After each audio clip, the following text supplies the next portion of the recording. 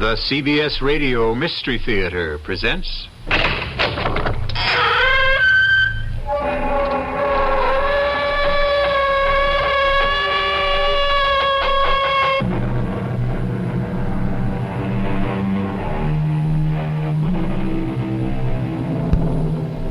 Come in. Welcome. I'm E.G. Marshall, practitioner of the seventh oldest profession. Storyteller, spinner of tales, weaver of dreams, especially those that are dark and foreboding. An ancient poet wrote, "Forgetfulness, sweet and blessed forgetfulness, is the most precious gift of the immortal gods.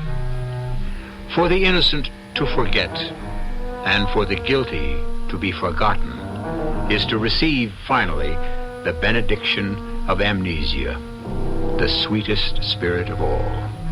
For amnesia sits patiently beside the never-ending stream of time, bestowing her largesse on the innocent and the guilty alike." Jerry? Eric, what's wrong? I'm in trouble. What kind of trouble? I'm scared. Scared stiff. Now, whatever it is, kid, I'll stand by you. Now, what did you do? I killed a man. All right, kid. Now, who was it? A man named Jamie Parsons. Who? They said his name is Jamie Parsons. Oh, Eric. How could you kill Jamie Parsons? I did. I shot him 10 minutes ago. No, kid, you didn't. Now, how could you? Jamie Parsons has been dead for 50 years.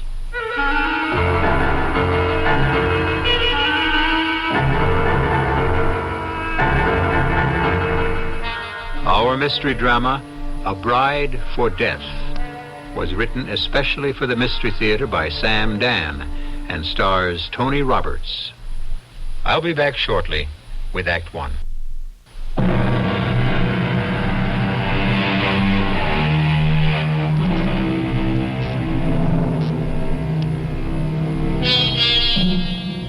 We are still a young and boisterous country, filled with optimism and high spirits. At least we like to think we are. And we endorse positive thinking. We're convinced that the pot of gold lies at the end of the rainbow, and that sterling silver lines every cloud. And so our language has no word to match one that is so familiar to the Germans, Weltschmerz, which means a melancholy weariness with the futility of life. Which is not to say that we don't encounter it here and there, we do. But it's not really what you could consider a mainstream affliction. Well, good morning, Martha. Oh, I'm just taking your pancakes off the griddle. Well, that's life. You know what life is? Timing. Now, you be there at that exact split second. Now, that's enough, Jerry. 2 philosophers in this house at one time is more than I can put up with. Well, Shakespeare down yet? And don't call him Shakespeare. Well, why not? He's a poet, ain't he? Oh, here. Feed your face and give us a rest. Okay. Now, you tell me now. Here's a boy, 25 years old. He's been to college. Means he's got brains. He's good looking. Means he's got no problem with women. Jerry, I'm worried about Eric. Worried? For crying out loud.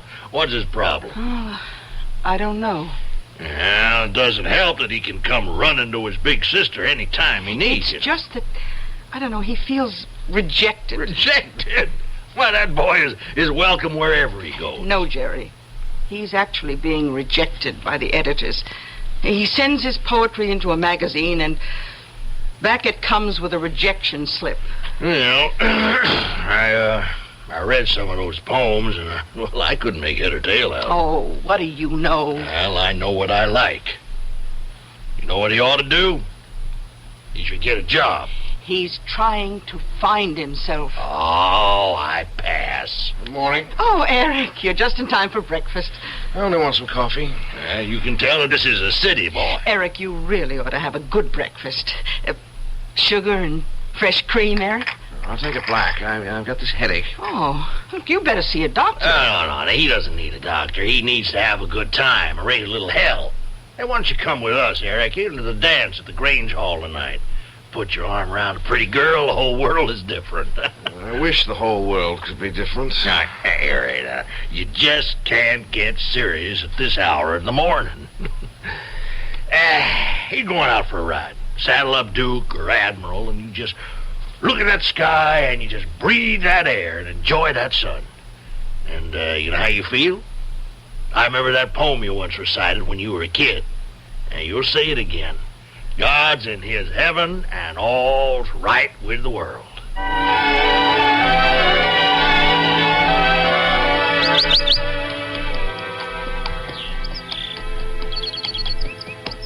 I wandered lonely as a cloud that floats on high, Oh, Duke. Hold it. Hold it, boy. I can't be. It can't be. It's a mirage. Stay here, Duke. There's plenty of nice grass. Have your lunch. I have to find out about this. It's incredible. Out here? This type of architecture? Out here? Jamie, darling, I knew you'd come. Oh. I'm sorry. I'm not Jamie. Oh, I see. I've been waiting for Jamie to come back from the war. The war? Yes, the war. And now I know who you are. Well, who am I? You're Jamie's best friend, his buddy in the fight. And Jamie fell and he died in your arms, and with his dying breath, he made you swear to come and tell me I'm the only one he ever loved. But, After I finish crying for Jamie, you and I will fall in love. I almost wish that were true, but that's not what happened. I was just riding by, and I was struck by the look of the house. Were you? It's fantastic. This ornate, late Victorian architecture is so perfectly preserved. Do you like it? It's fascinating. Well, I think it's just too much gingerbread. Granddad built it. I've never seen you around here. I'm visiting. Jerry Carraway's my brother-in-law. You can't mean Jerry. You mean Oscar. No, Oscar Carraway owns the farm over on Stillwell Creek. I think that's what they call it. Well, that's Oscar. Jerry can't be anybody's brother-in-law. He's hardly a year old. I suppose we're talking about two different people. Now, if you're kin to the Carraways, I am going to invite you to come inside and have a nice cool glass of lemonade. Well, thank you. Come on into the parlor, and we'll sit. I don't know what is the matter with me. My name is Julia Sanford. And I'm Eric Mills. I can't get over this. What?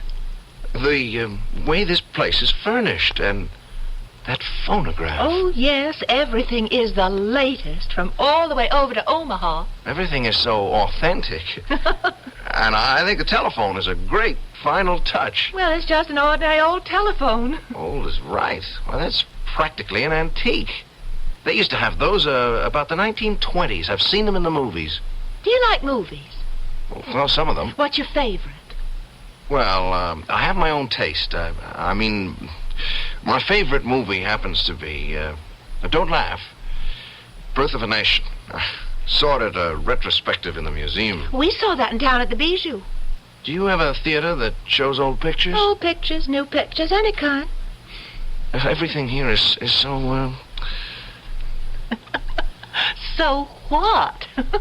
that one word, it just covers everything. Authentic. Even your dress. Oh, it's just a silly old... Well, you know, nowadays there's no style. There's no set style. I mean, girls dress any which way, but yours is definitely 1920-ish. Well, I should hope so. Dad's taking me shopping to Omaha as soon as I get back from Washington. Oh, do you like politics? No, definitely not. Oh, don't you ever say that in front of Dad. I told you Dad's in Washington visiting with President Wilson. And he... But Wilson isn't the president. Oh, that's right, he isn't.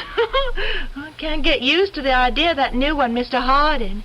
Mr. Warren Gamaliel Harding. There's a mouthful for you. But, Dad was against him at the convention. the way you talk, I almost believe you. Why, you can read it in the newspapers. Dad is an important man. He's going to run for governor. You just ask Mr. Carraway if that's not so. No. What I mean Oh, is... I hope it didn't sound like bragging on my part. Everything is so... You don't believe a word I say. All right, now here. Now just read it for yourself in yesterday's paper. Now what does that headline say? This is the Rocky Mountain Advocate and Messenger, July 18th, 1921. Even the newspaper? It's so carefully preserved. Preserved? Why would anyone want to preserve a copy of the silly old ad mess? You can always get a fresh one the next day.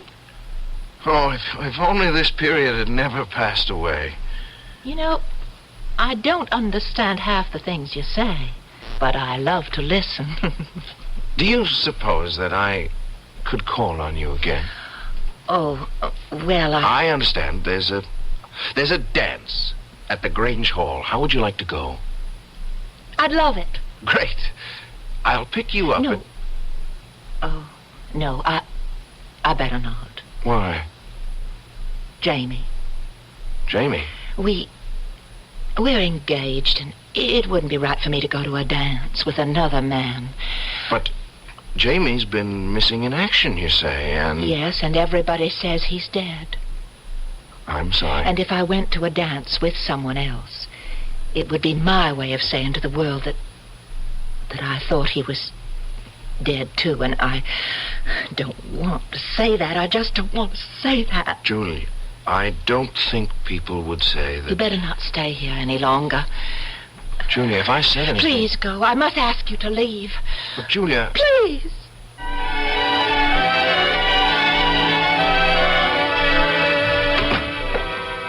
Supper in a half hour, Jerry. That smells great. Now, whatever do you put in your stew? Cooking is my business. I have to hand it to you, Martha. It's a miracle business. Now, evidently, it's done wonders for Eric. He's chopping wood. He's humming a tune. Eric? Yeah, as happy as a jaybird. What's got into him? You're cooking. Now, what else? Hello, folks. How's our happy little homestead? Eric, darling, are you all right? No, I'm not all right. I'm magnificent, spectacular. What's gotten into you? The French say, cherchez la femme. Oh, you be quiet. Oh, he's right. Oh? Well, who is she? Well, there may be one or two little complications there, but nothing I can't handle. Why didn't you tell me? Tell you what? Tell me you had a museum here. Museum? Well, there ain't no It's museum. a wild place, and it's a gem. It's authentic to the tiniest detail. Eric, please tell us what you're talking about. Dedicated to the 1920s. What is? This museum. Oh, but there isn't any museum. Yes, there is. Where? Oh, come on now. Quit pretending. She works there. I suppose she's the curator. Who? Her name is Julia. Julia. Oh, you'd know who she is, Jerry, because she has to be the prettiest girl in town. Eric, this museum, just tell us where it is. But it's down the road from here. It can't be more than 2 miles. It has the most beautiful garden and lawn.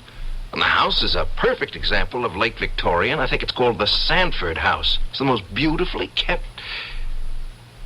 What are you looking at me like that for? Eric, the Sanford House is an old ruin. It's falling apart. Oh, but I was... And it's so overgrown that if you didn't know it was there, you couldn't even see it from the road. No, I was just inside, and it was... Eric, are you sure that you... I was inside the most beautiful... Now, you think you'd better see a doctor, Eric, huh? But I was. Eric, do you want us to ride back there with you and prove it? Are you saying that the girl, the house, that was all a dream? But I wasn't dreaming. I know I wasn't dreaming. And he wasn't, because we were there too. Unless it's possible that we were dreaming also. Well, every young man should have a wonderful girl of his dreams, and it's just fine if that's where she stays. It's when she materializes that you can run into a problem. I shall materialize again shortly with Act 2.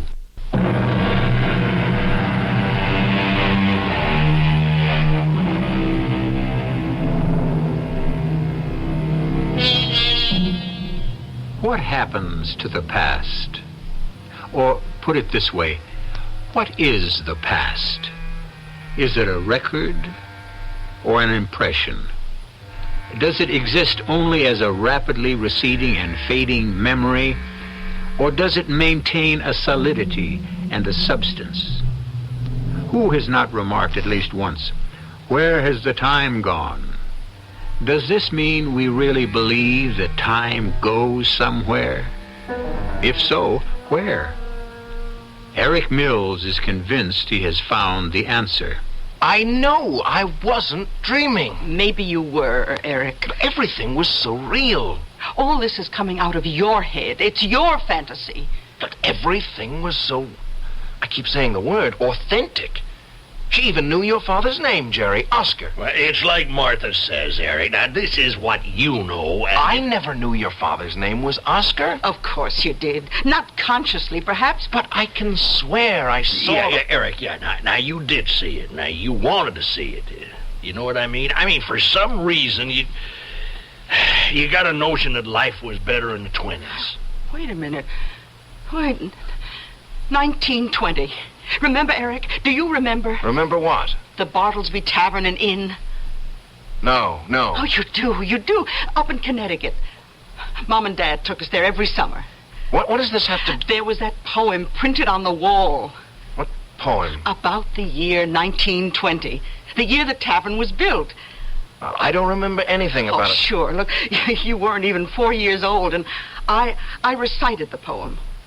And you were able to memorize it just from hearing me read it once. Oh, Mom thought you were a genius. I don't know what you're talking about, Martha. Listen, see, now, I was built in 1920 in a time of peace, as a place of plenty.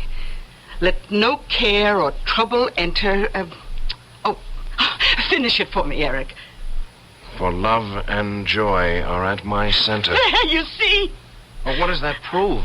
I mean, that I could make up a whole thing about being back in the 20s? You could do anything. Jerry.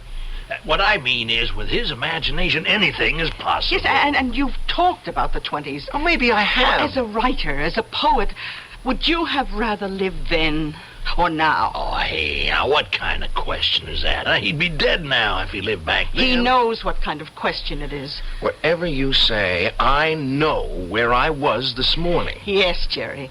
Where you always wanted to be. Back in the 20s when it was easier to be a poet. Martha, everything is relative to when you were alive. But you'd rather have been alive when Hemingway was young. With Fitzgerald, you'd want to be in Paris with Gertrude Stein and Picasso.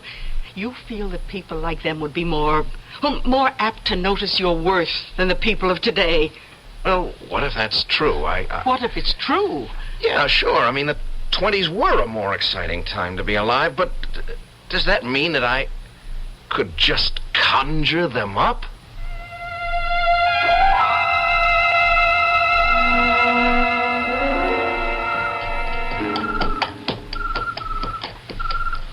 It's real. It's real.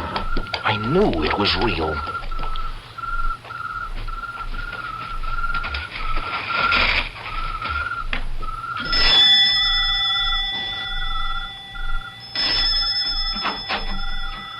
Oh. Julia. Oh, now, I said I could not go to that dance. May I come in? Well. Just for a little while. All right, but just a little while. Julia, I had to come back to you. Eric, if you're going to start that kind of talk, I'll have to ask you to leave. Right now. After all. After all After what? all, I am an engaged girl. Isn't that a swell number? Oh. Now, I promised Dad I wouldn't use that word. What word? Swell. Dad hates slang. Julia, may I ask you a question? Hmm? What year is this? What kind of a question is that? Oh, please, Julia. Only this morning you saw the paper. What year is it? Is there a reason why you wouldn't know? Could you tell me? It is July 19th, 1921. You sure of that? Honestly, Eric. What's that? What's what? Don't you hear it? All I hear is a train. That's what I mean, the train. There hasn't been a train here in... What are you saying? That's the ODP. The ODP? The Omaha, Denver, and Pacific, silly. Everybody knows. Are you sure you're all right? Yes. Yes, I'm sure. You know, this afternoon I promised you a glass of lemonade. I think you could use some refreshment now. Excuse me. I heard it. I know I heard it. Wait a minute.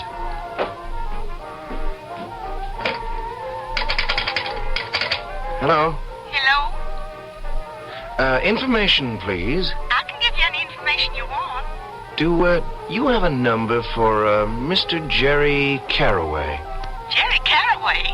Well, I know Oscar spoils that child something fierce, but he ain't about to give a year-old baby a phone number of his own. Do you want Oscar's number? What's the number of the movie theater in town? Oh, why do you want to know? I want to find out what's playing. Well, ask me. I should know. There's a picture called Intolerance with just the greatest... Oh, no. No. What do you mean, no? I'm telling you what's playing at the movie theater. I mean, it's wonderful. That's what I heard, but a lot of folks say it's a little too serious. Now, over at Council Forks, they got a funny comedy with that fatty Arbuckle. Now, he is a scream. Thank you. Thank you very much. Anything else you want to know? You promise you won't laugh? Well, if it's funny, I can't promise. What year is this? You're a card, all right. What year is it? 1921. Everybody knows that. Thank you. Thank you. 1921. And here we have some of Amy's famous lemonade. Isn't it good?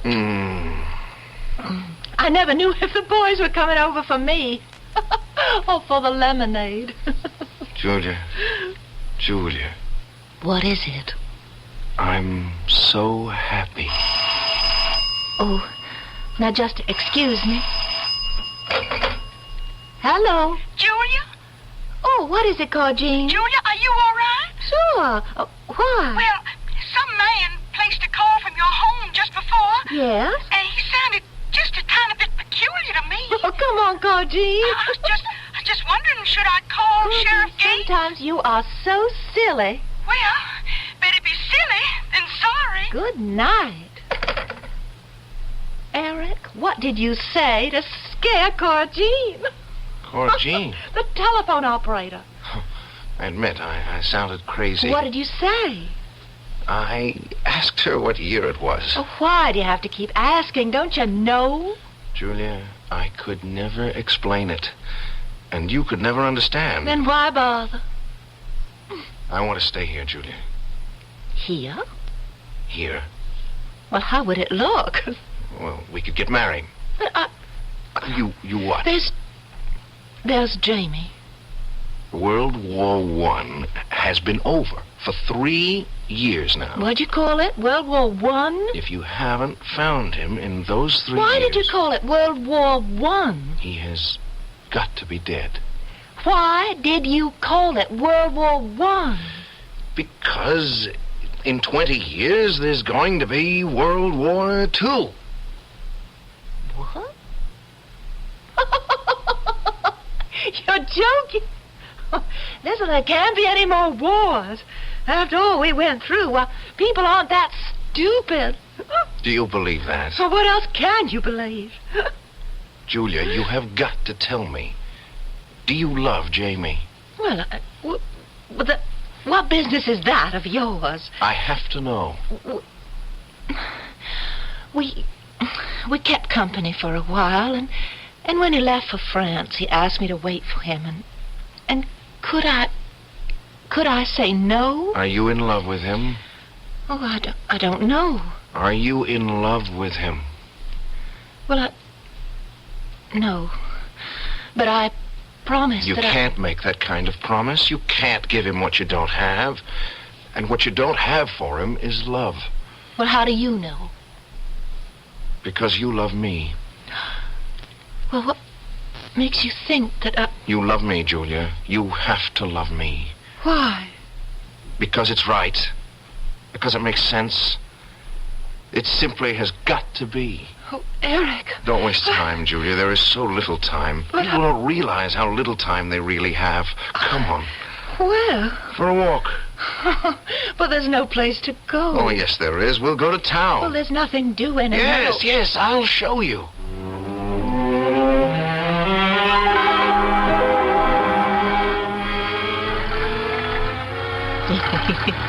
You are having so much trouble with Dad's old car. I can't get used to the way these gears shift. Well, here we are. It's beautiful. Well, nothing ever happens here. There's the drugstore, and the hay and feed store, and the moving picture house. And they just took the sidewalks in for the night. That's a local joke, Eric. Oh, and the train. Well, let's stop at the station. Well, if somebody flags it down. Uh-oh. What's the matter? Oh, it's old Lady Haskins. I don't want her to see me out with a fella. It'd be all over town. Take me home, Eric.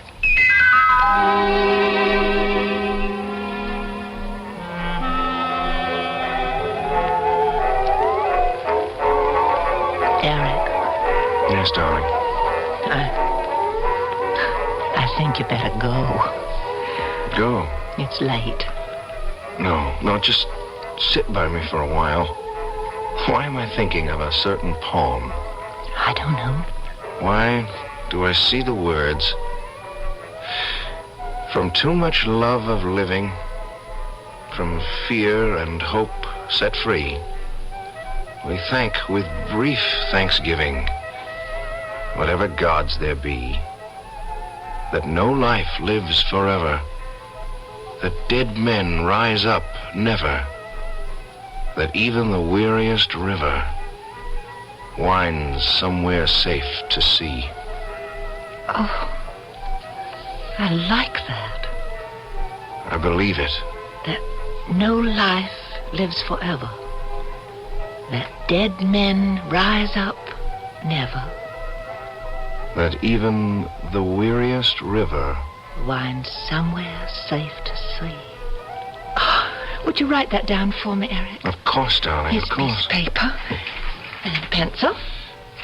That No. no life lives forever. Oh, Eric. Eric, I know now.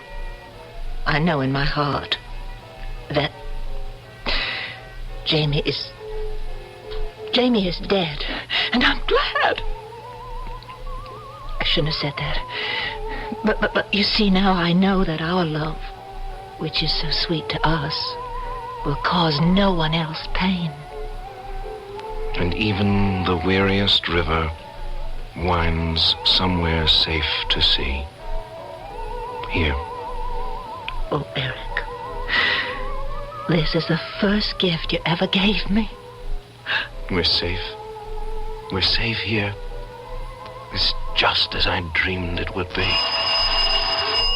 Oh, that must be Dad calling from Washington, D.C. He's probably going to tell me about his meeting with the president. Well, I'll have more important news for him. And I want you to say hello to Dad. Hello, Daddy? Daddy? Julia. Oh, who is this? Julia. Jamie! Yes, Julia. It's Jamie.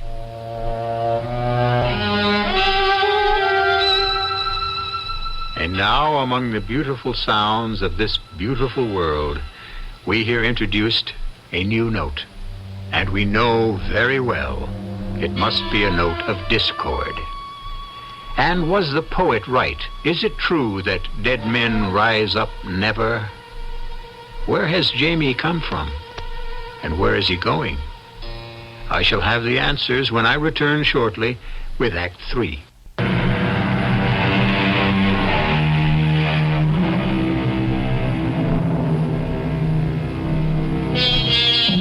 And suddenly, it's 1921 for Eric Mills, who wasn't even born then. 1921, a year of innocence, and most important, peace. Not just the absence of war, but peace. And Eric Mills has somehow sought it out as a refuge from the deceptions and the dejections of the jet age. He has even found Julia.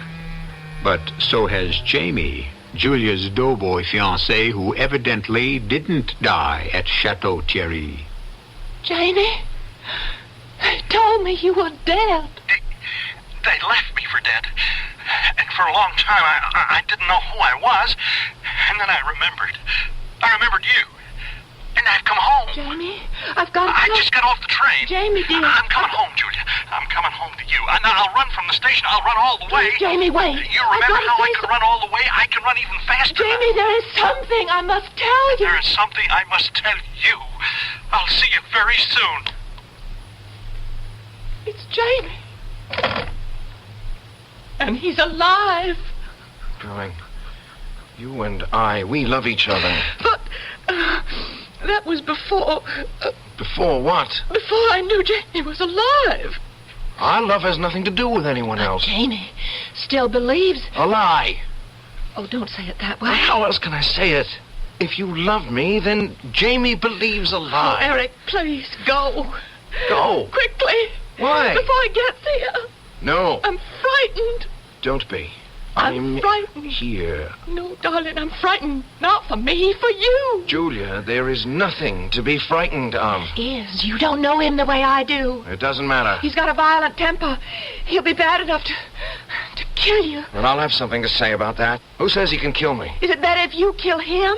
It's better for me. Oh, Eric, I don't want you to... To what? To be hurt. What can I do? I won't give you up. Oh, I don't know what to do. I am... Julia, you love me. I love you. We have a right to be happy. And Jamie? Sometimes there's only one way to say something. The only way I can say it is it's just too bad about Jamie. But I don't want us to hurt him. If Jamie is reasonable and sensible, why should anyone be hurt? Eric, he's here. He's here. Yes, darling. Oh, I'm terribly frightened. Listen, Jamie is crazy. He's always been a little bit crazy, but now... Julia. Oh, Julia, darling, I've come back home. Jamie. Hello, Jamie. Hello, Jamie, is that all you can say? Jamie, Hey, who's this? Jamie Parsons. Eric Mills. Who are you? He's a friend. Well, that's not exactly true. I'm more than a friend.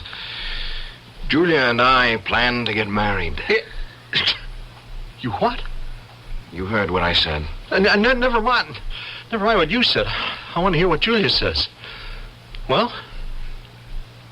Come on now, is it true? Oh, Jamie. Oh, Jamie, what? Now, is it or isn't it true? Now, Jamie, you and me, we never were really formally engaged. Listen, I asked you to wait for me. And I... And you promised that you would. Because you were going away. Now, let's get this straight. You mean...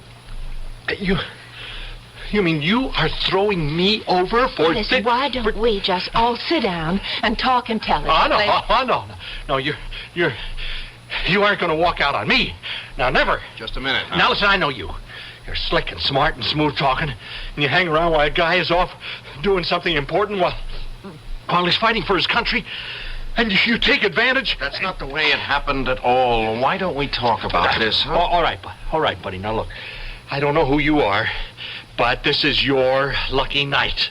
Now, you won't get hurt, provided you just walk out of here fast. Look, I know how you feel, but she doesn't love you. She's been in love with me since we're both 10 years old. Now, you tell him, Julia. Jamie, listen. But don't you see what she's trying to tell you? She doesn't love you. Julia! Julia, you can't tell me that. He is not going to have you. No. Jamie, don't. Please, put that pistol away. No, he won't have you. You won't. Please don't kill him. Why not? Please. Who deserves killing more, huh? Jamie, please. What do you think kept me alive all those months in the hospital, thinking of you, dreaming of you, picturing how it would be when I got back home? Well, I am home now, and I know what I gotta do. I won't let you. Get away from him. No. Listen, ain't that just your style, huh? Hiding behind a woman's skirts. I don't have to hide anywhere. You better let go of that gun. I'm gonna kill you. Let go! Stop it, both of you. Stop it. Jamie? Oh, is it, Julia? Oh, it is.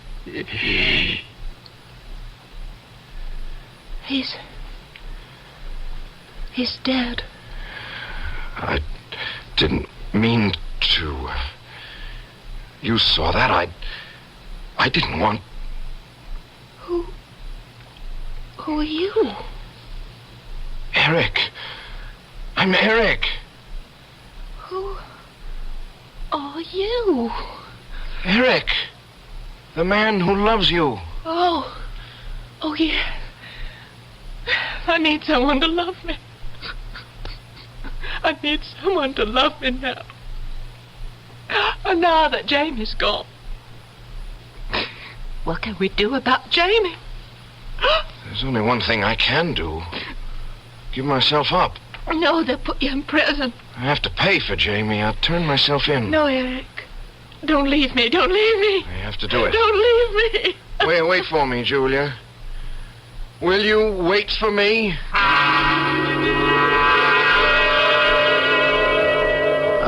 I'm looking for the sheriff. Eric. Now, Eric, boy, The sheriff. Where's the sheriff? I killed the man. You didn't kill anybody. Eric, Where am I? Eric, dear, drink this. Now, what has gotten into you? I killed a man. What are you saying? Who? His name is Jamie.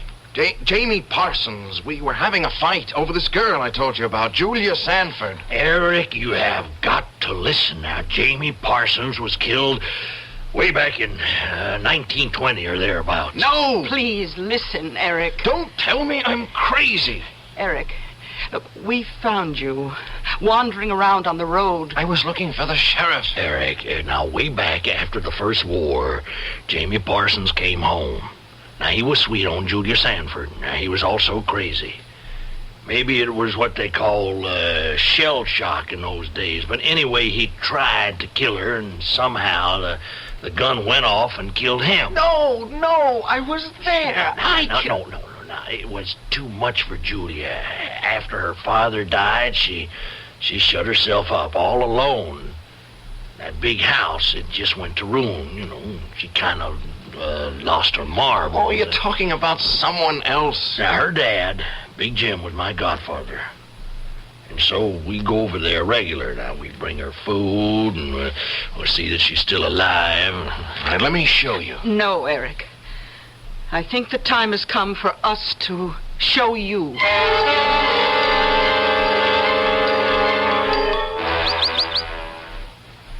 No.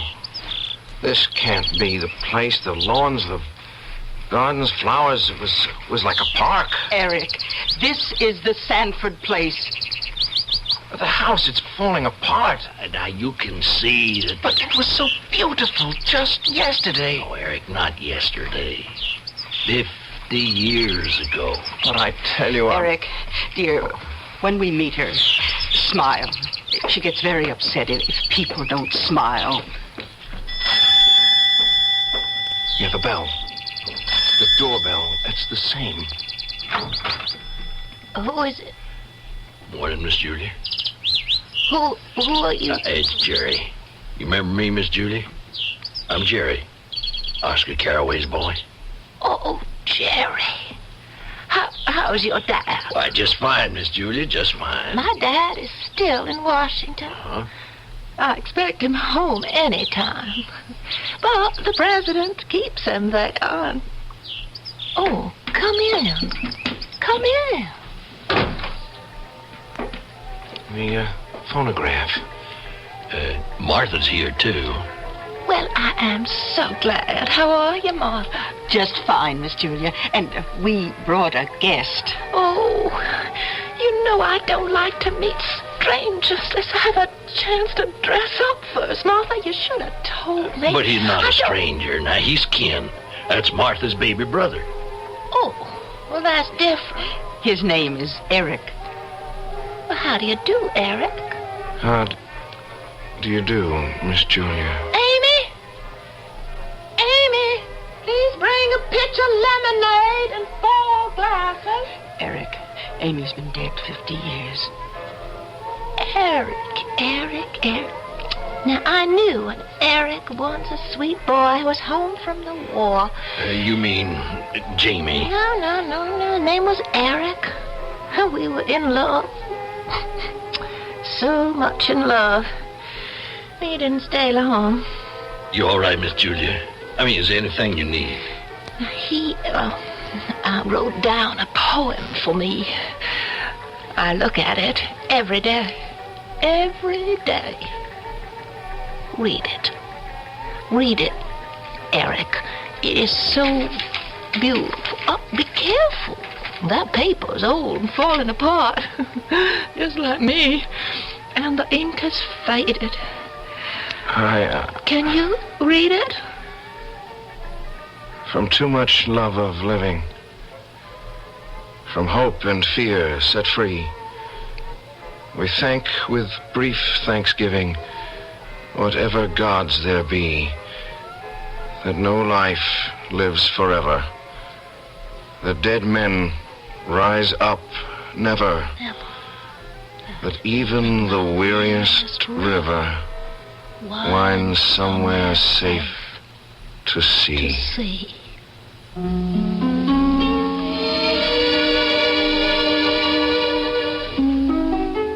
La vida es sueño. Life is a dream, as the Spanish poet said. And even dreams are dreams. In that case, when are we dreaming? When are we awake? If we can't tell for sure who we are, how can we possibly know who we were? But whether here or in a dream, I, at least, shall be back shortly.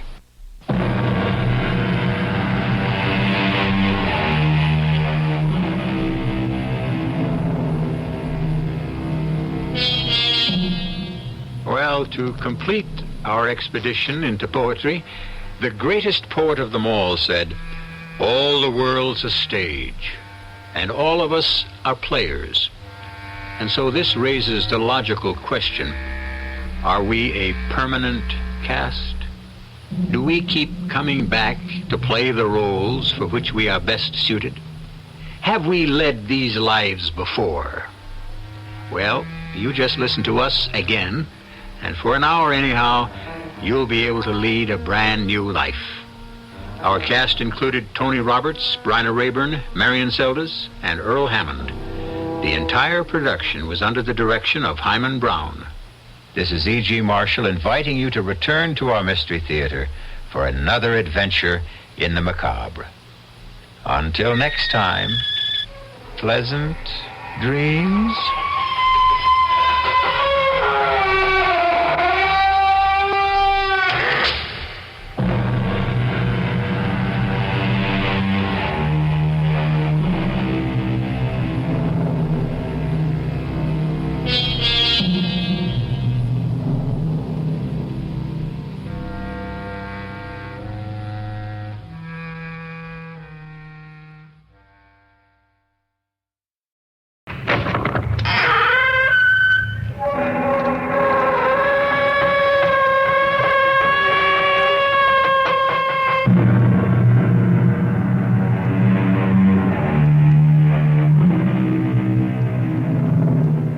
Come in. Welcome. I'm E.G. Marshall. Welcome this time to the grave. Not what lies beyond it, but what used to lie in it, safe in the peace of death. Unless the resurrectionists were abroad. Do you know what a resurrectionist is, or was? Well, no matter. By the time this tale is told, you will. Not by me, but by the man who did tell it some 100 years ago. Let me introduce you to Cameron Fergus. A glass of rum, in heaven's name, landlord. It's cold enough in here to send a man to the grave. And a grave's no place to be. No place to be at all. Begin or end it all with the fact that I am a drunkard, an alcoholic. I have been so ever since I can remember, 30 years or more. I do not like remembering. It's why I drink. There is no excuse for my existence. I am worth nothing to anybody, except I'm afraid to die. Afraid to be laid fresh in the grave because I fear my body will not lie there in peace, no more than my soul. So I try only to stay alive and forget. There is no hope for me anywhere in this world or in the next.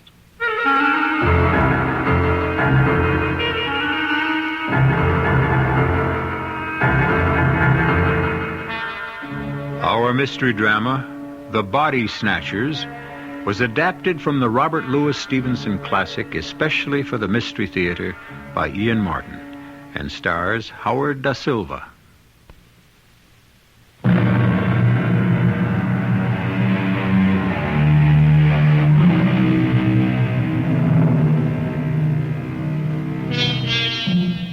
The scene is a little pub in Debenham, England.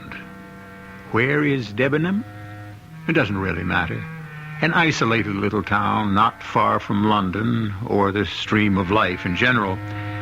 There are a couple of public houses there, and the George is as good or as bad as the others. It just happens to be where Fergus drinks his 5 glasses of rum every night. A strange, bizarre figure that the town long ago accepted, or, if you will, disregarded. But tonight is not an ordinary night in Debenham, as Ansa Mary, another habitué, is giving Fergus the latest news. The squire himself, on his way to the new railway station, struck down as by the finger of God, as his carriage passed the old George here. They got him upstairs to the best room, and they telegraphed off to London for the great men's doctor. Oh, this is a night to remember.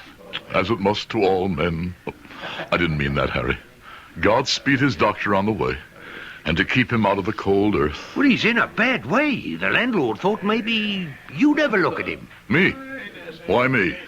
Well, wouldn't be the first time you've shown your skill.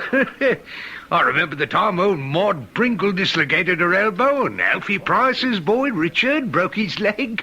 You fixed him up real nice, you did. A simple fracture and an even simpler reduction. Any farmer could have taken care of either. Well, not like you did. Not by a long shot. Wasn't you set out to be a doctor once? Or maybe even got to be one? Why don't you learn to mind your own business, Harry? Well, no offense, old chum. Most of them years we've been drinking together, and did I ever hold back anything from you? Some of us are by nature open.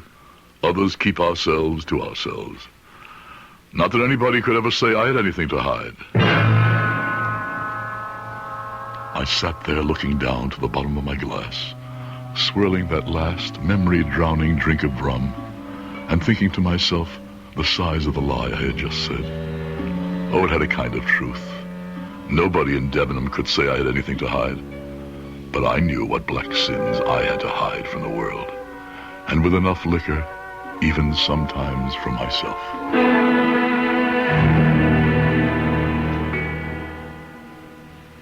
Well, listen to that, Fergus, will you? 11's. And our innkeeper isn't here to chase us out at closing time. Too busy upstairs poking his big nose into the great doctor at work, trying to bring the old squire back to life. Not much chance of that, I'd say. You sneaked up and had a look, did you? Well, I tried, but no luck. Door shut fast. But I saw the squire on the way in before you got here. His face was all blown up like a balloon and red as one of them lobsters. How was his breathing? Well, when they brought him in, he wasn't breathing not at all.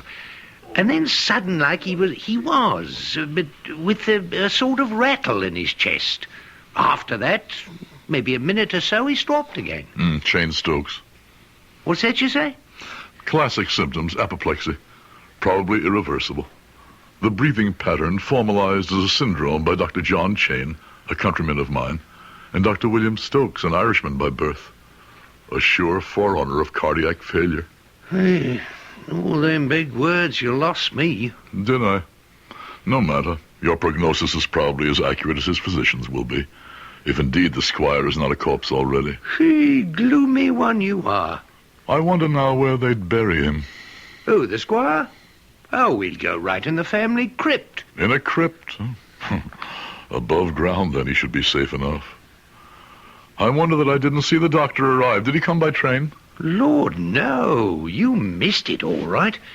Whipped right off the train into old George's cab. I wonder how I missed the arrival. What did this great medico look like?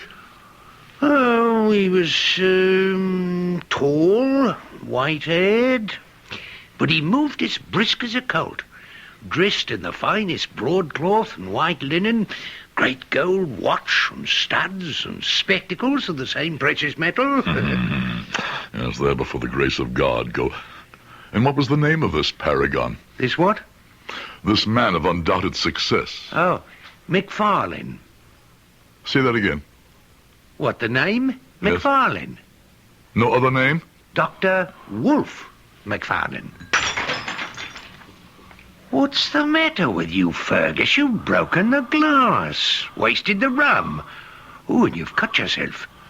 Never mind that. Wolfe McFarlane. You're sure of that? Well, it's how he introduced himself. Why, do you know him? Know him? There's nobody knows him better than me. More's the pity. More is the pity and the shame. So the past I had shut out, with some success and a great deal more rum, came flooding back. Pictures flashed across my mind in a kaleidoscope. Stop-action photographs of disembodied arms and heads. The grisly jokes bandied about over the poor defenseless corpses that passed beneath our hands and were stripped barren by our razor-sharp knives. But it all might have been a bright dedication and a proud way of life, except for Wolfe McFarlane and his kind. For every one of us, the end was the triumph, but the means, heaven help the few of us who has to face it. And then, suddenly, there were footsteps on the stairs coming down, closer and closer to me, and I was about to face the man who had tempted me to sell my future. The man who could live with his vileness because he had no conscience and had left me to eke out my life dirty and despairing, afraid to do the only thing I really wanted to die. You're as white as a sheet, Fergus. Don't take on so. There might be two men with the same name. Shh. My sincere condolences, but the squire was virtually a dead man from the moment the stroke hit him. Nothing could have saved him. That's him. That's his voice. Forgive me for my abrupt leave-taking, but my coach is waiting and I cannot miss the train. Well, here he goes for the door. If you want to make sure you do know him, you better move fast. I must see him face to face. McFarlane. Yes? Toddy. Huh? Toddy McFarlane. I'm afraid, sir, you have the better of me. I don't believe we are acquainted. Oh, we are acquainted, all right. Look close. I want you to recognize me. I've told you... Good Lord. Cameron Fergus. Yes. Did you think I was dead, too? That we are all so easy shut of old acquaintance? Oh, hush, man. For the love of God. Let the dead past bury itself. Not ours. Nothing stayed buried decently then, did it, Wolf? Oh, now come, Cameron. We are both a little shaken at this chance encounter. I hardly knew you, I confess at first, but I am overjoyed. Overjoyed to have this opportunity. Unfortunately, I must not fail the train, so if you'll forgive me... Forgive you? Well, I meant for running, but, well, let me see. Well, yes, of course, yes. You shall give me your address, and you can count on early news from me. Put away your gold pen and your false friendship. But I want to do something for you, Fergus. I can see, forgive me, that you are somewhat out at elbows. We must take care of that. Money? Well... Money from you? The money I had last from you is lying where I cast it in the rain and mud. What is the matter with you, Fergus? Now, what is it you want? I wish I knew. Revenge for Jeannie and the others. An accounting for the wasted rum-soaked derelict you made me. I thought long ago the hand of God, like the squire upstairs, must have struck you down. Perhaps I was appointed for that. Fergus, Cameron, I beg of you. You've been drinking and you are not in your right mind. Now, don't do anything. What is that you have in your hand? Don't you remember? Jeannie's hat pin. The one you gave her. Would it not be poetic in God's justice to drive it into your throat, up slanting through the mouth till it lodged in the brain, or between the 5th and 6th ribs, driven straight into your black heart? Help! Have you got out of your mind? Help! Here, Fergus, take it easy. Help me! Stay out of this, Harry! But you... If you value your life, stay back. Don't. You can't kill me, Fergus. You're right, I can't. I should, but I can't. Get out of my sight. Catch your train. Go. Whip up your horses! We want to catch that train! Lord above, Fergus, what got into you? Put that long hat pin away. That's a dangerous instrument. More like one of them Italian stilettos. It was Jeannie's. Yes, sure it was. Some pretty sparklers, all right. Must have cost a pretty penny, too, but let's put it away and sit down and have a nice little snort for the road, eh? Yes, drink. Get me drunk. Wipe it out, the past. Let me sleep. And oh, if only I could never wake again. Yes, right as rain, old chummy. Yeah, just what the doctor ordered. That's a funny one, all right. With all the doctors around this night, like the gentleman who just left. Don't call him gentleman. Oh, well, I mean, when a man's become a doctor... No matter what he thinks he's become, that devil is what he began. A resurrectionist he began, and in his heart, that's the way he'll die. A resurrectionist? It's a profession that flourished in the early 19th century. Profession, did I say? It was rather a crime. The more familiar names are ghoul, grave robber, body snatcher, the conscienceless night people who provided cadavers for the medical schools, the cold-blooded legion of the damned who, if a corpse was not to be found, provided a fresh one from the living. I'll return shortly with Act 2.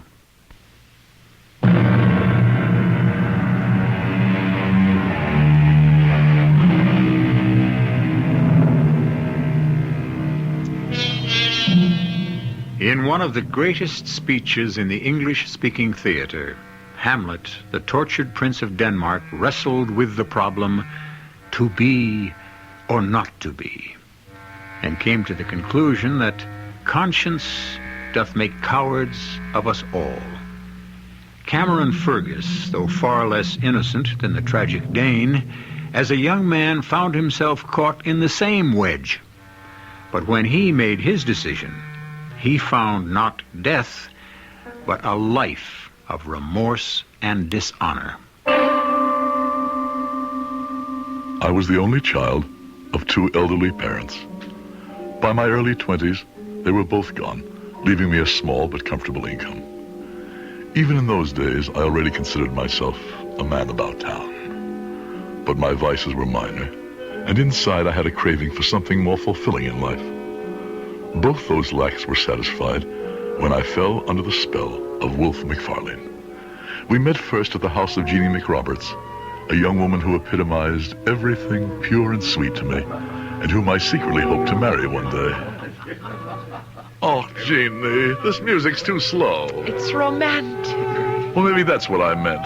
Let's sneak out for a walk in the garden. Oh, no. It's not the music that's too slow for you, Cameron. Oh, then suppose it was. I wouldn't trust you out there all alone. You walked out with him. Who? The tall one there, dancing with Maggie Dyack. Wolf McFarlane. Well, it's the first time he's our guest, and besides, it was still twilight then. He's a dandy, all right.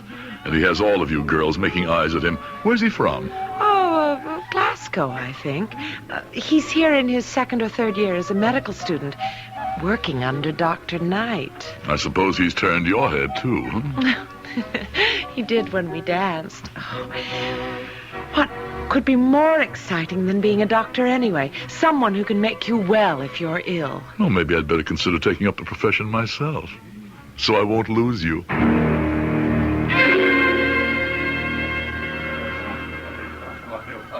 So, Cameron, you've a taste for being a doctor, eh? I can think of no higher calling. Well, that's flattering. Have you the talent for it? I stood high in my class at the university. Oh, you've a brain, all right, I've no doubt. At least so Miss McRoberts informed me. Did she now?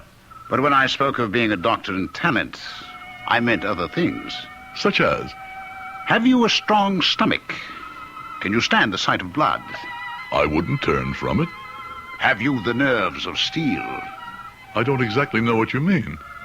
Could you take a scalpel and split a man or a woman from breastbone to pubis with a steady hand? Could you open the stomach and cut out a diseased organ?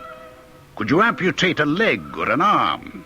I'm not exactly sure it was being a surgeon I had in mind. Oh, never mind the live bodies, lad. It's the dead ones you have to cut through first. There's no other way to learn anatomy firsthand, and not all of them are fresh from the grave. What does that mean? You'll find out for yourself. How are your scruples? I think you're just having fun with me. I'm sorry I asked. I don't need you to further my ambition. There are other ways. Oh, nay, nay, nay. Hold, lad, don't be so hot-tempered. I was pulling your leg a little, but less than you might think. And you do need me more than you think. Why?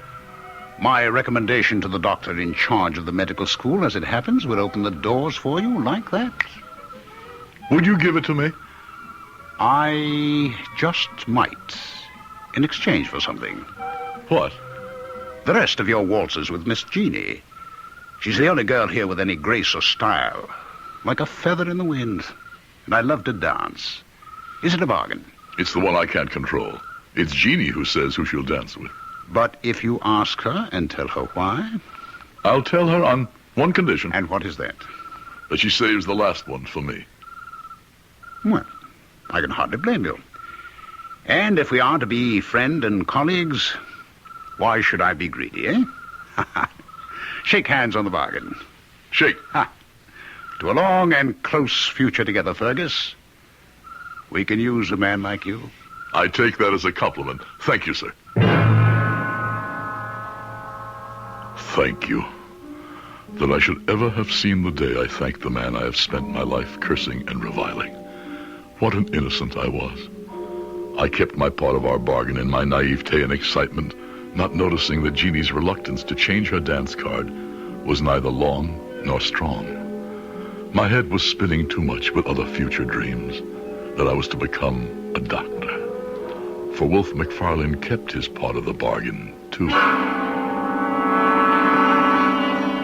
So, Wolf, this is the young man you've spoken so highly of. Only because he deserves the recommendation, Dr. Kirk. He's a man we can use in more ways than one. Splendid, splendid. We're always in need of recruits, Mr. Fergus. Wolf here tells me you are a young man with a fine taste for a night of romping, and wake up bright-eyed and clear-headed of a morning with no hangover, either physical or mental. Well, that makes us three of a kind. And that's what it takes to make a mark in our profession, lad. Stamina, staying power. We have to do many things that would make an ordinary mortal's blood run cold.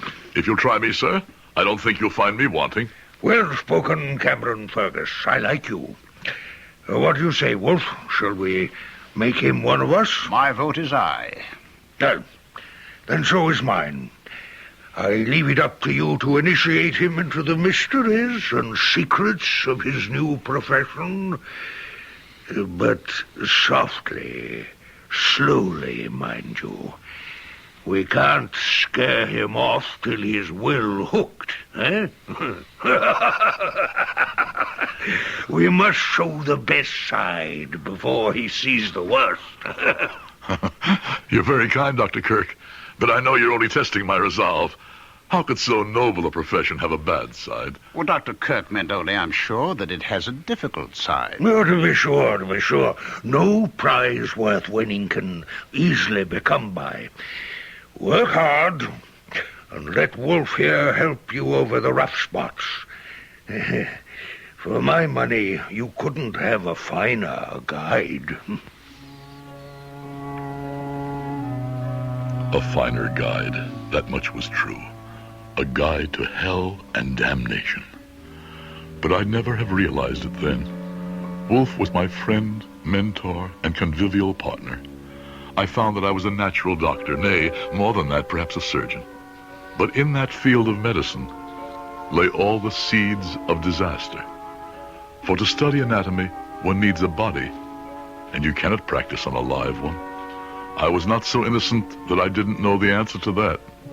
But it was not till the end of my first year, when I moved in with Wolf, that I had to face it.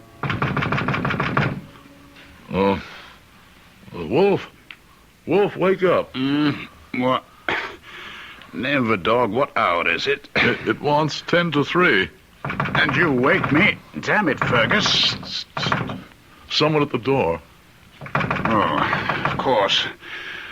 Reason I bid you move in tonight. Now, get dressed while I answer that. But what is it? Don't ask questions. Do as I say. Governor, I was off to No, sorry for the delay. Just give me a moment or two, eh? We have a real load tonight. We'll need help. Oh, don't worry. We have it. Meet us at the usual place, eh? Chuck me my trousers there, Cameron. What is it? Do I have to spell it out? The Resurrectionists. And tonight they have a cart full. Tonight is your baptism. You going to let me down? Well, enough in hindsight to know what I should have answered to that. But I was young, and I thought he was my friend. And so, half-dressed, half-sober, half-anesthetized, we went to the building that housed the dissecting lab and began the nights, or I should say, the early morning's work. All right. Put it down. There we are. Is that the last? Not tonight. One more. Fine. Before you bring it up, let me introduce you to Dr. Cameron Fergus. Well, how do you do? The gentleman prefers to leave his name out of these transactions. Just call him Digger. That's me, by nature and profession. When you bring the last one up, Dr. Fergus will pay you. The usual tariff. Now, Fergus, I'm going to have to leave you in charge. Why did you call me doctor when I'm not even... You've got a lot to learn. We need the title to keep these fellows in hand. What do you mean? I'll explain it to you soon. Now, first off, here is a key. It unlocks the safe there. Now, there's money, cash in there, and I'll tell you just how much to disperse. But be sure the safe is securely locked before these ruffians return. Now, I have to get to Dr. Kirk right away and tell him what luck we've had tonight. He'll want to make arrangements for dissecting and anatomy classes tomorrow. It seems strange Potter's Field death rate was so high this one night. In this part of our business, it is well to question as little as possible. I followed the easy path to do as I was told, to suspend thinking, pay off the grave robbers, and twine myself irrevocably in a practice which, no matter how we as doctors might believe its morality, in those days, could involve death by hanging. But if I thought of it much, after the body snatchers were come and gone and paid, it was all forgotten when Dr. Kirk joined us. A magnificent day in our lives, gentlemen. I congratulate you both for your part in this, while at the same time I need not enjoin you to the secrecy we must maintain. My congratulations for tonight, and carry on the good work, gentlemen. I bid you good morning. High words, Dr. Kirk. And we are left with all the dirty work. What do you mean? The time has really come for you to stop asking the very answerable question. In the name of medicine and research, we gather bodies, right? But that is no crime. Using already dead flesh, which can render up to us secrets of how to handle living flesh, is not a valid crime. On that basis, you have an argument. If the flesh is already moribund, but body snatching is a rewarding crime, and if there is no dead body to snatch, with the kind of man who plies this trade, do you think he would hesitate to wait for the flesh to die if his source of supply ran low? Oh, good Lord, what are you saying? Oh, don't pretend innocence. If your conscious brain will not admit the truth, your subconscious one knows it. And you signed for the bodies tonight. Willy-nilly, you are with us from here on in. With us from here on in. For the first time I realized I was trapped. For a moment, I even thought my friends had made use of me. But then I thrust that thought aside. They were pioneers, like myself, taking the only means to great ends. And if indeed it were true that an occasional body had not met a natural death, why, by all reason, it could only be someone who was a criminal, who had sought it himself. So I reasoned, and with another drink of fiery scotch to soothe my addled brains, soothed my burning conscience. This would be the end of all connection with the resurrection men, I swore, not knowing how devastatingly empty the oath I took was destined to be.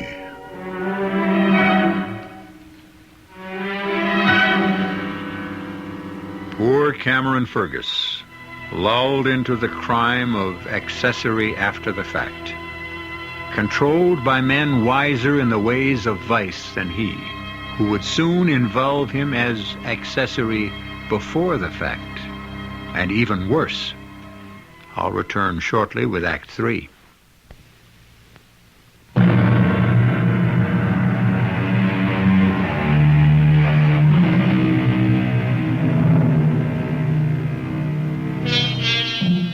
Most doctors of those days were not about to be troubled by the material they dissected. Only the few who trafficked in procuring the illegal material were involved in matters of conscience. And most of them, sad to say, found rich enough rewards to still what small worm of morality might squirm within their hearts. The resurrectionists were well paid, and the men who bought the dreadful merchandise each made their own defenses. But I lean on you and Wolf, Cameron boy. You're my right and left arms. A constant supply of cadavers is the prime necessity of the school. I know, but where they come from is... My boy, that's no question for us. They bring the body, we pay the price. Quid pro quo, as they say in the Latin tag. But, sir... Let's have no more buts, Fergus. And no questions, for conscience' sake. But that's exactly the problem, sir. I watch these ruffians come in before the dawn, in the dead of night, and I cannot help but be struck by their hangdog looks, their eyes averted. I want to have no part of it, sir. If you expect to stay here and achieve your degree, I tell you, you must be part of it.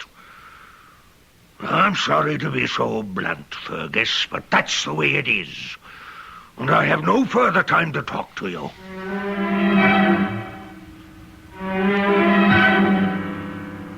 Wolf, help me. We are condoning, nay, even promulgating murder. Fergus, you think too much.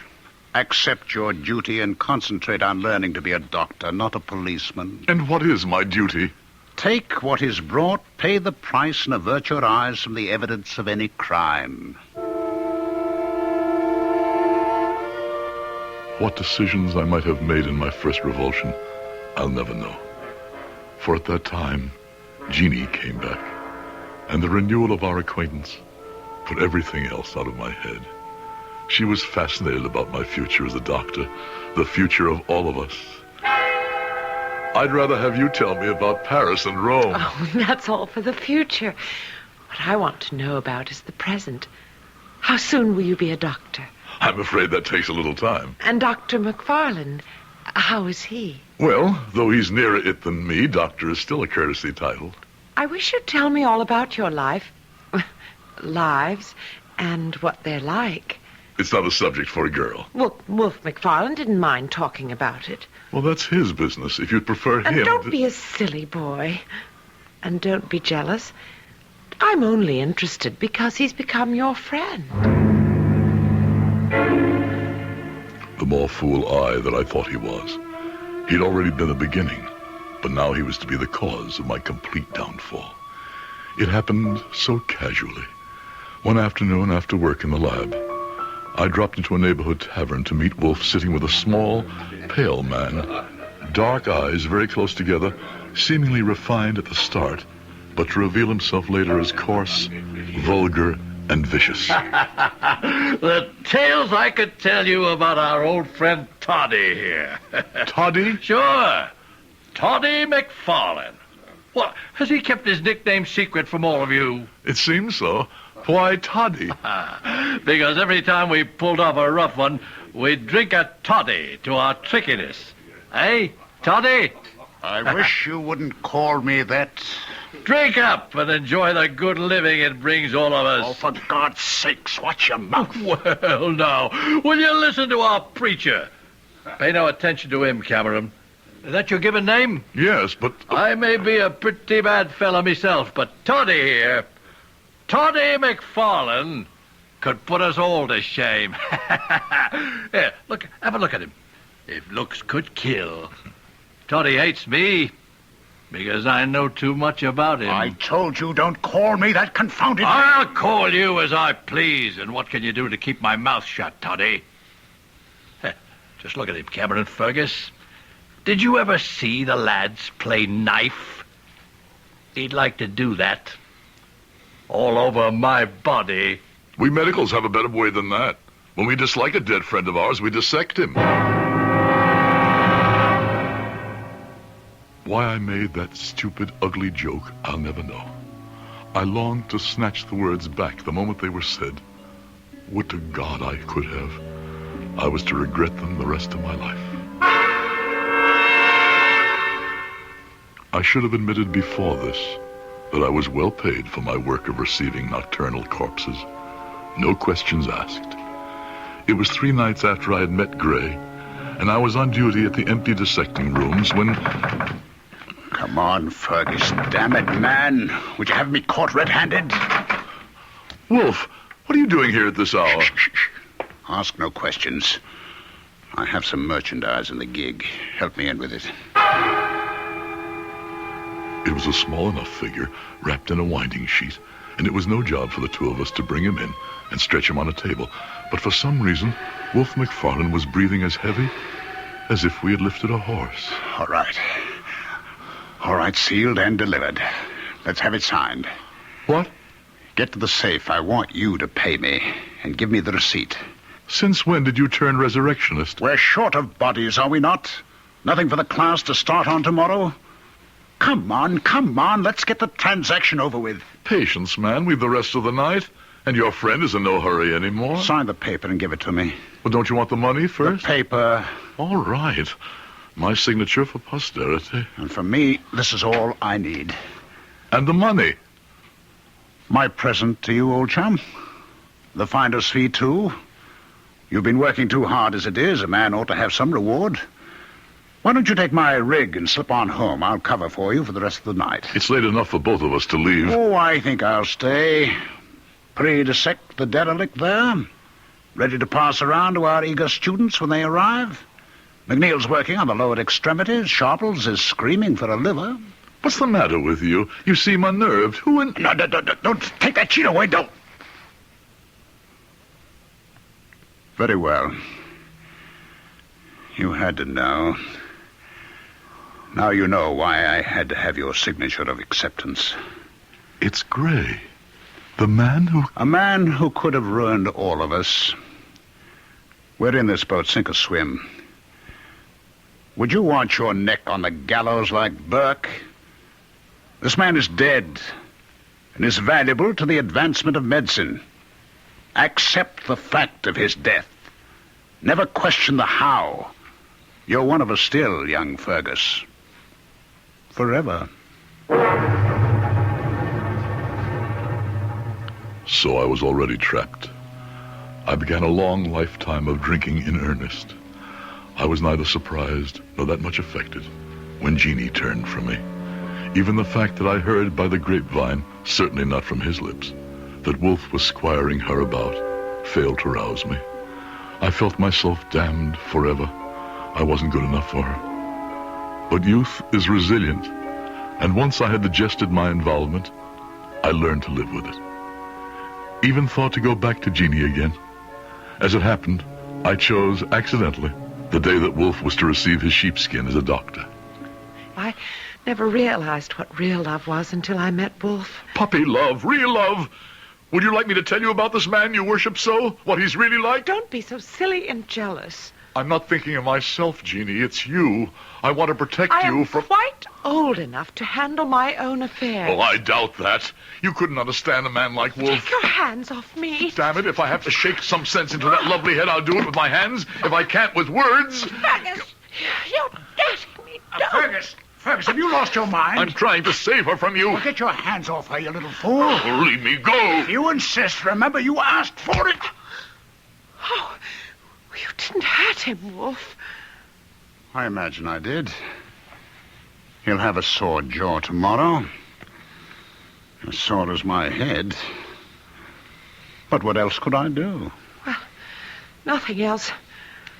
I don't ever want to see Fergus anymore. I wasn't unconscious. I could hear all of this.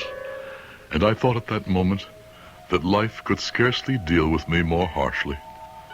Fool that I was, with the worst yet to come. Special delivery tonight, Fergus, me boy. 5. Douse the light till we trail him in. Come ahead. Stack 'em where you will. I wouldn't care if Queen Victoria was one of them. I've had my fill of this job. Nobody likes it much, but it's a living, as we say in the trade. Might as well get something from the dead. I went about mechanically, mind drugged by liquor, body reacting out of sheer habit, and then... the horror of horrors looked up at me from the dissecting table. Her blue eyes, open, staring with a startled horror that she could come to this. Jeannie McRoberts, a candidate for the cold-blooded dissection, candidate for jokes and the discard by the morrow's crew of medical students. Jeannie, I'm just as horrified as you, Fergus. She died no natural death. There were marks of violence on her, possible strangling. But why? I can't tell you why, or guess at least. She was pregnant. She was carrying a child. How do you know? Dr. Kirk was with us first thing in the morning. Everyone attends dissections. Jeannie was with child. Do you suppose she killed herself? You know she didn't. Jeannie was murdered. I'm not going to let her die unrevenged. You're not suggesting I had anything to do with it. Exactly. I'd reconsider that statement if I were you. Oh. If anyone did kill her, and mind you, I'm not saying they did, You would be the logical suspect. She did spurn you. Yes, but... Let me remind you about the bodies that you have received for dissection and signed for. Many of which you must have known died not natural deaths. Gray, for example. If you want to place any necks in the noose, go ahead. But give first a care to your own, my lad. I warned you when you began this business. You should be without a conscience.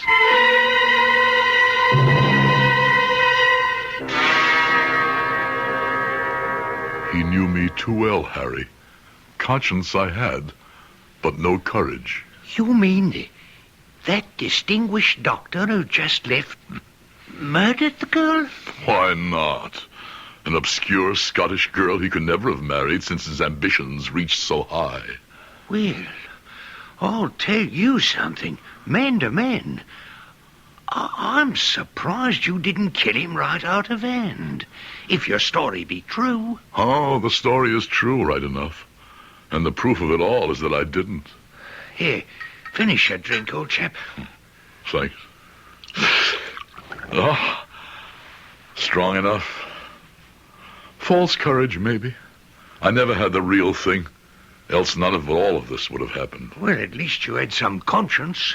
Which finally has caught up with me. Here, what have you done? Jeannie's hatpin. The weapon of remorse. Oh, good almighty, Fergus. You drove the hatpin straight into your heart. Here, let me help. By all means. Pull it out, Harry. Oh. Don't hesitate. Pull it out. Good, now. Grit your teeth now. There. Now that'll be better. Don't you believe it? Only thing might have saved me was to leave it there. Now I'm sure to die. One thing at least I did right in my life. Just do me one favor, Harry. What's that? I've enough money. See me buried above ground in a strong, tight crypt. Don't let me be had at the last by the body snatchers. Wherever I go, let me go whole and accept my judgment. Whatever it is. Oh.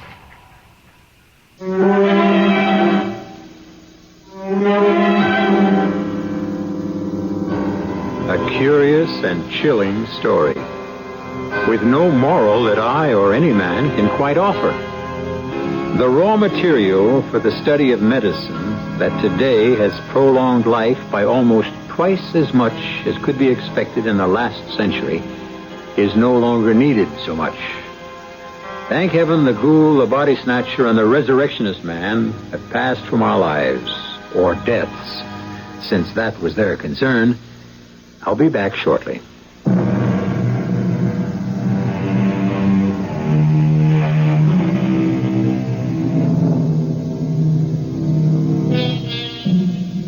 If even for a moment our story disturbed you, out of evil cometh much good.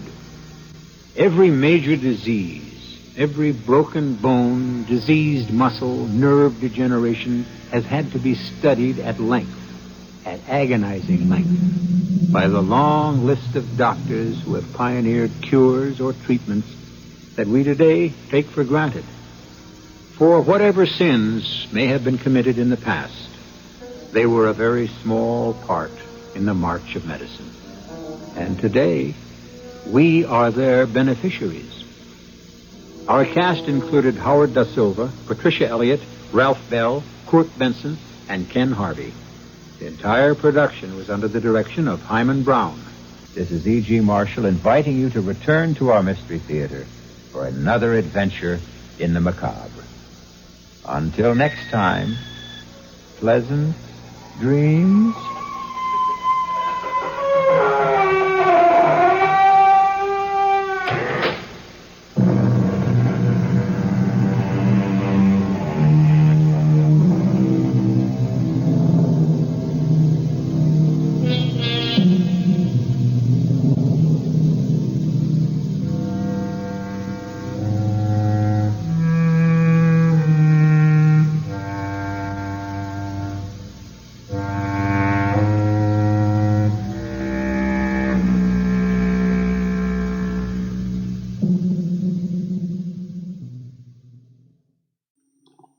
The CBS Radio Mystery Theater presents...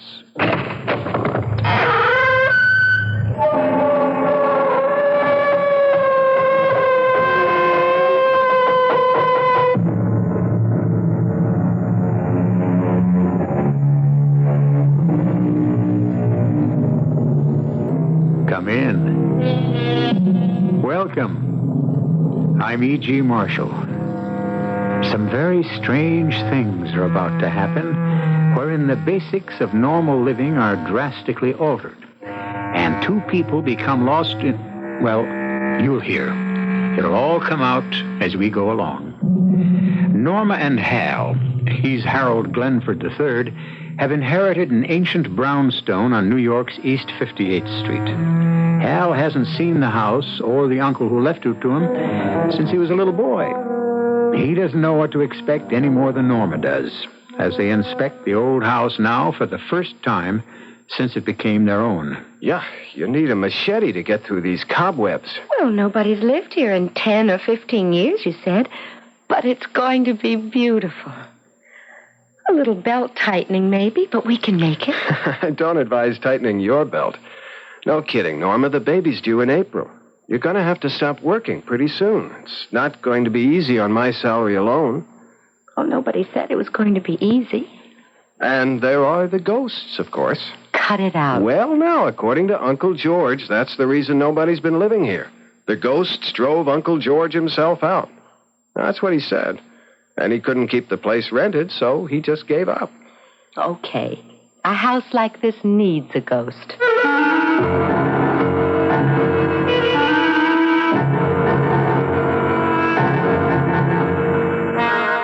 Our mystery drama, The Fatal Connection, was written especially for the Mystery Theater by Field and Farrington and stars Jennifer Harmon and Nick Pryor.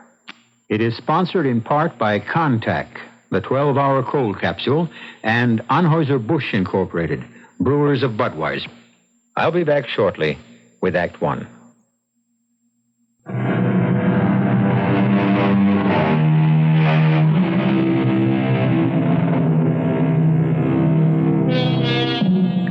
Many scientists and philosophers see time as a road along which we pass, or a river along which we drift, the future waiting for us just around the bend ahead, the past obscured but not obliterated by the turn we just made. The rest of us, ordinary mortals that we are, find the moment in which we are currently trapped just about all we can handle. Norma and Hal Glenford have moved into their old house on East 58th Street. The furniture from their former 3-room apartment only half fills the first floor. The second floor and the attic-like third floor will have to wait. Except, Hal, we'll have to have a nursery. You know, our baby's bedroom. You stand there, the living proof of it. And there's no place for it on the first floor, so we'll have to find a place on the second floor, right? Logical. Then our bedroom will have to be on the second floor, too, don't you see? I mean, we have to sleep on the same floor with the baby. Hey, you're right. I hadn't thought of it before. The back room on this floor makes a very small bedroom anyway. We could use it as a sort of, I don't know, music room or study or whatever. You make us sound very prosperous. We will be. Lawyers are always rich when they get a little older. I like the sound of that, Norma. Doesn't make any sense, but I find the simplicity of it comforting. So shall we go upstairs and see what there's for a bedroom and a nursery? Okay. I'll go first and clear away the cobwebs. Oh, we'll carpet this stairway. Later, of course. When we're rich. Now, that's an old bedroom, as I recall. One of the doors is a linen closet. There are 5 doors, so that leaves just 3 rooms. One more than we need. Well, this would be all right for our bedroom. It's much nicer than the little room downstairs, don't you think? Okay. Bedroom here. That takes care of us. Now about Junior. Hey, this door's locked. Well, just stuck, probably. No, it's locked. Why would anybody lock an inside door? That's odd. Where did I put that bunch of keys the lawyer gave us? In your jacket pocket, dummy. You think maybe there's a treasure hidden in that room? Or ghosts. It's been locked for a while.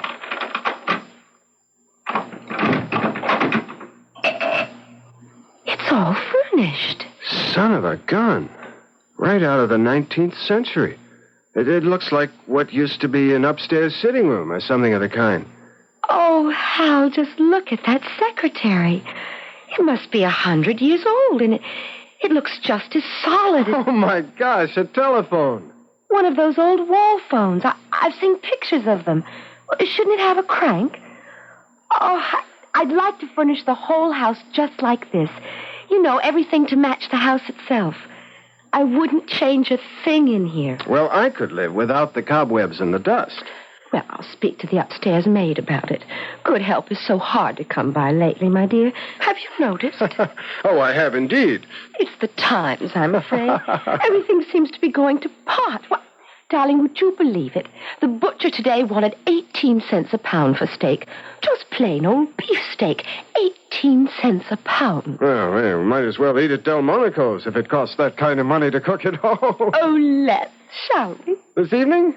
Well, why not? I'll order a hack. Excuse me, my dear.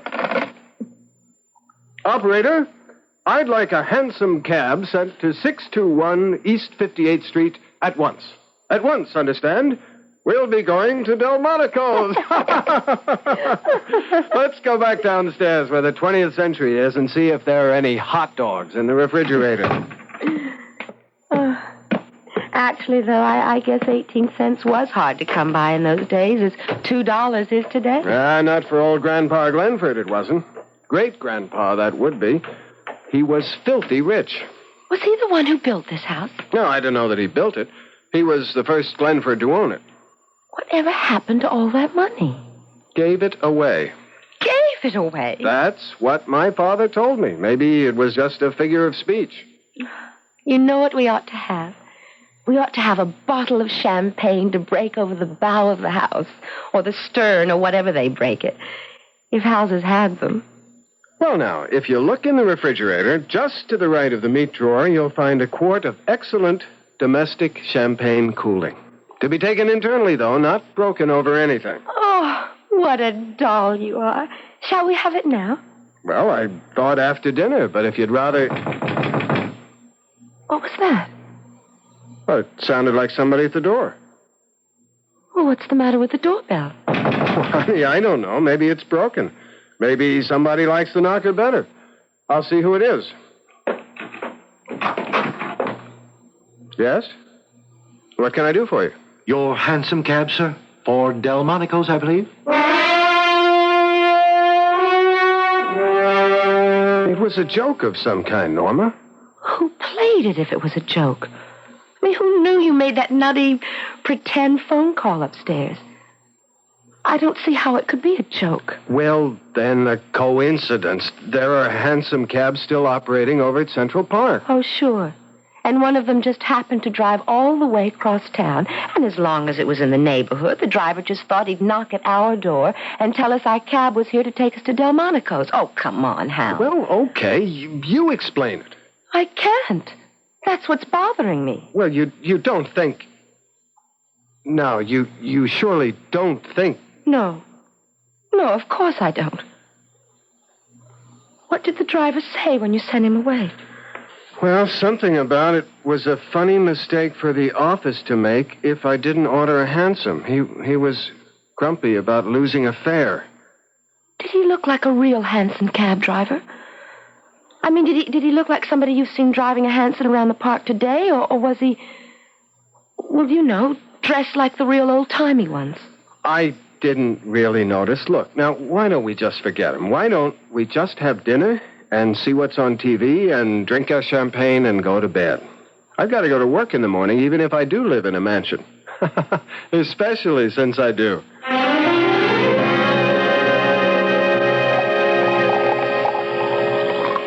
Here's to great-grandfather Glenford. Look, take it easy with that stuff, will you? The bottle's half gone already. You're a novice at this, remember? And here's to hansom cab drivers everywhere. Hey, you know what we ought to do? There isn't any more champagne, if that's what you mean. I only bought one bottle. No. What we ought to do is something about that phone upstairs. Yeah, like have it taken out. I want to order something. A new dress, something like that. I mean, if they send over cabs when you order them, why not? You'd better let me finish this bottle. Bring it upstairs. Come on. 4 years it's taken me to find out I married a lush. There it is. Our fairy godmother compliments of the telephone company. You want to go first? No, you go ahead. I'm just along for the ride. What shall I ask for? Well, look, don't fool around with one dress. Ask for a whole new wardrobe. As long as you're going to be a kook, you might as well be kooky in the grand manner. You're a genius. Hello? I want a whole new wardrobe. Oh, no, 2 wardrobes. One for myself and one for my husband. Everything in the latest style, and everything must fit perfectly. Oh, and have everything finished and delivered by the time I get home from work tomorrow afternoon. That's, I guess, it for now. You want to order something, Hal? Well, sure. Why not? Here, give me that. Hello. I want the house completely redecorated. Completely. Restored, I should say, exactly as it was when the place was new. And I don't mean just when you get around to it. I want that finished by tomorrow afternoon also. By the end of the working day. Thank you. Beautiful. Let's finish this bubble water and get to bed. Hey, what do you bet you have a headache in the morning?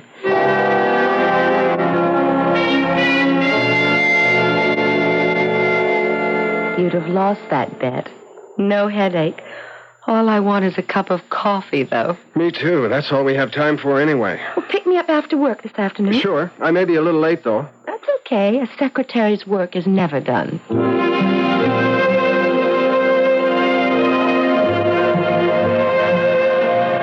So, after I spend the better part of 3 weeks working on this brief, and it's brilliant if I do say so myself, who do you think is going to take it into court? Mr. Fuller? Old J.C. himself. Who else? How was your day? Oh, you know. Once you've typed one letter, you've typed them all. You know something?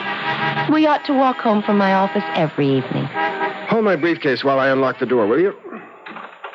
I wonder if they finished. Who finished what? The decorators, you know. You told them it had to be finished by the end of the working day. How? Now, this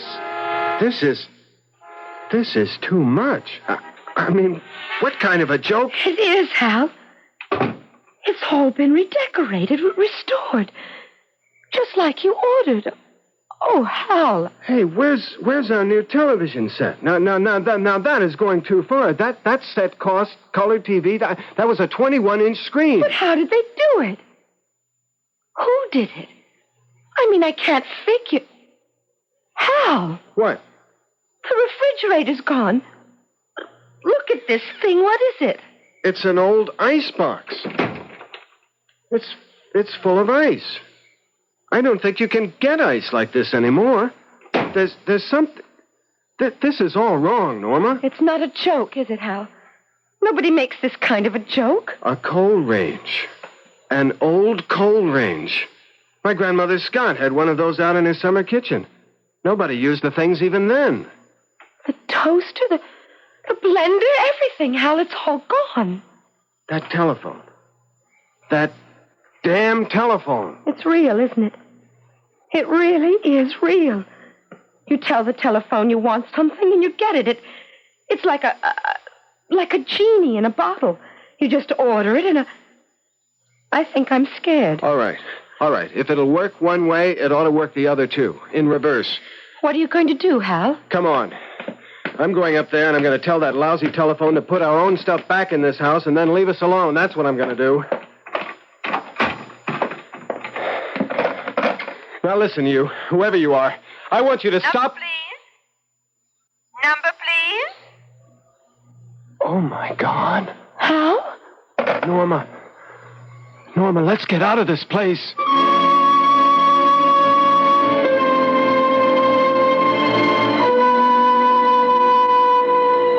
A telephone?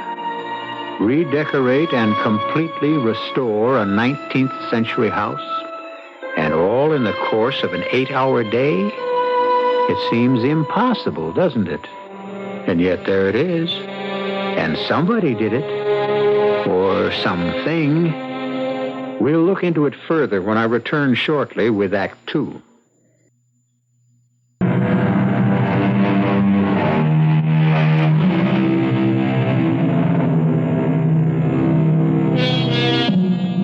Time.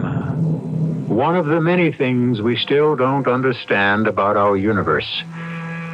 Now here, in an old house on New York's East Side, Hal and Norma Glenford have found an antiquated telephone that seems to constitute some kind of flaw in what we consider the natural passage of time. At least in the incredibly short objective space of 8 hours, the house has somehow become its original 19th century self. The past, if Hal and Norma can believe what they see and hear, has been trapped within its walls. The eeriness of it has sent the two of them frightened out onto 58th Street. It's so quiet out here. And so dark. I don't remember it being this dark before. Well, we haven't been around this neighborhood much at night. I guess east of First Avenue, the city just doesn't waste money on bright lights. Let's walk up that way, Hal. Right now, I don't want to go back into the house. Okay. Up toward 3rd Avenue or Lex? You know, I don't think I ever heard New York this quiet before. East side, west side, day or night. It's like a tomb. Hal? Hal, do you hear it? I don't hear anything, just... Now do you hear it? Well, yeah, I hear something like a... It's like a... It sounds to me like an L train. A few blocks away, like the 3rd Avenue L. Which was torn down. When? 15 years ago. Well, listen to it. Hey, this I've got to see. But Hal, if it's the old 3rd Avenue L, then that means that everything... everywhere... No, listen, we don't know what it means. Some nostalgia freak with a recording, probably. Something like that. Come on, let's go see. Now, if that isn't an L stopping, I've never heard an L stopping. You haven't in a long time. But I've heard plenty of them when I was a kid. Wait a minute, Norma. What do you hear now? A horse. Don't tell me that's not a horse. That sure sounds like one. Mounted cop, most likely, or maybe that same nostalgia buff. If that's a recording, then it's some recording. I've never heard a record. Now, wait a minute. Wait. That horse is no recording. It's either a mounted policeman or... There's your nostalgia buff. All 4 hoofs. Well, some companies must still use horses. You know, late at night. And... It's not that late. Anyway, look what's in the wagon. I see them. Those big milk cans. They used to... Well, look, I don't know. Maybe they still use them. I'm scared. Well, it's spooky, I admit that. So still and no traffic except that horse and wagon? Well, look, Norma, there's got to be a logical explanation. I mean, if there's not, what's happened? Have we lost our minds? Oh, no. Well, no, Norma, don't get upset. No, Hal, that's not what I mean. Look up there. Up where? At the light. The street light on the corner. It looks like a... It's a gas light, that's what it is.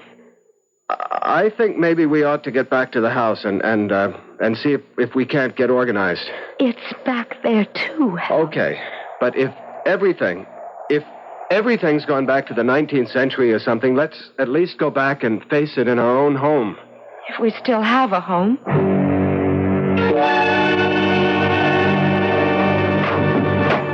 The key seems to turn easier. What if there's somebody in there? I mean, we didn't live here in... What year do you think it is, Hal? It's...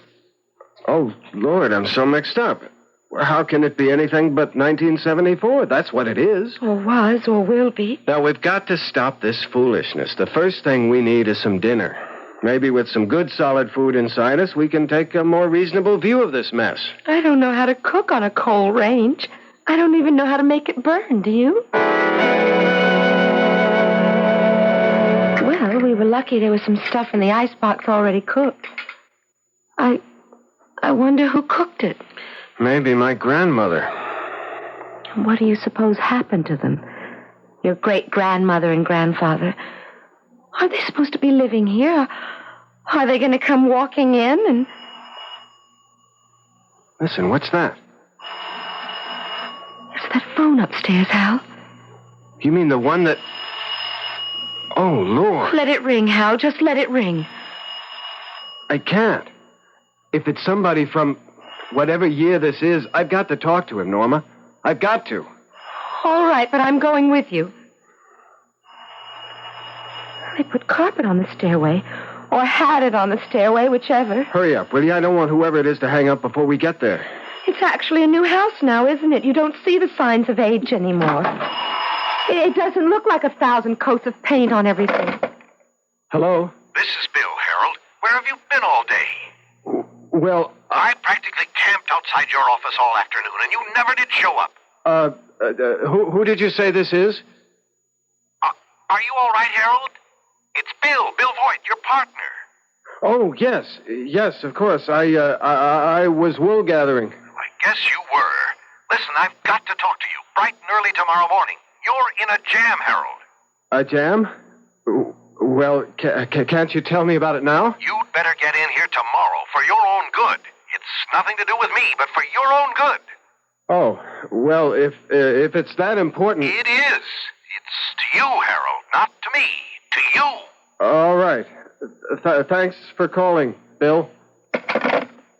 What was that about a jam? He didn't say. But you want to know something weird? He thought he was talking to my great-grandfather. That man called me Harold, and that was his name. I can't remember anybody ever calling me Harold my whole life. He thought he was talking to my great-grandfather. I can't see. How did they read by these silly gas lights anyway? Well, there's an oil lamp right there on the desk. I think they used oil lamps to read by at night. The gas fixtures are all up on the wall. Well, do you know how to light one of these things? I mean, the lamps? Well, just take the chimney off, the glass thing. Then you hold a match to the wick like a candle. Because if this is my great-grandfather's desk, I mean, the way he left it only yesterday, I want to know what's in it. Is this what you mean by the wick? Yes.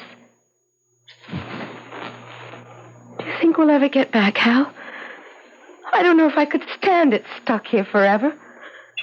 There's no way of knowing, Norma. Everything's written in longhand. This looks like a deed of some kind. Most likely for the house. No. My gosh. What? This is a deed to an office building on Fifth Avenue. Way downtown, but that's where the action was in those days. These days. Your great-grandfather owned an office building? I told you, he was loaded. There goes that lousy telephone again. Don't answer it, Hal. Look, you can come with me. It's no good just letting it ring. It's got to be somebody important. There weren't many phones in those days. These days, damn it. Only rich people could afford telephones. It'll just mix things up all the more, though, answering it. Look, it's our only contact the way things are. I wish. Oh, it's no good wishing. Hello. Hello. Mr. Glenford? Yes? This is Maud Spencer, Mr. Glenford. Is Norma in? Just a minute, I'll see. Norma, do you know a Maud Spencer? I don't know anybody here. She asked for Norma. Norma. Now, maybe it's a link of some kind. You'd better talk to her. Oh, Hal, I don't want to talk on that thing. Look, this could be the breakthrough. Here, talk to her. Hello? Norma, my dear. We were all expecting you at Sarah Aldrich's tea this afternoon. I do hope you're not sick. Sarah who? Aldrich. Sarah Aldrich. Well, you were invited, weren't you? Sarah said you were. Oh, well, yes, I guess I was. I mean, yes, of course I was. I've been having these spells, you know, headaches and that kind of thing. Oh, dear. No trouble about your delicate delicate condition, I hope. Well, it's related, I guess. Nothing to be concerned about. I'm just supposed to get a lot of rest, stay at home and take it easy. Oh, dear. Is there anything I can do? I'll come and see you tomorrow afternoon. No, don't do that. What? I'm sorry. I didn't mean it the way it sounded. All I meant was I'm perfectly all right. I really don't need a fuss made over me or anything like that. It just isn't necessary. That's all I meant. Well, I'm sure I have no wish to intrude where I'm not necessary. I wish you wouldn't. Hello? Hello? She hung up. It wasn't anyone you know?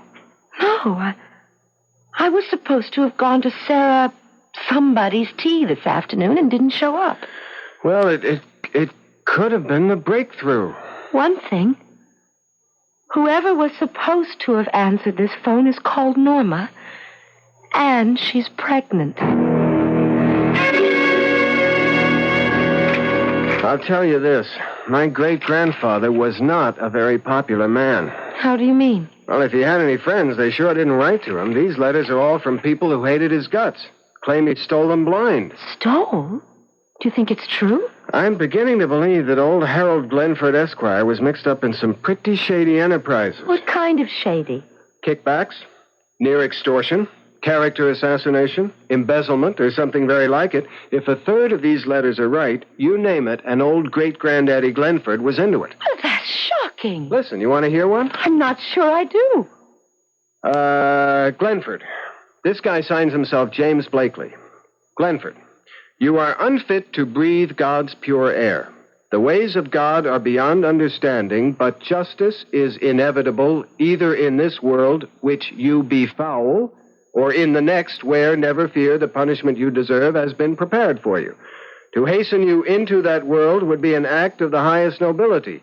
If I do not do the deed myself, rest assured that another will in good time. Wow. A sample. Only a sample. How? Well, what is it? Look at this. It's This is a picture of you and me. That sure is what it looks like. But in those clothes? Where did you get this? In this desk drawer. Look on the back. Mr. and Mrs. Harold W. Glenford on the occasion of their wedding, June 1894. And look at those signatures. Except for a couple of curlicues, they're yours and mine. I can't help it, Hal. I'm scared. I don't see how it's possible, but it must be. I have somehow become my own great-grandfather. Not only that, but you're my great-grandmother, and that child you're carrying, due to be born next April, is my grandfather. Paradoxical? Well, yes, of course. You presuppose paradox the moment you start moving about in time. How do you know you aren't your own great-grandfather or grandmother? If tomorrow you found an old telephone in your attic, well, how do you know? I'll return shortly with Act 3.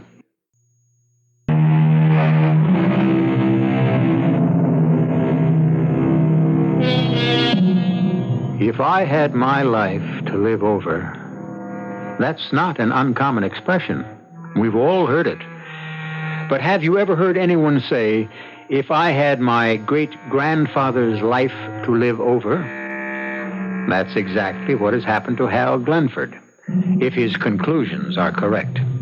He has not only gone back in time to his great-grandfather's day, but he has also taken on his great-grandfather's identity, and the wife he loves is now, as he must believe, his own great-grandmother. A situation of many complexities. Hal has broken open the strongbox he found in old Harold Glenford's desk and has gone quickly through its contents. Well, there's one comfort. If we actually are my great-grandfather and grandmother, we're very rich people. What difference does that make? A lot. If we're stuck in this time. I want out, rich or not. Well, honey, so do I, of course. But there are securities and deeds in this strongbox representing well over $1 million in assets. And $1 million was really worth something in 1897. Is that when it is now? Mid-November of 1897, according to the dates on those letters I read. How can't you do something about it? What? Invent a time machine? Look, I don't know. Maybe it'll just happen. Like the other time, only in reverse. Norma, I'm sorry. That's the best I have to offer. Meantime, I think we ought to get some sleep. Sleep? In the middle of a thing like this, sleep? Try to, anyway. I wish we had that bottle of champagne we drank last night. Oh, Lord. It wasn't last night. The grapes that went into that champagne haven't even been planted yet.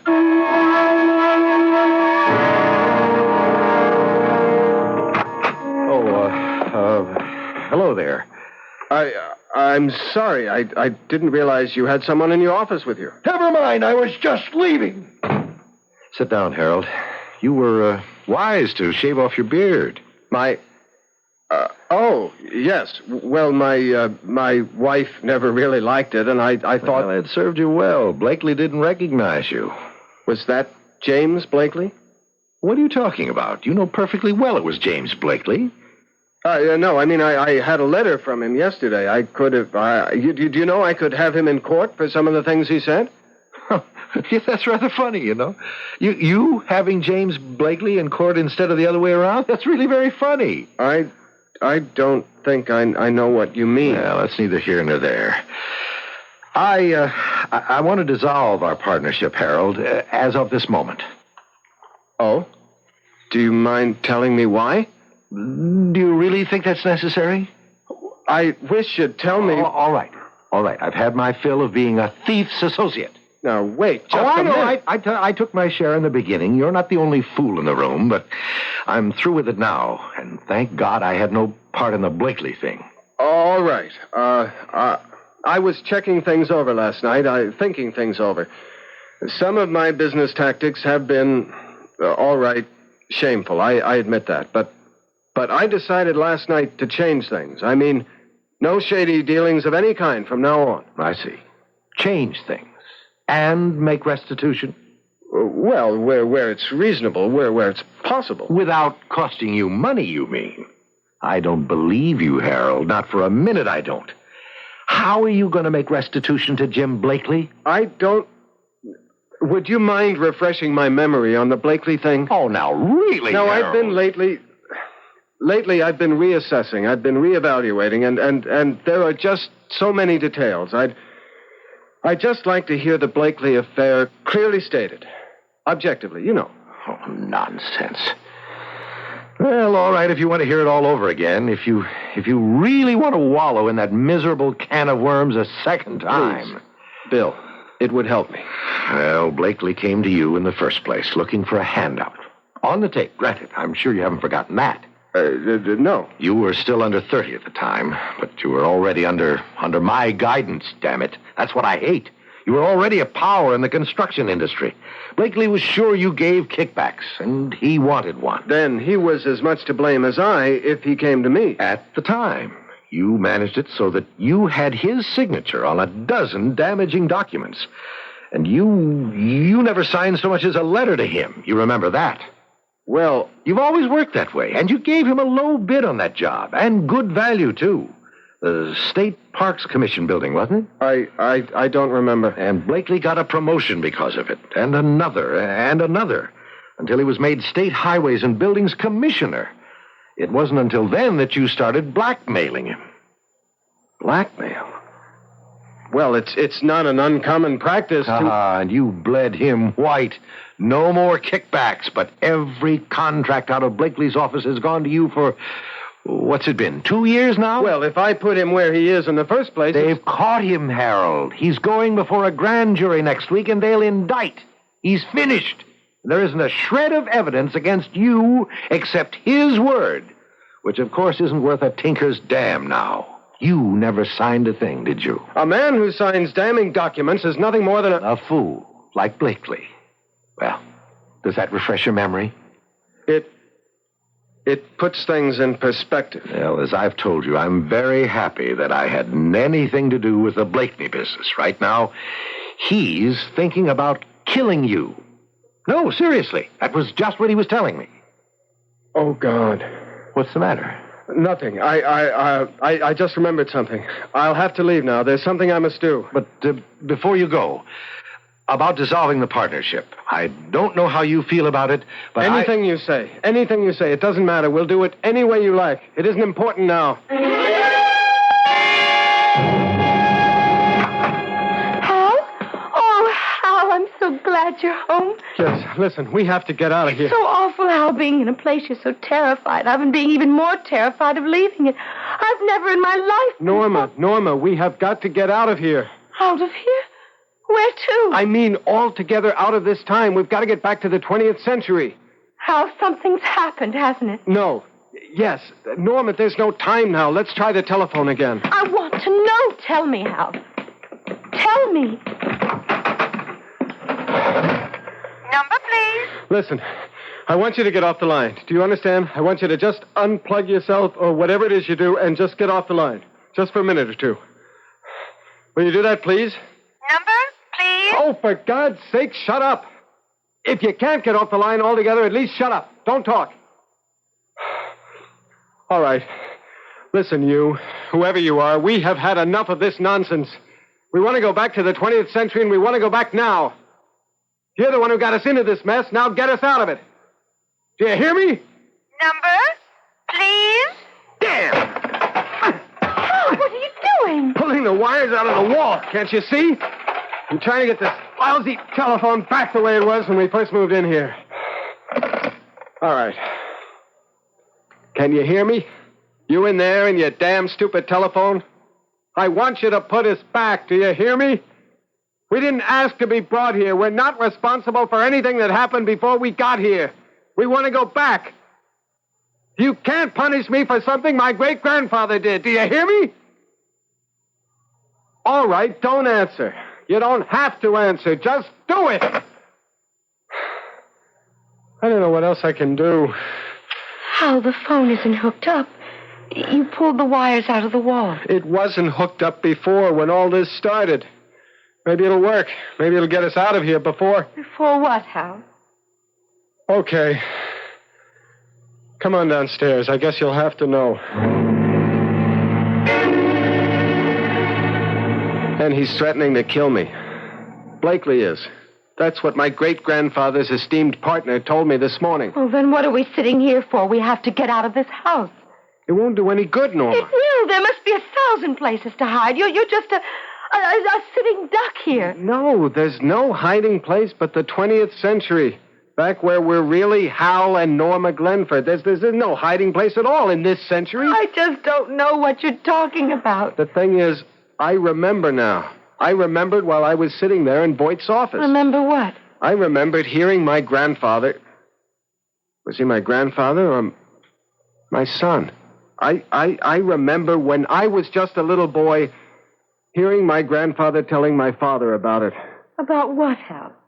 My great-grandfather was shot to death by a business associate. By a man he'd cheated, ruined. That's what my grandfather told my father. All right. That was your great-grandfather. But it's already happened. To whichever one of us was here, it's already happened. It can't be changed. I don't believe any of that. I don't. I want you to do something. I've done all I can do. It's up to that telephone upstairs.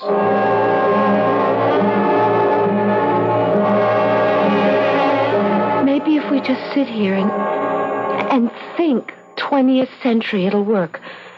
Close our eyes and just know we're in the 20th century.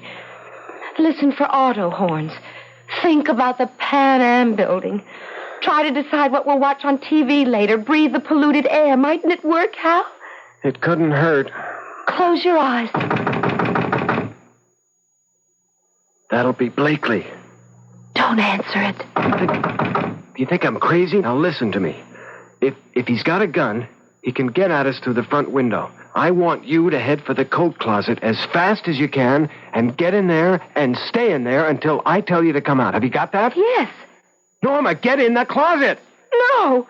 Not as long as you... Get down, Norma. Get down on the...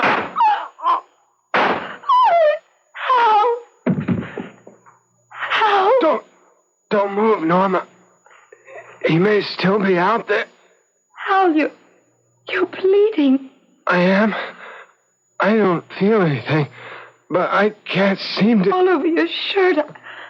I'm going to call an ambulance. Now, don't move. I'll be right back. Don't move. I can't call an ambulance. I pulled the wires out. Remember? I'll go out, Hal. There must be a cop or something. Don't go, Norma. Please. It wouldn't do any good.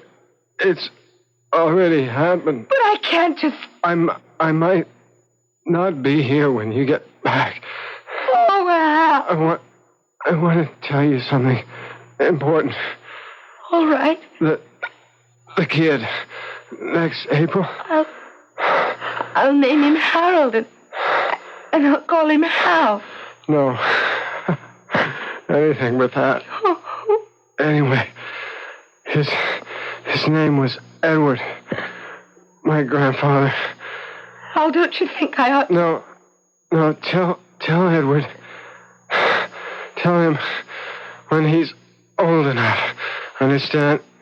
Tell him get rid of the money. All of it. Dirty, filthy, dirty money.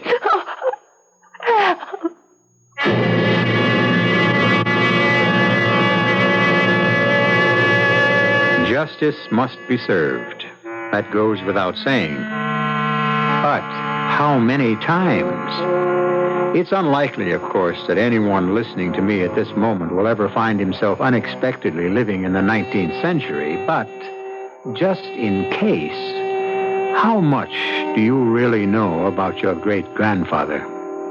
I'll be with you again in a few minutes.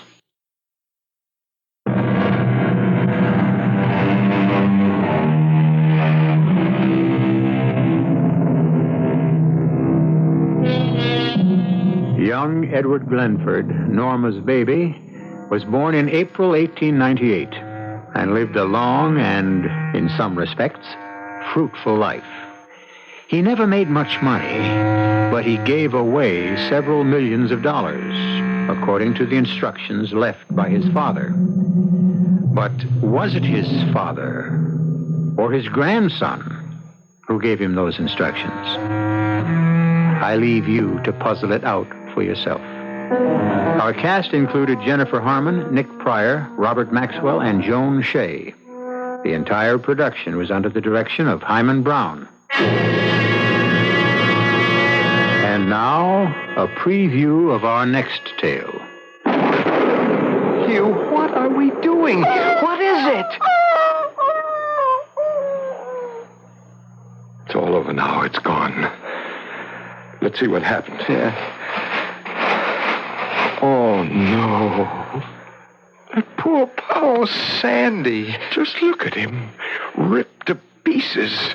As if he'd run into the blades of a threshing machine. But what did it? The damn thing! Oh, what? That's what I call it. The damn thing.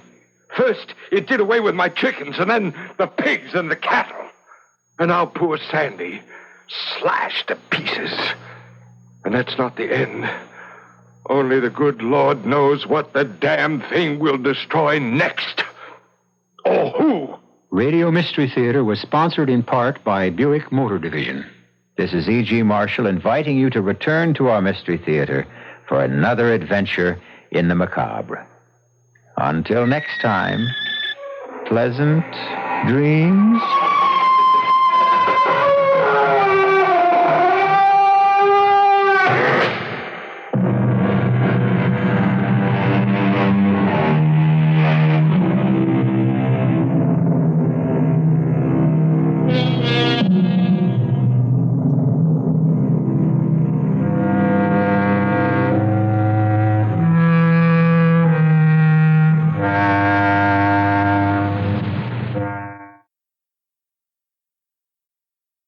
The CBS Radio Mystery Theater presents...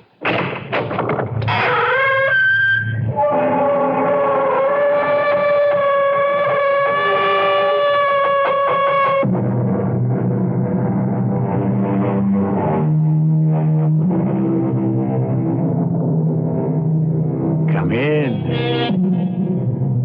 Welcome. I'm E.G. Marshall.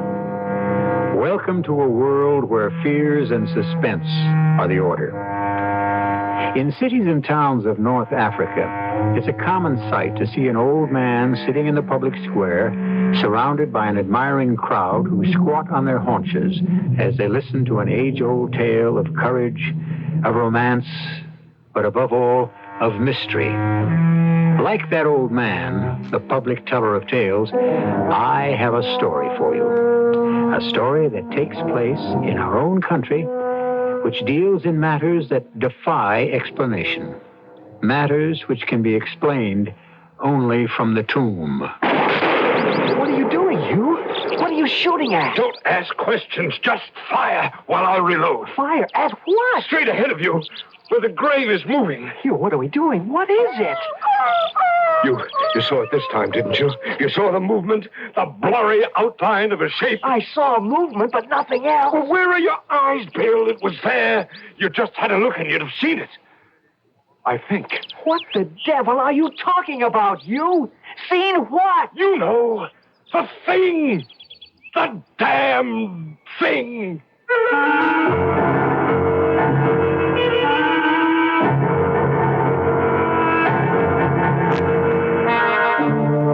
Our mystery drama, The Damned Thing, was inspired by the celebrated American writer Ambrose Bierce. It was especially written for the Mystery Theater by Arnold Moss. It stars Robert Dryden and Joan Tompkins. It is sponsored in part by Buick Motor Division and Sign-Off, the sinus medicines. I'll be back shortly with Act One. I want that sinus medicine. Headache tablets? No, sinus medicine. Sinus tablets. Helps the headache and the pressure. Oh, you mean Sign-Off. Exactly. Headache pain is one thing. A sinus headache is something else. Sometimes your whole face can seem to throb with pain. You want relief.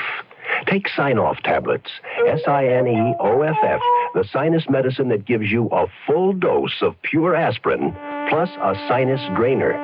Sign-Off, the sinus medicine that helps relieve sinus pain while you drain. And Sign-Off doesn't stop there. Have you tried Sign-Off Sinus Spray, the fastest known form of sinus congestion relief? It works in seconds. That's Sign-Off Sinus Spray. When sinus flares up, use Sign-Off tablets and spray, only as directed. Sineoff. Sign-Off. Exactly. Sign-Off, the sinus medicines in the bright red box. Here's a medical puzzle. A person has a deadly disease, yet leads a normal life. How is it possible? The answer is chemotherapy. Through this treatment, thousands of cancer victims regain active, productive lives despite their cancer. Many of these people can continue in their jobs for years, while the anti-cancer drugs, which we call chemotherapy, control their disease. But many types of cancer remain difficult to control. Through research, the Chemotherapy Foundation is stimulating the development of new drugs. More types of cancers will someday be controlled. The question is not if, but when. You can help by contributing to the Chemotherapy, that's Chemo, C-H-E-M-O, Therapy Foundation, Box 8, New York, New York, 128. That's the Chemotherapy Foundation, Box 8, New York, New York, 128. This is a public service message from the Chemotherapy Foundation.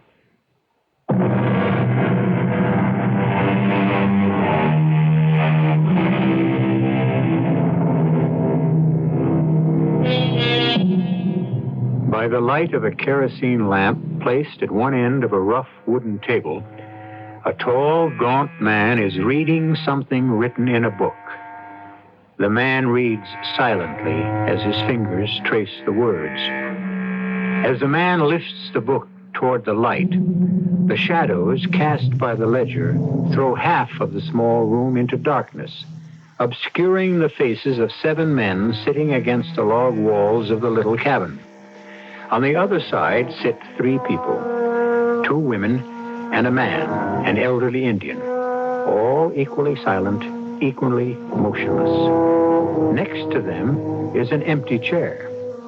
By extending an arm, any one of them can touch the man who is lying on the table face upward, covered by a sheet, his arms at his side. The man, Hugh Morgan, is dead. The man with the book is the district coroner. They all seem to be waiting for someone to occupy the empty chair. Finally, the tall man closes the book. There are 3 things to determine at this inquest: the identity of the deceased, the time of death, and finally the mode of the departure, the manner in which his life came to an end. There's no question of identity. These have been positively confirmed as the remains of Hugh Morgan, famous scientific book writer and, until 3 years ago, well-known professor at the State University. Upon resigning from the university, he came up here to our mountains with Mrs. Morgan to get away from city life, to get what he called closer to nature. He built this cabin pretty much with his own hands. Is that a fair statement, Ms. Morgan? That's correct, Mr. Bentley. The time of death has been determined by medical examination as between 36 and 48 hours ago. We are now waiting for Mr. William Harker, the young newspaper fellow from San Francisco, former student of Professor Morgan's.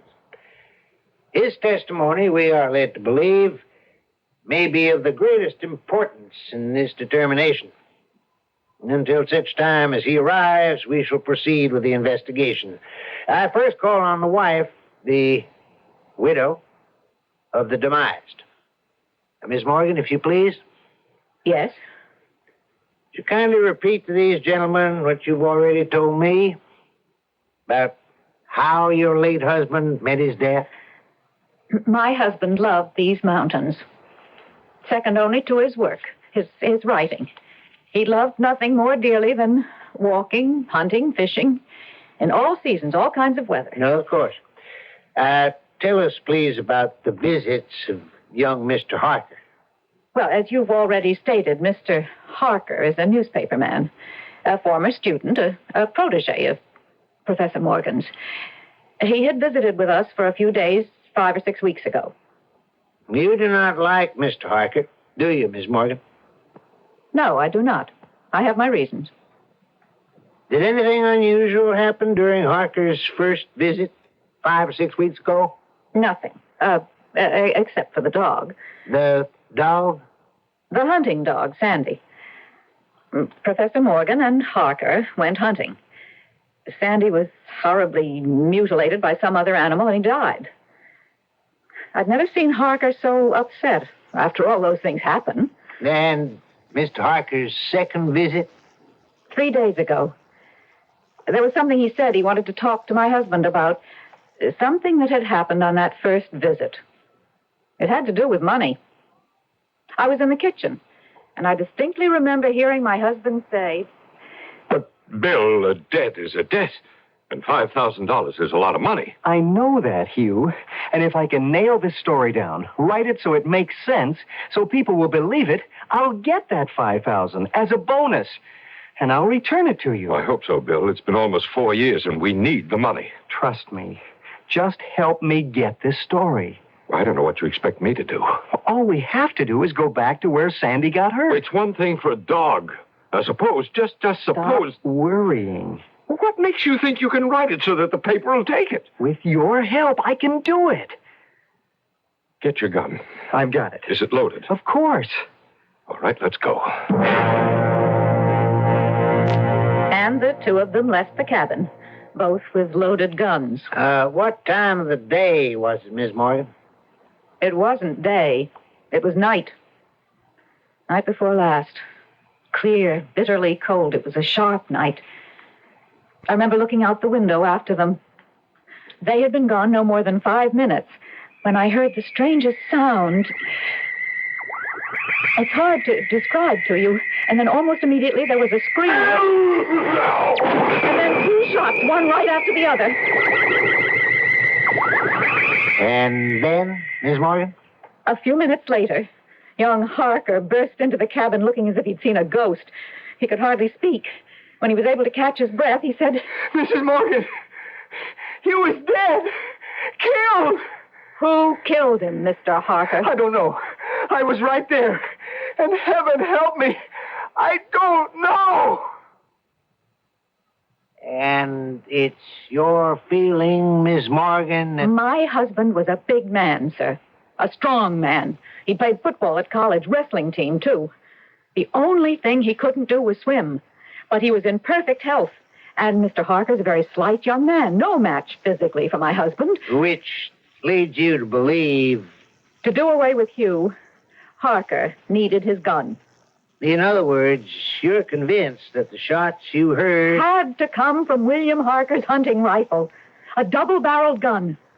Harker's motive being... To wipe out Hugh and his debt to him at the same time. For the time being, I must ask these gentlemen of the jury to question what you're implying. You see, there is some doubt whether Mr. Harker or anybody else could possibly have shot your husband. Why is that? Because the condition of the body is such that at this time we cannot tell whether or not it contains so much as a single bullet wound. I call now on Miss Viola May Atwater. Miss Atwater? Call me Viola May, like everyone else does. Yes, of course. Now, it's been previously established, Miss Viola May, that you work here in the Morgan household? Worked. And your duties were? Keeping the place clean, doing some of the cooking, especially when Mrs. Morgan wasn't feeling just right. Oh, driving to town in the wagon for supplies and... Mm-hmm. Professor Morgan was in love with you, wasn't he? Well, wouldn't exactly call it love, but we did get along quite well. I'd like for you to tell us all how well. I'm going to have Hugh's child. That's how well. Thank you, Viola May. Now, you do understand why we're all here, don't you? Well, I think so. This is not a trial. No one is being accused of anything. Yet, we're just trying to find out the truth. We just want to know what happened night before last. I can tell you.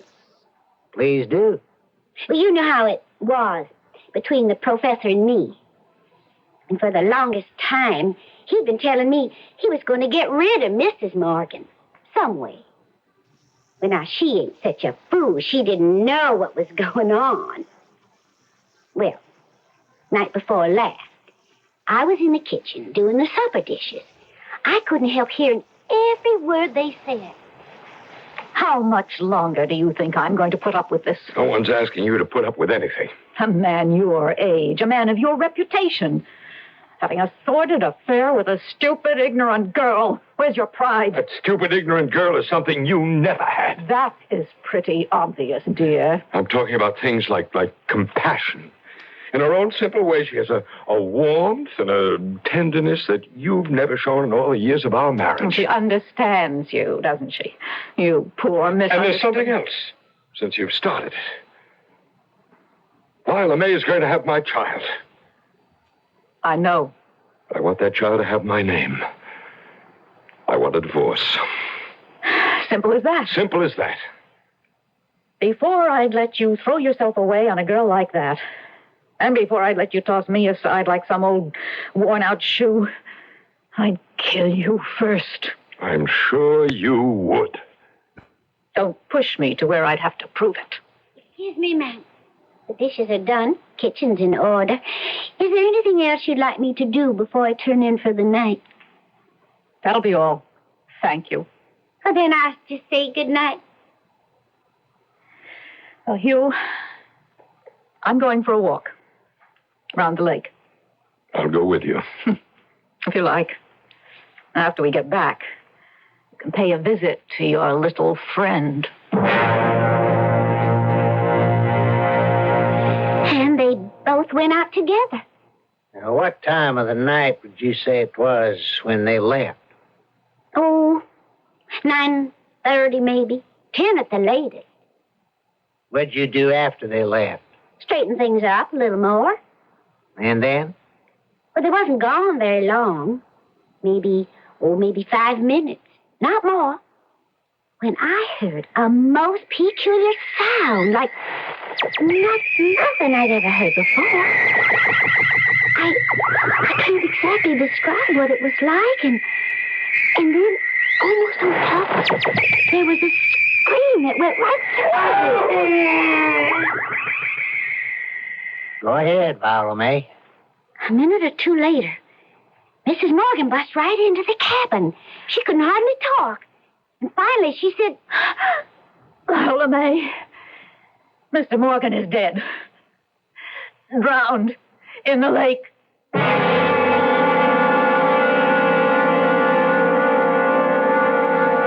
Mrs. Morgan told you herself that Professor Morgan couldn't swim. Now, I think you gentlemen can see for yourselves what happened. The first chance she got, she pushed him into the lake at the part where it's real deep.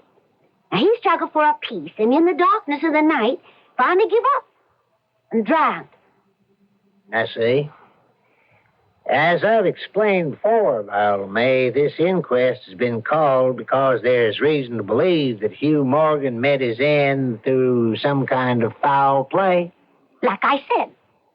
Not quite like you said. Chances of Professor Morgan's death coming about as a result of drowning are very slim. Medical examination of the body thus far shows that the lungs seem to be perfectly normal. No water in them. Not a drop.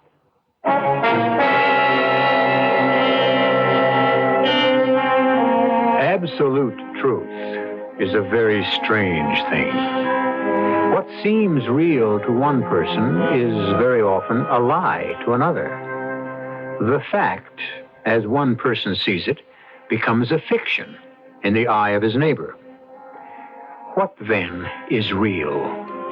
And at what point does imagination, for example, color reality? I'll return shortly with Act Two. Inside you're free. Inside you're free after all. You hear freedom spirit like a wild bird's call. Inside you're free. Inside you're free after all. Living free. Living free. There's a long stretch of open road before you, and you're at the controls of a Buick Century, a really fine mid-size car. Comfort abounds. A sophisticated suspension system is smoothing the way. An underhood, a frugal V6 engine economically goes about its business. You're happy, you're free, and you're in a Buick. Inside you're free.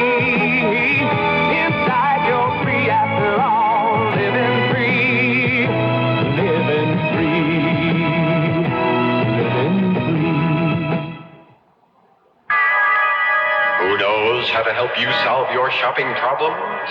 Your Better Business Bureau knows. I'm Inspector Pry, miss. Patience. Miss Patience. According to the report, you say someone is trying to murder you? Yes, but I was warned. A nice man knocked on the door and told me my brick chimney was about to crash through the roof over my head. Luckily, he's in the business and will repair it tomorrow. This sounds serious. I'll help you, Miss Patience. Who are you? I'm the man from the Better Business Bureau. Be skeptical when a man rings your doorbell and says he just happens to be passing by with his repair equipment and notices that your house needs to be worked on. My stars! I could have been hoodwinked by a scoundrel. It pays to be calm and exercise patience. Patience. Just another friendly tip from your Better Business Bureau.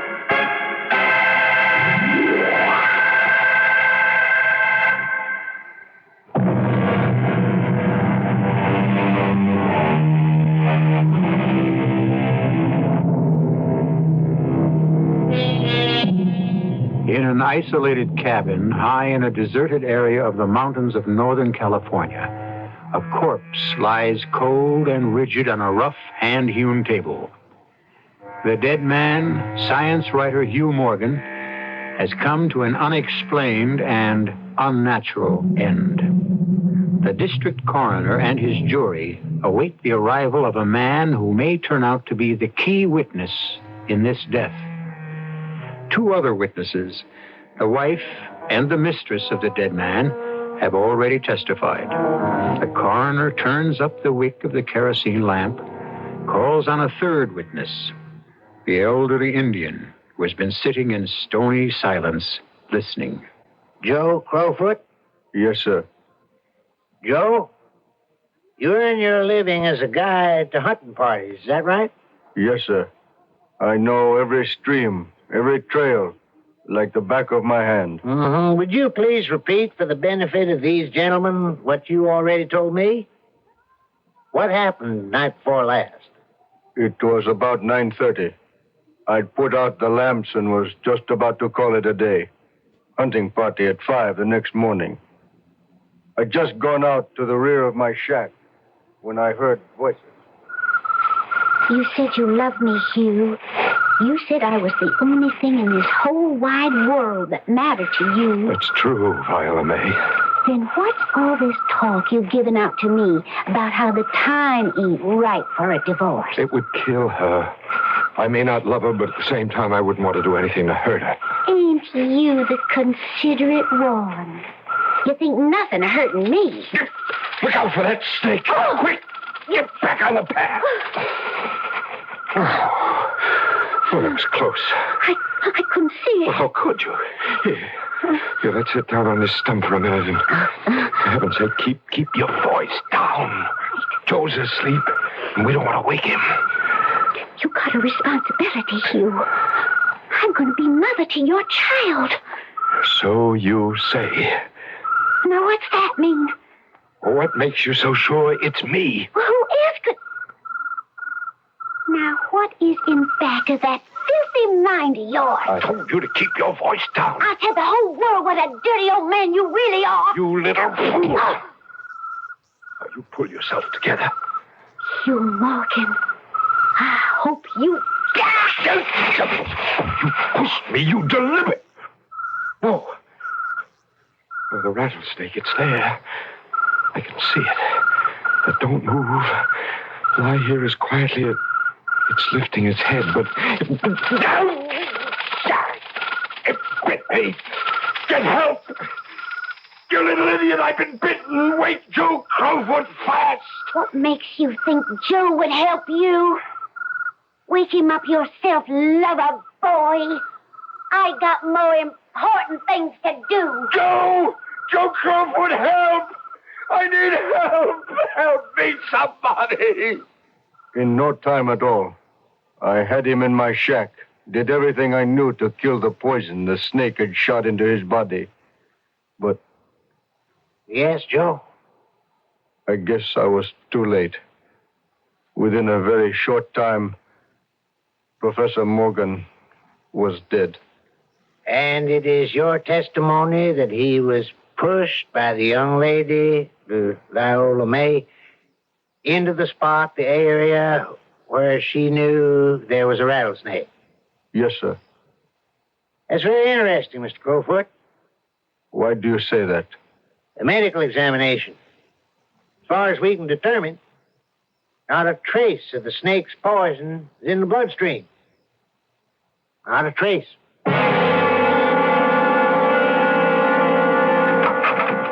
Mr. Bentley, I got here as fast as I could. You, young man, are... I'm William Harker of the San Francisco Press. Forgive me if I've held things up. Oh, delighted to see you, Mr. Harker. I left the minute I got your call. This is not the easiest place to get to. I want to finish this business tonight. Well, I think you should know that when I left here early yesterday morning, it was not to evade your summons. No? No, it was to get the story to my paper.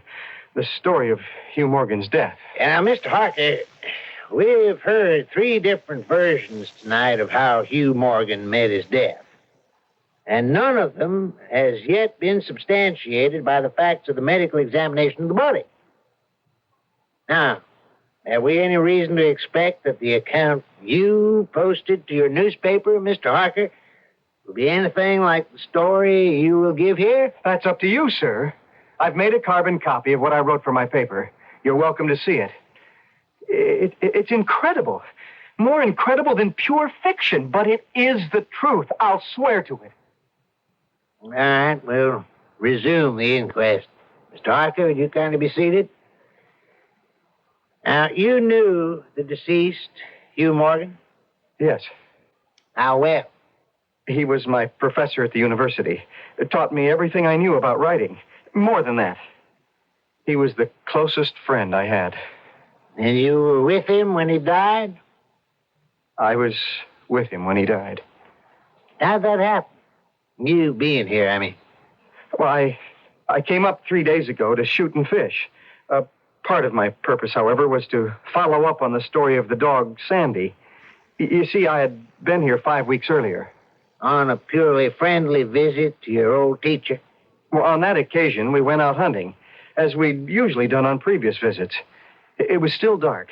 The sun had not yet risen when we left the cabin. Sandy! Sandy! Here, boy! Have you any idea where that silly dog went? Well, he was here a minute ago, Hugh. Funniest thing, he just disappeared. Oh, but he'll be back. In the meantime, we'll have to do without him. Well, now, let's see if we're as good as he is in raising some quail. What's our best ground? Beyond that ridge, I'd say. We'll have to go through the chaparral to get to it. It's pretty level ground, thickly covered with grain. Let's go, Bill. Hold it, Bill. Hold it. Be very quiet. What is it? Just listen. What is that? I think we've startled a deer. Oh, I wish we'd bought a rifle instead of just shot. Shh, be very quiet. What are you doing, Hugh? You're not going to fill up a deer with quail shot, are you? Is anything wrong? Hugh, have we jumped a grizzly? Cock your gun, Bill. Well, now what? Everything's so quiet. What is it? Just keep your eyes open and your mouth shut. Keep low, very low, and watch. And that's exactly what I did. What happened next? A minute or two went by. Suddenly, there was this weird sound that seemed to come from out of nowhere. It grew louder and louder. It got to the point where I had to put my hands over my ears to shut out the sound. It was so shattering. And then it stopped. As suddenly as it had started. And what did you see, Mr. Harker? Well, up until then, the bushes had been deathly still. Not a bit of movement of any kind. I turned to Professor Morgan and was about to speak when the field of wild oats we'd been watching began to move in the most curious way. It seemed as if the oats were being stirred up by a streak of wind, which, well, not only bent it, but pressed it down, crushed it, so that it didn't rise, as if some huge, invisible, what can I call it, presence was moving slowly along through the oats, stepping on it with giant feet. And this movement, foot by foot, was prolonging itself directly toward us. What was your feeling, Mr. Harker, as you were watching this strange occurrence? Well, I must confess that I lay there in the chaparral, right beside Professor Morgan, watching this fantastic thing happen. And I was not afraid. Was this equally true of your companion? No, he was terrified. What are you doing, Hugh? What are you shooting at? Don't ask questions, just fire while I reload. Fire? At what? Straight ahead of you, where the grain is moving. Well, if you say so. Hugh, what are we doing? What is it? It's all over now. It's gone. Let's see what happens. Yeah. Oh, no. That poor Sandy. Just look at him. Ripped to pieces. As if he'd run into the blades of a threshing machine. But what did it? I didn't see anything. Well, you saw the movement, didn't you? And a sort of blurry outline of a shape? I saw the movement. Nothing else. Well, where are your eyes, Bill? It was there to see. You just had a look and you'd have seen it. I think. What the devil are you talking about, Hugh? Seen what? The thing. The damn thing. Oh. What? That's what I call it. The damn thing. First, it did away with my chickens, and then the pigs and the cattle. And now poor Sandy, slashed to pieces. And that's not the end. Only the good Lord knows what the damn thing will destroy next. Or who?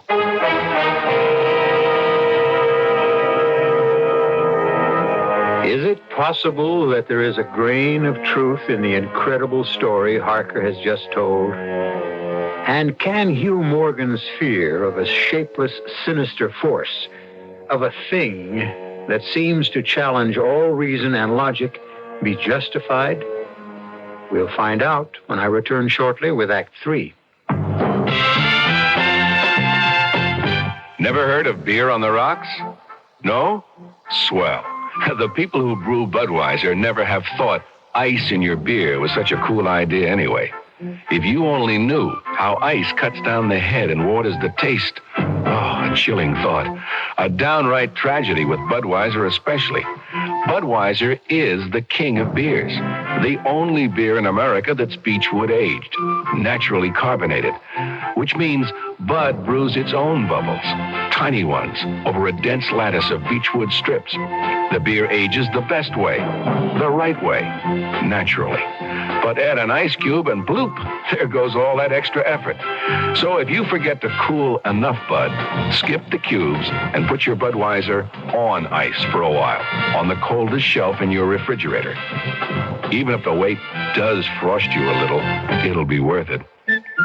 Anheuser-Busch, St. Louis.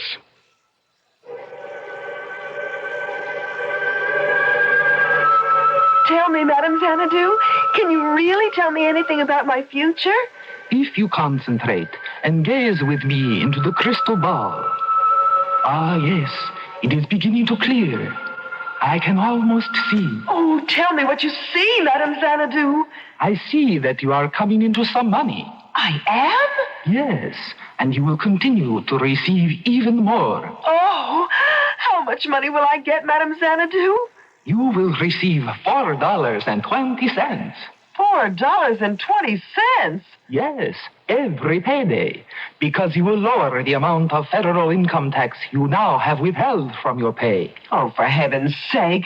What else do you see in that ball? I see you filling out a new W-4 form so that you can begin receiving your windfall. This message presented on behalf of the Internal Revenue Service.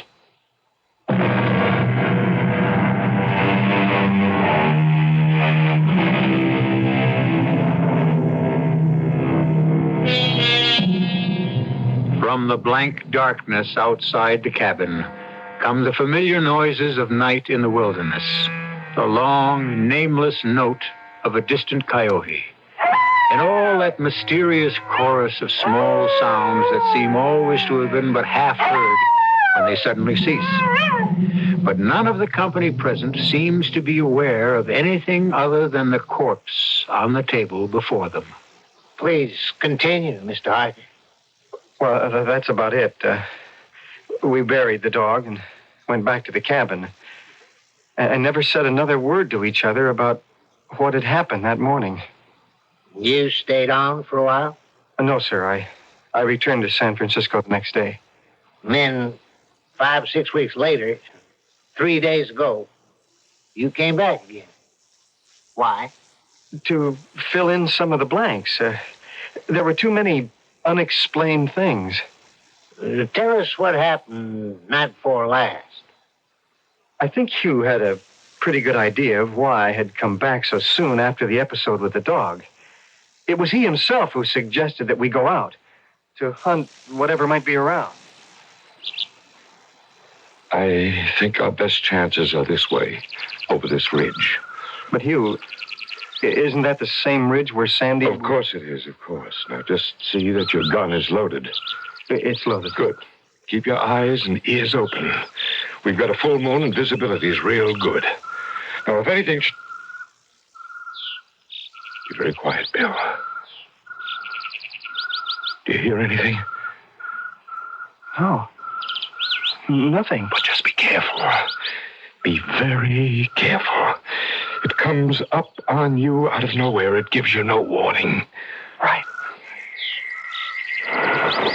Let it have it, Bill, both barrels. And here's mine. I missed it, Bill. I missed it. Run. Run for your life. Hugh, I don't see anything. What's happened? I was thrown violently to the ground by the impact of something unseen in the haze. Something soft and heavy hurled itself against me with great force. Before I could get back to my feet, I heard Morgan crying out in mortal agony. Mingling with his cries were hoarse, savage sounds, like from the throats of mad dogs fighting each other to the death, snarling and growling. This time I was terrified. I struggled to my feet. I looked for Professor Morgan and may heaven in mercy spare me from another sight like that. Now, easy, Mr. Hart. Not 20 yards away, my friend was down on one knee, his head thrown back at a terrifying angle. His hat was gone. His long hair was in disorder. His whole body was convulsed with violent movements from one side to the other, backward and forward. His right arm... Yes? It was lifted, and it didn't seem to have a hand. At least I could see none. The other arm was completely invisible. Morgan seemed like a wrestler of some kind, determined and yet overcome, beaten by a force of superior weight, greater strength. And all this time, all you saw was Morgan? Yeah. Nothing else? Nobody else? No, just him. And then, not always distinctly. And throughout the whole thing, such sounds of rage and fury as I have never heard in my life, from man or beast. Now, what, if anything, did you do to help your friend? Well, I ran toward him. I had a funny kind of feeling that he was suffering from a fit or from some kind of convulsion. I looked up, and by the light of the moon, I could see, as I had weeks before, the same mysterious movement of the wild oats, retreating, rolling itself back from the place where Hugh lay, toward the edge of the woods. When I got there, I looked down at my friend. He was lying on his back, absolutely still and quiet. He was dead.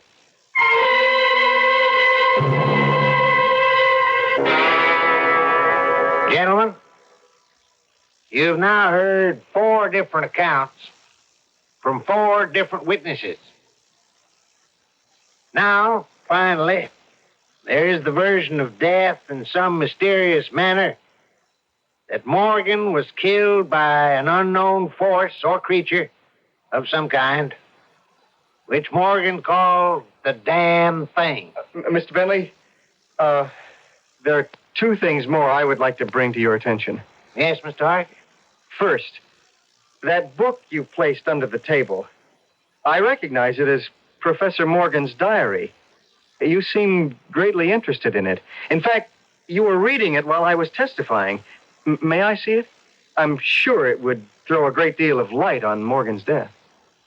The book will cut no figure in this matter, Mr. Harker. All the entries in it were made before Hugh Morgan's death.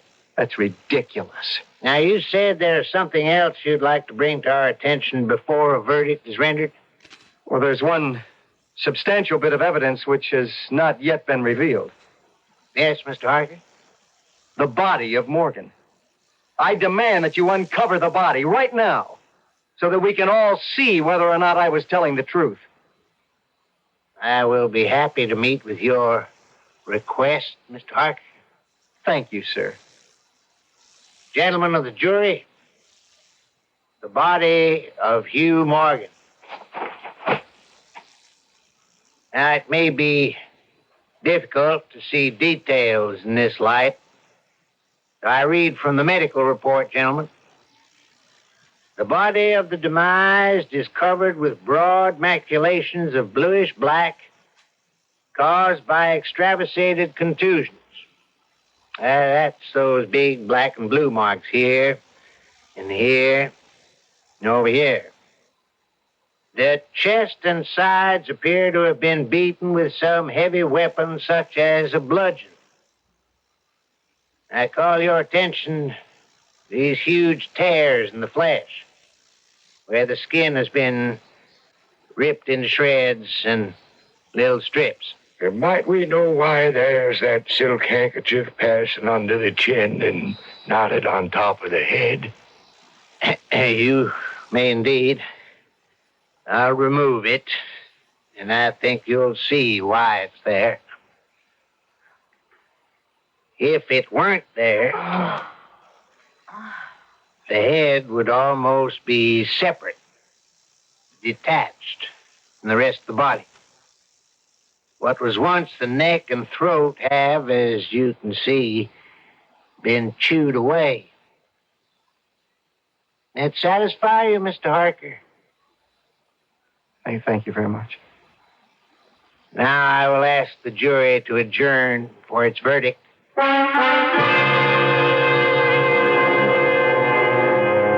We, the jury, do find that the remains of Professor Morgan come to their death at the hands of a mountain lion. You can't mean that! Just the same, there is some of us thinks that the remains was subject to a simple case of fits. Come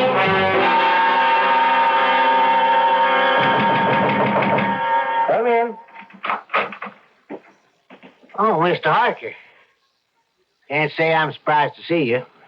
To what does my humble office owe the honor of your visit? I can't accept the verdict your jury gave last night. Unfortunately, there ain't much you can do about it. I think there is, sir. I can establish the truth about Hugh Morgan's death. And how exactly do you propose to do that, Mr. Harker? Take a look at this. What is it? A reel of tape and a recording machine. Months ago, I asked Hugh to make a day-by-day recording of whatever he saw, whatever he experienced in connection with this phenomenon. Would you like to hear it, Mr. Coroner? Yes, of course. This might just possibly make you change your mind. Listen carefully. And Sandy kept running in a kind of half circle, keeping his head turned always toward the center. You recognize that as Professor Morgan's voice? Yes, He kept barking furiously. At last, he ran away into the brush as fast as he could go. At first, I thought maybe he'd gone mad. And then the thought occurred to me, can a dog see with his nose? Can a dog think with his nose? Do odors impress on the brain the image of the thing that gave off the odor? The next entry is a few weeks later. May 27th. It's been here again. I find evidence of its presence every day. In the morning, fresh giant footprints were there as before. I find it impossible to sleep. This is terrible and terrifying. If this is real, I shall go mad. And if it isn't real, then I'm mad already. It's like I said. Just June 3rd. I will not leave. I will not let it drive me away. This is my house, my land. June 5th. I can't stand it any longer. I've invited Harker to spend a couple of days here with me. He has a level head. I can tell from the way he acts whether or not he thinks I'm insane. Turn it off. I've heard all I intend to hear. Not yet, sir. We're coming to the most important part of the whole thing. Just listen. June 10th. I have it. I'm sure I have it. I have the solution to this mystery.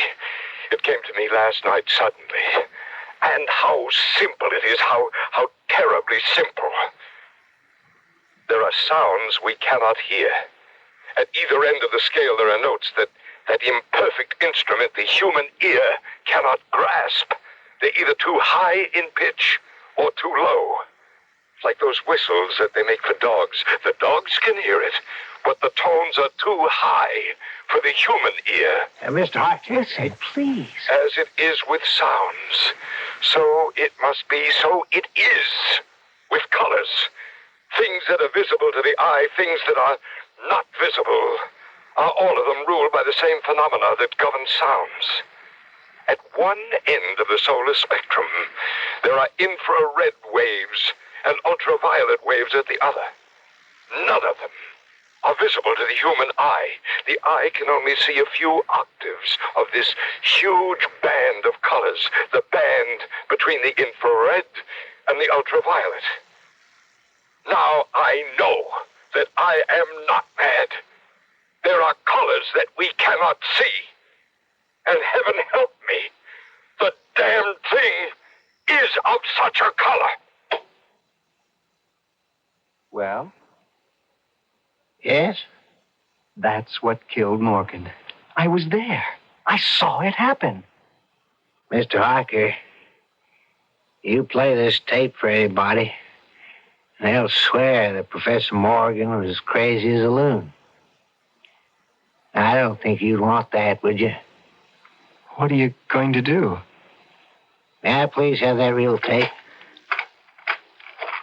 Now, I love the truth as well as the next fella. The world needs the truth. But there are times when the world has an even greater need for what is not true. For the untruth that may offer something like consolation, compassion, or hope. And so, Mr. Harker, with your permission, I think destroying this tape is the best thing we could possibly do.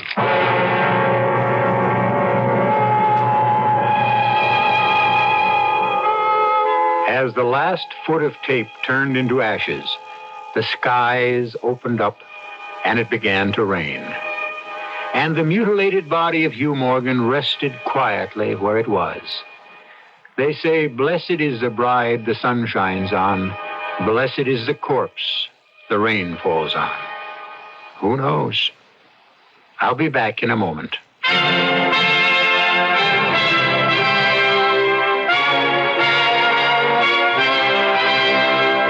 In God we trust. America speaks.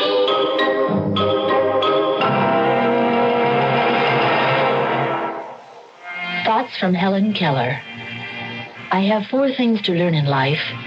To think clearly without hurry or confusion. To love everybody sincerely. To act in everything with the highest motives. To trust in God unhesitatingly. I long to accomplish a great and noble task, but it is my chief duty to accomplish humble tasks, as though they were great and noble. The world has moved along not only by the mighty shoves of its heroes, but also by the aggregate of the tiny pushes of each honest worker. Presented by the Catholic Communications Foundation.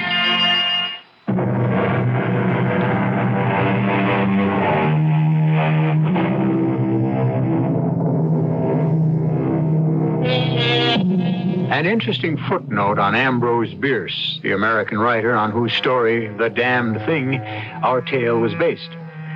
In 1913, he left his work, disappeared into Mexico, and every trace of him was lost forever.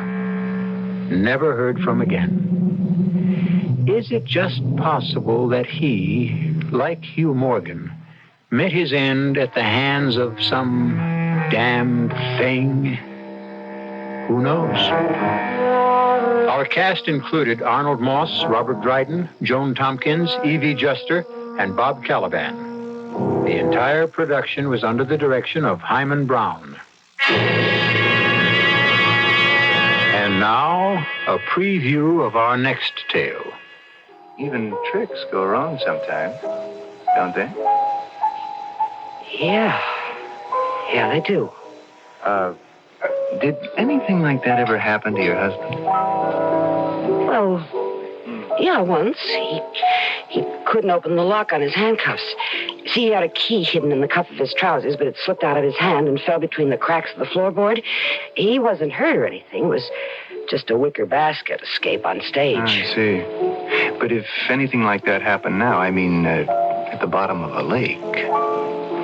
Well, that would be terrible. It'd be awful. Yeah. It would be really tragic. I don't want to think about any such thing. I just don't want to think about it. No, of course not, Wanda. At least we won't think about it tonight. Radio Mystery Theater was sponsored in part by Anheuser-Busch Incorporated, brewers of Budweiser. This is E.G. Marshall inviting you to return to our Mystery Theater for another adventure in the macabre. Until next time, pleasant dreams.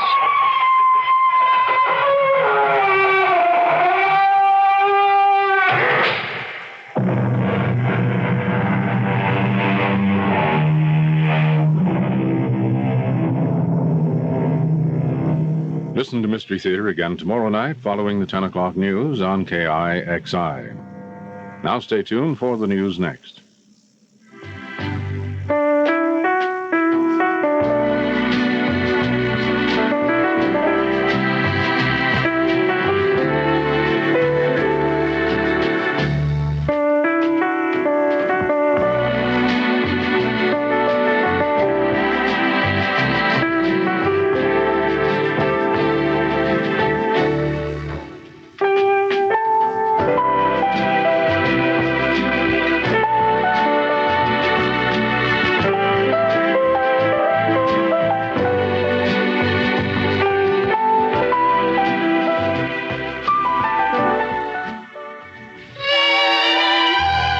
And beautiful music. This is KIXI, AM and FM, Seattle. Pacific Standard Time, 11 o'clock. CBS News. 8 inmates at the Walpole State Prison in Massachusetts continue to hold 3 hostages in a cell block. I'm Ann Crosman reporting on the CBS Radio Network. Prison officials say that after the inmates took 2 guards and a medic hostage Tuesday night, they issued a list of demands, but those demands have not been made public. And as far as we know, no negotiations are underway. Prison spokesman Dave Brown says officials think there are 3 reasons why the incident occurred. We believe the hostage-taking incident could be attributable to at least 3 things. First, the shakedown that was started at MCI Walpole this morning at 8 a.m. Secondly, an inmate was moved after the shakedown began when a knife was found in his cell. And thirdly, because at the shakedown there was a Lakers group banquet for tonight that was canceled. Brown says none of the 3 hostages has been injured, but that some of the inmates have knives. Brown says the trouble is confined to 1 cell block in a minimum security wing of the prison. More news coming up. Are you an unpublished author? Do you have a book-length manuscript ready or almost ready for publication? Or do you know of anyone else who is an unpublished author? If so, Vantage Press invites you to write to a leading New York publisher for a free illustrated brochure titled To the Author in Search of a Publisher. It explains how you may have your manuscript printed and published in a matter of months. Just write to GPO Box 1414, New York, New York. Whether your subject is fiction, non-fiction, poetry, or even scientific, specialized, or controversial, this 52-page brochure shows you how to arrange for prompt publication. To get your copy, write to GPO Box 1414, New York, New York.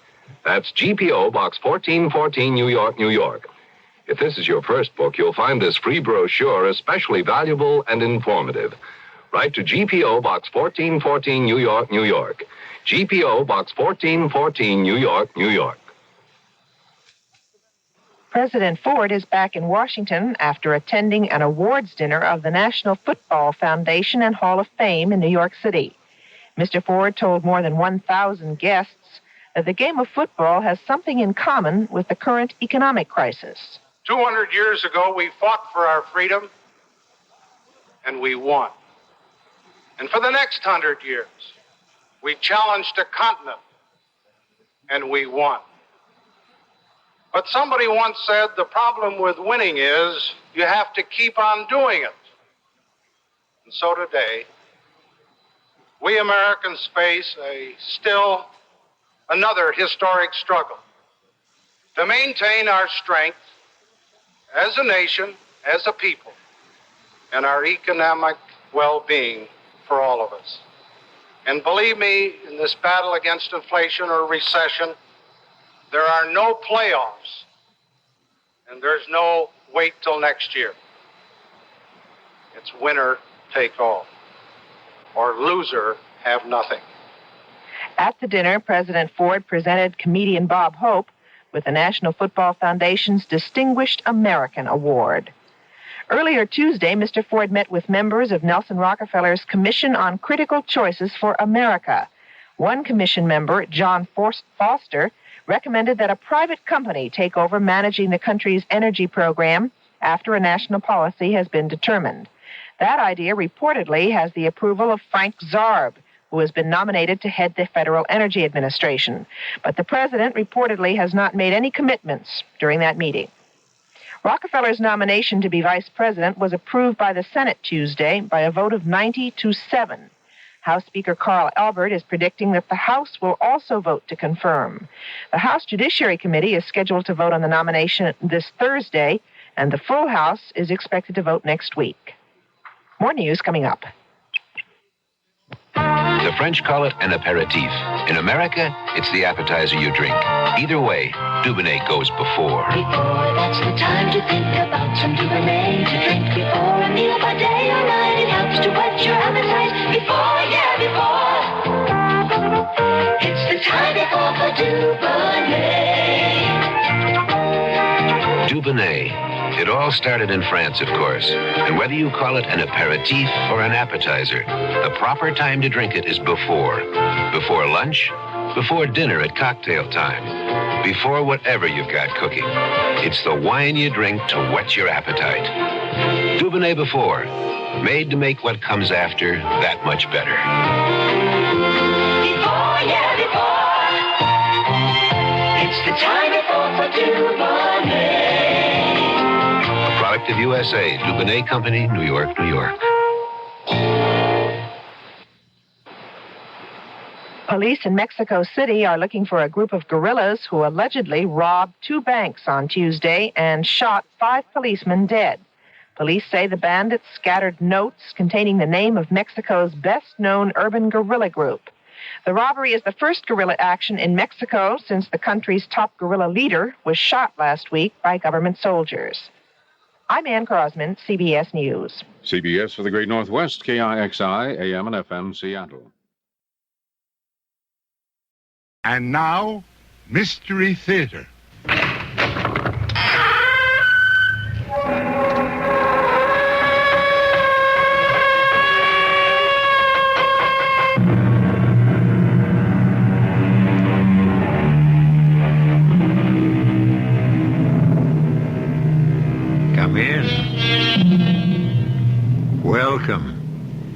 I'm E.G. Marshall, keeper of the establishment where we offer you a full line of spine-tingling items, the shivery best in murder, suspense, terror.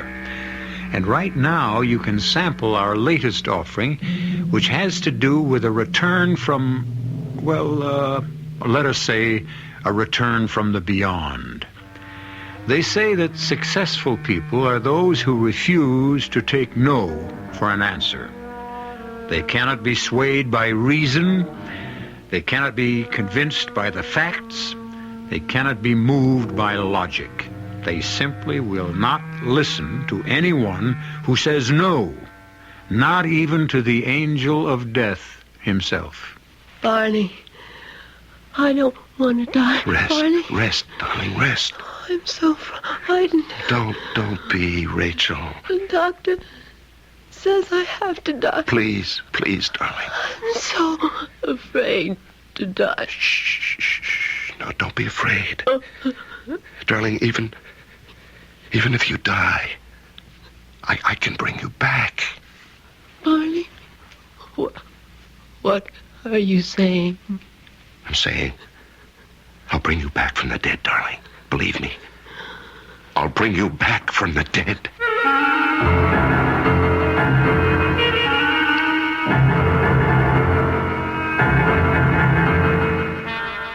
Our mystery drama, Is the Lady Dead?, was written especially for the Mystery Theater by Sam Dan and stars Larry Haynes and Joan Loring.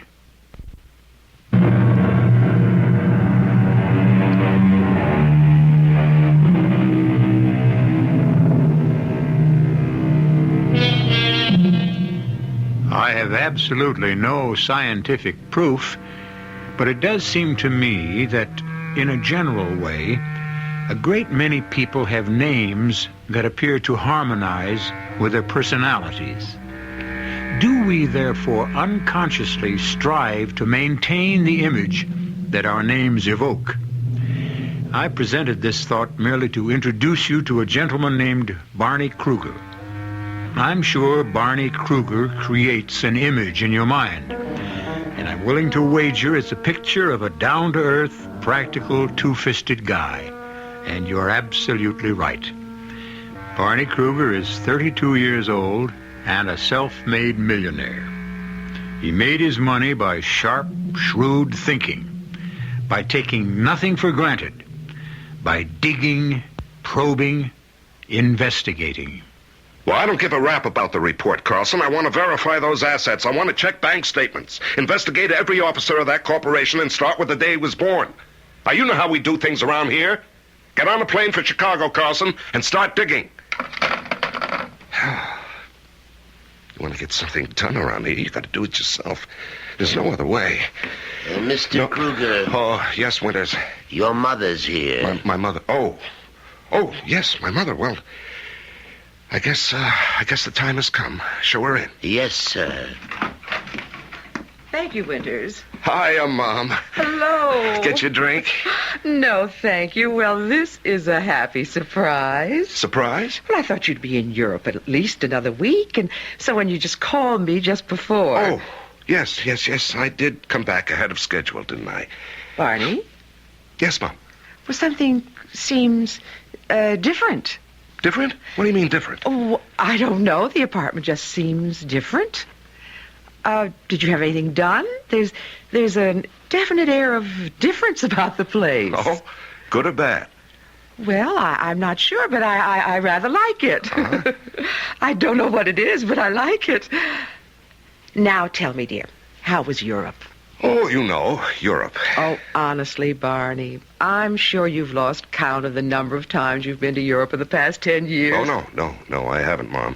I've gone exactly 85 times. You can check my secretary. She has all the records. Well, what's the difference? All you know about Europe covers some airports, hotels, restaurants, some offices, a few mines, a few mills. Mom. You never get to do anything in Europe. I mean, you don't get to do anything European. Mom. Now, look, next time, try something different. Mom, I did do something different this time. Don't tell me.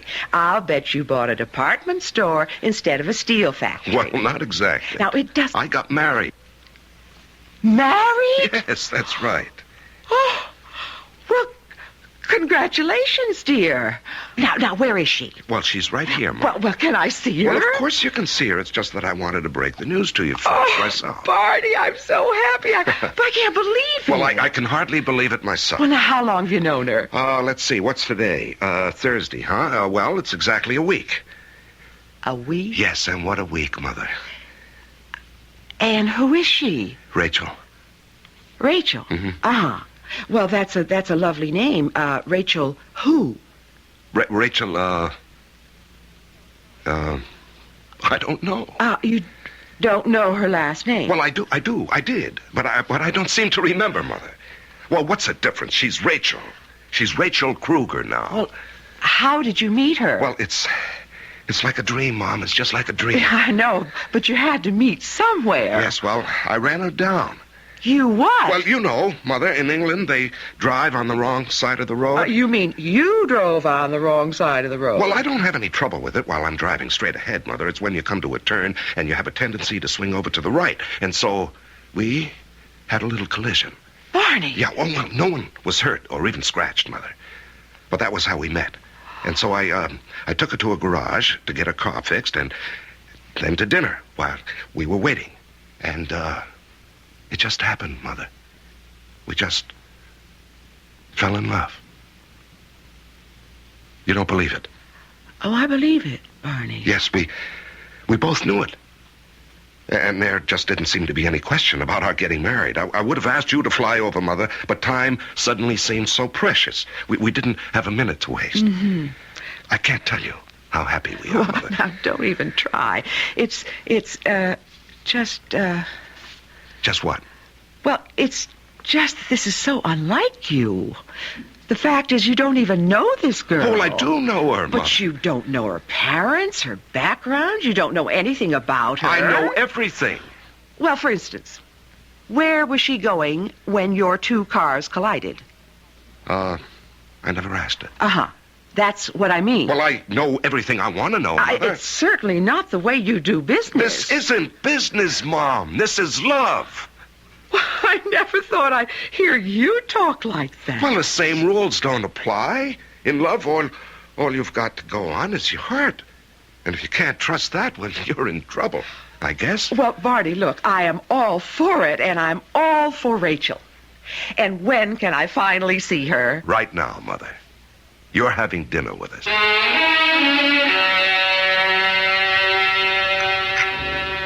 But I want to know everything about you, Rachel. Oh, it isn't possible to know everything about anyone, even oneself. Are you English? No. Oh, well, where were you raised? It was a very unhappy time. I never think about it. Oh, I'm sorry. Are your parents alive? I have none. Oh. Well, what happened? They were killed. Oh. Was it an accident? No. Oh, please forgive me. I'm not trying to pry. I'm just curious, and it's a natural curiosity. Of course. Oh.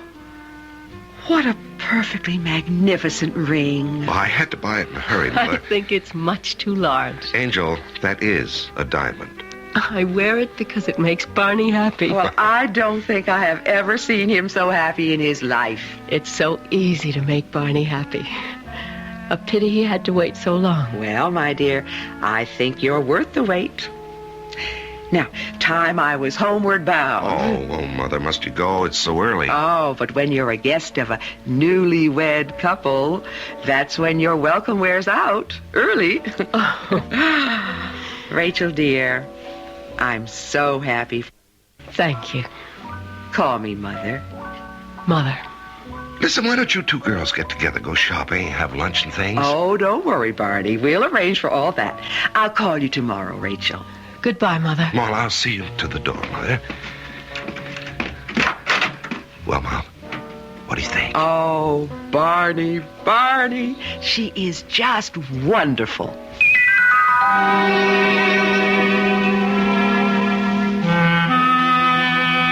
Rachel, Yes? aren't you asleep? What is it, honey? It's nothing. Oh, no, it is something. Oh, Barney. I didn't know people could be so happy. There's nothing to it. Just fall in love. Barney, now that I know what love is, I want to live. Rachel, what are you saying? I want to live. Of course you're gonna live. I mean, why shouldn't you? You're so strong. You're so sure of yourself. You fear nothing and no one. Oh, darling, don't let anything happen to me. What are you saying? Just hold me. Hold me as if it's the very last time. Darling, what are you saying? Life is so beautiful. I just want to live. Well, you will. Believe me. Yes, my darling. I believe you. Rachel. Won't you tell me what you're talking about? I don't know what I'm talking about. I'm just frightened. Of what? Of what? When you want something so badly, you become scared. But you don't have to be scared of anything. I never really wanted to live until I met you. Well, why? How could anybody not want to live? Oh, there are times when life can be a terrible thing, and death is only... No. We're not gonna have any more of that kind of talk. Promise? Yes. Oh, Barney, I promise.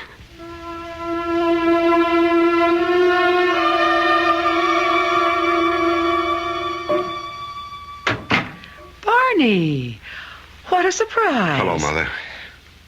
Would you like something to eat or drink? No, I didn't come here for that. Well, of course not, but every mother has to ask that question. It's part of the franchise. Mom, I'm worried. Why? Well, it has to do with, Rachel. How did you know? I'm worried, too. Oh, why are you worried? It's something in her eyes. What? I don't know. Yes, I see something in her eyes, too, Mother. Something that scares me, and I don't know what it is, either. I think it's a look of fear. Well, what can she be afraid of? We don't know. Actually, we don't know anything about Rachel. We love her, but we know nothing about her. Mom, Rachel is afraid of dying. Is she ill? Oh, the best doctors in the country can find nothing wrong with her. But I think I know what it is. What are you saying, Barney? You've heard of people who died of grief. Of course. Well, why can't people also die of happiness? Barney. Mom, Rachel is dying. Something's killing her. Barney, don't say that. Mom. I'd better answer that. Hello? Mother. Oh, Rachel, dear. What? How are you? Mother, is Barney there? Yes, dear. I'll put him on. Barney. Yes, thank you. Rachel. Barney, please, come home quickly.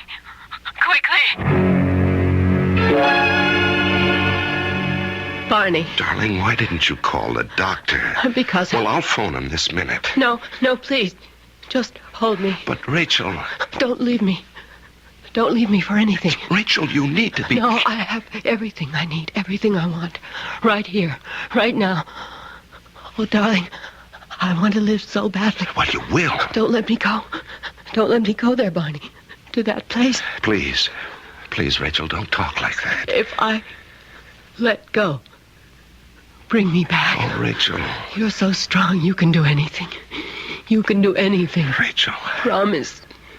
You'll bring me back. But, Rachel... Promise. Well, I... You're different from other people.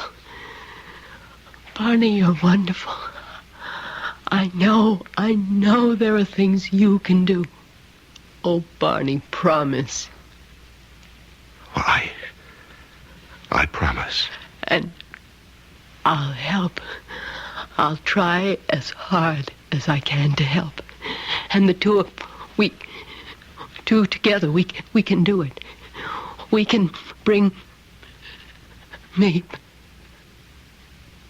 back. back.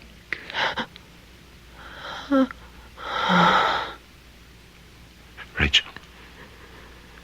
Rachel.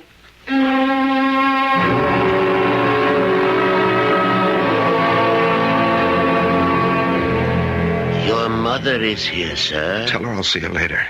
Dr. Mallory. Send Dr. Mallory away. He offered to make the arrangements, sir. Arrangements? For the funeral. I'll make the arrangements myself. That's all, Winters. Yes, sir. Oh, Winters. Yes, sir. What are we having for dinner? Oh, I didn't think. I can prepare some sandwiches, sir. Oh, no. Mrs. Kruger doesn't like sandwiches. Do we have any lamb chops? Yes, sir. Well, I'll have mine rare, as usual, and Mrs. Kruger likes hers medium. Oh, no, sir. Your mother likes hers well done. I'm not talking about my mother. I'm talking about my wife. Your wife? As you know, Winters, there's an exact science to making chops medium. She likes them exactly between rare and well done. But Mrs. Kruger is, Yes, Winters? Mrs. Kruger is what? Nothing, sir. Nothing at all.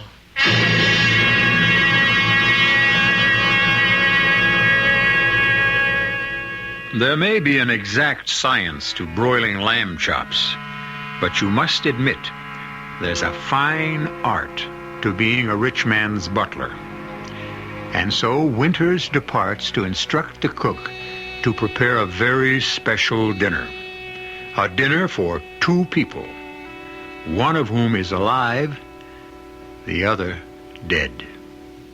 And we'll be back after dessert, when I return with Act 2.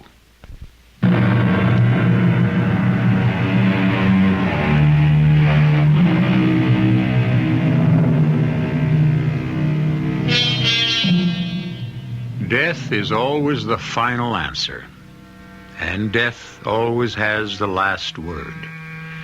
But not for Barney Kruger. Rachel is dead. There is absolutely no question about that. But evidently Barney Kruger will not accept it. Before you dismiss Barney Kruger as a psychotic or a kook, remember, this is the same Barney Kruger whose reputation for hard-headed practicality is respected throughout the business community. Mrs. Kruger. Yes, Winters. Is my son... I don't know what to say, Mrs. Kruger. He ordered dinner for himself and for whom? For her. What are you saying, Winters? Mrs. Kruger, I'm very much aware of what I'm saying. But surely he knows. Yes, ma'am, he knows. But still, he ordered... I see.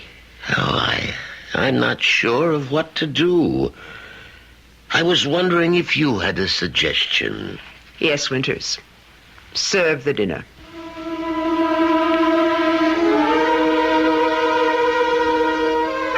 Barney? Come in, Mother. Sit down. Have you had anything to eat? Oh, yes, Mother. Everything's fine. Well, Winters told me... Do you want to look at Rachel, Mother? She's even more beautiful than... Yes, Barney. Now, we have to make certain arrangements.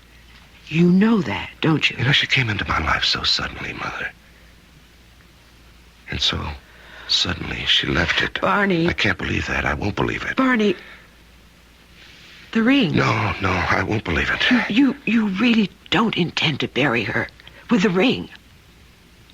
Bury her? Well, yes, Barney. We have to make arrangements. We won't do any such thing. We'll bury her ourselves. Barney. No one must ever touch her, Mother, except the people who love her. Will you help me? Well, just the 2 of us. We'll see Rachel to her grave. Barney, now you really shouldn't bury her with a ring. Why not? Because the ring is worth that diamond is worth a... Yes, I know. Rachel said it herself. It's worth a queen's ransom. Well, it may sound rather hard and unfeeling, but what can that ring mean to her now? Oh, everything, Mother. But I don't think... It means that I believe she's still my wife. Yes, of course. And it means I haven't given up hope. Hope? Of what? Well, as long as she wears that ring, we can... Can what? We can bring her back. Bring her back? Yes, Mother, bring her back. Barney, the age of miracles is past. Oh, no, it hasn't. It's still here. Barney, you want to see a miracle? You want to see one? Come here. Barney. No, Mom, I mean that. Come here. Where? Just look. Look in that mirror. Well, why do you want me to look in the mirror? So you can see a miracle. But, I don't You are the miracle, Mother. What are you... What did it say about you in the Sunday paper, Mom? I don't remember. Well, I remember. I memorized it. I was so proud of it. Mrs. Elwood Kruger, the acknowledged social leader of the city, stunningly attractive, impeccably groomed, was hostess at the reception for the senator. Barney, darling, look, I don't... You don't what, Mother? You don't remember? You don't remember how it was when I was a little kid? You don't remember that my father was a hopeless drunk? Look, Barney... And how you washed dishes in an all-night hash joint so you could support the three of us? And when he died in a charity ward... You were thankful because it meant one less mouth to feed. Barney, why I looked at you, Ma, every day. You were ready to drop dead from exhaustion, and I said, I'm going to make a great lady out of my mother. And when I was 5 years old, I started selling papers. Barney, this is not what we're... It is, Mom. It is what we're talking about. Who were you, Ma? What were you? You were just a poor girl with no education, no training. Look at what I made possible. I realize, Barney, I Just know. look in the mirror. Look at you now. Stunning, socially prominent Mrs. Elwood Kruger. You eat lunch with senators. You've had dinner at the White House. Now look in the mirror and tell me what you see. A miracle. Winters. Yes, sir? It's very cold in here. But, Mr. Kruger, the thermostat is way up. Well, Mrs. Kruger is feeling chilled. Mrs. Kruger? Yes, and, bring her some of that brandy I brought back from Paris. Sir, may I say something? What? Well, there's no other way to say it than to say it. Sir, Mrs. Kruger isn't here. I'm aware of that, Winters. You buried... Her funeral was this afternoon. Yes. Then you have to admit... What? What do I have to admit? You have to admit she's dead. Yes, Winters. She's dead. For now. For now? Yes, for now. Winters. Huh? I'd like to ask you something. Yes, sir. I need a man to work for me without asking a lot of questions, who believes in what I tell him. A man who's with me. Do you follow this? Yes, sir. Till now, that man has been you, Winters. Yes, sir. So, my question. Is that man still you? Yes, sir. That man is still me. Well, you have to believe with me, Winters. Understand? I think so, sir. Fine. Bring Mrs. Kruger her brandy. Yes, sir. Thank you. Will Mrs. Kruger want anything else? I don't think so. Yes, sir. Thanks again.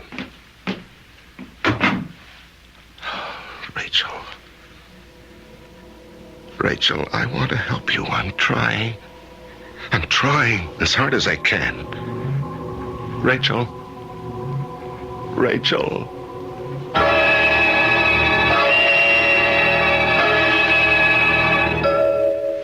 I'm very much concerned, Mr. Kruger. Mr. Kruger? About what, Carlson? Well, the amount of our investment, we're dipping very deeply into reserve capital. Well, that's what reserve capital's for, isn't it? That's why we're getting on a plane for Chicago to see if we, Yes, go on. We're going to Chicago to see if... Shh. Don't talk. No, I guess I'm hearing things. Well, now, I have all the information you need about Henley. Henley? What do you mean, Henley? How did you know about Henley? How do I know? Mr. Kruger, That's why we're going to Chicago to acquire Jason Henley and Company. Oh, yes, Henley. That... Rachel? Rachel? Where are you? Mr. Kruger, who are you looking for? I'll see you later. But our plane leaves for Chicago. She was just here. She can't have gone far. But Mr. Kruger, we have to get on that plane. You get on the plane. You go. But you're the one that has to examine the assets. Well, you do it, Carlson. But you have to make a decision by tonight. You make the decision. You go there, and you make it. Mr. Kruger, where are you going?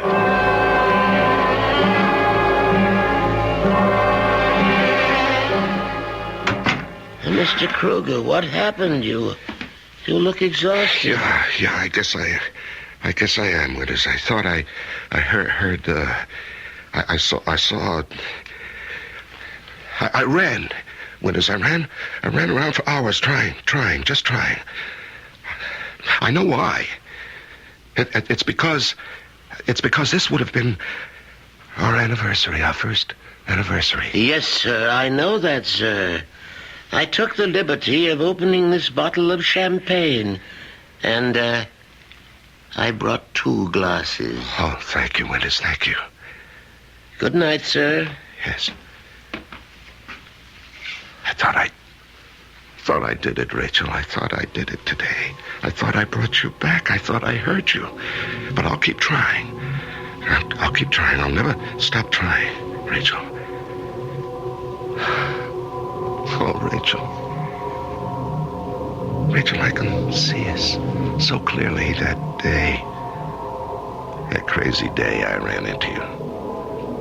And you were so frightened at first. You were so scared. It was all I could do to get you to tell me your name. And I kept asking, what's your name? What's your name? And you just kept staring at me. And your eyes were so big. And finally, you said... My name is Rachel. Rachel. That's a very pretty name. What's yours? Barney. Barney.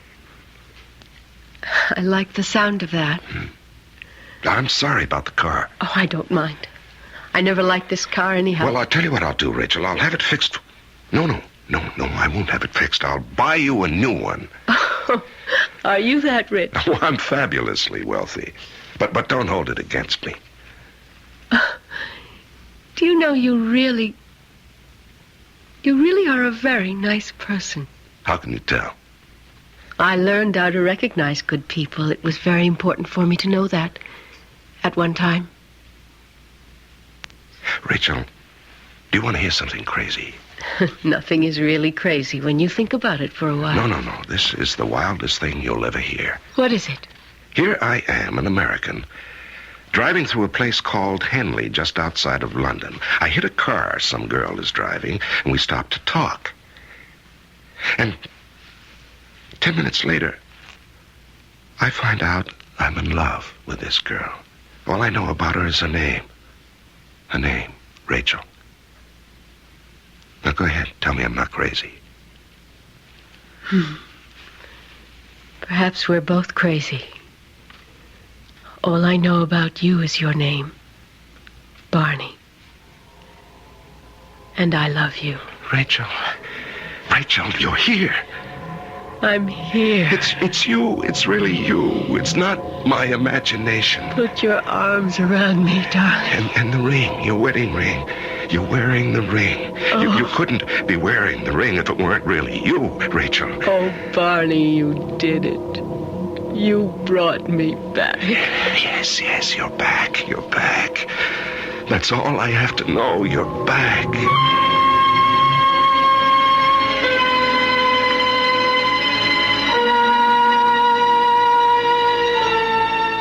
It all shows what can happen when you're in the habit of saying no.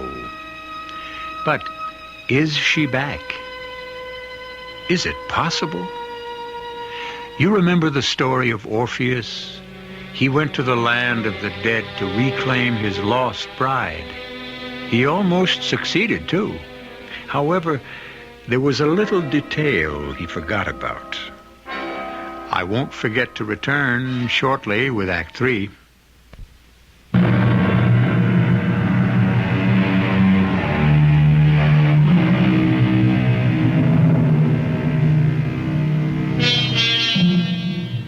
It's part of the culture of our country. We raise the kids on slogans like, never say die, don't give up the ship. And when threatened with annihilation by a numerically superior enemy, didn't an American general earn immortality by simply answering, nuts? Barney Kruger took it all seriously. He believed he could attain any goal he set out to reach. He's even brought his wife back from the dead. Barney, I knew you would do it for me. I knew you would do it. Oh, Rachel, I can hardly believe it. Everything in the room, it's exactly the same. Exactly. Yes, I didn't touch anything. Nobody touched anything. Everything is here, you see? Just as I left it. Yes, your clothes, all your things. Even the book you were reading, darling. Oh. Look, it's still open to the same page. That's why I could come back, Barney, because everything that's me is here. Oh, you were never gone, Rachel, never. Keep me here, Barney. Keep me here. Yes, I will. I just wish I knew how. But you know how. You know. Excuse me, sir. I thought I heard you talking here. Winters, look, it's Mrs. Kruger. See, dear, it's Winters. You always liked Winters. Isn't that just great, Winters? She's back. Yes, sir.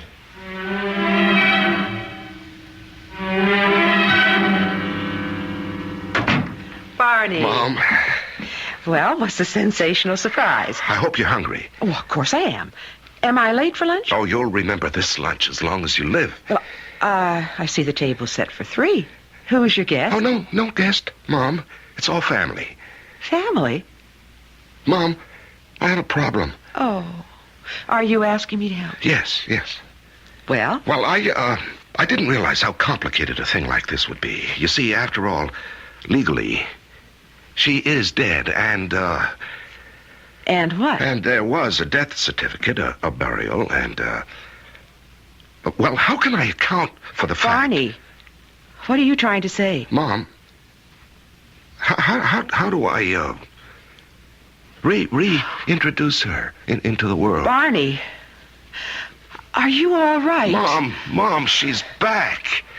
Who? Who do you think? Rachel. Barney. I did it, Mom. I did it. I made the miracle. I made it happen. No, Barney. Wait. Just wait. You'll see. You'll see with your own eyes. Now, wait. Now, Barney, please. Wait, Mom. Wait. Rachel? Rachel, Mother's here. It's time for lunch.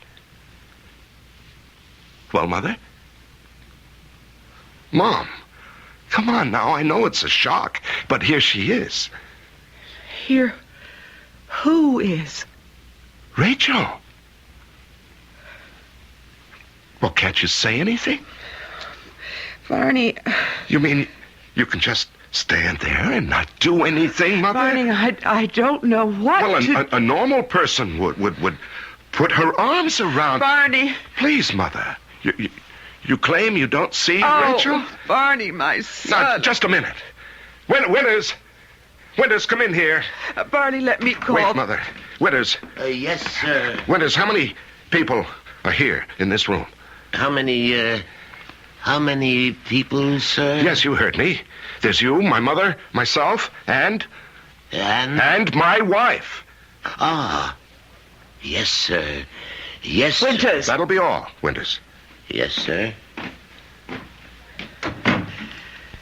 Well? That man worships you, Barney. He'd lay down his life for you. He'd swear on Mother, the Bible. what do you say now? I say that Winters is wrong to help you perpetuate this fantasy. Oh, is that what it is? Barney, please let me call... A doctor, huh? Naturally. But what else? You say you don't see Rachel. Rachel I didn't ask you that. I asked you if you see Rachel. No, Barney, I don't see Rachel. I believe you. Well, then... You don't see any woman as a part of my life, Oh, Mother. Barney. You know, it's a funny thing, Ma, now that I look back on it. You never really wanted me to get married. No, how oh, could sure. You always said so. And you encouraged me to meet this one or that one or the other one. But that was just the paint on the top, Mom. Somehow or other, you'd always tout me off at the last minute. Now, Barney, why would Because you wanted me all for yourself. Barney! Papa's been dead 25 years. You never went out with another guy once. Why? Barney, Even today, hundreds of men, guys who are really up there, too, they all go for you, Mother. How come you never even look at anybody? Barney, this is not the time. You wanted me all to yourself, and you still want it that way. That's why you don't see Rachel. But she is not here. Rachel, say hello to Mother. Hello, Mother. She's not here, huh? Who just spoke? Who's standing right next to me? Barney, what do you want me to say? It isn't as if you were a little boy and we can play little games together. I'm not. You're a little boy anymore, Mother. And I'm on my own. And there's another woman in my life. Barney, please. I want you to face reality. Mom, she's not throwing you out. She's not taking your place. She's what another part of me needs. Now, please, Mom, just take her in your arms, huh? And tell her she's welcome. She's your daughter.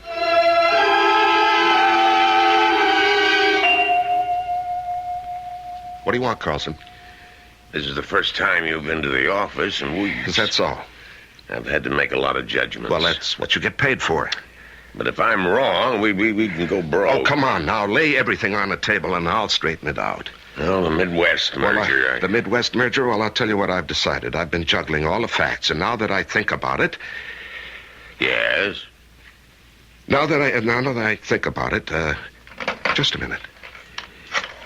Now, the option expires this afternoon. We really have to move quickly. Yes, just a minute, please.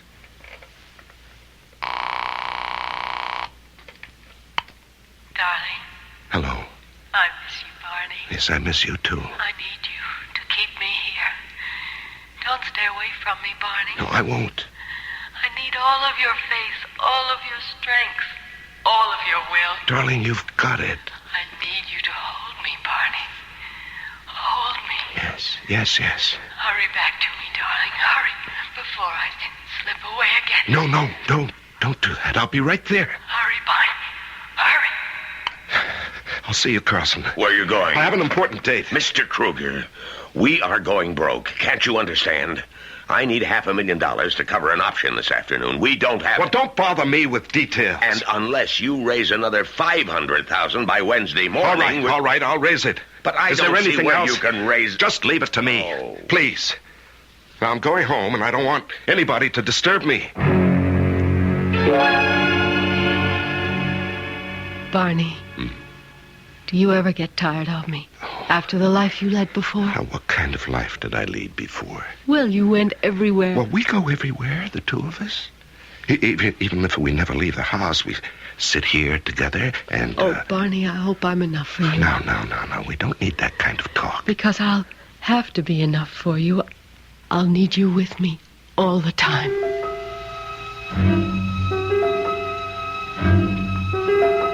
Tell my son I wish to see him, Winters. I am sorry, ma'am, but he refuses to see anyone. Now, don't you take that tone with me. I'm his mother. I said I was sorry, ma'am. I'll have to ask you to leave. You will have to throw me out. Winters, what's... Oh, that'll be all, Winters. Yes, Barney, I must talk to you. What's there to talk about, Mother? Barney, this newspaper. Read it. I don't care about anything. Just read it. The incredible collapse of the Kruger Enterprises. The disappearance of Barney Kruger from the command post is the possible cause You see, you're broke. You don't have money to throw around anymore.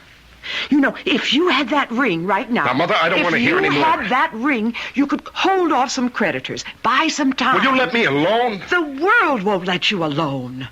Now, you won't be able to keep this house. Mother, I don't want to hear any more. Don't you say that you don't care. This is a conceit of yours, but it takes money to maintain Mother, it. I think you've said enough.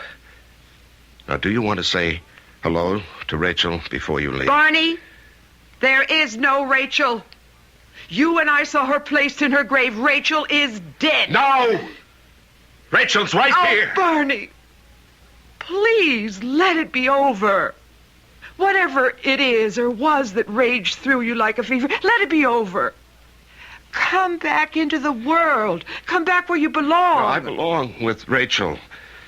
Goodbye, Mother. Oh, you're like your father. He was a man who was intoxicated by liquor and it destroyed him. And you're intoxicated by Rachel. Mother. By a dead Rachel. And she will destroy you, too. I won't hear any more.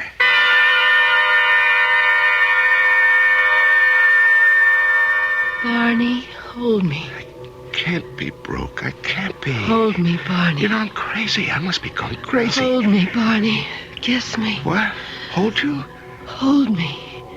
But Rachel. But what, Barney? Hold me. I need all of you to hold me.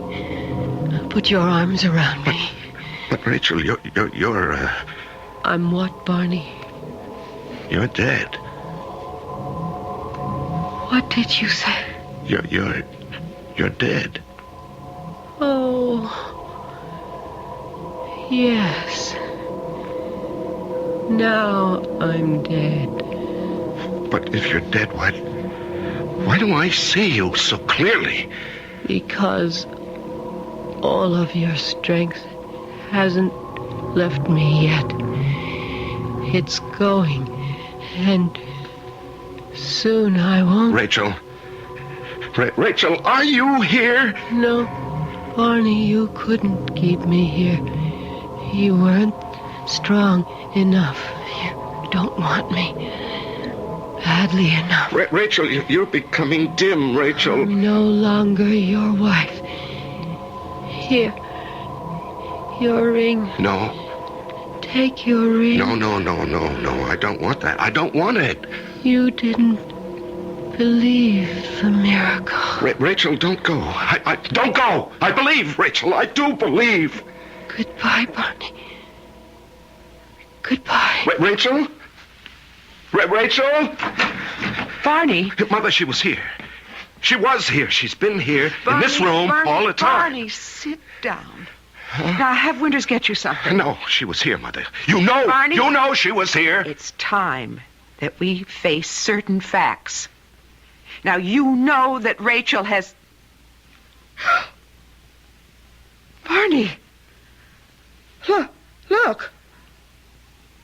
What's that lying on the floor? Well, Mother. It's the ring.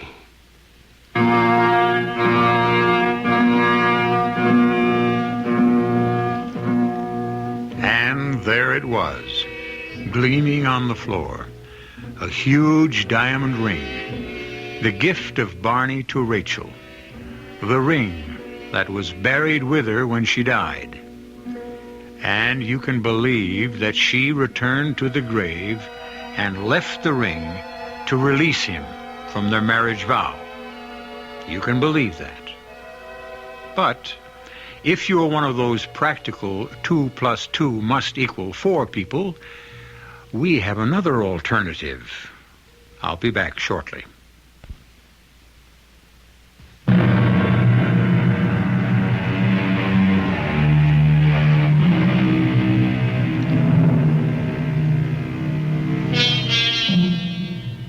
Did Rachel come back from the dead and leave the ring?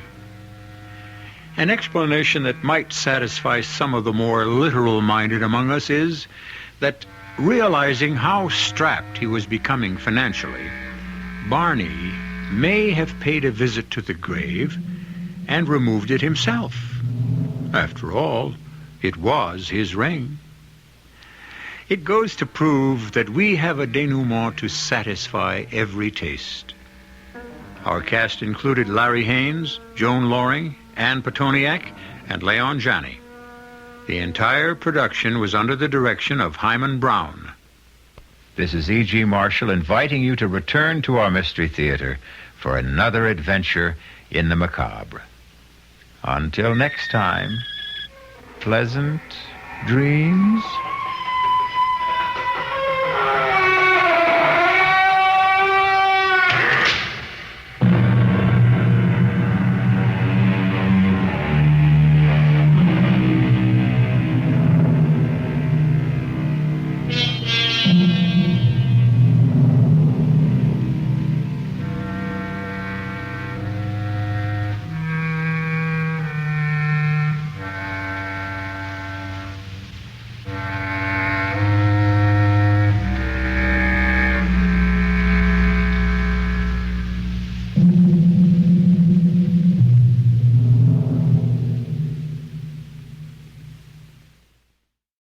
And now, Mystery Theater.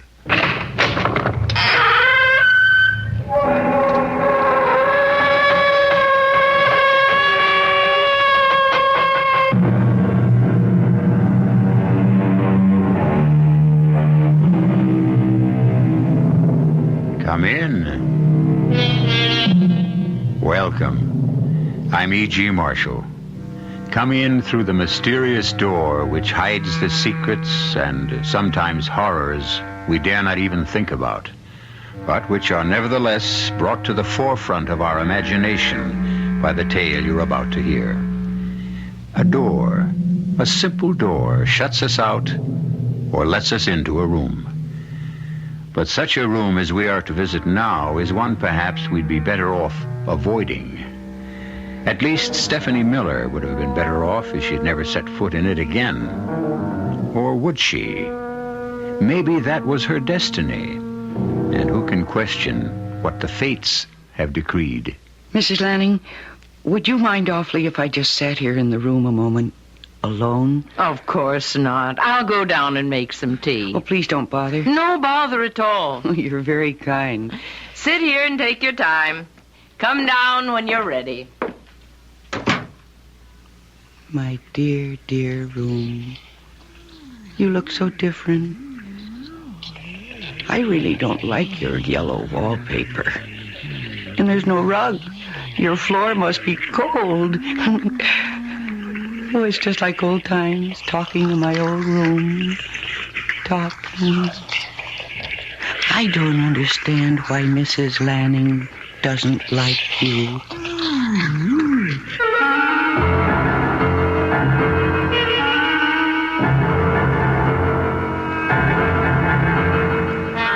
Our mystery drama, Stephanie's Room, was written especially for the Mystery Theater by Bob Juran and stars Mercedes McCambridge.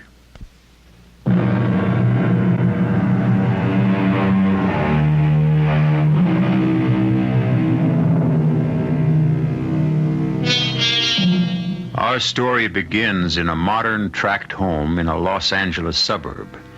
Stephanie and Tom Miller are an average couple.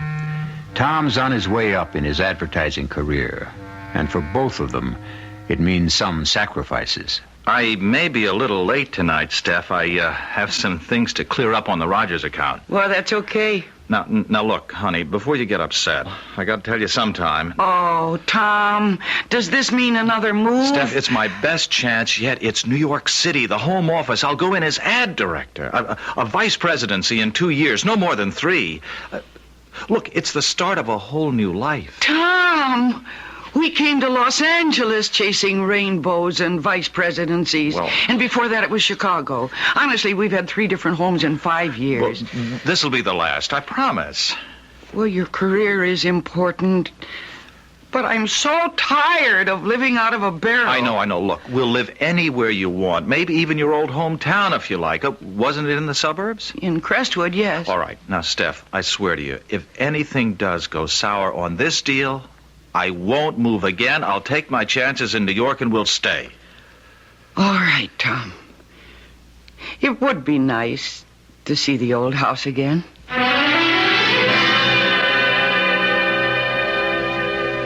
You know, Steph, looking down on New York like this, I feel as though we're on top of the world. Mm-hmm.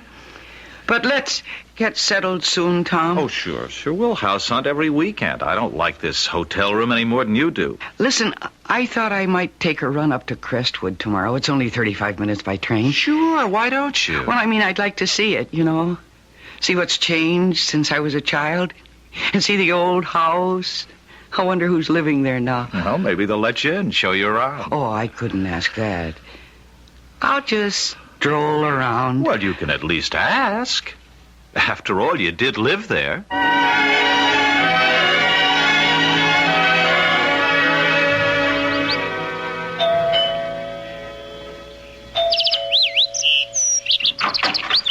Yes? Good morning.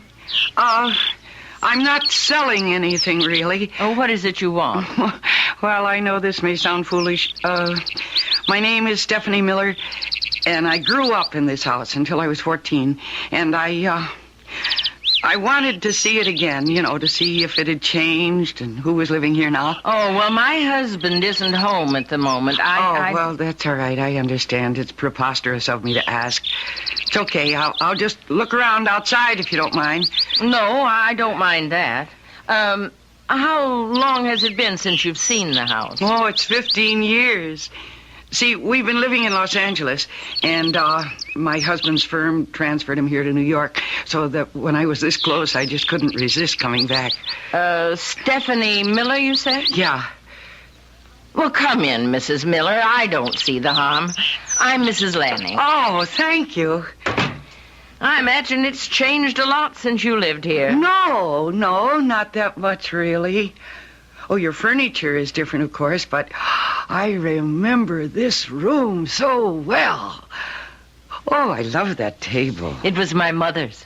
And the fireplace. I used to sit in my pajamas on cold winter nights and watch the pictures in the embers. I saw tigers fighting and flowers and monkeys and horses. You too. Oh, I love the fireplace. Hey, I wonder. What is it? Well, it really couldn't still be here, but... What are you looking for? There was a penny. I put it up in a crack in the chimney when I was 10 years old for good luck, and I think I can just about reach the... Ha ha ha ha! Yes, I can hardly believe it. It's still here. Look. What? Isn't that amazing? Oh, golly. Well, do you like the house, Mrs. Lanning? Oh, I do, except... For what? Oh, nothing, really. Now, come on, you want to see the kitchen. Okay. Oh, how charming, Mrs. Lanning. Thank you. Yeah. Of course, we didn't have the breakfast nook. My mother had a big oak table right here in the middle of the floor. Well, I like room to move around. And everything happened at that old oak table. Mom and Daddy'd sit there every night and they'd talk. And I can almost see my mother making her Christmas strudel now. All those family conferences. I was always included in the minor decisions. Oh, you were an only child then? Yes. Gee, may I see upstairs? I'd love to see my old room. Well, yes, if you like. Mr. Lanning and I use the front bedroom. Yeah, mine was the small one facing the back. That's our, guest room. We don't use it at all. You're sure you don't mind if I look? Oh, of course not. We don't have any children to bring grandchildren visiting, and we never have overnight company, but it's still the guest room. Oh, it's very pretty. Oh. I was going to use it for a sewing room, but... But what? Nothing. Is it the same thing you hesitated about downstairs? Well, yes, I've never been able to use this room. Why? Oh, I feel as though I'm not wanted. I'm not welcome in this room. But this is your house. Why wouldn't you be welcome? Well, I'm not sure any house is ours. We live in them, use them. But there are some things we can't ever own. Oh, I loved this room. I even used to talk to it. Really. And Mother had white curtains with little bluebells all over them and a bedspread to match. And my dresser was over here, right next to the window. And then I had a little white chair. Don't you feel it? Feel what? With strangeness in here. As though we didn't belong here. Mrs. Lanning, would you mind awfully if I just sat here alone for a moment to remember? Why, of course not. I'll go down and make some tea. Oh, please don't bother. Oh, it's no bother at all. I'm enjoying the company. You're very kind. You take your time. Come down when you're ready.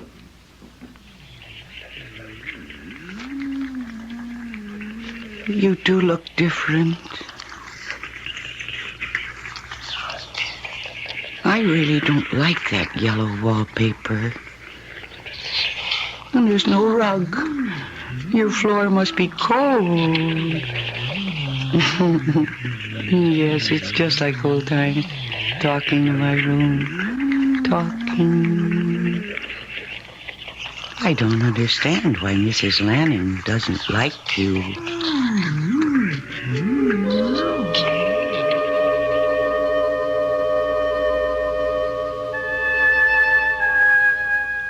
Why it's so quiet, Helen? I wasn't going to tell you about what happened today, but I must. A woman who used to live here as a girl came to the house today, and she wanted to see it again. And you let her in? Now, Will, she was a sweet, young... No, wait a minute. She asked to see the house with a story about having lived here? Yes. But don't you know what she was? A con artist. Oh. She used that story to get into the house. She looks around and makes note of anything valuable, and next time we're away, poof! She and her accomplice rip us off. Oh, now, Will, she wasn't anything like that. Oh, you're so naive, Helen. No, she remembered a penny she'd put in the fireplace chimney, and she reached in and pulled it right out. Oh, sure. She had it in her hand all the time. It was a trick. Well, she knew her room, the one I can't stand. Oh? That was her room, was it? Yes, and she described just how it looked when she was a child. I'm calling the police. No, wait, Will. Now listen to me. After she left, I went up to that room. Something strange happened there. Oh, Helen. I mean it. There's a totally different feel to that room. I don't know what it is, but it's as though the room were alive.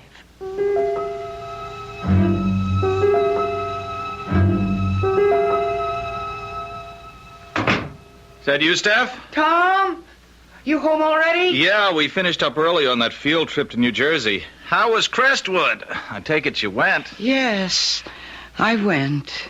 Oh, you don't sound enthused. Who's living there now? Oh, there's a retired couple. I only met the woman.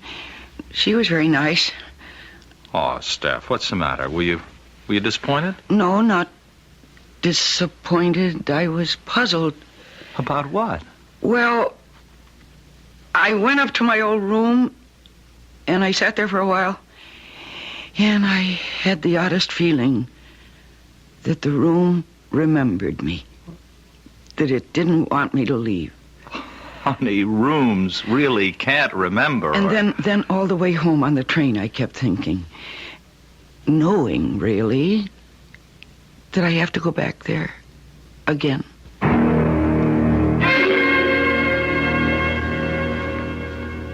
I'll be back tomorrow night. All right, Will. I'll be here. Well, don't look so down in the dumps. This isn't the first fishing trip I've been on. Now, Will, I didn't say anything. Lord knows, retirement's boring enough. You don't expect me to sit in a rocking chair for the rest of my life. No, I don't. If only we'd had... no, I promised I'd never say that again. But you think it. And I feel it. But we've stuck together, Will, even without children. There must be something for us. I'll be back tomorrow around 6. Mm-hmm. I'll have dinner ready. And listen, Helen, if that woman comes around here again, don't let her in. Call the police. All right, whatever you say. Oh, good luck. Bring home a trout dinner. If only we'd had... Our whole lives have been nothing but if-onlys. If only I could make Will believe me about the room.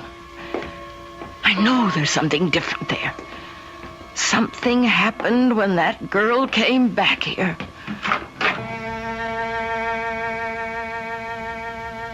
Stephanie's room. How many happy hours did she have here? How many tears? how many hopes. Sing a song of sixpence, pocket full of rye, 4 and 20 blackbirds baking a pie.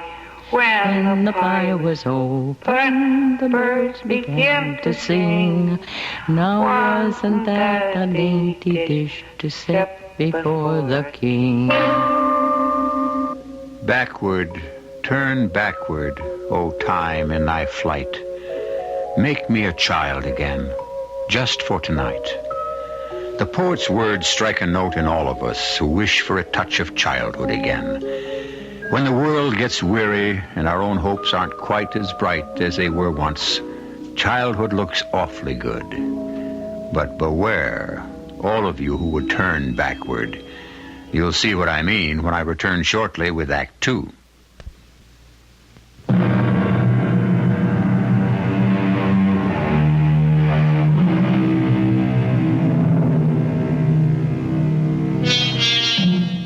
Another poet and novelist, Thomas Wolfe, told us, "You can't go home again." Nothing stays the same, and the old familiar things just aren't as we remembered them. And how often they prove to be so disappointing. But for Stephanie Miller, going home again, rather to the house in which she had once lived, was proving to be a compelling experience.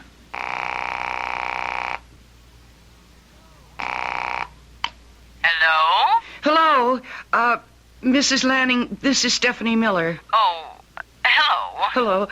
I really hate to impose, but I wondered if I could come out just one more time to see my old room. Well, now, my husband... Well, I don't want to intrude, just, any time that's convenient. Well, then, why don't you come today? My husband's away on a fishing trip. Yes, come today.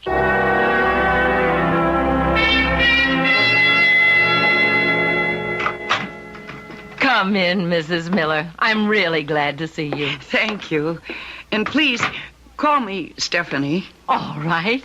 Come on in the kitchen. I have coffee and strudel. Oh. It's only from the supermarket, but you told me how your mother used to make it. Yeah, at Christmas time. Always at Christmas time. Oh, how very thoughtful of you, Mrs. Lanning. Now slide into the nook there and we'll have our coffee. Okay. You can stay as long as you like.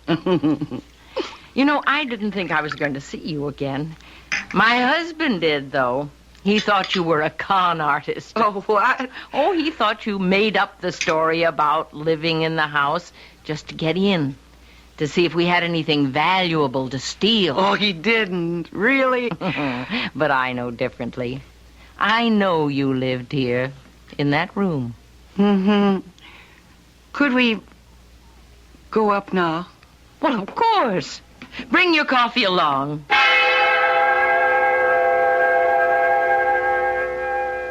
I feel so peaceful in this room. Really, it's almost as though I'd never been away. My husband won't believe there's a change in the room. Do you know that I was never afraid of the dark in this room? Mama would put the lights out, and then I'd begin to see the shadows start to form. And they were always friendly shadows. Listen. Do you hear anything, Mrs. Lanning? Hear anything? Yeah. A sort of sound. I don't know, it comes and goes. No. I heard it the other day when I was here. Stephanie, you were happy here, weren't you? Oh, yes. And then this room was a happy room. I think that the room is glad to see you. Well, I suppose if we love a house or a room, it just naturally has love in it. Responds, Stephanie. It responds. That's why I want you to come and visit any time you want. Mm-hmm. You love this room. And your presence, it changes things. Well, that's kind of you, Mrs. Lanning. But I guess this will be the last time, for a while at least. Tom and I have so much to do, finding our own place and getting settled. But I tell you what, after I'm settled, I'll drop out maybe once a month or so to visit. Oh, I hope it's sooner.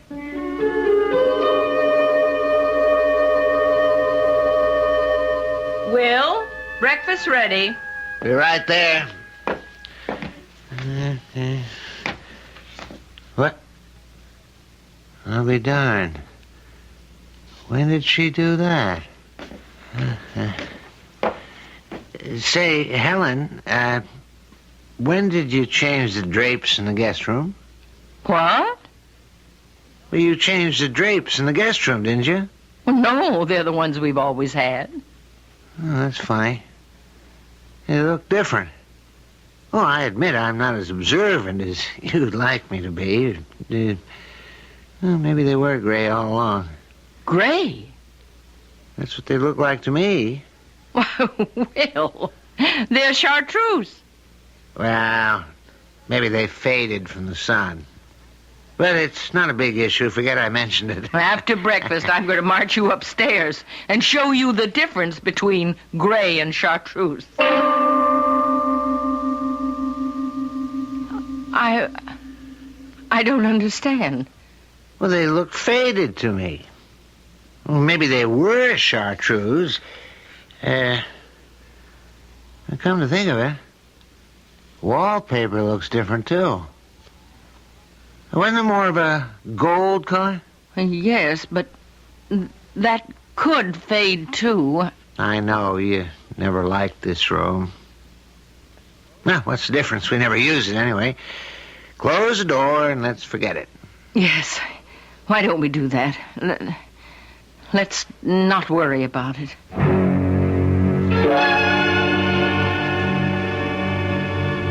I'm so glad you came, Stephanie. Do you remember what color the drapes and walls were in the guest room when you were here last? Yes, I'm afraid I do. And I'm afraid that I didn't... Well, I mean, it just isn't my style. What were they? Well, the drapes are chartreuse, and the walls are sort of gold. Good. That's what I wanted to know. Come with me to the room. Why, what is it, Mrs. Lanning? I think you're in for a surprise after you see the room. Oh, this is so mysterious. Oh, you'll see. Oh, Mrs. Lanning, where did you ever find them? Why, I didn't. But they're my drapes. White with bluebells. They're exactly like the ones Mother had made up for me. But they weren't like that yesterday. You must have searched for days to get them so exact. Oh, but I didn't. I don't know what to say. You did get these drapes for me. Because I told you Mother had white drapes with a pattern of little bluebells. Well, I thought... Oh, Mrs. Lanning, you are a beautiful person. Stephanie, what color was the wallpaper in here? Do you remember? Pale blue. Yes, to pick up the color of the bluebells. Pale blue. That would be right, I guess. But these walls are a dingy gray. Weren't they gold last week? They were. But, Stephanie, the next time you come, I promise you, they'll be pale blue.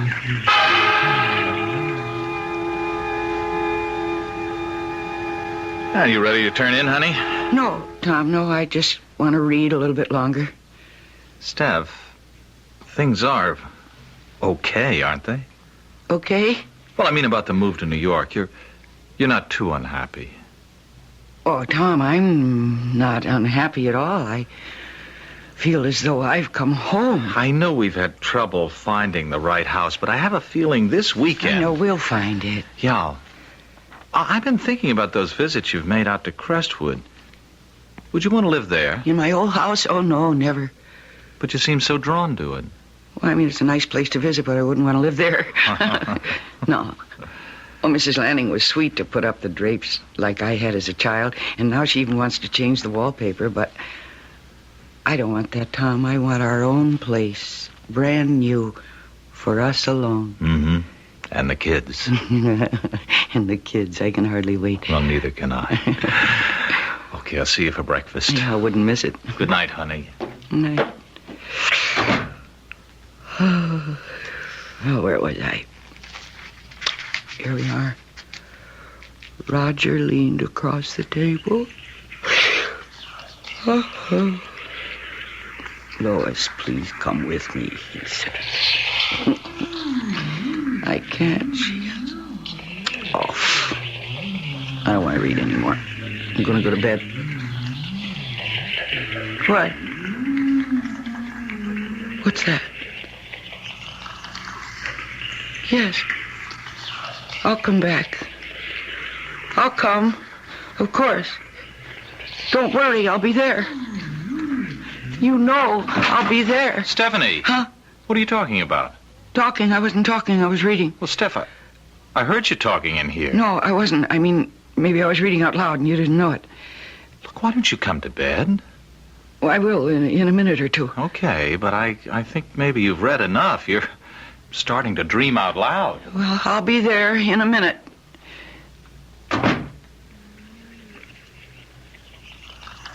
Yes. Yes, I hear you. And I'll come back. I'll come back.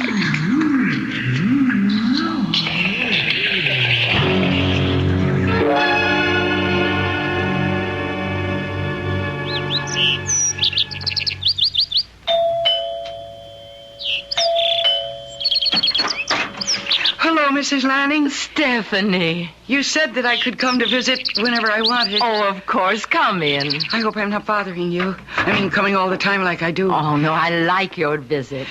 I brought something with me today. Look. Why, what a beautiful doll.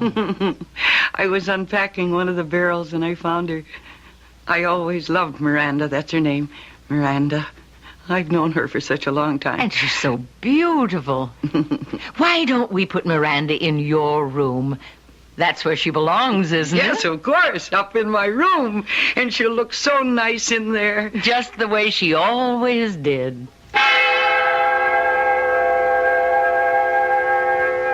I always kept Miranda on the bed. Like this. Stephanie, could you call me Mother? Mama? Yes, Mama. Mama was tall and young, and she had brown hair and such blue eyes. I have blue eyes. And such a smile. Mama was happy all the time. I could be happy if only... Mama had brown hair. Stephanie, look at my hair. Look at my... Mama loved to sing, too. She taught me many songs. My hair is brown. When we're together in this room, it's any color I want it to be. This is my room. Yes, it's your room. It's always been your room. Your room with the drapes of bluebells, the blue wallpaper, and now Miranda. It's your room because it wants you. It remembers you. And for the first time in my life, I feel I belong somewhere. Here, in this room with you. Sing to me, Mama. Yes. Yes, I will. London Bridge is falling down, falling down, falling down. The London Bridge is falling down, my fair lady.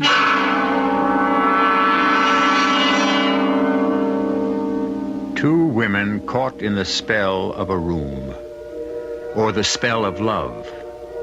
A woman who never had a daughter, a girl whose mother was taken from her at an early age. They've both found something in this room. But the relationship goes far beyond their mortal feelings, and far beyond anything you might imagine. You'll see what I mean when I return shortly with Act 3.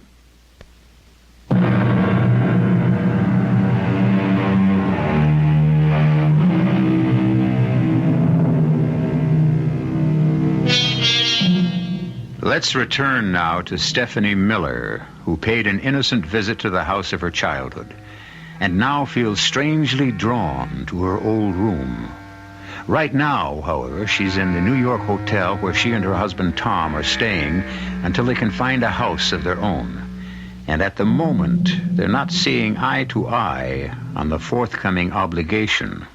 Steph, we have to go. Why? Well, it's company politics. Mr. Ames expects it. Oh, Mr. Ames, Mr. Ames. It's always what Mr. Ames thinks. Well, look, he's my boss. Well, I'm fed up with company parties and... But it's part of the sacrifice, and there'll be lots more when I get to be vice president. All right, Tom.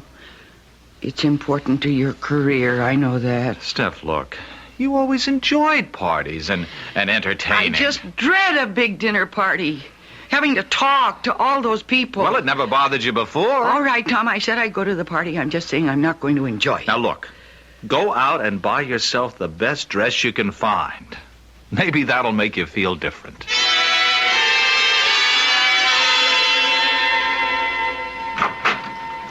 Why, Stephanie, what a surprise. I hope you don't mind my coming without calling again. But no, of course not. Come in. Okay. Because I have something to show you. Oh, looks like a dress box. Yeah, it is. It's my new dress. It's for the party. Come on up to my room. I can't wait to show it to you. I haven't been to a party in such a long time. Oh, I hope you liked my new dress. I picked it out all by myself. Oh, Stephanie, it's beautiful. Yeah, it's my first formal. Oh, I'm so excited. Imagine me in a formal. Try it on. Let me see. Okay, I will. There were 2 of them in the store, and I liked them both, but I had a hard time choosing between them. You think I picked the right one? Of course you did. Why, nothing could be prettier than this. You really like it? I do. Look, I like the way it swirls. Watch, see? Yeah, I hope my date likes it. His name is Tom, and is he groovy? He'll be the proudest boy there. Yeah, and I'll bet Virginia will be so jealous, because her mother is making her dress, and her old date doesn't even have a car. Now, you shouldn't act that way with a friend, Oh, Stephanie. you're always saying things like that. No, really, I like Virginia okay, but I'm glad that I've got a new store-bought dress and a date with a car. Hey, I gotta get out of this thing and run. Where are you off to now? Well, see, there's this new record I gotta get, and I promised Virginia I'd bring it over. So, will you be an angel and hang this up for me? Yes, of course. Oh, no, wait a minute. Put it back in the box. I gotta take it with me. Well, whatever you say. Oh, I'm so glad you like the dress. It's lovely, Stephanie. And I appreciate your coming so far to show it to me. Well, it's fun to share things with people we like. I really dread going to that party, though. Well, in that dress, you'll be the hit of the evening, and that'll make you feel different.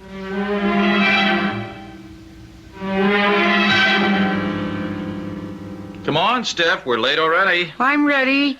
I just have to straighten this belt. Oh, you want help? No. There, that does it. How do you like it? Oh, it's pretty. Just pretty? Well, the style, it's a little young for you, isn't it? Well, you mean young for me? You sound as though I was over 40. Well, look, I don't know anything about women's styles. It's pretty, it is. Well, you don't like my dress, I'm not going to go to the party. Honey, I like it. I don't believe you. You're just saying that. Now, please, what's the matter? We've got to get going. Mr. Ames hates for anyone to be late. Oh, Mr. Ames, Mr. Ames. Nyan, Mr. Ames. Stephanie, what's the matter with you? What? What did I say? Well, you're acting like a 12-year-old brat. Oh. First I'm too old for the dress, now I'm a 12-year-old brat. Tom, have you been drinking? No. Should I ask the same of you? Don't be silly. You know I don't drink.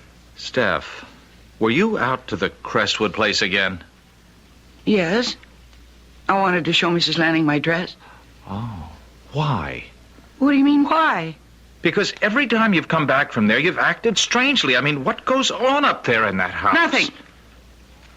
Nothing. We just have tea and talk. Well, look, I don't want you going there anymore. Besides, you're going to be too busy entertaining when we get our own place. Now, come on. We've got to go.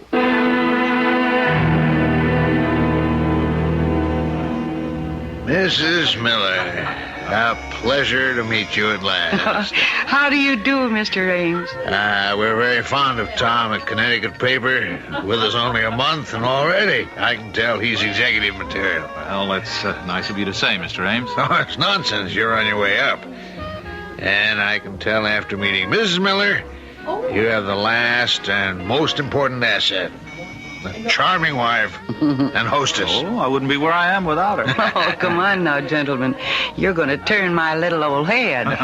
Well, go on, enjoy yourselves. Dance. I'll chat with you later. Go ahead. Well, dance, Steph. All right. So, what do you think of Mr. Ames? Well, he's very nice. He's forceful, I can see that. Oh, yes, he knows what he wants. Uh-huh. And he seems to want you. Well, look, I'm grateful. It's my big break. Tom, maybe New York was the right thing. I know it was. Hey, Steph, have you been on a diet or something? On a diet, me? Yeah. You seem so much lighter and smaller. I can feel it. No, I haven't been on any diet. And I'm not losing any weight. You just haven't danced with me lately. How would you know?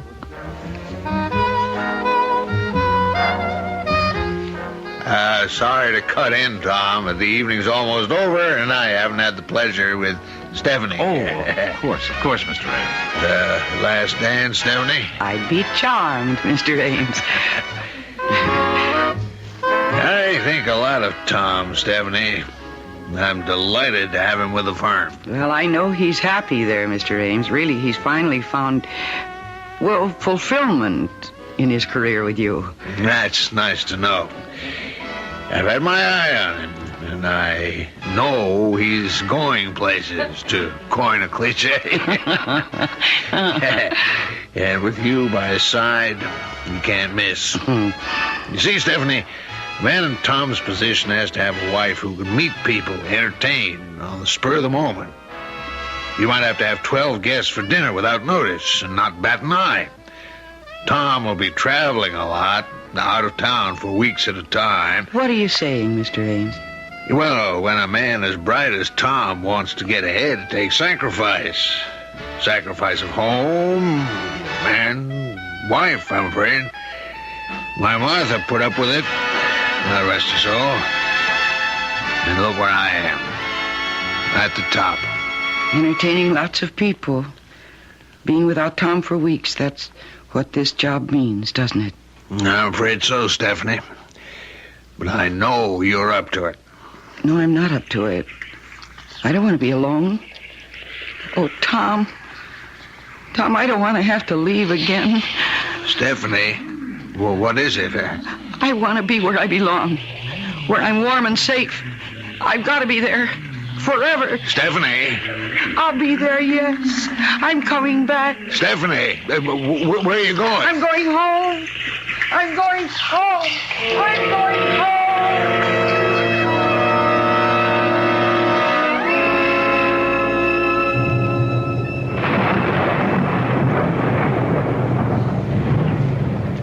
What's the matter, Helen? Oh, nothing. Why? You're quieter than usual. It's the rain, I suppose. I always feel depressed when it rains. Helen, I've been meaning to ask you, you've been dyeing your hair? Dyeing my hair? Whatever for? Well, it looks darker than usual. You've been gray for years, but suddenly there's a brown streak in there. Oh, you're imagining things, Will. Oh, I'm the same plain Jane I've always been. Somehow it looks different.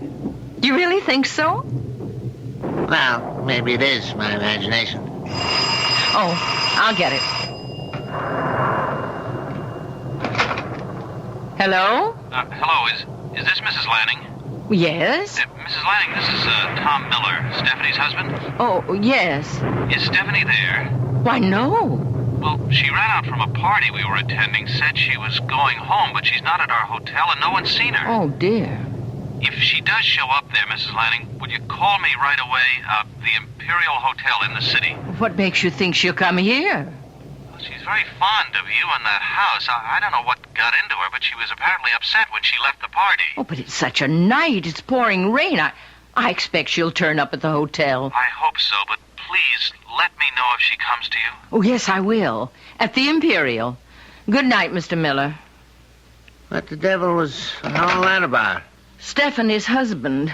What? He thought she might be here. He can't find her. You've been letting that woman in here all along? I've grown fond of her, Will, and it is her room. Was, you mean? Now I'm putting a stop to the... What the... Stephanie! How did you get in here? Through the back door. I always come in the back door. Well, you just... I'm going up to my room now. I'm going to my room. I don't feel very well. Good night. What's the matter with her? Will, I'm warning you. Stay right here. You stay here and don't say anything or do anything. And I mean that.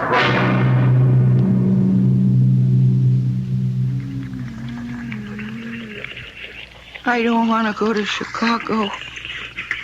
I want to stay here. You don't have to go, Stephanie. You can stay here with me. They say I have to go and live with Aunt Louise. Not anymore. You can stay here. I can't. Yes. Miranda, do you hear that? Oh, Miranda, you bad doll. Your face is all dirty again. I have to give you another bath, you naughty girl. Later, dear. Rest now. Yes, it's time to rest, Miranda.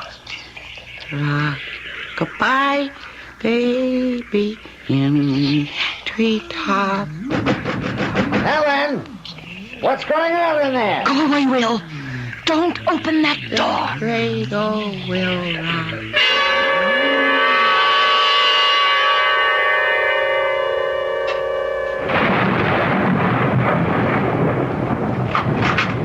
Oh, thank God you're here, Mr. Miller. Mr. Lanning, thanks for calling me. I got a cab up from the city. I've been watching for you.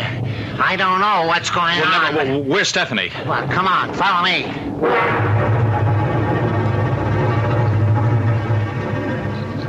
Hush, dear. Time to put Miranda to bed. You've had a busy day. And tomorrow, Mother's going to put up new curtains, white with little blue bells. We're saying goodbye to the pink bunny rabbits. There's my big girl. Stephanie! Stephanie! Helen! It's Stephanie's husband. Open this door, Helen. Look, what is going on in there? I'm going to find out. Baby on the treetop. When the wind Good Lord. Where's Stephanie? It's not possible. Where is Stephanie? She must... Oh, no. No.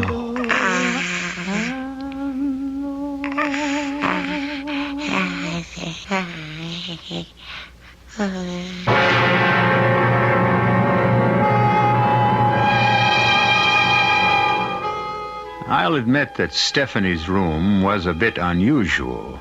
But think about your old room, in the old house you grew up in. Maybe it's waiting for you to return someday. Maybe even hoping. So if you should get the chance, why not go back and say hello, if you dare. In any case, I'll be back shortly.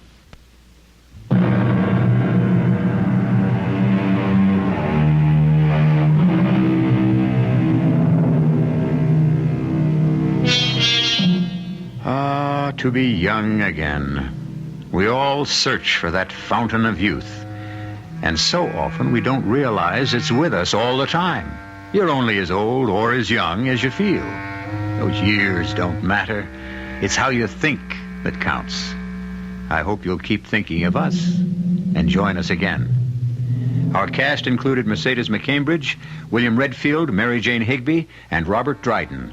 The entire production was under the direction of Hyman Brown.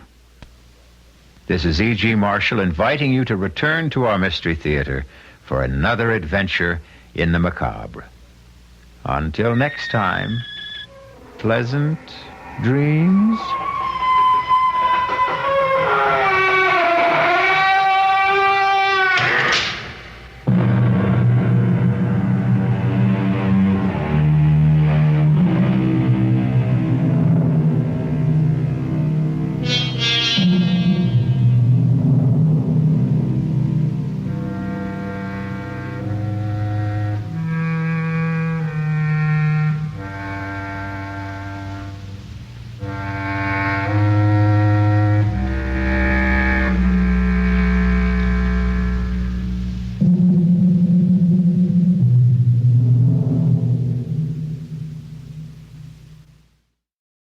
And now, Mystery Theater.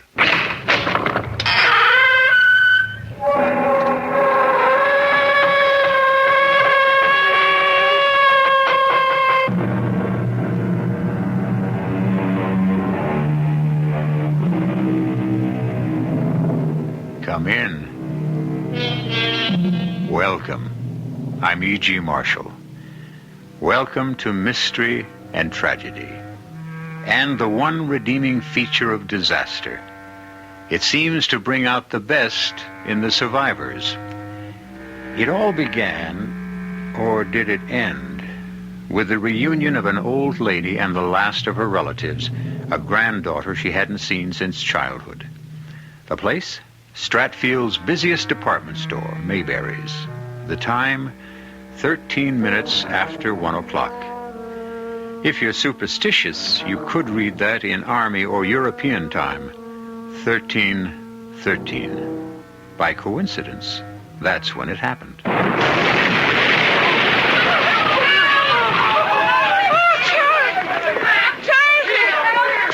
where are you? Well, please help me. My eyes are burning. I can't see. Please help me. All right, Grandma, take it easy. I got you. Is that you, Charlie? No, yes. I don't know. Oh, come on. Oh, please, let's get out of here before the rest of the ceiling comes down. Charity, dear. Please. I'm so glad you're all right. You are, aren't you? Oh, I don't know. I got a pretty good whack on the head, but I guess I'll make it here. Please, let me help you. I'm afraid I can't move. Please. Something has happened to my back. Oh, it's so terrible to find you and lose you again, Charity. Don't call me that. Why not? Because you can't see me. You can't tell who I am. But you know who you are, don't you? That's the whole trouble. Ever since I got hit, I don't know who or what I am.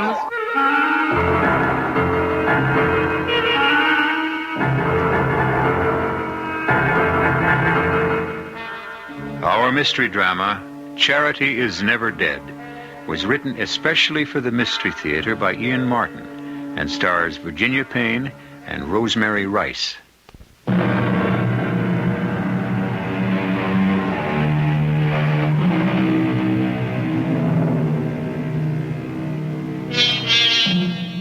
Within half an hour after the accident at the department store, Stratford Community Hospital is a temporary shambles. The constant arrival of ambulances, the whoop-whoop of police sirens, the hysteria of the less badly hurt, the moan of the burned, the hustle and bustle of doctors and nurses competently handling the emergency are a background to a quick meeting between Dr. Mark Banning, Chief of Staff, and the hospital chaplain, Dan Walters. Many injured, Doctor? Enough, and too many killed. Till phone service is restored, we won't know how many. Excuse me, Dan. Nurse, expect upwards of 100 casualties. Refer all ambulance to Dr. Fleming. Pre-ops go to staff lounge. The ready room and the corridors are jammed already. That's all for now. Yes, Doctor. Hope we won't need you, Dan, but I'm afraid we're going to. The minister not only offers solace to the dying, but prayer and comfort to the living. Of course. I'm sorry. I didn't mean... The phone! Thank heaven, communication again. You want to get it, Dan? Yeah. We're carrying in someone who looks like emergency. Can do. Anne! Am I glad to see you? First floor, Dan. Are you all right? Don't worry about me. But you were going shopping at Mayberry's this morning. Well, I couldn't find the right thing there for Mother's birthday, so luckily I was a few stores away when the explosion went off. They know what caused it? A new boiler. Improper installation. Pressure backed up somehow and blew Mayberry's ground floor to ribbons. Thank heaven you weren't there. Well, thank heaven I was near enough to be of help. But I appreciate your concern, Mark. I ought to be concentrating more on the patients. What have you got there? Mrs. Chandler. Flash burn, both eyes. I don't know how serious. Also, she was hit by a heavy beam falling. Back. Broken? Possibly. But it's more complicated than that. Possible renal failure. I'm sure both kidneys are crushed. Charity, I got to go back to the store. Find my granddaughter. That's all I have. Please, please. We'll find her, Please. Mrs. Chandler. She was there. I talked to her. Where is she? You rest here. Who is that? Who are you? Dr. Logan, Dr. Ann Logan. Oh. Now, you rest, and we'll take care of it. Charity, please. I need charity.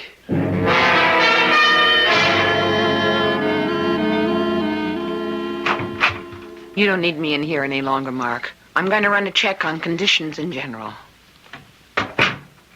Oh? Can I help you? I don't know. Who were you looking for? I don't really know. Somebody, anybody. No, somebody. How did you get up on this floor? Get up here? Oh, well, the stairs. I was looking for... I thought I might find somebody who belonged to me. Were you in the explosion at the store? Was I? Try to remember. Did the police bring you here to the hospital? Yes. The ambulance took the old lady, and I came in the squad car. Were you hurt? Oh, just my head, a bump. Oh, let me see. Did anyone examine you? Well, an intern looked at me and asked me to wait, only I couldn't, you see. Why not? Well, because I had to find somebody. I didn't remember who or where to begin, except with this. What is it? Just a piece of paper, like from a phone pad with a number. 380. What do you think it means? A room, maybe? There's no such room number in this hospital. Oh, I thought maybe it might be the old lady's. What old lady? Well, just someone I met after... Or was it before? I don't know. What was the old lady's name? I don't know. What is your name, miss? But that's the whole trouble, don't you see? I don't know that either. When you were examined, didn't they ask your name? Yes. And? I didn't have a name to give them.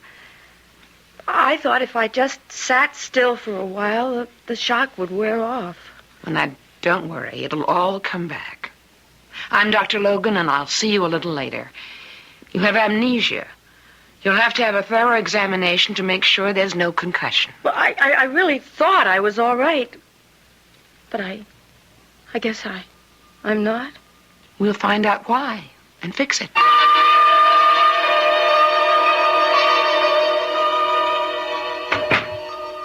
How is your patient, Mark?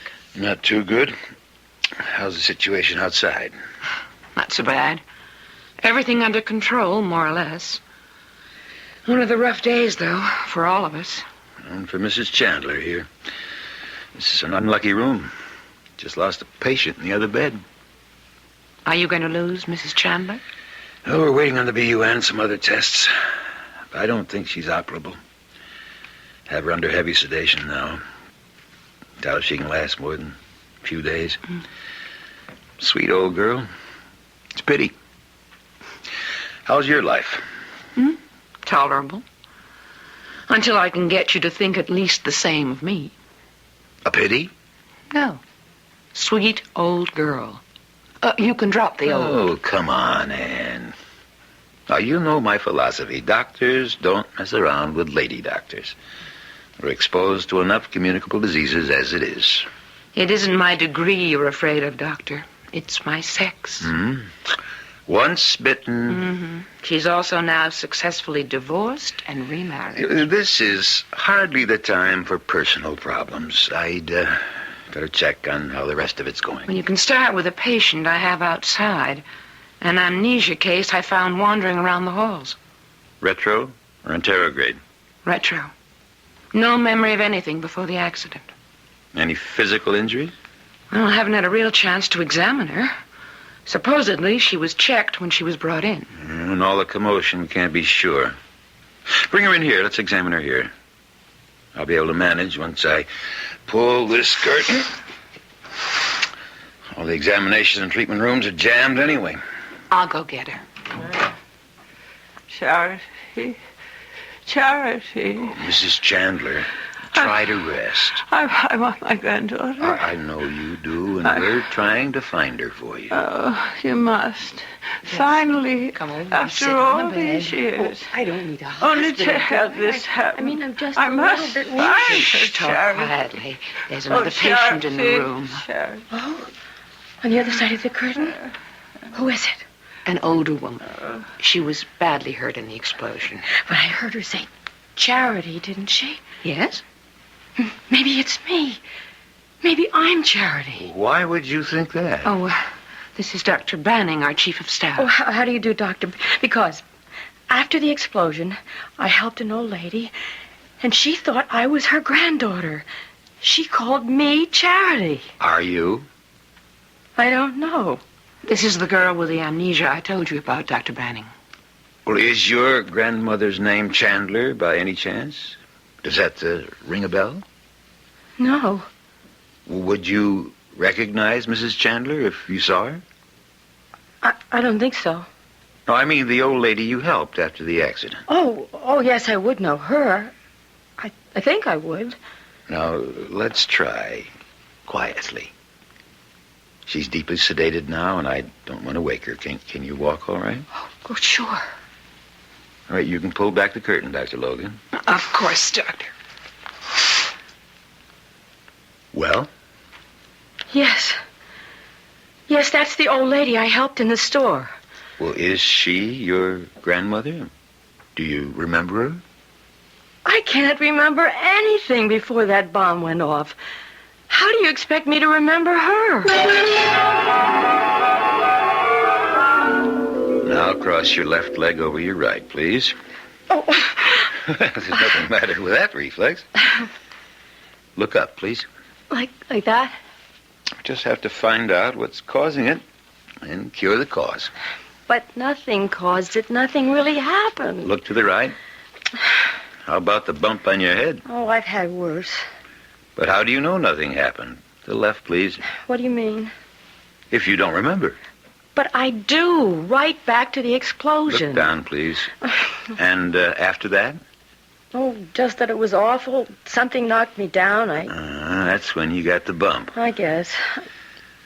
What were you doing in Maybury's store? I don't remember. You remember what happened to your pocketbook? Pocketbook. I must have lost it. In the store? I suppose. I mean, I'm not even sure I had one to begin with. Yes. No, Dr. Logan. I see no signs of neurological damage either. But I want a skull series, so we'll keep her. Miss Chandler? No, she's still under. Just arranged to have our mystery guest admitted. You're going to keep me here in the hospital? Until you remember, or we find out who you are. You stay right in this room. I'll send a nurse in to help you. With an old lady who's dying? You're lucky the bed's available. And when you get into it, you stay put, young lady.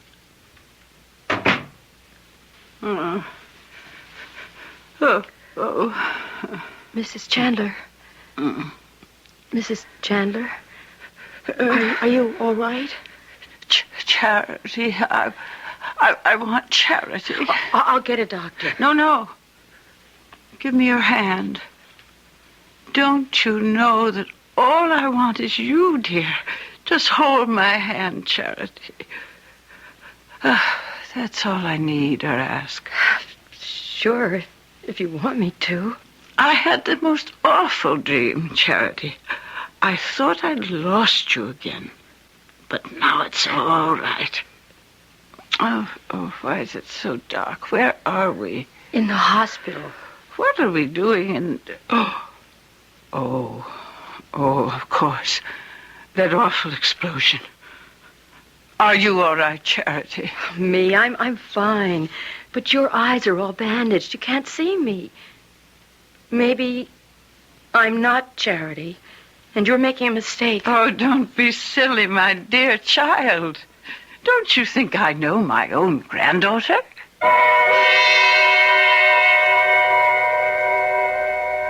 In the bed, the old lady, her eyes bandaged, lies breathing quietly, holding the girl's hand.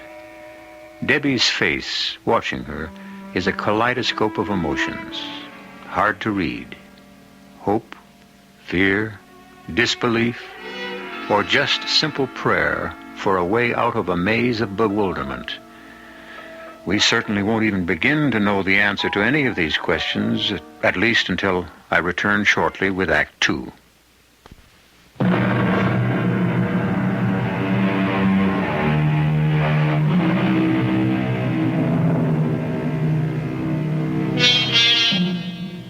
By the end of the afternoon, the chaos that once was the main floor of Maybury's store has been partially restored. The police and fire departments have made their reports, and an army of workmen are busy boarding up windows and beginning repairs. The emergency is over, except for what human misery it has left in its trail. The Reverend Dan Walters has made a personal trip to the store, to the police, and to fire headquarters to collate all the information and bring it to Dr. Mark Banning. 151 casualties all told. Everyone accounted for? With 2 exceptions. There's no trace of Mrs. Chandler's granddaughter, and no idea or clue who the girl with amnesia is. Unless she is Charity. That's right. How old was the granddaughter? According to neighbors the police contacted, somewhere in her middle 20s. Any pictures? Quite a few, all taken over 10 years ago. Mrs. Chandler hadn't seen her granddaughter since she was in her early teens. The mother married a pretty rough guy named Whitman. I don't know what went on, but the kid spent quite a bit of time in a wayward girls' school. When she got out, the father had taken off. And I get it, the mother was pretty sick, maybe on drugs. Charity took care of her. What did Miss Amnesia look like in the snaps you saw? See for yourself. Pretty, fair complexion, light hair. And in these 2 color prints, her eyes look brown. Dan, why do you question her identity? I mean, do you think it's just some wild coincidence? I'm not much of a believer in coincidences, Mark. I'd rather go with you and accept Charity at face value. The Lord makes a lot of plans, and one way or another, he just may have blueprinted this one. I just don't understand you, Anne. I mean, you think she's faking? I don't know. But why no pocketbook? Any form of identification. And why, no matter what the occasion, meeting her grandmother after all these years, no recognition? Most of all, I guess I don't think the girl herself believes she's Charity. Well, Dan thinks after talking to her earlier, she's ready to accept that fact.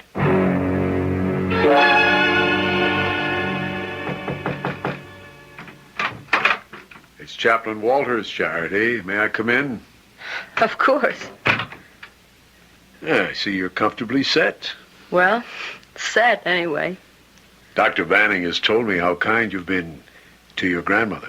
Don't say that. Oh, why not? Aren't you her granddaughter? I don't know.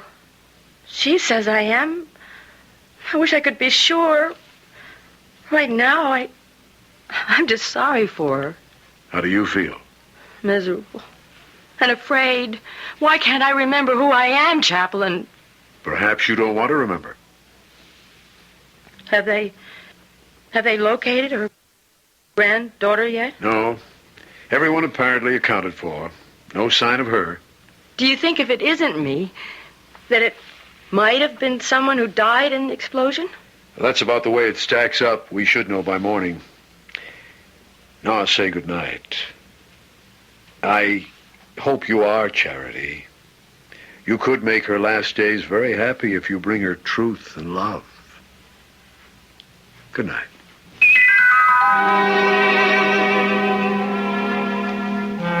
Charity? Charity, are you there? Yes, I'm here. Oh, are we alone? Yes. I thought I heard you talking to one of the doctors. No, just to the chaplain. Were you talking about me? Sort of. Have you talked to the doctors about me? Not really. About whether I would ever see again? Well, it's too soon for them to say. No, Charity, dear. They know. Just as I know. I won't ever see again. How can you be sure? Because I won't live long enough. They know that, too. But I'm not afraid of death. Not anymore, Charity, with you beside me, safe and sound. Well, here I am. Promise you'll stay with me. It won't be for too long. And I promise, in return, you'll never be sorry.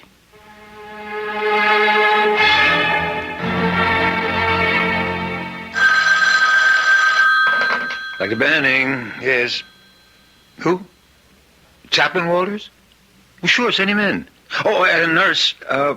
Put a page on Dr. Logan if she's in the hospital. Ask her to come to my office. Hi, Dan. Find a perch. Oh, what's on your mind? I spent most of the night at Mayberry's. I didn't find anything at the fire sale that did anything for me, but I turned up some evidence like this. Pocketbook? With a wallet inside it. And inside the wallet, this picture. Well, that's Mrs. Chandler. So this must belong to her granddaughter. There's additional evidence. You remember her granddaughter came in by bus yesterday at 1. Proof, item, 1 ticket stub made out to a Charity Whitman. So our Miss Amnesia must have dropped her pocketbook in the excitement. Well, we're out of the woods. She is Charity. That would make it all so nice and simple, Mark, but it just doesn't wash. The bag with the wallet in it was clutched in the hand of a young woman they just dug out dead in the debris. I'm afraid Charity Chandler is dead. Oh, what rotten luck. I mean, Mark, Dan, I just came down from the room. Mrs. Chandler has no more chance at living than she had when she was brought in. We have her on hemodialysis now, but that's only supportive. But in spite of it all, she's so happy to be reunited with her granddaughter that it means so much to her. What about the girl? She calls her Grandma now. Are you sure that there isn't some possibility? I doubt it, Dr. Logan. The girl and the purse were one. So we still don't know who our amnesia victim is. And worse than that, we have to break the news to Mrs. Chandler that her granddaughter is dead. What choice do we have? It'll kill that old woman. She is in no condition to stand a shock like that. She's entitled to die with a little dignity and happiness. Must she be told? There's more than one person involved in this. Our amnesiac has the right to know who she is not before she can remember who she is. She has to be told that she is not Charity. But she doesn't necessarily have to tell Mrs. Chandler that. Well, how could we ask the girl to keep that secret? I mean, under the circumstances. Well, it isn't reasonable, you're right, unless what? Unless we talk to her. We might be able to persuade her to keep up the pretense long enough to... To what? To allow a very sweet old lady to die in peace. Well?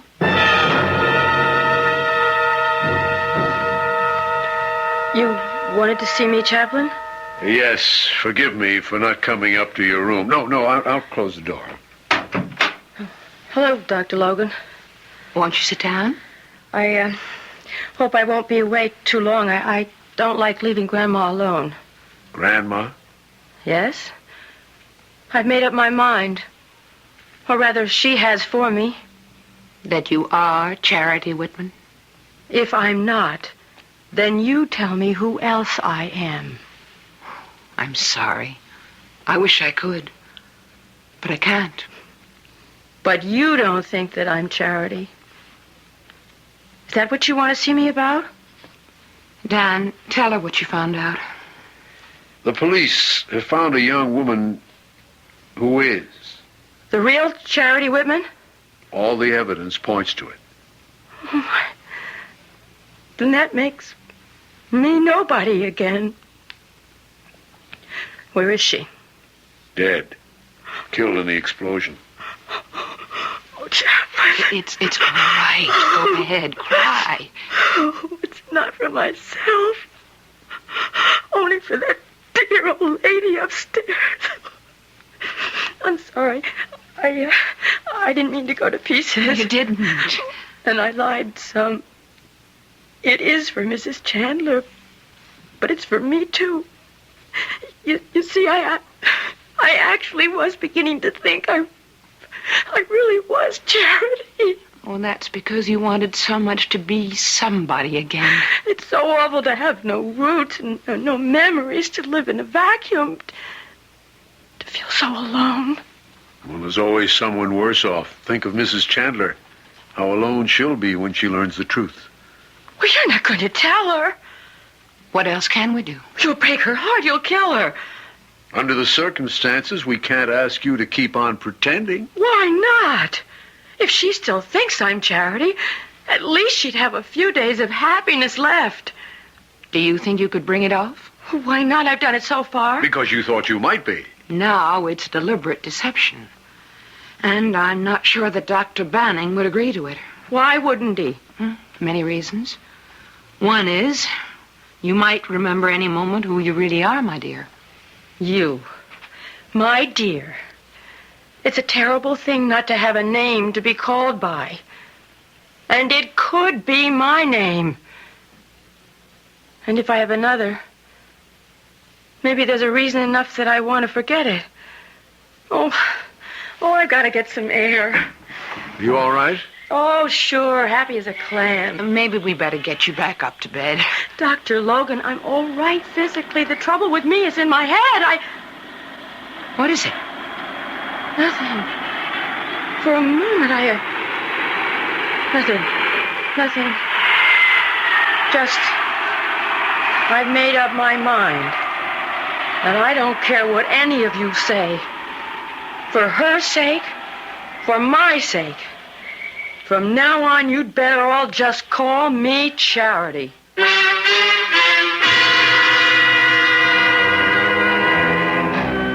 And again, we are left tantalizingly on the horns of a dilemma. Was there something about that plane that jogged a girl's memory? Is her decision to become Charity Whitman an altruistic one? Or has she some deeper motives than kindness and compassion? Who is this girl who doesn't know herself? Or does she, and only wants to hide her real identity? I'll be back shortly with Act 3.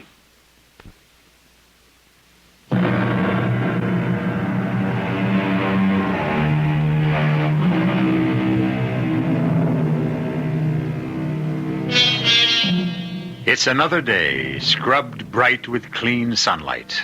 A day for surfing or sailing or climbing a gentle mountain, or just lying lazily in a field and watching the sky. For most people, that is. For the 5 people in our story and in Stratfield Community Hospital, it's to be a very different day. A day of sadness, suspicion, and dilemma. Mrs. Chandler is mercifully asleep.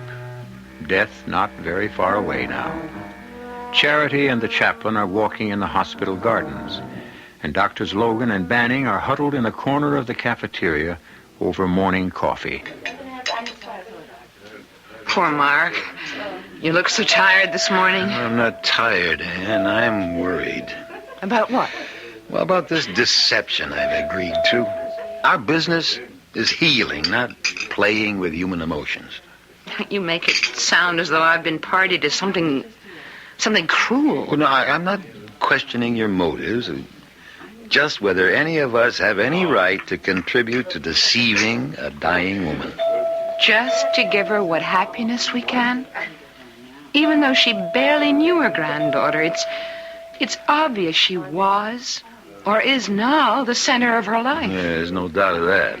Then, since she's convinced the girl is Charity, whatever doubts we have, who are we to question that? Well, damn it, I am chief of staff of this hospital. I'm sticking my neck out. there could be legalities involved. What? Well, for one thing, Mrs. Chandler may have a will. If it names Charity as beneficiary and the girl died in the explosion, she might want to change it. She should have that right. I never thought of that. But wouldn't it just go to the next of kin? According to the hospital records, there is no next of kin. Which may be why our so-called Charity is so willing to decide that's really her name. It is possible to fake amnesia, you know. And if there's enough money involved... Oh, I don't believe that girl could do anything like that. She... What is it? I was just thinking. Yesterday, while Dan and I were talking to her, she was by the window and she stopped suddenly as if... As if she'd remembered who she really was? Yes. I thought she was coming out of it, and then she turned on us and told us that from now on, as far as she was concerned, we could take her for Charity Whitman. Oh, Mark, I want to believe in her. Don't let this turn out wrong.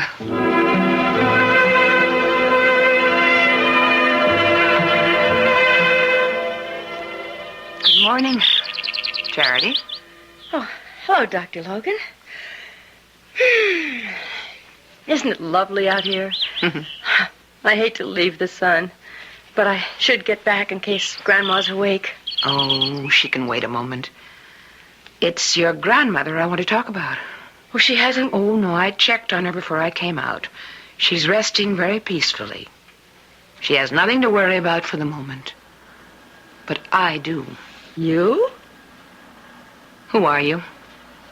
And this time I want an honest answer. And this time I'll give you the only answer I can give you from now on. I am Charity What are you listening to? The plane. You did that before. Does it remind you of something? Yes. But I can't quite... Remember that crumpled piece of paper you had with the number 380? Could that have been a flight number? Yes. Perhaps. Flight 380? Was it a flight you were on? No. One you were going to take? Yes. Maybe. I don't know. Were you going with someone? Yes, I think maybe I was, but I... Who? Who? Who were you going with? Oh, isn't this awful? I don't remember. I was so close. Now I'm so tired. That's enough for now. Just one more question. All right. What's your name? Debbie Scott. Oh, my God, what did I say? I think you just told me who you really are.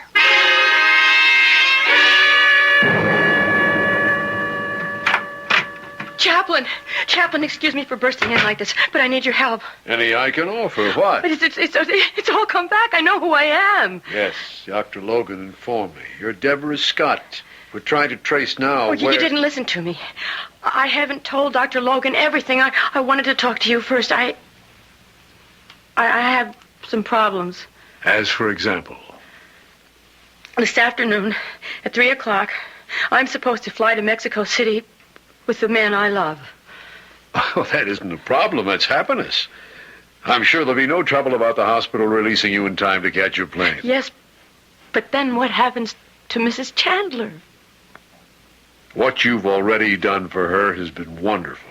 No one can expect you to give up your personal life now that you've refound it. Does your fiancé know you're all right? Well, he's had no way to know that anything was wrong. You see, his insurance company transferred him to New York. I thought you said you were headed for Mexico City. We are.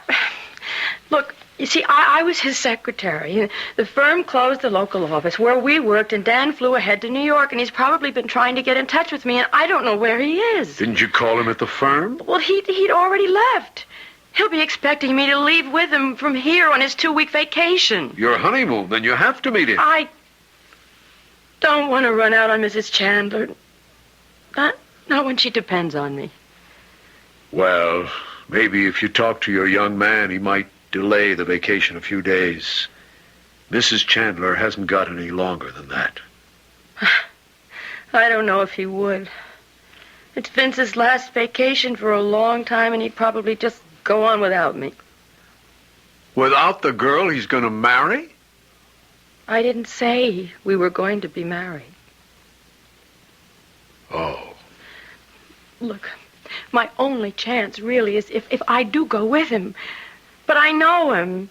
If I don't turn up at that plane, I'll never see him again. And I love him. But how much does he love you? Granted what you say. Look, there's been very little love in my life, Chaplain. I was an orphan, brought up in foster homes. But I'm not her Charity. I'm Debbie Scott. I know what I'm trying to do for Mrs. Chandler is right. And I guess what I'm doing with Vince is wrong. But I can't be two people. Which am I supposed to be?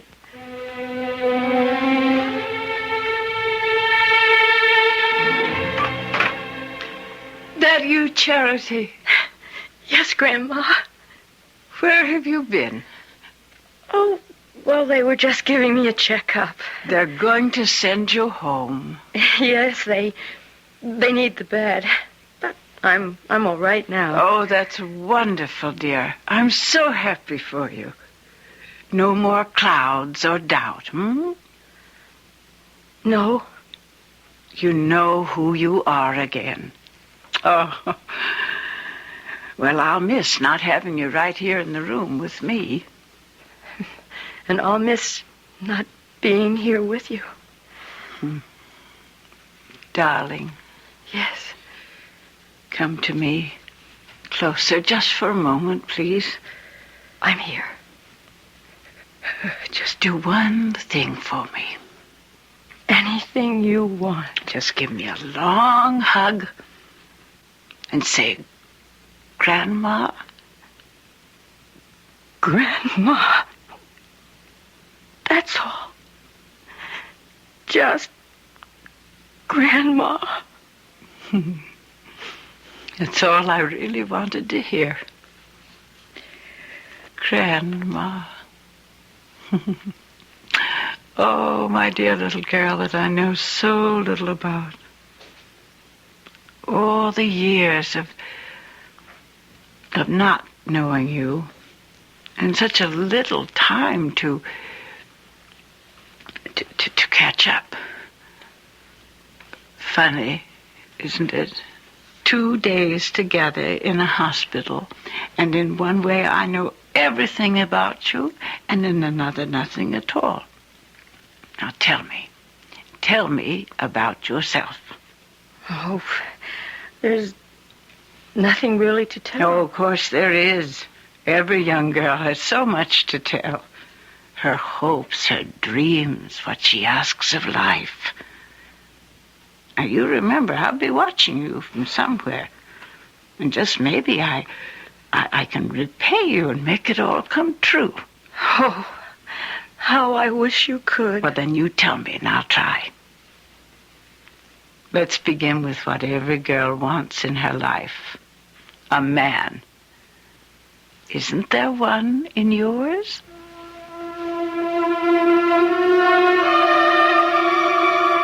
And I don't know why I blurted it all out. Because I asked.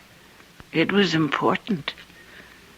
But he doesn't love you enough to ask you to be his wife? Oh, he does. He asked me to be. Well, when was that? A long time ago. I don't think that it was. I think it's still going on. Why don't you give him another chance? Grandma. It's been good to hear you call me that.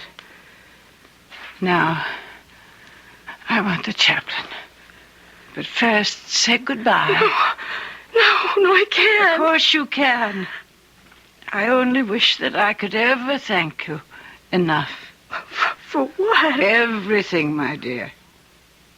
God took my eyes away, but he gave me you instead. I'll never forget you. Goodbye. Whoever you are, or will come to be. Now get me the chaplain.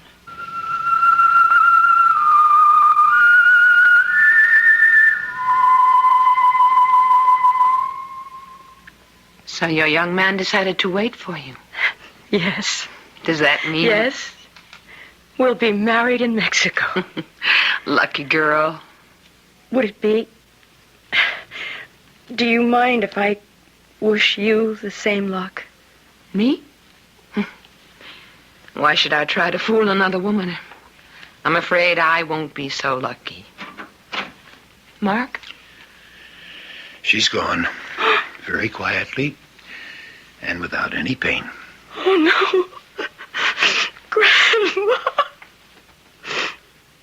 How silly. I've just grown to think of her that way. She's the only real relation I ever had. You may be the closest one she had. What do you mean, Chaplain? I'll read you a letter she dictated to me before she died. It's about you. I've never thought much about death, save that when it came, I would not have to meet it alone. And I didn't, thanks to a beloved girl to whom I owe more than I can ever repay.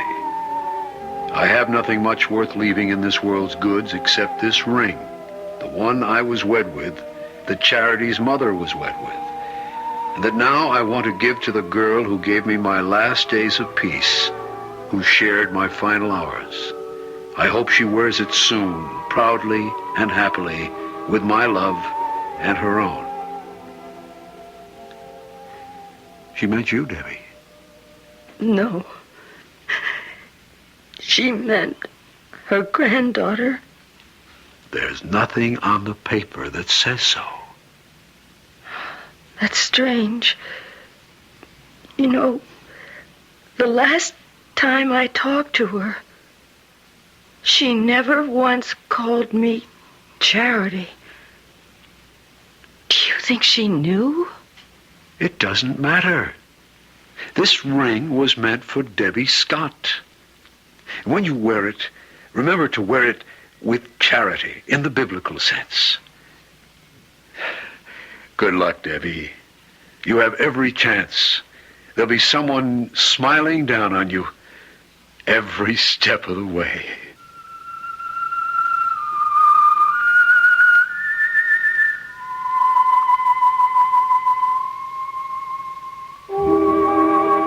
Did Mrs. Chandler know that Debbie Scott was not her granddaughter? Did she prefer to play out a last sweet charade to make death come softer? We'll never know. But that chance, perhaps foolish and old-fashioned name given to a girl long ago proved in the end to live up to its old-fashioned meaning. I'll be back shortly.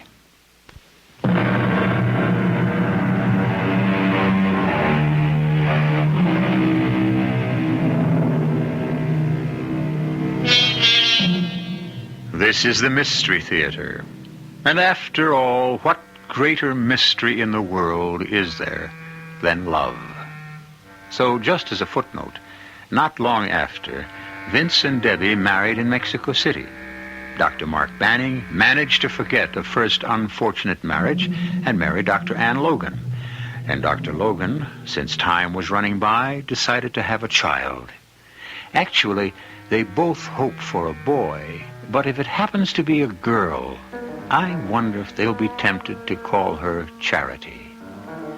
Our cast included Virginia Payne, Rosemary Rice, William Prince, Patricia Wheel, and George Petrie. The entire production was under the direction of Hyman Brown. This is E.G. Marshall inviting you to return to our Mystery Theater for another adventure in the macabre. Until next time, pleasant dreams.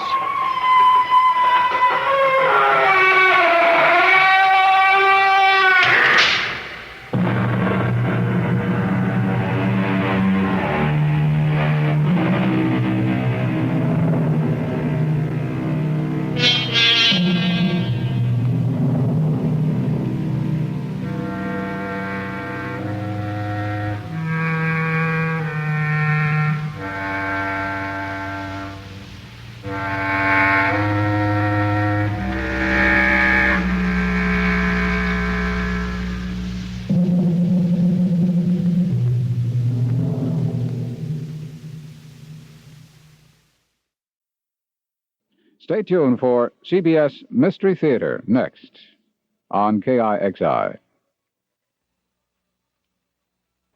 The CBS Radio Mystery Theater presents...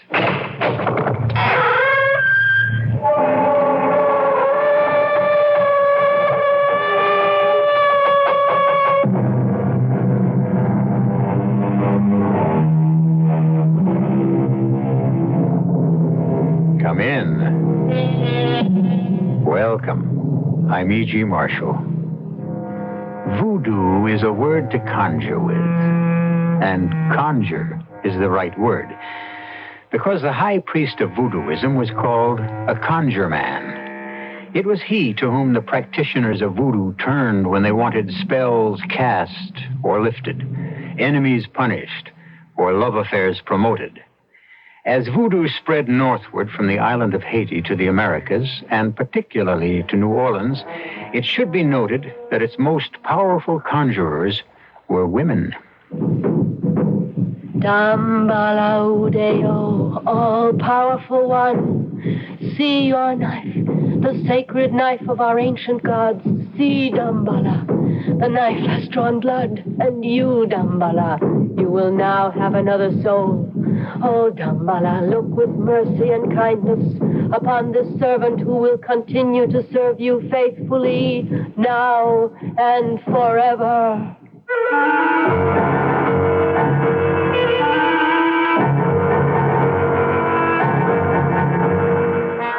Our mystery drama, The House of the Voodoo Queen, was written especially for the Mystery Theater by Murray Burnett and stars Jordan Charney and Joan Loring.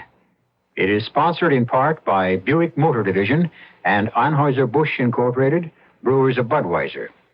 I'll be back shortly with Act One. If you take a look at the 1975 cars, you'll notice a European influence, and there are some new American cars that rival the Europeans, one being Buick's new Skylark SR, with its touring car interior and spirited little V6 engine. But don't think of the Skylark SR as a European tourer. We're proud of the fact that it's a Buick. You will be, too. Buick, dedicated to the free spirit in just about everyone.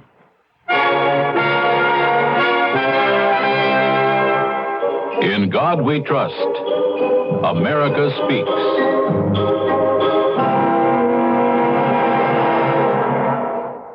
George Washington remarked during the Constitutional Convention, "Let us raise a standard to which the wise and honest can repair. The event is in the hands of God." Presented by the Catholic Communications Foundation. Who knows how to help you solve your shopping problems? Your Better Business Bureau knows. I'm going to rent this apartment, but now the landlord wants a deposit equal to 2 months' rent to cover damage. I wonder if there's anything I should do to protect myself. There certainly is, Lou. Who are you? I'm the man from the Better Business Bureau. Deposits are usual, but before you move into that apartment, go through it thoroughly and list any and all damage. Prepare this list in duplicate and have your landlord sign both copies. And before you sign that lease, find out what sort of repairs you will be responsible for and which are to be paid for by the landlord. Then when you move, this list helps you to solve the mystery of who's to pay for what, right? Right.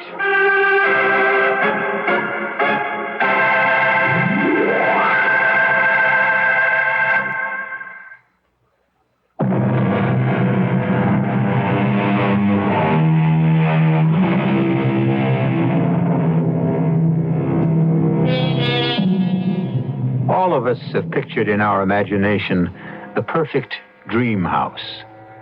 The castle in Spain, or the little cottage on the mountaintop overlooking that blue lake in the Green Valley. But few of us are ever fortunate enough to have our dream come true. Douglas and Helen Fenton were two young people who had that good fortune. And as we first meet them, they're having the happy experience of being shown through their perfect house in New Orleans, which they've acquired through the death of an uncle Douglas Fenton never knew existed.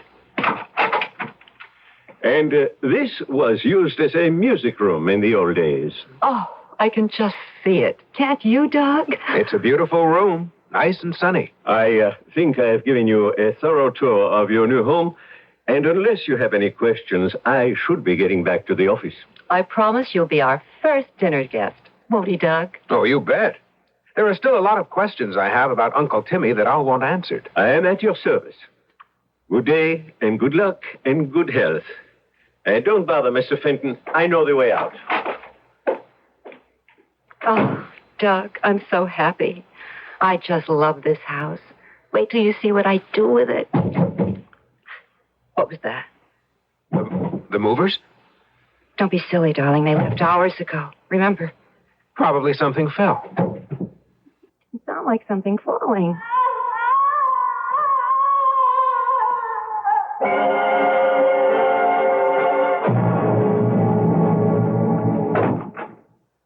Who's that? Oh, Doug. I'm so glad you're home. How did it go today, darling? Any better? I really can't tell you, Doug, because I'm so ashamed. But I didn't stay home.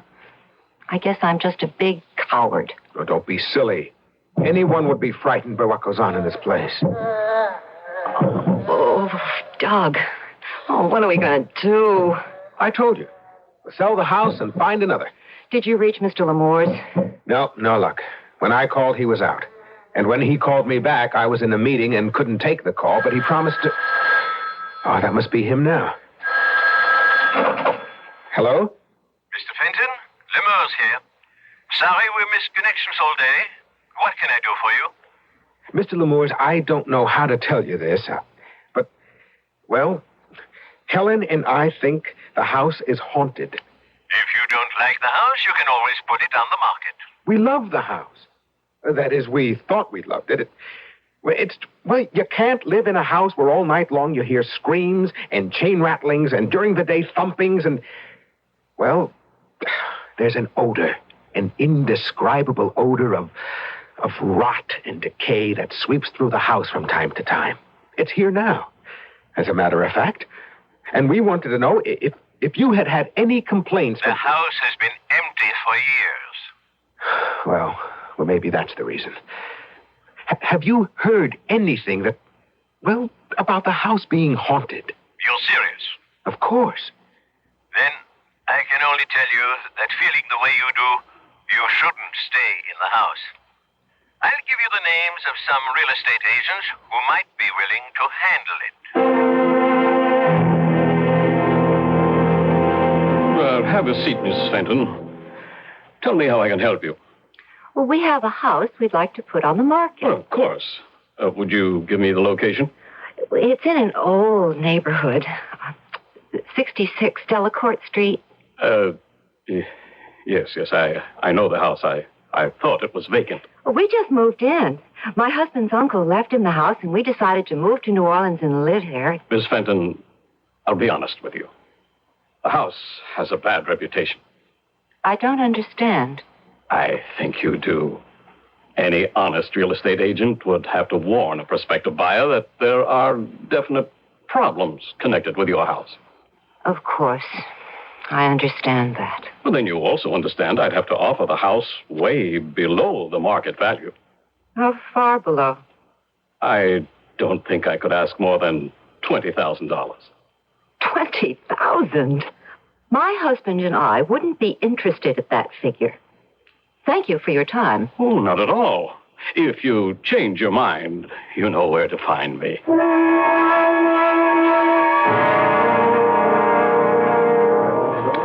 Now, how can a pretty girl look so unhappy after a dinner like this? Huh? When the girl is thinking of going home to a house that scares her and that no real estate agent wants to handle. Relax. Look, we'll put an ad in all the papers and sell it ourselves. You know, it might be better that way. We save a commission. Oh, darling. That's why I love you. You take such a big load off my shoulders and make everything seem so easy. Oh, isn't that what husbands are for? I can think of a few other uses. And that's one reason why I love you. When are we going to put the ads in? First thing tomorrow.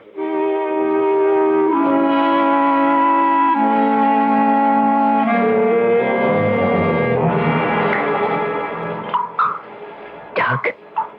Doug. Wake up. What? Doug. Did you leave our faucet on? What? The water. Don't you hear it? Yes. Yes, I hear it. Did you check the bathroom? I was afraid to. Anyway, it certainly doesn't sound as if it's coming from the bathroom. No. No, it seems to be right over the bed. Oh, I can't stand it, Doug. Can't you do something? I don't know what to... Tell it to go away, whatever it is. Do you think that would work? We should call the police. Oh, I would. I would if I felt they could help. Whatever it is hasn't hurt us, only annoyed us. So I think maybe if we show we're not bothered, the noises and the smells will stop. I don't think I can do that, Doug. Yeah, I know. That's why we put the ads in the papers. Doug, hold me. Hold me close. What's that? If it's ghosts, they've come to the front door. But who could come at this time of night? You talk as if it were 3 a.m. It's only 10:30, and this is a late town. I suppose I'd better see who it is. I'll come with you. Be right with you. Oh, I'm so sorry. I never dreamed I'd be waking you. I'll come back some other time. Oh, no. We weren't asleep. Come on in. Come in. Well, it was the advertisement in the Picayune. The house is for sale. Oh, yes, it is. I'm Doug Fenton, and this is my wife, Helen. I'm Zoe Lemaitre. You're interested in the house? I am. Are you married? No. I'm quite alone. But this is a large house. The ad described how many... Darling, I'm sure Miss Lemaitre knows how large the house is. She's interested. I know the house is large, but I'm hooked on antiquities. I think before we actually get down to business, I should tell you. I know all about the reputation this house has in this city. You do? I do. And you still want to buy it? If I can afford it. And I think that the only way you're going to dispose of it is to sell it very cheaply. Miss Lemaitre, just how cheaply are you thinking? Or aren't you prepared to make an offer? Oh, I'm not only prepared. I brought this certified check along. You've made up your mind. Here it is. Oh, wow. Massey?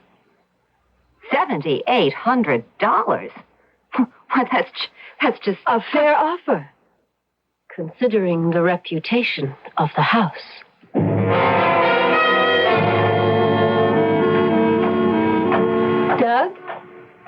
Doug Fenton.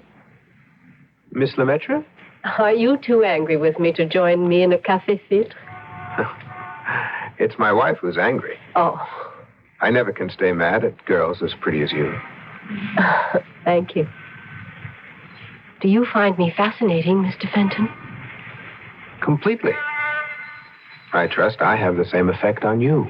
Oh, it's not you who interests me. It's your house. Why? I can't tell you.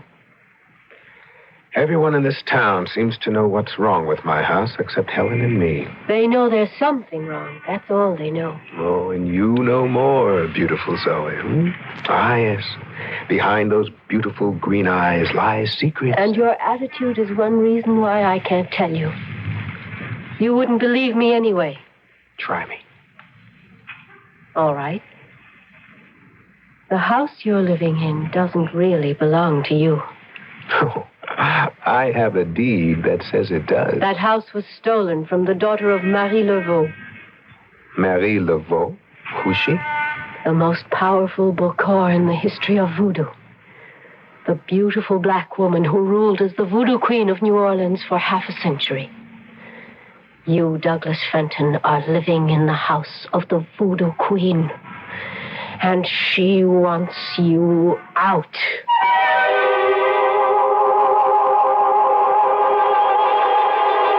When a landlord wants to evict a tenant, the tenant can always take his case to court.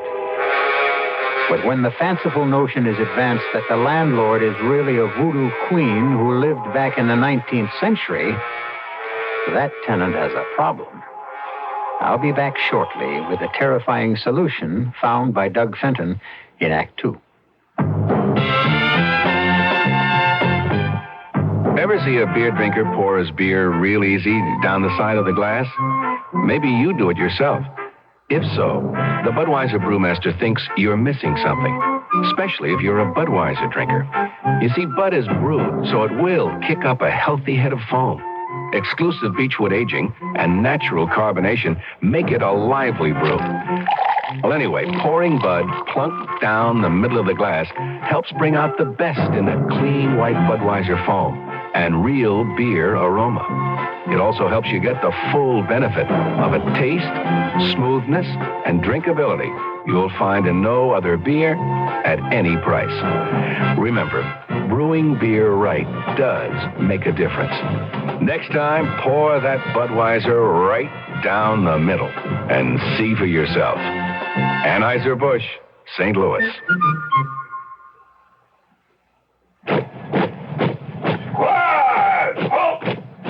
Cigarette? No need for that. I'm ready. Blindfold? Dash it, man. Let's get it over with. As you wish.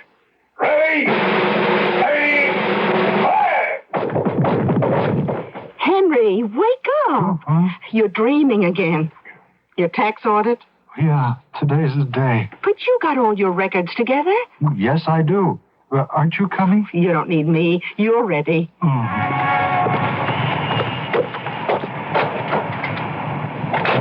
Can I help you, sir? We are here for an audit. Won't you have a seat? Thank you. Well, now, let's see. If you have good records of your income and receipts for your deductions, an audit of your federal income tax return can be easier than you think. How did it go, Henry? No problem. Nothing I couldn't handle. This message presented on behalf of the Internal Revenue Service.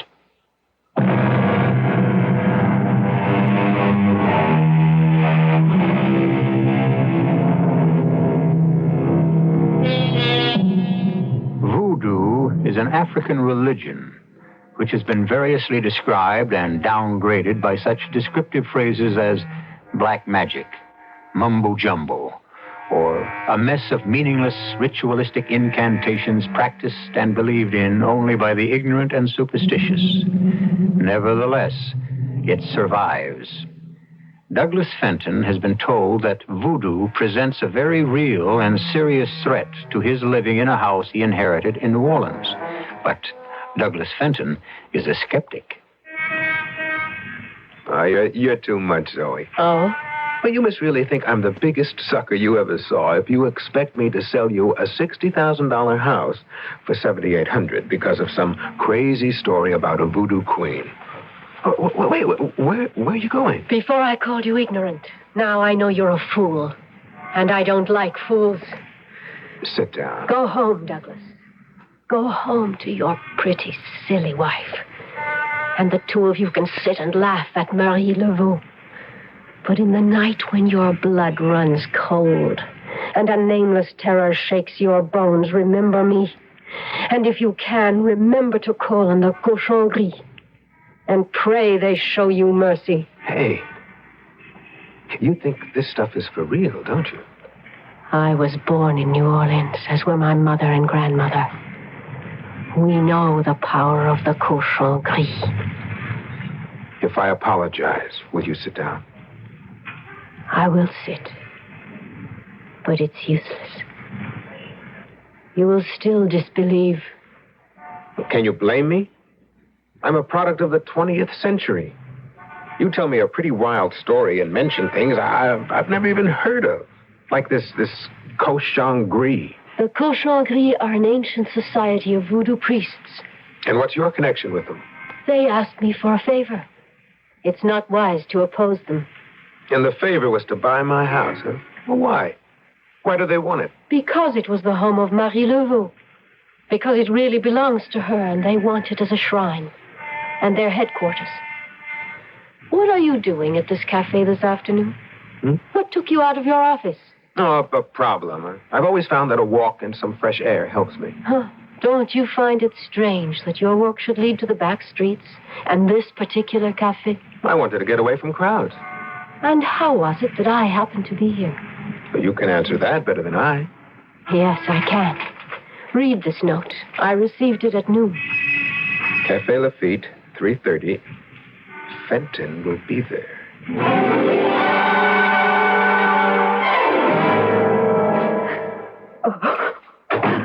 Helen?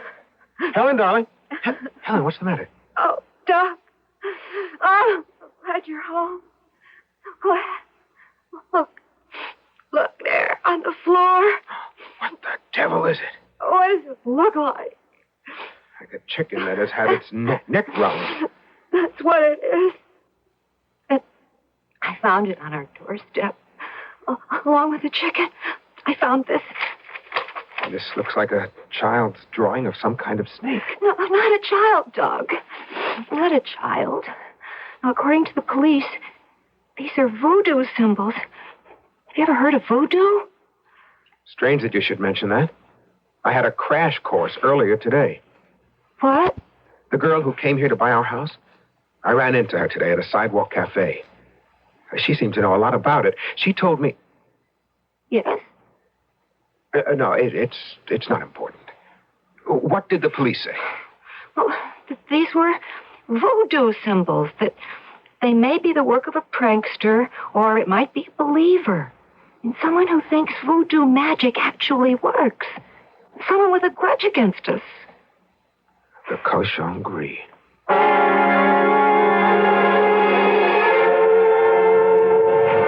I hoped I'd find you here. Why, Mr. Fenton, what a surprise. Look, don't try to put me on. You probably have a piece of paper on you somewhere that reads Cafe Lafitte, 822. Fenton will be there. You're really rather charming, you know, Doc. Well, I try. Particularly when someone looks like you. You know, I've never met a girl who even came close to you in looks. I think you've bewitched me. Of course. But what have you done to me? Put a love spell on me. I think you're trying to tell me something. And if I am? We should find a more private place.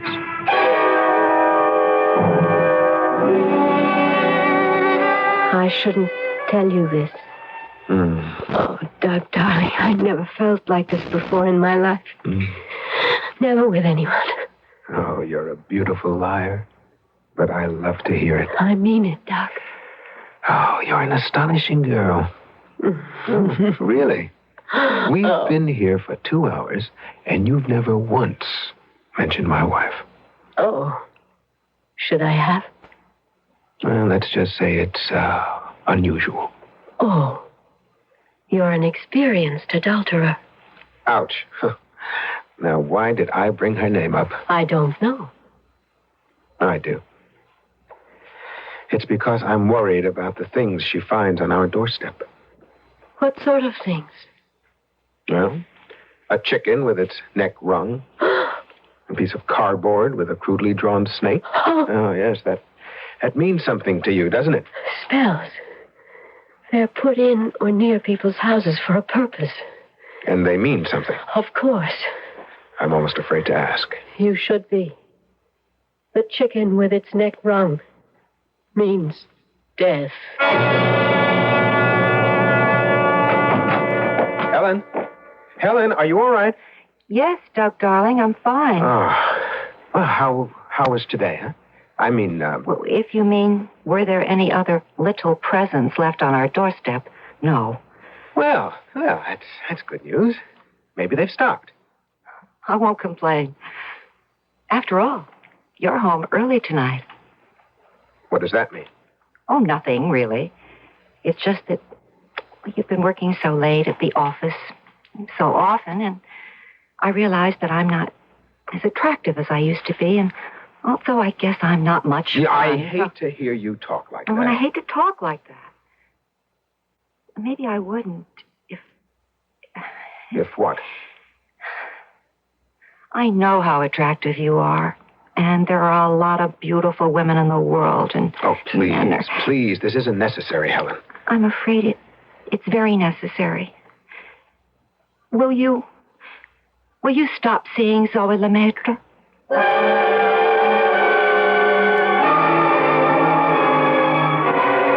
I'm as mad as anyone can get and still not commit murder. It's your associates. Those voodoo priests you tell me are called the cochon gris. They're not my associates. Sometimes they ask me to do favors for them, and I know it's not wise to refuse. Oh, they must really be grateful to you. They've rewarded you by telling Helen every time we met. Oh. Tell them to lay off. I won't. You won't? What do you want to do, break us up? You know better than that, Doug. It's just that I don't want to make a fool of myself. If I go to the cochon gris with this request, they will simply tell me what I've been telling you all along. If you want it to stop, sell the house. We would, gladly, if we could get anywhere near what it's worth. What is it worth, really, Doug? You can't find a buyer who'll even make an offer except the cochon gris. And they think they're being very generous. I won't be taken. You inherited the house. Whatever you get is pure profit. You really don't understand, do you? I know that if you won't sell, then Helen will have to suffer. Not if I stop seeing you. That would be your choice. And I'm making it. Right now. If you can let me walk away rather than ask a simple favor of people who owe you, then I'll walk. Goodbye, my love.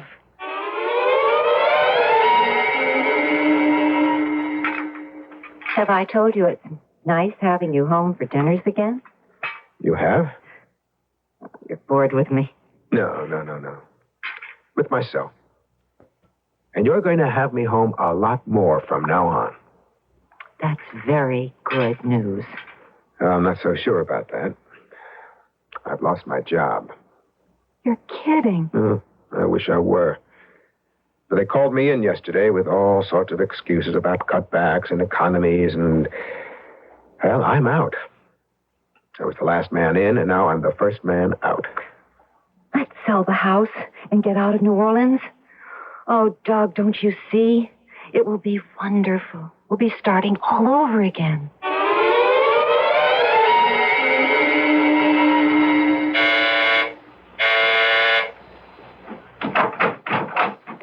I'm back.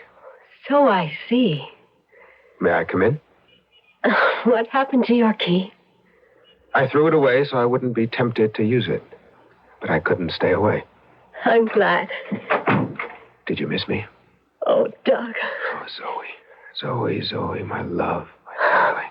You don't know how much I missed hearing those words the last 2 weeks. Yeah, well, I'm afraid you're going to miss them a lot more. What? I've lost my job, and Helen's at me to sell the house and get away from this city. And, incidentally, you. Oh. She no longer cares how little we get for it. She's completely fed up. And you, Doug? Well, it's very tough to put up a decent argument for staying. If you could, would you stay? How can I stay without money? If it's money that separates us, you don't have to say goodbye at all. Excuse me, love. I didn't know I was talking to a wealthy plantation owner. I only meant I might be able to get you all the money you want. The only friends I know you have are the tightwad cochon gris who only want to pay a $7,800 for a $60,000 house. They've been known to put a higher price on other things. Like what? Souls. Oh. You know, you're really too much with that voodoo business. If there were anything to it, which you know I don't believe for a minute, I'd have to be crazy to be willing to sell my soul. I didn't mention your soul, did I? I can't sell what I don't own, and as far as I know, I only have one soul. There are others you can pledge. Other souls you can speak for. Would you care to put a name to that soul? Anyone near and dear to you. Like Helen. She would be one. Oh, I don't know whether to laugh or just walk out of here. I'd never hurt you, Tom. I mean, just what kind of a man do you think I am? A man I can love. Love? That word sounds very strange on your lips. The same lips that can talk about me selling my wife's soul. Oh, go away. You're just like everyone else, crying about not having any money and not willing to pay the price for getting all you want, everything you want, including me.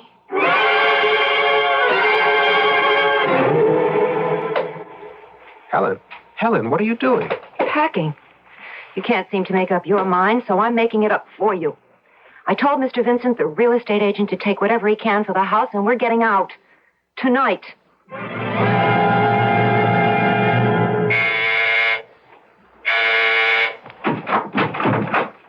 I've been expecting you.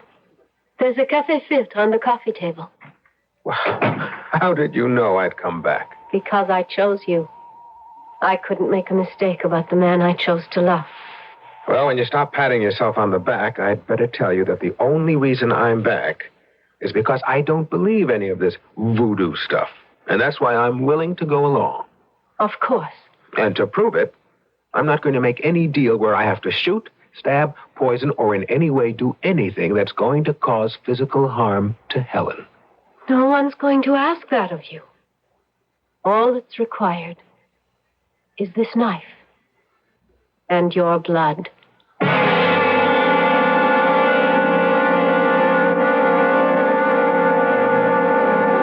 If you're in love with a beautiful girl who practices voodoo and believes that a drop of your blood, drawn from you by a sacred knife, will bring you luck, why not? And from there, it's just a short step to making deals about souls.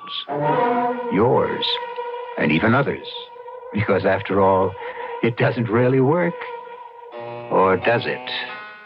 I'll be back in a moment with Act 3. When you buy a mid-sized car, you expect certain things from it. Mainly, a reasonable combination of comfort and economy. Well, friend, Buick has a mid-size to meet your expectations. The 1975 Century Regal. It's a joy to look at, a joy to ride in, and Buick's new V6 engine makes it a joy to drive, especially past gas stations. Buick Century Regal, dedicated to the free spirit in just about everyone. The blue whale is the biggest animal that ever lived. Bigger than 2 dinosaurs, heavier than 25 elephants. Today it's nearly extinct after years of relentless commercial hunting. Now other whales are in danger. For what? Some rare vitamin? Some precious serum? No. For margarine, pet food, shoe polish. What a way to go. Help save the whales we have left. Write National Audubon Society, 950 3rd Avenue, New York, New York. Here's a medical puzzle. A person has a deadly disease, yet leads a normal life. How is it possible? The answer is chemotherapy. Through this treatment, thousands of cancer victims regain active, productive lives despite their cancer. Many of these people can continue in their jobs for years, while the anti-cancer drugs, which we call chemotherapy, control their disease. But many types of cancer remain difficult to control. Through research, the Chemotherapy Foundation is stimulating the development of new drugs. More types of cancers will someday be controlled. The question is not if, but when. You can help by contributing to the Chemotherapy, that's chemo, C-H-E-M-O, Therapy Foundation, Box 8, New York, New York, 128. That's the Chemotherapy Foundation, Box 8, New York, New York, 128. This is a public service message from the Chemotherapy Foundation.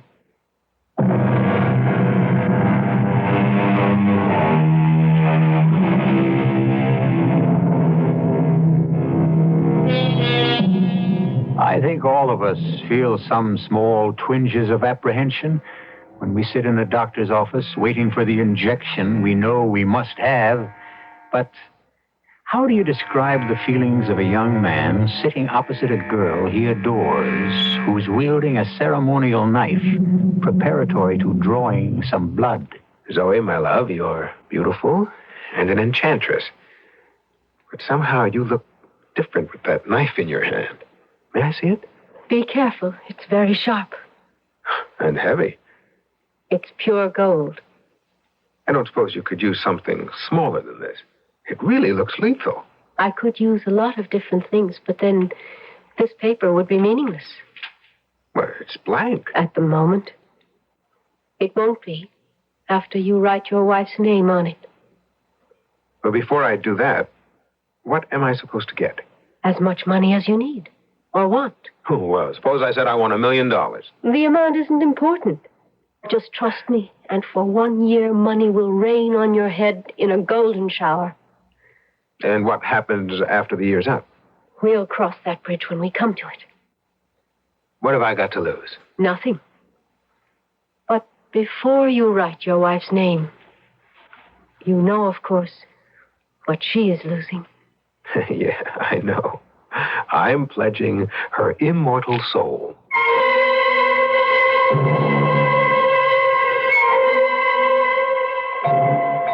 How is she, Doctor? I'm afraid I don't have very good news for you, Mr. Fenton. Haven't you found out yet what's wrong? The tests are inconclusive, and none of the medication we've been giving her seems to be able to help. What is it? Is it a bug or a virus? What? We just don't know. She's been asking for you. Helen? Helen? I'm here. Oh, Doc. You didn't have any trouble getting away from the office? I keep telling you, darling, I'm my own boss now. And if things keep going the way they are, I may even turn out to be a tycoon. I'm dying, Doc. Oh, Helen, please, now you mustn't even... It's all right. You mustn't feel badly. The way things went since we came to New Orleans, I'm beginning to think that death might be the best thing for me. Helen, I don't want you to talk that way. Doc, I want you to promise me one thing. Just one thing, please. Anything. When I die... No, please, now, will you stop talking about dying? Please, Doc, listen to me. You must get out of that house. Get rid of it. Promise me, Doc.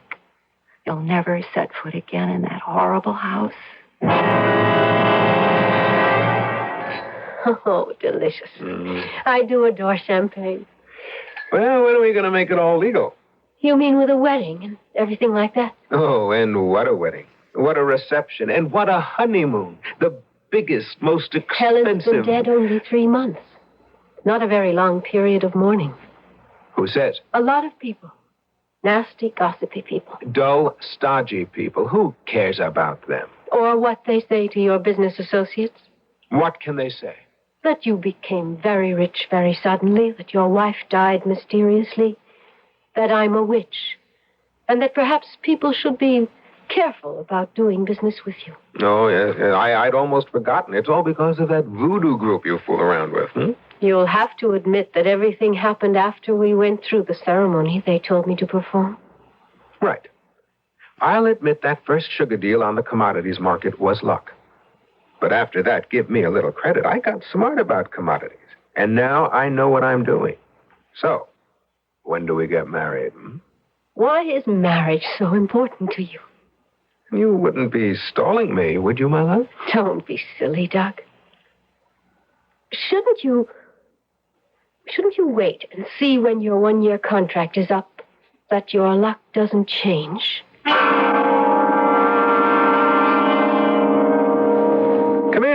Come in, Lemur. Sit down. Your offices are most impressive, Fenton. Most impressive. You said that you wanted to see me on a matter of utmost urgency. That's right. First, I owe you an apology. For what? For my cowardice. I don't know what you're talking about. The facts about your uncle's house, which I knew and withheld from you deliberately. No. Forget it. I'm out of the house, and you have nothing to reproach yourself for. I had heard you sold the house, and I also know the price. That suggested to me that you still had your reasons for... Look, I just didn't want the trouble of looking around for buyers. I grabbed the first offer I got.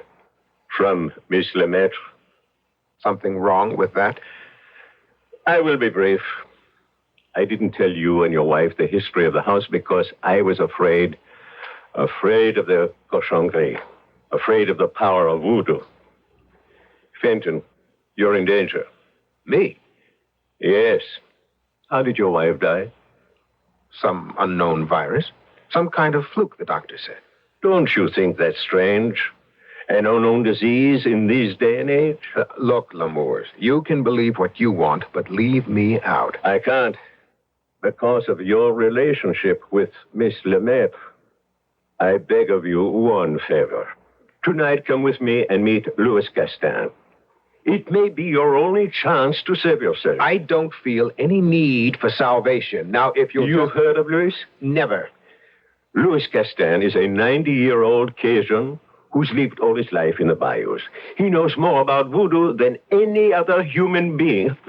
What are you doing? Helping you out of my office since you won't leave when I ask you to. I'll gladly go if you'll tell me you haven't let her talk you into making some kind of silly bargain.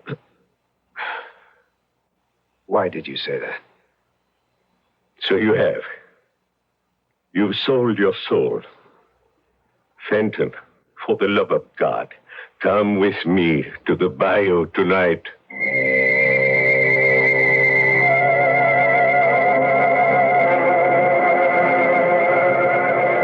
Louis, this is Douglas Fenton. I hope we meet in time, no? I'm here only because Mr. Lemoore's practically kidnapped me. Mr. Lemoore's has lived in Louisiana a long time. He knows much about voodoo and Cajuns. All right. What do you have to tell me? First, you tell me what you have done with the Bokor. What the devil is a Bokor? A very bad person. One who knows the darkest secrets of voodoo and uses them for evil ends. One who is pledged to Dambala Udeo, the great snake god. This all sounds like something out of the Middle Ages. No, Mr. Fenton. It is much older than that. Have you ever seen a knife like this? Maybe. I don't know. I've seen a lot of knives. But one like this you would remember, no? A pure gold knife with these writings. Well, what if I have? If you have only seen it, Mr. Fenton, that is well.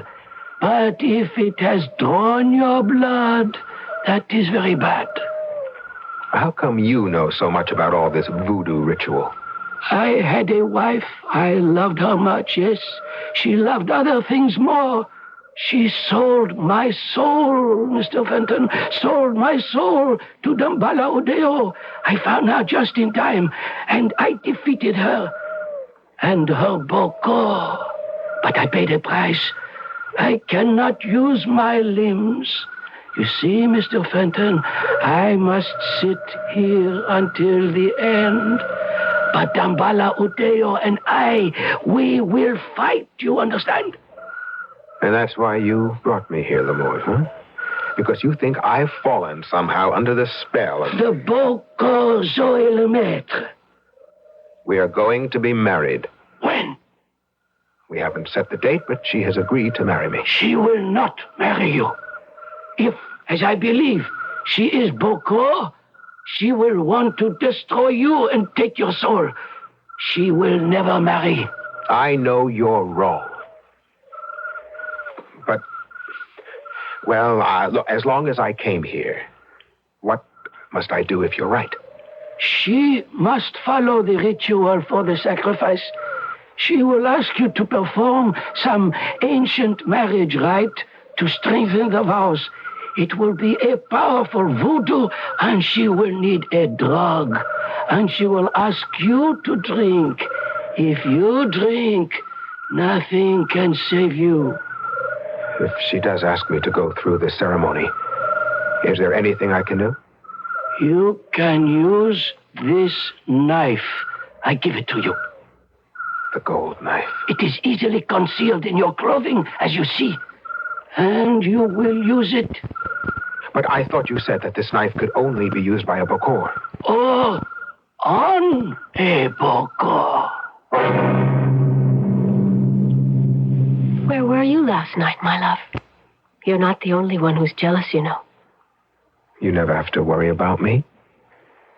You should know by now that I'm yours, my love, for life. Zoe, are we going to get married?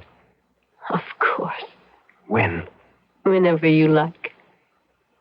You mean that? You really mean that? You set the date. Today? Oh, really, Doc?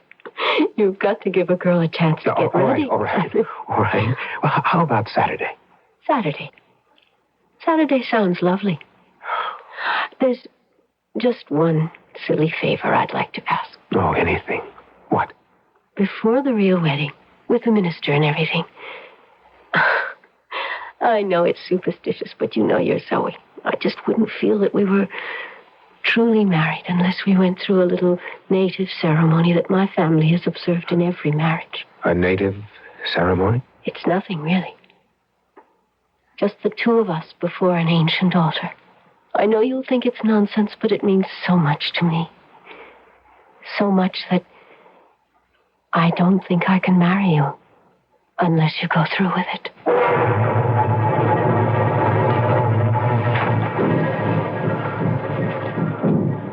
This is my old house. Why do we have to come here? Shh, don't ask so many questions. Just pretend we're playing some childish game. It will seem that way to you, Doug, but to me it's, well, the way we've always done things. What's that? The altar. But that statue, He looks frightening, but it's just an old statue of the snake god that blesses every marriage. Zoe, please. You know I don't believe all this. Oh.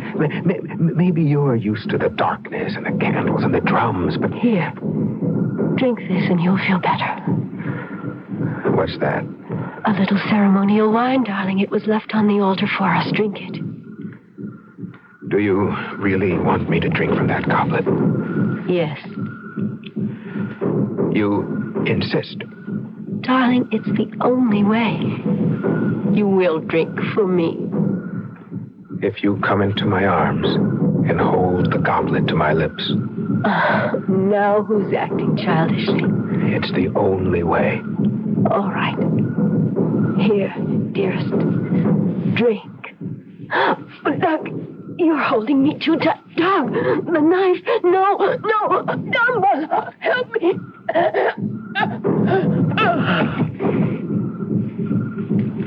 I drank, my love.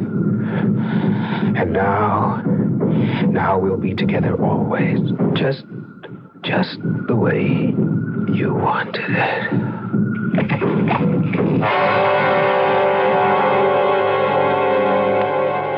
A friend of mine told me the story of an investigative reporter who penetrated some real voodoo ceremonies and photographed the strictly forbidden rites. The pictures somehow were ruined in development, and the journalist developed an unfortunate tic. His right hand, the hand that operates a camera, now moves ceaselessly in the air, completely out of control. The doctors diagnose it as a nervous disorder. But of course, they don't practice voodoo. I'll be back in a moment.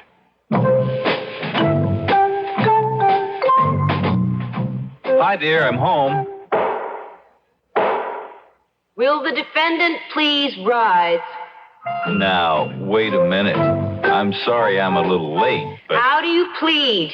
Guilty or not guilty? I worked late, and the traffic was heavy, and I stopped for a drink at Rocky's. The accused is charged with breach of promise and willful negligence. Okay, so it's 7:15, but you have to make a big federal case out of it. The defendant is found guilty as charged.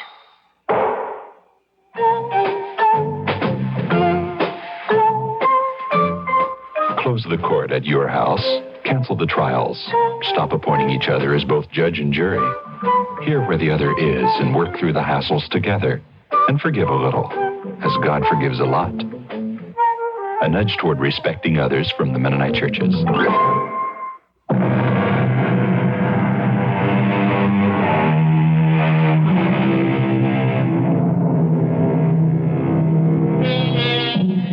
It's amazing how many of us invest inanimate objects with supernatural powers. On the other hand, perhaps our superstitions are only faint memory traces, throwbacks to our ancestors who prayed to rocks and trees and mountains. Today, we've progressed beyond those beliefs. We're sure that inanimate objects are powerless. On the other hand, we're told that nothing is sure except death and taxes. And, of course, the fact I'll be here tomorrow. Our cast included Joan Loring, Jordan Charney, Renee Roy, Dan Acco, and Gilbert Mack. The entire production was under the direction of Hyman Brown. And now, a preview of our next tale. After last night and today, I'm taking no chances. Maybe with your superior intelligence, you have no worries about our abortive attempt at Satanism. But I have. Look, I was the victim, and since a crack on the head denied me any knowledge of what happened, I'm only hoping you can give me the straight goods. The straight goods. A peculiarly inept term for what we are engaged in, my brother in Satan. Damn it, it's not a deal in semantics, Anton. Now, what happened after I summoned up the fiend? I mean, how did you escape, and how could I have been harmed? As long as I was safe in the magic triangle within the circle. I warned you to keep your feet still. If you touch any part of the circle itself or the triangle within it, you are at the mercy of all the devils in hell. Radio Mystery Theater was sponsored in part by Anheuser-Busch Incorporated, Brewers of Budweiser, and Buick Motor Division. This is E.G. Marshall inviting you to return to our Mystery Theater for another adventure in the macabre. Until next time, pleasant dreams.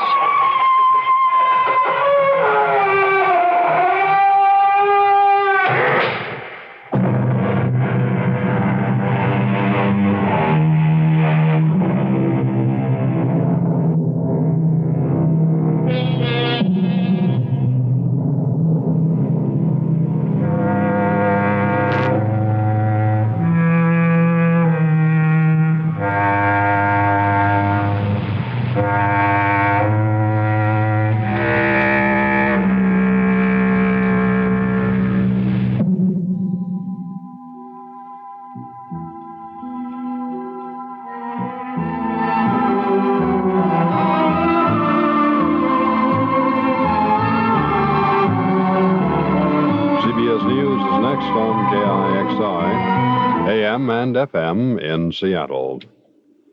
The weather outlook calls for occasional rain through Saturday. The highs 45 to 55 and the lows 35 to 45. In downtown Seattle, currently it's 49 degrees, the same at the airport. The barometer is holding steady at 29.88. At KIXI, the time now is 11 p.m. CBS News. The nation now has a vice president. Nelson Rockefeller received final congressional approval and was sworn in Thursday evening. This is Doug Poling reporting on the CBS radio network. Final approval of Rockefeller came when the House voted for his appointment. The vote was 287 to 128. There were 99 Democrats and 29 Republicans voting no. Confirmation came 4 months after Rockefeller was appointed by President Ford under the 25th Amendment.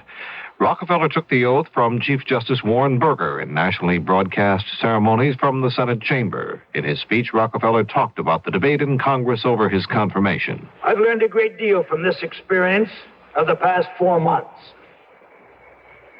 And I've come out of it with an even greater respect for the Congress of the United States.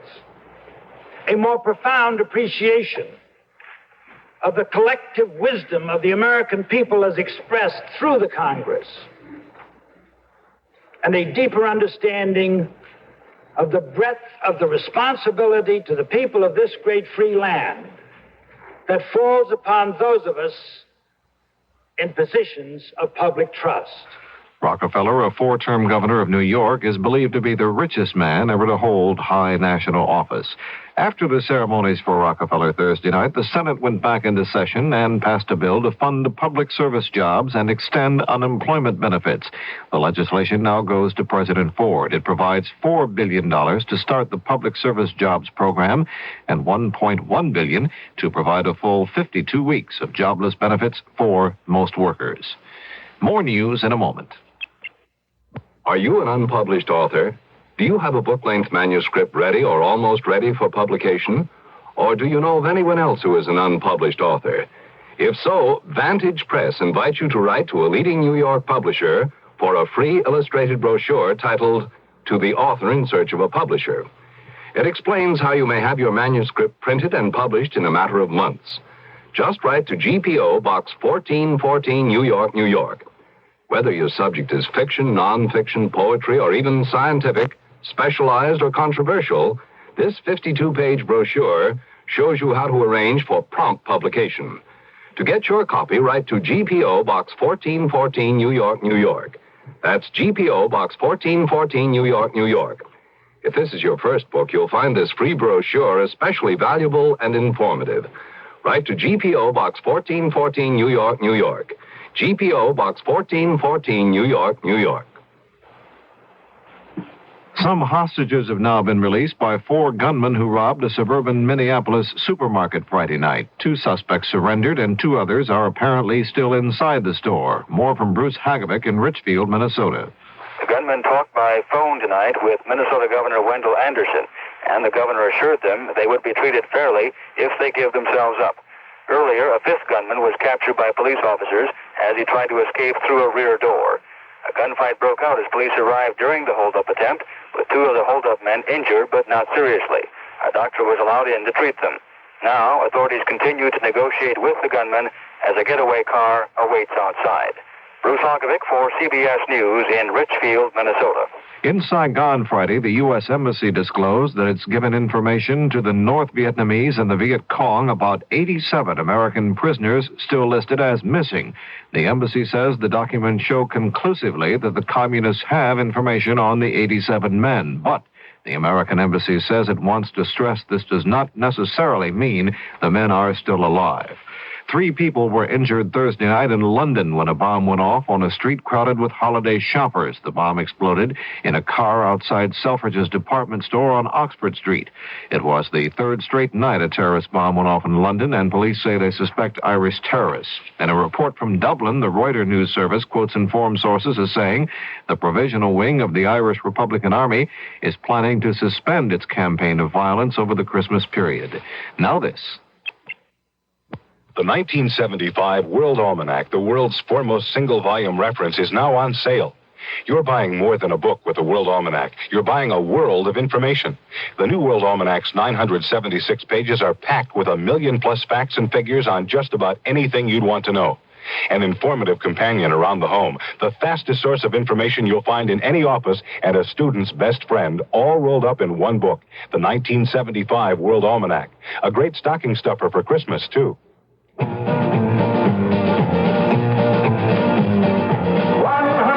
children, brave boys and girls. They come from nations all over the world. This is Tom T. Hall. The United Nations Children's Fund is helping 100 million children all over the world to get better food, health care, and education. Please give generously when the neighborhood youngsters come to your door for UNICEF. President and Mrs. Ford Thursday night hosted a party for the White House press corps. One reporter said it was the best time at the White House in years as he headed for the bar. The newsmen also sampled food from a buffet and danced with their spouses. Last Christmas, then President Nixon had no party for the White House News Corps, partly because of the rift he was having with reporters over Watergate. This is Doug Poling, CBS News. From CBS for Seattle, this is KIXI, where the time now is 6 minutes past 11. Time at KIXI now 7 minutes past 10. The CBS Radio Mystery Theater presents...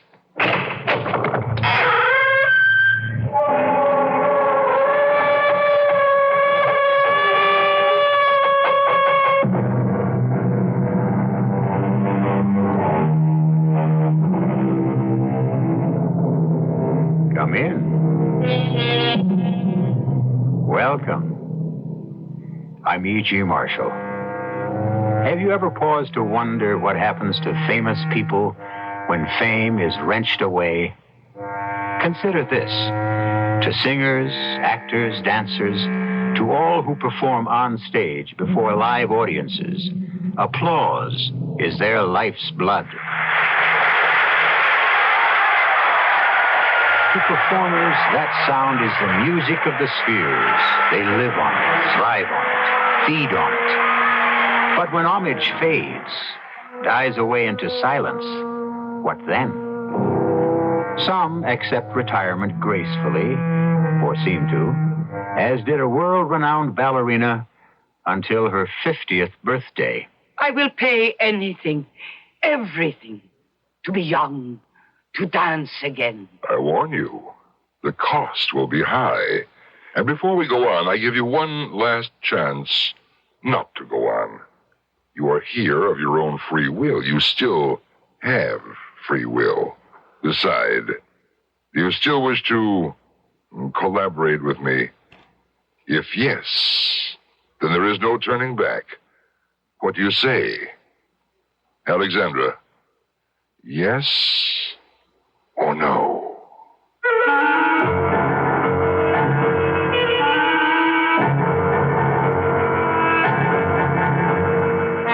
Our mystery drama, Give the Devil His Due, was written especially for the Mystery Theater by Nancy Moore and stars Mercedes McCambridge. It is sponsored in part by Buick Motor Division and Contact, the 12-hour cold capsule. I'll be back shortly with Act One. When you buy a mid-sized car, you expect certain things from it, mainly a reasonable combination of comfort and economy. Well, friend, Buick has a mid-size to meet your expectations. The 1975 Century Regal. It's a joy to look at, a joy to ride in, and Buick's new V6 engine makes it a joy to drive, especially past gas stations. Buick Century Regal, dedicated to the free spirit in just about everyone. Here's a riddle. Name a giant that lives in the ocean but can't breathe underwater. A giant that sings songs but has no vocal cords. Give up? It's a whale. One of the most fascinating giants that ever lived. And what's more, these giants have enormous brains and impressive intelligence. Let's use some of ours to save them from extinction. A message from the National Audubon Society and its local chapters.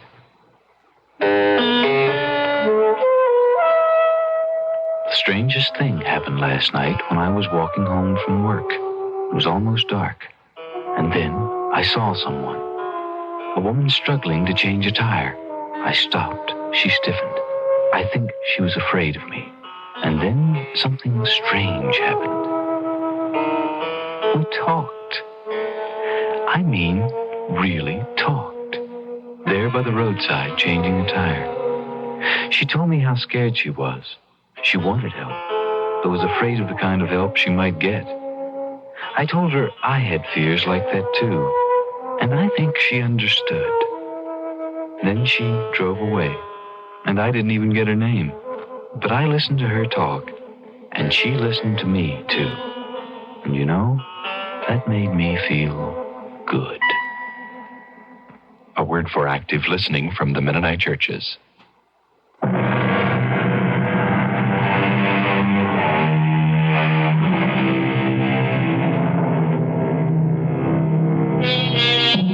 Alexandra, incomparable ballerina, toast of two continents, Alexandra the unsurpassed.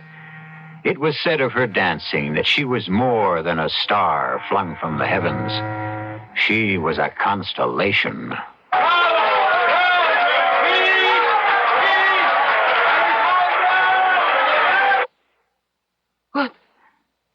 What is wrong?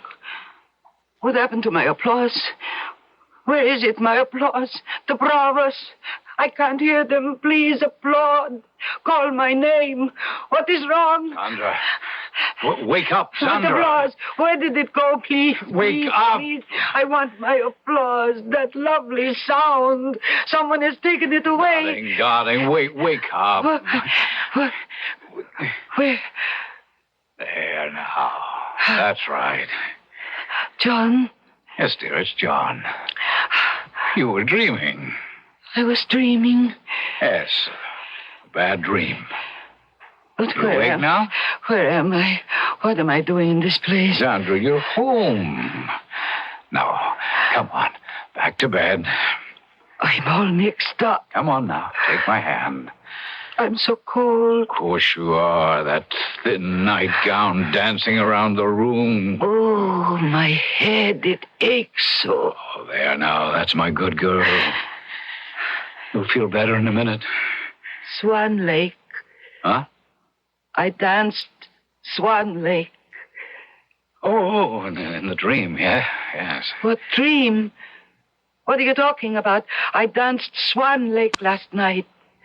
And such applause, John. I can't remember how many curtain calls. And the flowers. There were never so many. Sandra. Brava, Alexandra, brava. And one young man was calling out, I love you, I love you. And after the seventh encore, or was it the eighth? Sandra, stop it. Stop it right now. John, what has happened to you? You've always been so proud of my talent, my fame. And lately, you seem actually jealous of it. Alexandra, will you listen to me? You did not dance last night. You will not dance tonight. You haven't danced for 13 years since you retired. You're 50 years old. I am not 50 years old. Why do you say such things? Why have you turned on me like this? Oh, Sandra, dear Sandra, you're ill. It began a week ago on your 50th birthday. Will you stop that? I am not 50. I am not. Exactly what you said on your birthday. You screamed it. You knocked the cake off the I am table. not 50. I am not. I am not. Where are you going? Now get your hand mirror. What? You look at yourself. Something you refused to do all week. No, no. All right, then, if you can. Tell me you're not 50 years old. There.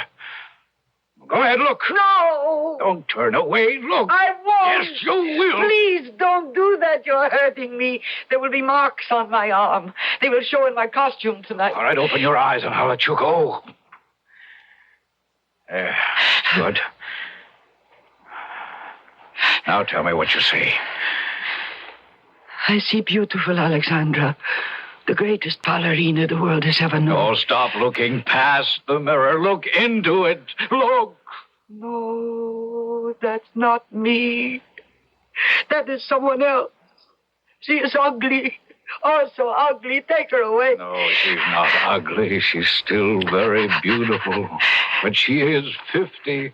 Face it, Sandra. Face yourself. Why do you make me face it? Why? I hate what I am.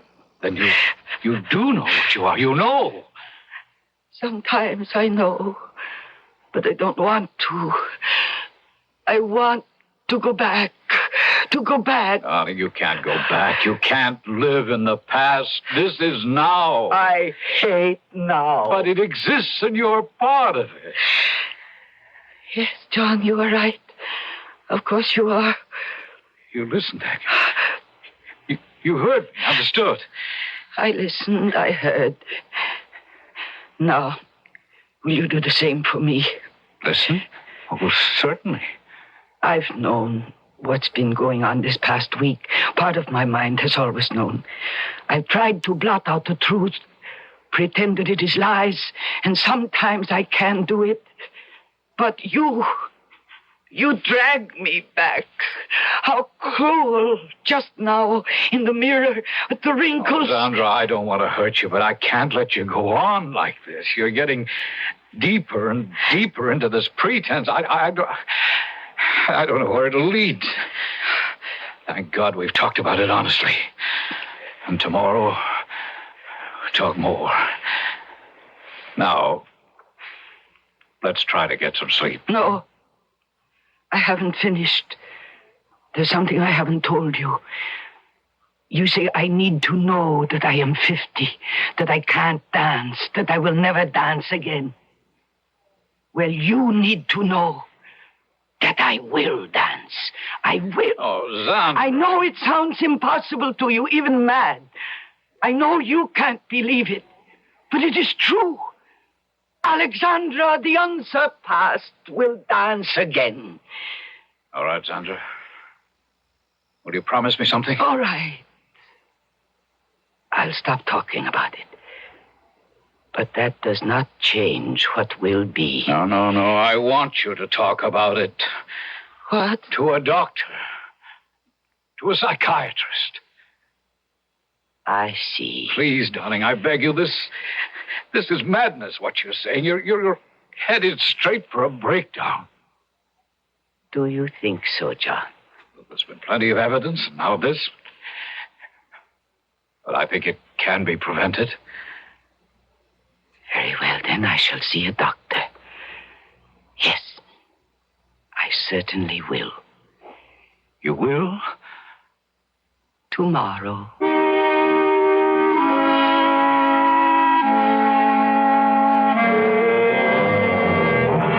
Dr. Stern, I want a truce. Please don't make promises you cannot keep. But I have no intention of doing that, Mrs. Scott.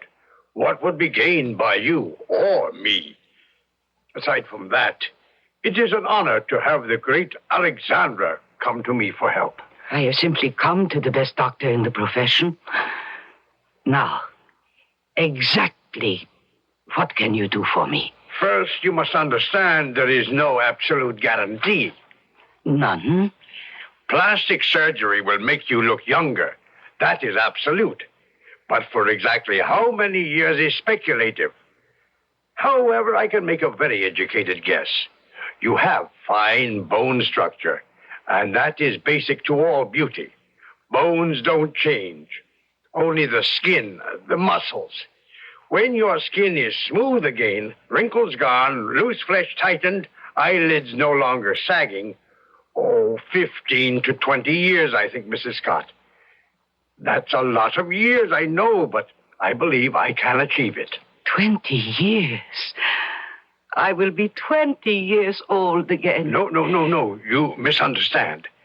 15 to 20 years off your present age. Oh, how silly of me to put it that way.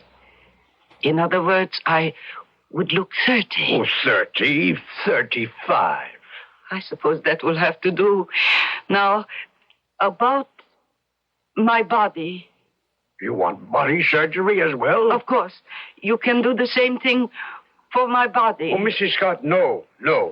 Age takes a toll of the body we cannot change. Ah, yes, breasts lifted, superfluous fat removed.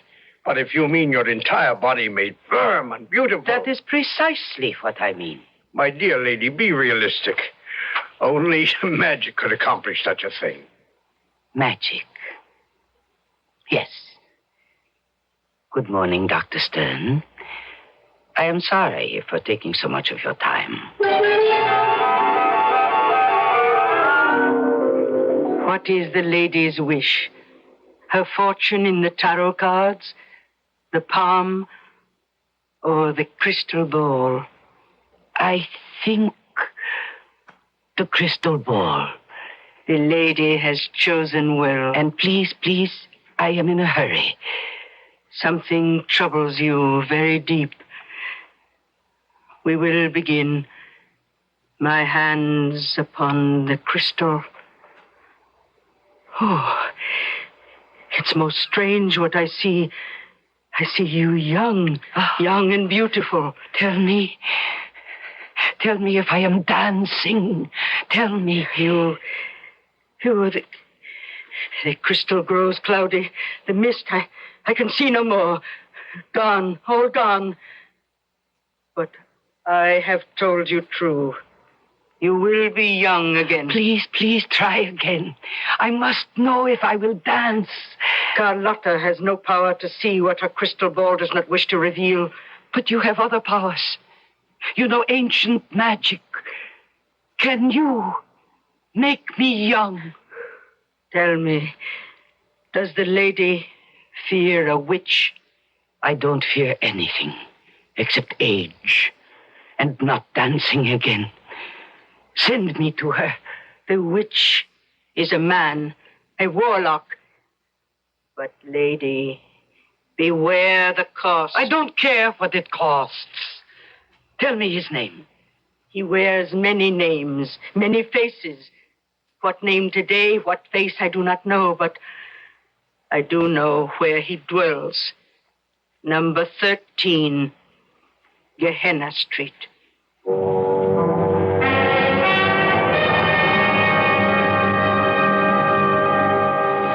The door knocker. It's hideous. Gargoyle. Never mind that. Just knock. That sound. It's like doom. There's still time to run back down this crooked street. No, I will not. There is still time to run back down the crooked street, Madam Scott. You know my name. Your true name is Alexandra. I've been expecting you. My house is honored. How strange this room is. Don't be alarmed by my treasures. They are ancient symbols of the occult. I am not alarmed. I am only surprised. Since you expected me, sir, and you know my name, you must also know my need. Your quest, your heart's desire. Yes, I know. Can you do it? Oh, not can I, but will I? Then will you? If, and only if you agree to my terms. I warn you, they are costly. To be young, to dance again, there is nothing I wouldn't pay. And now, since we are here to do business, I should know your name. You haven't told me. Well, my name, for a while, as long as it amuses me, is Azazel. Azazel. I've never heard that name before. That may prove to be your loss. Well, I have heard it now. So can we get started, please? Not yet. Not yet. Before we go on, I give you one last chance not to go on. You are here of your own free will. You still have free will. Decide. Do you still wish to collaborate with Azazel? If yes, then there is no turning back. What say you, Alexandra? Yes or no? Yes, Mr. Azazel. Yes.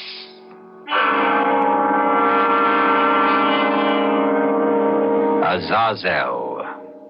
If Zandra Scott, if Alexandra had remembered Milton's Paradise Lost, she would recall that Azazel is the name of a fallen angel who, with Satan, rebelled against heaven.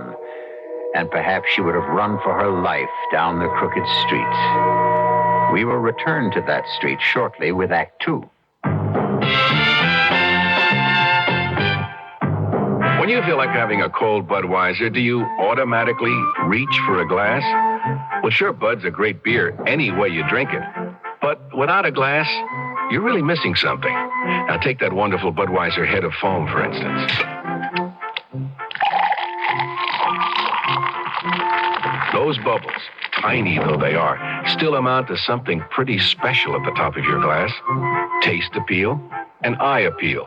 Two results of exclusive beechwood aging and natural carbonation.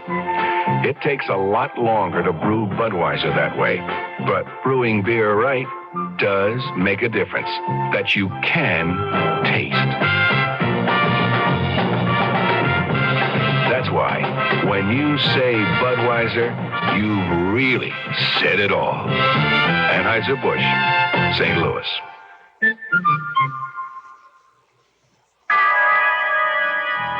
Who knows how to help you solve your shopping problems? Your Better Business Bureau knows. Oh, dear. All of this furniture is so beautiful. Look at this beautiful leather chair and this gorgeous oak table. And the prices are so low, I don't know which one to buy first. I'll help you, madam. But who are you? I'm the man from the Better Business Bureau. Listen carefully. New federal regulations require that furniture be properly labeled, describing what it's made of, plastic, wood, veneer, and so forth. Be sure to read the labels on the furniture. They'll help you. Oh, I see. Why, look, the label on this marble table says made of marble dust. No wonder it's cheaper. Oh, thank you for telling me. Think nothing of it, little lady. Just passing along another consumer tip from your Better Business Bureau.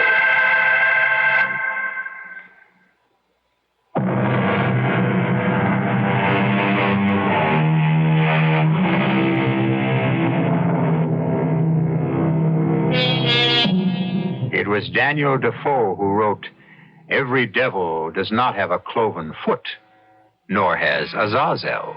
If devil he is. We can't be certain, can we? He may very well be only a charlatan, preying on the gullibility of foolish, vain people who wander down his crooked street.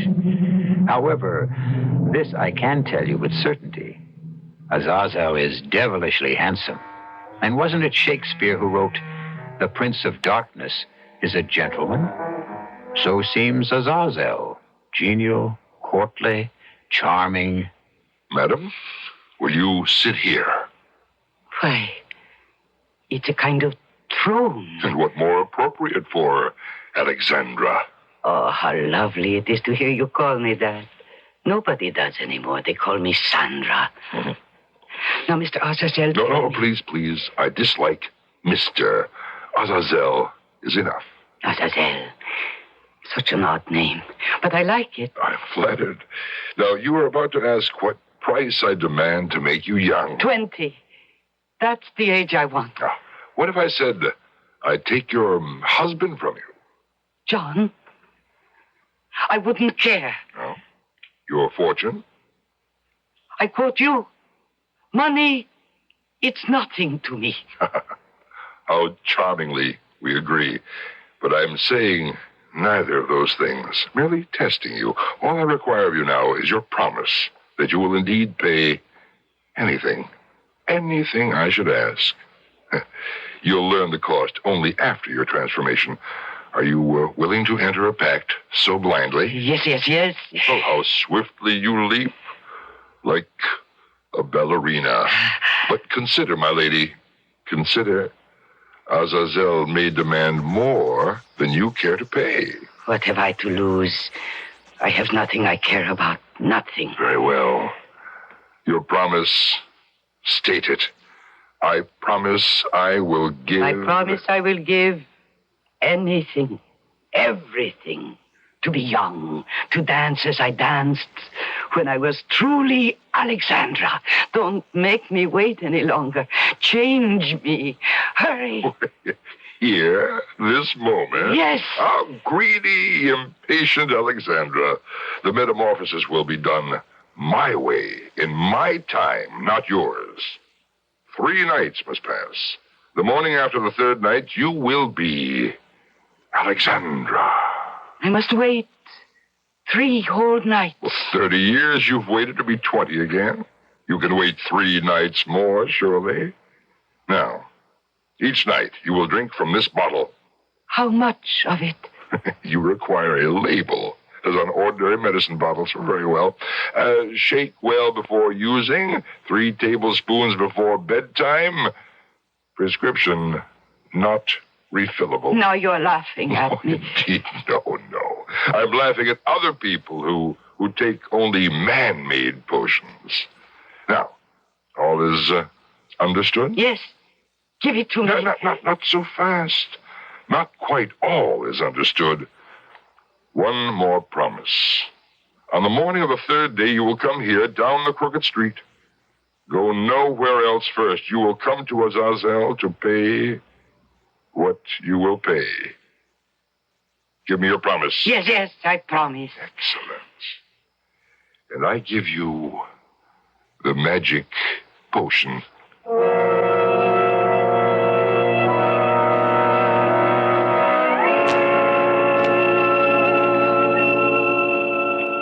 Sandra? What are you taking? What's in that funny-looking bottle? Oh, it's medicine, John. Oh, what for? Well, I'm not feeling quite myself. You're not? Well, isn't that what you have been saying for a week? Why, yes, but I didn't know psychiatrists prescribe medicine. But how silly you are. Of course they do. Tranquilizers, things like that. Oh, yes. And you do seem better already. Yes, I am. Much. All evening, not one word about it. No, I don't want to get you started. About being young again, about how I will dance again. Oh, Sandra, please don't start. All right. Turn off the light, darling. A dancer needs a full night's sleep. Oh, Sandra. You said that with humor and a smile, and you know it's a joke. You are getting back to normal. Yes. Back to normal. Good night, John.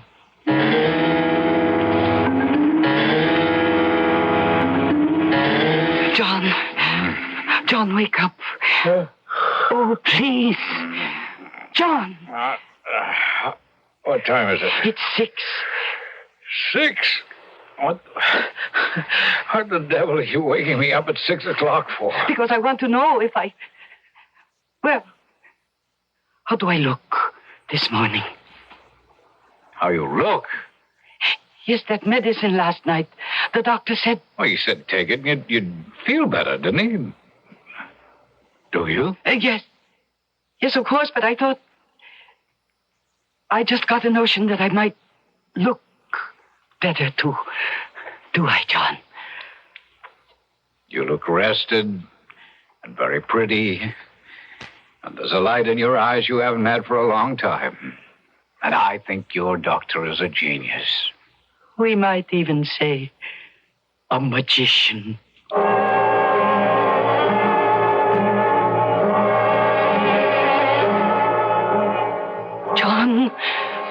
John.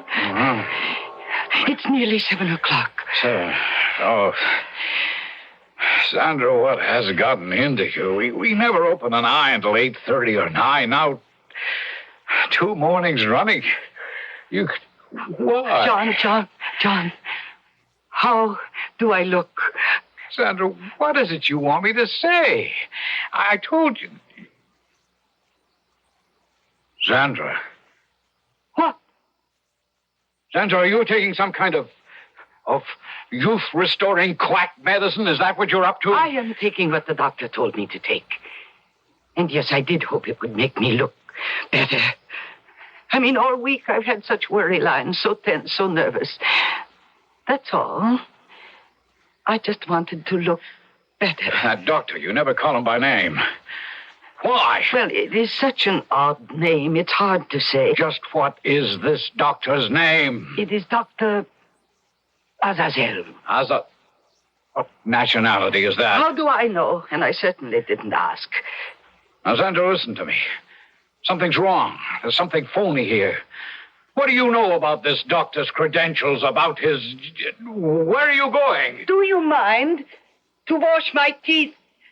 I can't stand this awful bitter taste. Oh, the mirror. Look at me.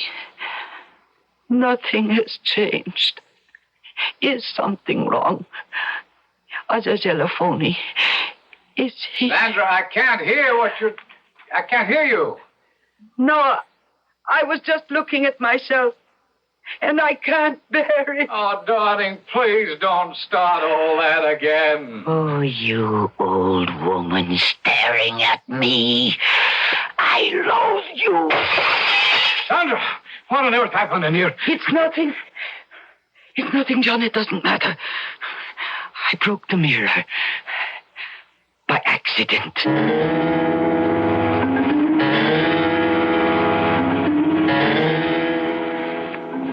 Sandra, you awake? Oh, what time is it? It's still dark. Oh, where's that blasted light? Oh, not quite 6, damn. Sandra's got me in a habit of... Honey, it's not fair. You sleep while I... Oh, my God. Oh, my God! Sandra, what's happened to you? Sandra, wake up! What? Oh, would you please, for God's sake, open your eyes? John, what on earth are you shouting? John, have I changed? Am I different? Different? Answer me. I am afraid to go and look. Go, look. Oh, yes. Oh, I don't believe this. Just now, when I got out of bed, it was not my heavy 50-year-old body. Will you get to the mirror? This can't be. Am I mad or Or do you look the way I think you look? Oh, I am 20 years old. I am Alexandra. 20? In the name of heaven, will you explain to me how this could happen? Yes, it is the medicine. It was a magic potion given me by a warlock, a witch, Azazel. No, you are not dreaming. You are not mad. I am exactly what you see. He has given me back my true self. Please, John, no more arguments. I am going now. Xandra, this is goodbye. Xandra, one last time. No. Undo this unnatural, unholy thing before it's too late. You are too late. There is no turning back, even if I wanted to. Wait! Once you leave this apartment, walk out that door. Once I leave this apartment, I am free. Where will you go? Where else would I go? To the most famous of all ballet companies. To Sergius Kerensky, ballet master, and old friend. Oh, Xandra, you see how mixed up you are. Sergius managed you 30 years ago. He's dead. Oh, how could I forget that? You see? Come back in and close the door. Oh, don't be stupid, John. It is his son's company now, Peter Kerensky. I will go to him. He doesn't know it, but this is the luckiest day of his life and mine. Goodbye, old man. Xandra! I am free. It is the luckiest day of my life. On the morning of the third day, you will come here, down the crooked street. You will go nowhere else first. You will come to Azazel to pay what you will pay. But I have paid, Azazel. I lost poor old John and his silly old money. Why should I go down your crooked street again? Do not play fast and loose with promises made here. It will be at your peril. But Azazel, Mr. Azazel, Dr. Azazel, all this abracadabra was done so that I could dance. I can't bear to waste another minute. I am terribly sorry, but I have an appointment with Peter Kerensky.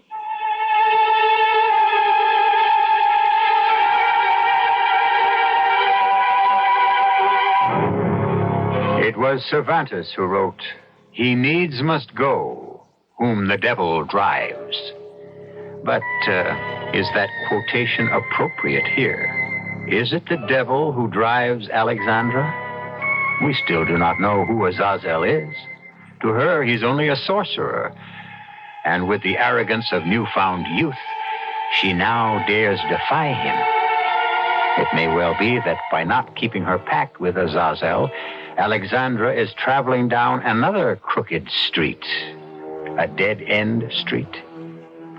We'll follow her when I return shortly with Act 3. Give your hand to a friend. Give your heart to your love. But give your cold to contact. The sooner the better. 6 or 3 or 1. Please don't give me problems. I'm catching a common cold. Sneezing, drips, congestion. Give your cold a contact. For up to 12 hours continuous relief of those symptoms, you'd need 6 cold tablets, 2 every 4 hours, or 3 ounces of Cold's liquid, 1 every 4 hours, or just 1 contact. I know, the tiny time pills. Right. Both the others have things for aches and fever, and the liquid, something for coughs, not found in contact. Your cold, your choice.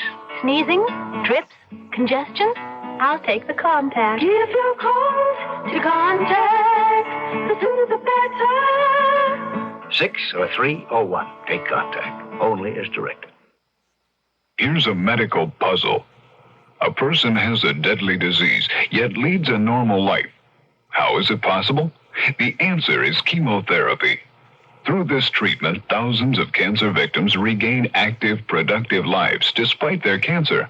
Many of these people can continue in their jobs for years, while the anti-cancer drugs, which we call chemotherapy, control their disease. But many types of cancer remain difficult to control. Through research, the Chemotherapy Foundation is stimulating the development of new drugs. More types of cancers will someday be controlled. The question is not if, but when.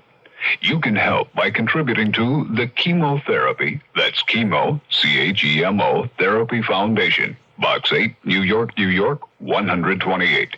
That's the Chemotherapy Foundation, Box 8, New York, New York, 128.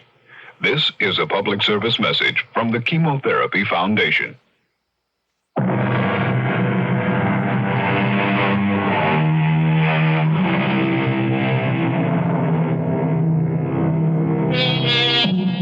Backward, turn backward, O time, in your flight.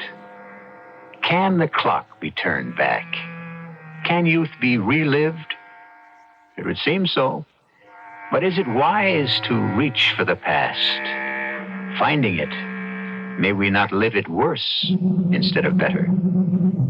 Alexandra, age 20 again, has billed herself to Peter Kerensky as Zandra Scott. Curious that she should send in that name. Curious, too, that Kerensky agrees to see her. As a rule, he is not interested in unknown young dancers. Zandra Scott, is that right? That is the name I am using just now, Mr. Kerensky. Oh, you have another? A name you would recognize if I told it to you. Well, then why the secrecy? No, it is not secrecy. You will know exactly who I am when you see me dance. Now, see here, I'm not sure I'm amused by such games. And why are you so sure I will give you an audition? I know, that's all. I am absolutely certain. Well, that's more than I am. I can't think why I even let you in here. Perhaps because I am a relative of the great Alexandra. Are you? But I didn't know that when your name was sent in. Aha, you knew it intuitively. Oh, come now. Well, at least I know why you looked familiar when you walked in. There's a very strong resemblance to Alexandra. Quite remarkable, really. So you remember how she looked? My dear lady, how could I forget? My father left a collection of at least 1,000 photographs of that incredible face. You keep staring at me, Mr. Kerensky. Yes, you know, it's uncanny. More and more, I see her face in yours. Are you her daughter? Alexandra had no children. A niece, then? Again, Mr. Kerensky, you will know who I am when you see me dance. Oh, no wonder you were sure I'd audition you. What fool would refuse any relative of Alexandra's? I did rather count on that. Yes, but it's not like me to waste time this way. Let's get on with it, please. You've brought leotard and toe slippers in that bag, I assume? Yes. Well, I'll get hold of the practice pianist. What music, ma'am? Giselle, the mad scene. Why, that's one of the most difficult. Isn't that rather ambitious of you? For some ballerinas, yes. For this one, though, I have danced that role many times. Uh-huh. As you will. Oh, that door just to your left. You can dress in there, then come on stage. I'll be waiting out front with my assistant. But why should I audition for anyone but you? Because I want it that way. How much warm-up will you need? None. None? I shall be ready in 5 minutes. Oh.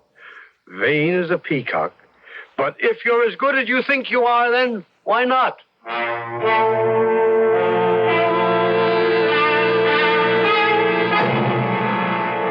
Wait until you see her, Trina. Oh, the reincarnation of Alexandra? Well, that's the feeling I have. Oh, well, if she has half Alexandra's talent, a quarter of it, but she's a find. A real beauty, too. Eyes like... Oh, there she is in the wings. Oh, Peter, she could be Alexandra's twin. What did I tell you?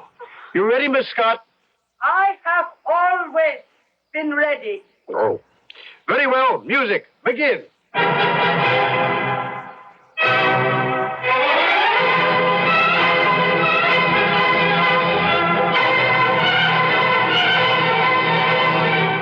Now, you vain, lovely creature, let's see what you can do.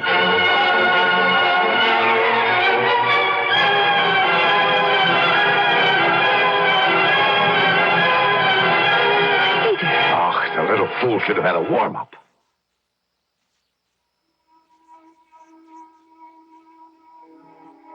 All right. I expected a slow start, but come on, let's see something.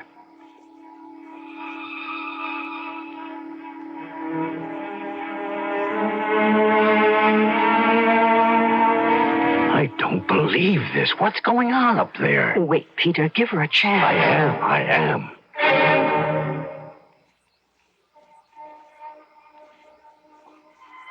Oh, I will be damned. What is that? It's nothing. No elevation, no extension, no technique whatever. Not even any grace. This girl's clumsy. That is a trained dancer. Well, she's a rank amateur. Did she really think she could put this over on Kerensky? A chance resemblance to Alexandra, and she palms herself off as a relative. Oh, she couldn't have a teaspoon of Alexandra's blood. Damn little upstart tricked me. Does she really believe she can dance? All right, cut. That's enough. Why? Why did you stop me? Come down here, please, Miss Scott. Trina, this girl's out of her mind. I'd better handle this alone. Wait for me in the office, please. Thin ice, Peter. Handle with care. I know. How could you do such a thing? I was just beginning the marvelous dramatic passage where I... Yes, I know, but I'm terribly sorry, but I don't think you're quite ready for that just yet. Not ready. Miss Scott, do you think you're ready? My experience, my talent.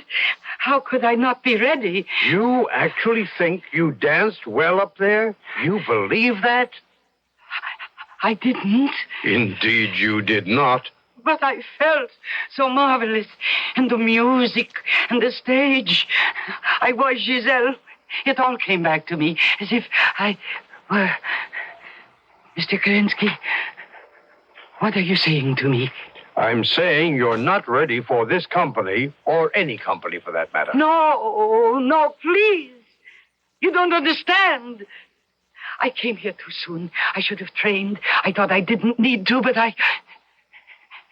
Mr. Kerensky, I have not danced for some time. I did not realize I would be so rusty. Any real dancer knows she has to practice every day of her life. But I didn't think that I had to. But I will go, and I will train, and I will be back. Miss Scott, please, I'm a busy man. You've had your audition. It's over. Don't bother to come back. I'd be less than kind to encourage you. Now, I'm sorry to be so blunt, but you simply have no talent. How dare you say that to me? How dare you claim you're related to Alexandra? If by some mischance you are, you blight that famous name. No, I am not related to her. So you admit it. I am Alexandra. I am Alexandra. Oh, wait You a minute. fool! You tell me I have no talent. I who danced with Nijinsky. Oh, my poor child. Nijinsky died before you were born.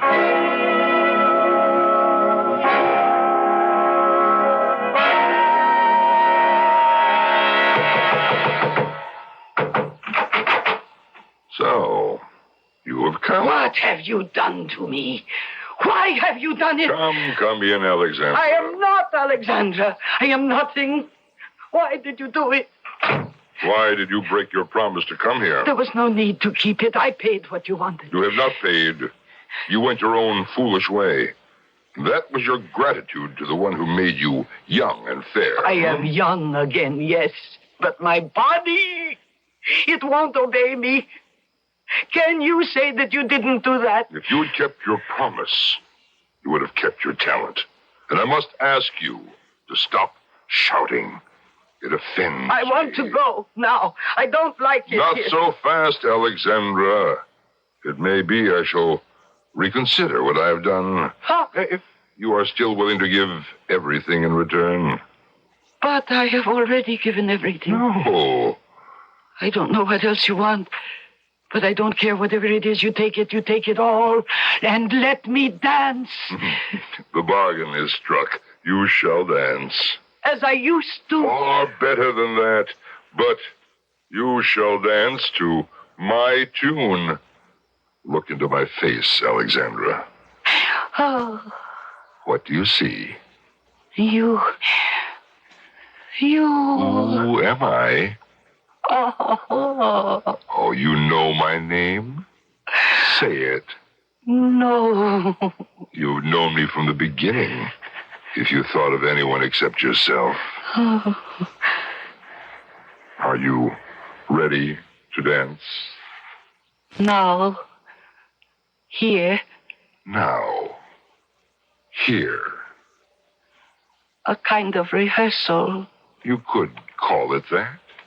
But in these clothes, I can't. Ah, the first change, then. Look upon yourself, Alexandra. What? It is my costume for the Sleeping Beauty and my ballet slippers. Everything. An appropriate costume, yes? Have you not been sleeping? Huh?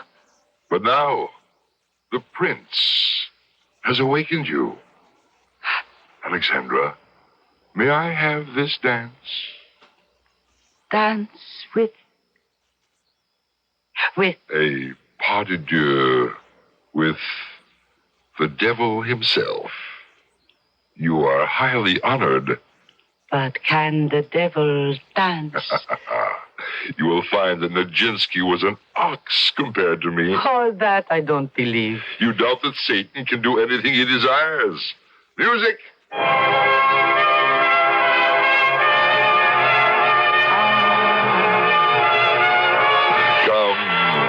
Come, your hand.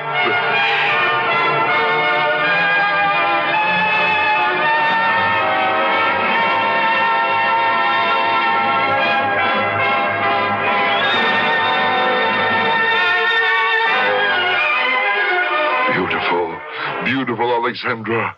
You dance like an angel. Yes, I know. I feel it.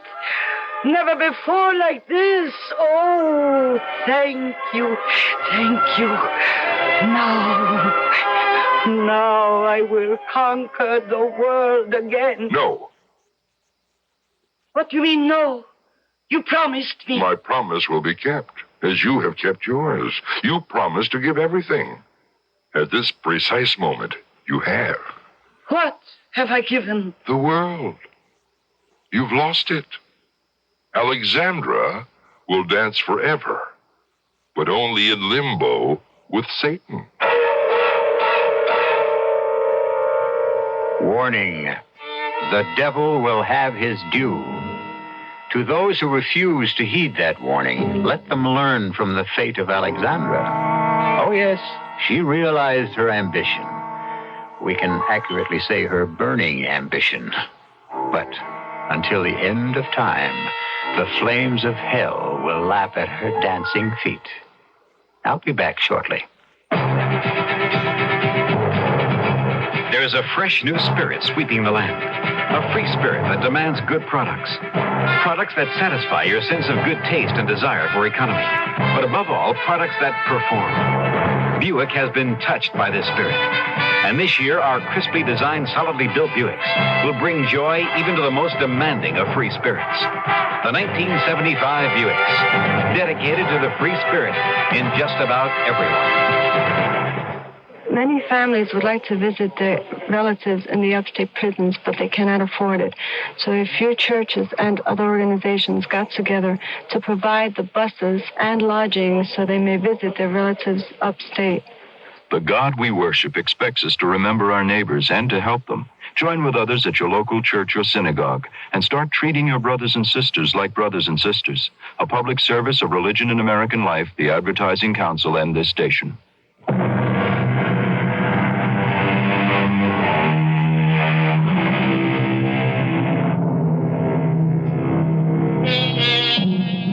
You don't believe in the devil? There is no such evil being? Then a final warning needs to be sounded here. In the too often ignored words of Baudelaire, the devil's cleverest wile is to persuade us that he does not exist. Our cast included Mercedes McCambridge, Joe Silver, Ian Martin, Bryna Rayburn, and Peter Donald. The entire production was under the direction of Hyman Brown. And now, a preview of our next tale. You want me to do something else, don't you? Of course. You admit it. Oh, sure. We don't have a budget for the Santa Claus suit. So I thought if you'd be him, you could afford to rent it. Where are you going? I'm opening the door for you to leave, Jezebel. My name isn't Jezebel. That's a matter of opinion. Just keep heading for the front door. Then you won't be Santa Claus? I'm afraid I'm not the type. You could be just perfect if you'd let yourself go. I wish I could believe that. Oh, couldn't you? Only one way I could. Well, how's that? You get me the Santa Claus suit, and if you still want me, I'll be your Santa Claus. Honest to Pete? Honest to Pete. Well, I'll try. But it's going to take a miracle if I do. Radio Mystery Theater was sponsored in part by Anheuser-Busch Incorporated, brewers of Budweiser. This is E.G. Marshall inviting you to return to our Mystery Theater for another adventure in the macabre. Until next time, pleasant dreams.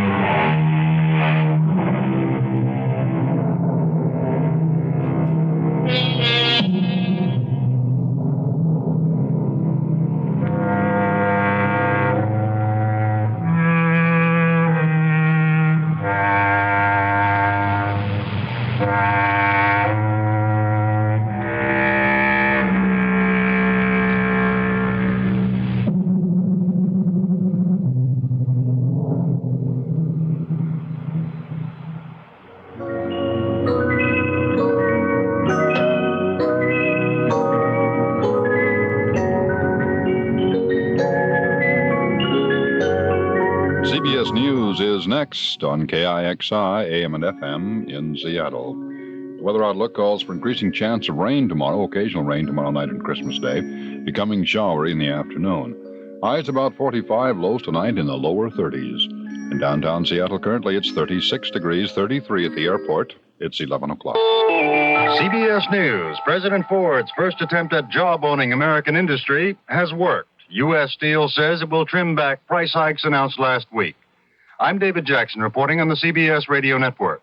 U.S. Steel had said it would raise prices by an average of 4.7%. Mr. Ford thought this was too much. He demanded justification, then asked for a rollback. Monday evening, the company complied, saying it would trim the increase by about a fifth. And as we hear from Phil Jones in Colorado, Mr. Ford took the news well. The president has won this round of jawboning, and shortly after U.S. Steel's announcement, Mr. Ford issued a very brief statement saying, "I am pleased with the work that was done by the Council on Wage and Price Stability and the attitude of U.S. Steel in making this rollback." There was nothing in the presidential reaction to an earlier announcement by Bethlehem Steel indicating that they plan to raise their steel prices. The president spent about 3.5 hours on the ski slopes. It was, according to his account, 10 degrees below. He returned to his rented Vail home to sit by a fire and do some work. This included action on 17 bills that he's received from Congress. He signed 15 and vetoed 2. Phil Jones, CBS News, with the president in Vail, Colorado. The administration's Wage and Price Council has already asked for justification of the announced price rise by Bethlehem Steel. More after this. Give your hand to a friend. Give your heart to your love. But give your courage to contact. The sooner the better. 6 or 3 or 1? That's the question when you catch the common cold. Sneezing, drips, congestion. Then take 12-hour contact. You need 6 cold tablets, 2 every 4 hours, or 3 ounces of Cold's liquid, 1 every 4 hours, or just 1 contact for up to 12 hours continuous relief of those symptoms. The tiny time pills do it. Both the others contain things for aches and fever. The liquid, something for coughs, not found in contact. Your cold, your choice. Give your cold to contact. 6 or 3 or 1. Take contact. Only as directed. President Ford has ordered an investigation into allegations of illegal CIA spying within the United States. He told Secretary of State Kissinger to look into the matter and report back within a matter of days. Kissinger, in turn, has asked for an accounting from Richard Helms. Helms headed the CIA during the period when most of the domestic spying is alleged to have taken place. He is currently ambassador to Iran. 3 congressional investigations on the subject have been promised, one by incoming chairman of the Senate Foreign Relations Committee, Alabama's John Sparkman. The CIA, with its operations in all parts of the world, or many different parts of the world, did have a relationship to the foreign relations of this nation, and the Foreign Relations Committee ought to hold hearings on it. Let's find out who they are, what they're doing. Alabama Senator John Sparkman. John Stonehouse, the British member of Parliament and former cabinet official who disappeared in Miami last month, has turned up in Melbourne, Australia. Stonehouse is being detained by police there on charges of illegally entering the country. He disappeared from a Miami hotel November 20th. Shortly thereafter, British newspapers carried stories alleging Stonehouse had been a spy. Those charges heatedly denied by the British Prime Minister, Harold Wilson. Stonehouse allegedly entered Australia under the name of J.F. Markham. High wheat prices have had an effect on wheat farmers. They're planting more. Agriculture Department figures show a sharp increase in fall wheat planting, 6% above last year, larger than any other time in 21 years. The Watergate cover-up trial is in recess for 2 days. It'll pick up again the day after Christmas. The jurors, still sequestered, will have Christmas Day with their families, but the families will have to come see them in the presence of federal marshals. More after this. Again this year, we say it with music. Greetings from the CBS Radio Network and some people you know. Reed Collins, Eric Severide, Lee Jordan, Gary Shepard.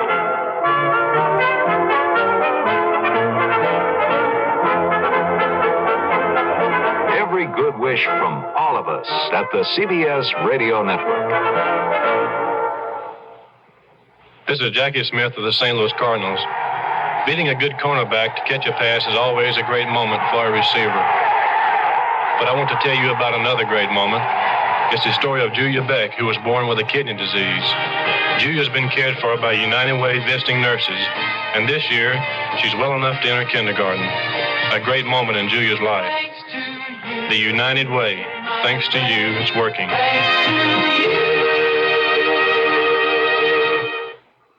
2 months ago, urban guerrillas in Buenos Aires assassinated that country's top police official. Tonight, they tried to kill his successor. Explosives along a motorcade route taken by the federal police chief were blown up as the chief's car passed. A gunfight between police and snipers followed, but the chief was unhurt. One patrolman was killed, 2 others were wounded. David Jackson, CBS News. CBS for Seattle, this is KIXR, where the time now is 6 minutes past 11. And the time is 7 minutes past 10. The CBS Radio Mystery Theater presents...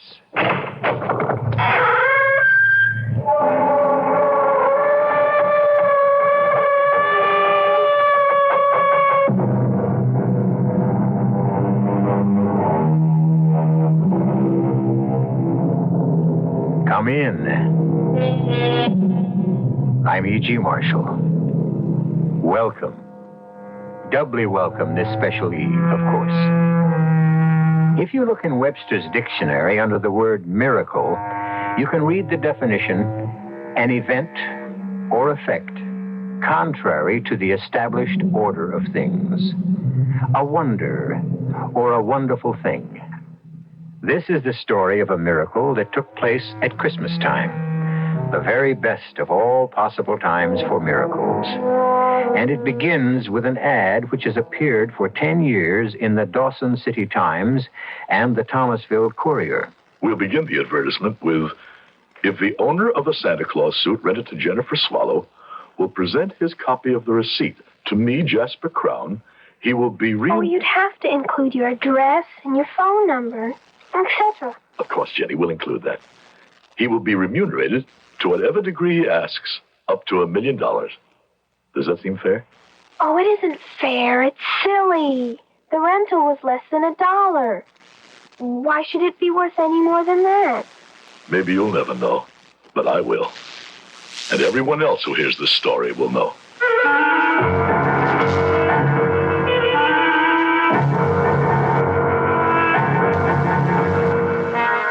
Our mystery drama, A Very Private Miracle, was written especially for the Mystery Theater by Ian Martin and stars Howard Da Silva. It is sponsored in part by Buick Motor Division and Anheuser-Busch Incorporated, brewers of Budweiser. I'll be back shortly with Act One. The strangest thing happened last night when I was walking home from work. It was almost dark. And then I saw someone. A woman struggling to change a tire. I stopped. She stiffened. I think she was afraid of me. And then something strange happened. We talked. I mean, really talked. There by the roadside, changing the tire. She told me how scared she was.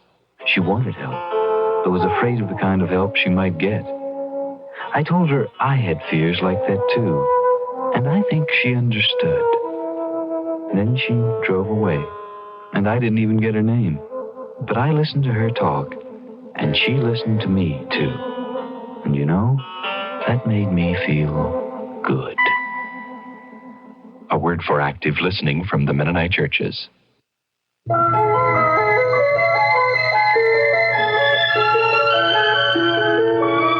The gift of Christmas music on KIXI is brought to you by your neighborhood Lucky Discount Supermarkets. Our staff and management offer it as yet another service to you, our customers and friends. We hope you're enjoying the beautiful music of the season with family and loved ones. If this Christmas finds you away from home, share with us, through the music, the warmth and beauty of Yuletide. Wherever you are, whomever you may be, Lucky Discount Supermarkets wish you peace and love and happiness now and throughout the year.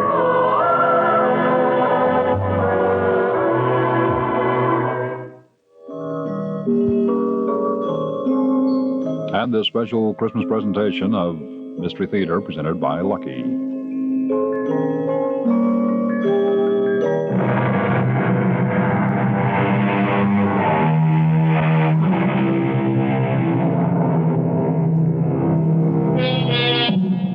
This is a story of a very special time and a very special love affair between a bright and artless 10-year-old and a bitter, soured man who made himself old before his time. But however it ends, it begins with hate. What was that, Arthur? A rock through the window. That's an ugly mob outside. Yeah, no goods, inadequates, ingrates. Because you've taken their livelihood away from them. My livelihood as well. I can't go on losing money with the mill. Since Robert walked out on me, I don't need any more. But Thomasville does. Good Lord, it's the only real industry we have left to keep the town alive. Are you my lawyer or theirs? You know whose lawyer I am. My friend or theirs? That's a question which gets more and more difficult to answer. Jasper, it's Christmas. And Robert had good ideas for the mill. I don't want to hear any more about the mill or about Robert, my son, or my daughter. Most of all, I don't want to hear about Christmas. That cheap, tawdry, pagan celebration. There, at last. The riot squad. They'll break up that no-good rabble. That's my Christmas present to them.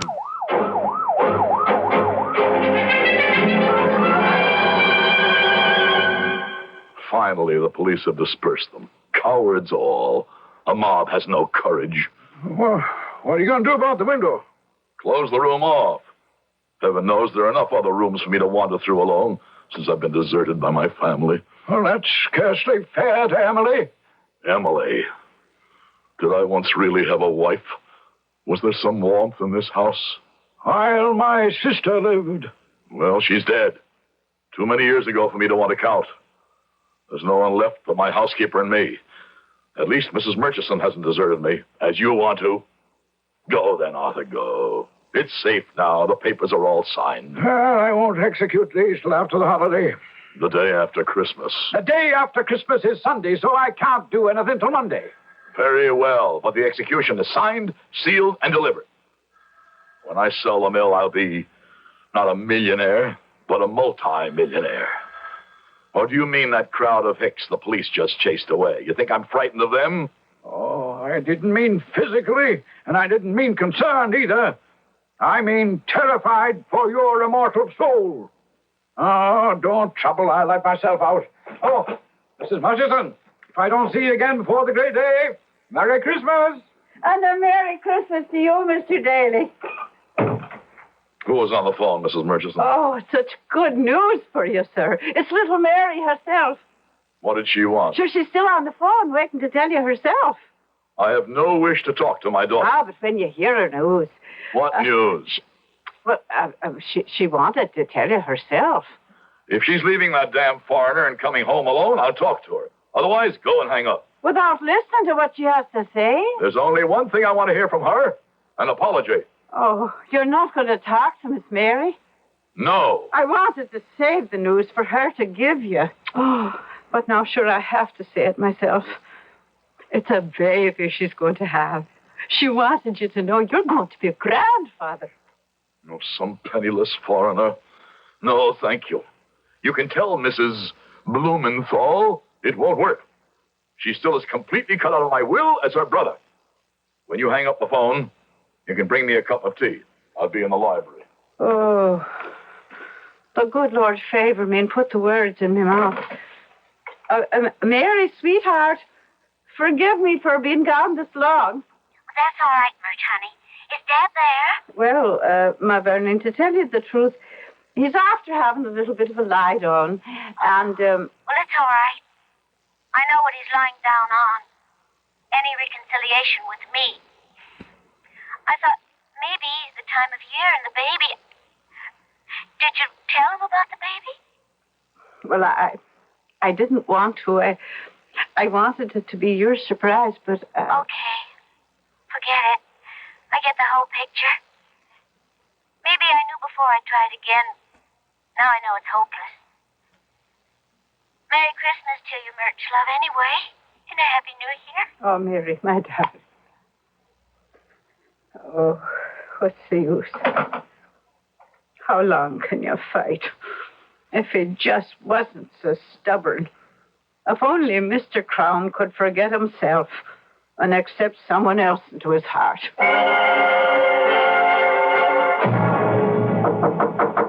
Come in. It's your tea, Mr. Crown? Oh, thanks. Just put it on the table. Yes, sir. Well, was there something else? Yes, Mr. Crown. This next Christmas would be my 25th that I've served your family. Oh, in heaven's name, spare me the Christmas spirit. It's choking me. Well, it's choking some of the rest of us, too, Mr. Crown. Everyone has a limit. You're not alone in that. I've just been talking to Mary, and I've lived through a long, difficult time in your family. I'm giving my notice. Before dinner? I honestly don't care if you ever eat again or live. I just have time to catch the next bus. I'll send someone else to clear out everything that's left of mine in this house. I want no part of it, or you, ever again. A little while later, the front doorbell rang. With Mrs. Murchison gone, Jasper was tempted not to answer it. But when it rang again, some secret urgency drew him down the long corridor. On the walk, he winced. His elbow pained him, and the arthritis in his right leg jumped and sent shivers. Every ache and pain he had ever known seemed to assail him, till the magic moment he opened the door and saw, standing on the stoop, her freckles burning bright in her snow-white face, her pigtails stiff in the icy wind, Jennifer. And even though he didn't realize it, magic was upon him. Yes? Who are you? Jennifer Swallow. What are you doing on my doorstep? If you please, Mr. Crown, I'm freezing to death. Ah, you came here of your own free will? What do you want? I have a business proposition to put to you. Not interested. How do you know if you haven't heard it yet? Don't be rude. You're talking to your elders. Excuse me. I didn't mean to be rude. I'm just anxious. Anxious about what? My proposition. What I want to talk to you about. All right. What is it? I'm too cold to tell you here. My father says that no gentleman keeps a lady waiting. You're no lady. You're just a child. And you're no gentleman. You're a... A what? You're a kind man who's going to offer me shelter. Very well, before we both freeze to death. Come in, come in. Thank you. You shouldn't have let me in, you know. But you what? Get in. My father says you should never let a salesman get his foot in the door. Are you a salesman? Oh, no. It's just an expression, you see. In a manner of speaking, so to speak. What is it you want, young lady? My name's Jennifer. Jennifer. I'm not interested in names. All I want to know is what your business is here. Shouldn't we go into the parlor? No. You're kind of old. I thought you might want to sit down. Well, maybe I'd better. It would be much cozier. Very well, then. Follow me. Even though it is quite cold, it's very nice weather for this time of year. What? I'm just making conversation. My father says... I don't believe it. Believe what? I don't believe your father ever gets a word in edgewise with you around. All right. It's warm in here in the library. There's a fire. You can sit over there on the other side of the fireplace. Thank you. So many books. A lot of knowledge in the world if you young folks would take time to pick up some of it. Now, Miss Jennifer, just what is it you want? Well, it's at the church, you see. Nobody is working this year on account of you closed the factory down. You blame me for that? Oh, no. I mean, that's your business, of course. But it meant somebody had to do something special. About Christmas, I mean. I might have known it. Sending a child here to blink her innocent eyes at me. Who put you up to this? Who sent you here to ask for money? No one. I just wanted to... Don't lie. For a moment, you almost fooled me, young lady. But I might have known there was something behind this. There is, isn't there? Well... What is it? Present for the church? Oh, no. I already won those. For Win the Booty. You what? I said I already got those. For Win the Booty. You know. No, I don't know. What is Win the Booty? It's on television. Don't you watch it? I don't have a television set. Oh, it's fun. The man asks you questions, you see, and then you have to answer them. And that's what you did? Of course. Why are you so surprised? I'm just amazed that you didn't ask him most of the questions.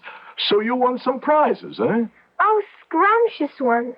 So you see, we don't need you for that. You don't say. Well, what do you need me for? Well, see, the presents are to be handed out tomorrow night at Christmas Eve. And we have no Santa Claus to do it. I wanted you for that. Of course. Because I'm rich and you thought that I might bring some extra presents. That wasn't it at all. Somebody else had an idea you should come here and ask me? No, sir. This was my own idea. Really? Just what's the matter with the guy who knows all the answers? Who? Your all-wise father. Oh, he isn't here this year. What's keeping him so busy? A first-class son of a gun. A what? His superior officer. My father's in the Navy. Both of them are. Who? My father and the first-class son of a gun. That isn't exactly what he called him, but I promise not to repeat the other. I see. Well, if it can't be your father, what's the matter with your minister? Nothing. I mean, as Santa Claus. Oh, too skinny and too serious. He never understands a joke. He's really an old stick. But what on earth would make you think of me, child? You don't just want me to be Santa Claus. You have an ulterior motive. What's an ulterior motive? You want me to do something else, don't you? Oh, that. Of course. You admit it. Oh, sure. We don't have a budget for the Santa Claus suit. So I thought if you'd be him, you could afford to rent it. Where are you going? I'm opening the door for you to leave, Jezebel. My name isn't Jezebel. That's a matter of opinion. Just keep heading for the front door. Then you won't be Santa Claus? I'm afraid I'm not the type. You could be just perfect if you'd let yourself go. I wish I could believe that. Oh, couldn't you? Only one way I could. Well, How's that? You get me in a Santa Claus suit, and if you still want me, I'll be your Santa Claus. Honest to Pete? Honest to Pete. Well, I'll try.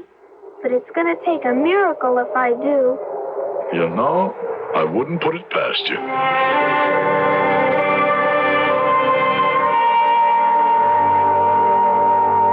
Jasper Crown remained with his hand on the door, one part of him congratulating himself for having resisted that elfin charm. The child was just trying to use him and his wealth, as people always were, egged on by her elders, no doubt. But another part of him, lonely and forgotten and rusty with disuse, cried out for her return, for a miracle. I'll return shortly with Act Two. Inside you're free. Inside you're free after all. You hear freedom spirit like a wild bird's call. Inside you're free. Inside you're free after all. Living free. Living free. You feel like breaking loose, and so off you go in a Skyhawk. Buick's sleek, low-slung 2+2 road machine. Its streamlined nose thrust rakishly ahead. Its spirited V6 engine supplying the motion. All of a sudden, living free becomes second nature. Skyhawk, the smallest Buick in 60 years. Inside you're free. Inside you're free after all. Living free. Living free. Living free.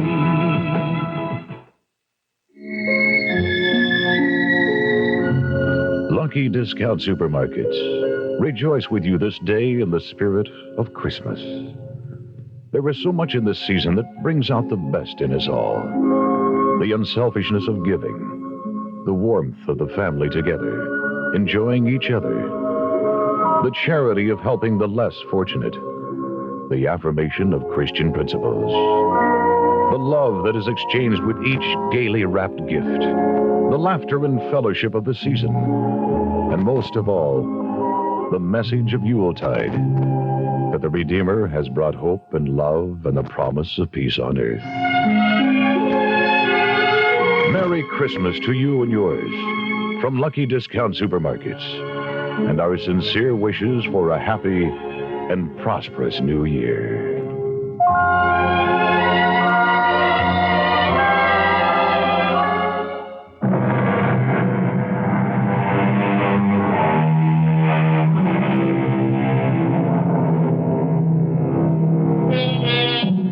Never underestimate the power of Jennifer. That night, Jennifer broke open her piggy bank and counted her capital, $2.23. The following morning, she bought a return trip ticket on the bus to Dawson City, which cut into her budget to the tune of $1.62. Once she got there, she set her jaw and started to comb the city. It was well after lunch when suddenly the freckles were dancing across her nose and her pigtails vibrating with delight. For there, just as she told herself there had to be, was a sign saying, Santa Claus suits for rent, dirt cheap. The proprietor was a wonderful man with a jolly round face and bristling white eyebrows and a shock of snowy white hair. As Jenny said afterwards, she almost wished he might be persuaded to come and play Santa Claus. But that's really a silly idea. He lives too far away. I beg your pardon, miss. Did I say something? Well, there are only two of us here, and I didn't say anything, so I think it must have been you. There I go again, thinking out loud. You couldn't. Could you? Or didn't I think that part out loud? What part? About wanting you to come and be Santa Claus in Thomasville at our church tomorrow evening. Oh, I'm afraid I couldn't. Some other people are expecting me. Oh. But I can rent you a suit, you know, a Santa Claus suit. Do you see one that you like? Well, there are so many. What's this one made of? Red velvet with ermine trim. You like it? It is nice. How much would it cost to rent it? Well, now, that's a very handsome suit and quite cheap at the normal rental of $100. $100? Too much? Oh, much too much. Well, now, how much were you thinking of? 61 cents? 61 cents, eh? Now, isn't that a coincidence? As a matter of fact, right down beneath the counter here, I may have just the thing. Ah, yes, here we are. Now, let's see. Boots, belt, hat, pants, and a tunic. And, of course, the whiskers to go with it. And the price happens to be just right. On the nose, as the saying goes. 61 cents. It is pretty old and tattered. Yes, it is. Seen a lot of use. I have to admit it isn't in the best of repair. But it's the genuine thing. Well, it is pretty ratty. But I'll take it. After all, the price is right. And the kids who are going to see it won't notice the condition. Because to tell you the truth, these days our clothes are pretty ratty, too. Well, righty-o. I'll wrap it all up. And while I'm getting it ready, you can sign your name right here. What's that for? Well, I'd like to get this suit back. You might be surprised, but sometimes I have a little trouble. This way, if you shouldn't return it, anytime I want to claim it, I'll have proof that it's mine. Oh,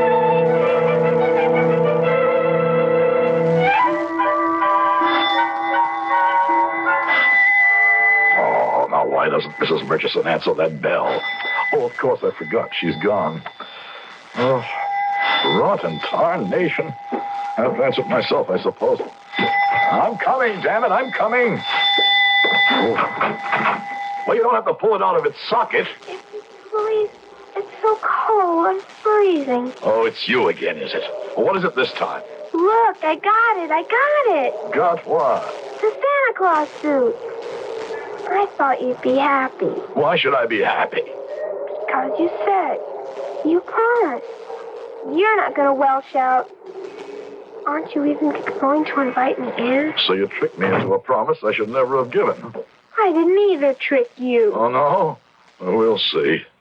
Well, what are you standing out there for, child? Want us both to freeze to death in this drafty hall? Go on to the living room. I've had the window fixed. Yes, sir, Mr. Crown. Well, in you go. There's a fire here, and it's warmer. Certainly is that. Thank you. So you got the suit, huh? Yes, sir. How? That's my business. Didn't take you long to maneuver it once you found out I wouldn't fork out for it, huh? That's right, Mr. Crown. Well, sit down. Thank you. That all? Excuse me? I mean, can't get your tongue, huh? You certainly had enough to say yesterday. Why so silent now? I'm disappointed. Why? Because you're not happy, too. About the suit, I mean. Why should I be? I don't know, Mr. Crown, but I was just sure you would be. Well, you're wrong. I'm not. I made a bargain, and I'll stick to it. You don't have to, if you don't want to. I won't hold you to it. I mean, an unhappy Santa Claus wouldn't be much good. Do you want to? Want to what? Be unhappy? No, to get out of it. I don't even know if I can get into it yet. Close your mouth. You look silly with it open. Oh, come on. The suit, I mean, the suit. Come on, let's see it. I can't open it. It is a very difficult knot. Oh, give me that stupid parcel.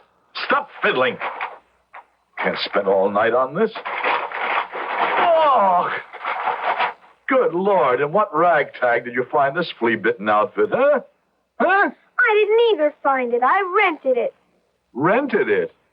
And just what did you pay for this threadbare collection of junk? It cost 61 cents. How much? More, when you count my bus fare from here to Dawson City. $1.62 plus 61 cents. $2.23. My whole capital. And just where did you get $2.23? It was my tree money for Christmas, but I'd rather have a Santa Claus than a tree. So I broke my piggy bank and I hate you. Oh, stop it. Oh, stop. All right, I'll be your Santa Claus. Oh, I'll even try the suit on now if you like. Well, if you still want me, that is. I'll be a pretty gruff Santa Claus, but... Oh, shall I try the damn thing on? Yes, please. After all, I spent the money. And something is better than nothing, isn't it? Honesty, Jasper. The startling white honesty of a child. It's what you've been looking for, grasping for. Something to believe in again. And yet, too late. Too late. You're so conscious of the age in your body, the bile in your gut, your loneliness, that rheumatic elbow, that gnawing peptic ulcer, the tight place around your heart. Or is what you fear most your mean and tiny soul? And while Jasper thought these private thoughts, he was slowly putting on the Santa Claus suit, shaking his head at each tattered garment and worn accessory that went with it. But as he put each piece on, watching through Jenny's eyes, each separate piece seemed to shine suddenly as luxuriously rich and sumptuous as the velvet and ermine suit she had first seen. And the whiskers were pure white and thick and curly, and the boots were like the most expensive Moroccan leather. But the biggest miracle of all was in Jasper. Gone was the constriction from the heart. The nagging ache was no longer dragging at his stomach. The rheumatic arm was loose as a whip, and a magic sponge had wiped the lines from his face and the meanness from his heart. Oh, super! Gloriosa! It fits! It fits! Like a glove. You look so different. I feel so different. Do I look like Santa Claus? Not look. You are. You are Santa. It's just perfect. Only what? Do you think you could, just a little, even smile? Not only could I smile, I even think I could laugh again. Oh, try, Mr. Crown, try. You could call me Jasper, Jennifer. And you can call me Jenny, Jasper. Hello, Jenny Jasper. Oh, Jasper, this is going to be a good Christmas. Oh, Jenny, this is going to be the best Christmas ever.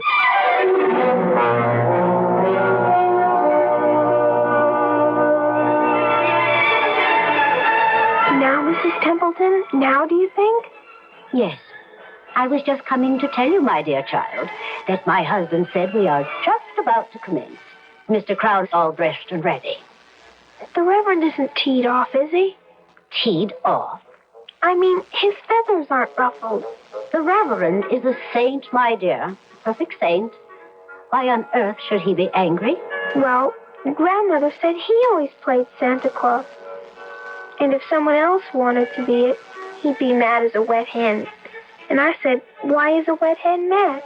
And she said, because its feathers get ruffled. Your grandmother, I should say your family in general, Jenny, doesn't quite understand a man of God. The minister, my beloved George, is only too happy to welcome back a sinner and a backslider like Mr. Crown. He would sacrifice any of his little pleasures for that. Oh, which reminds me. Yes, ma'am? For some reason or other, Mr. Crown says he has to see you before he comes in.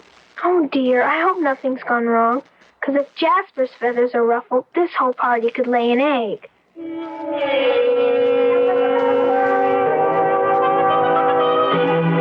I thought we'd never get rid of that old stork. I told you he was an old stick. In the mud. Now, what I needed you for was to know if I look all right. Come over to the chair. He has the wig all wrong, and the hat not down over your nose, not sort of jaunty to one side. And he didn't put the rouge on your cheeks, like this. Oh, and now you really look like something. Oh, Jasper, you look just beautiful. And so do you, Jenny. Oh, I don't matter. You're the star of this show. Now you go out there and twinkle. Watch my stardust. Just call me Jasper, Jenny, and everything's all right. And you just call me Jenny Jasper, and I know it's going to be. Here he comes, everybody, all the way from the North Pole. Merry Christmas, everyone. Merry Christmas.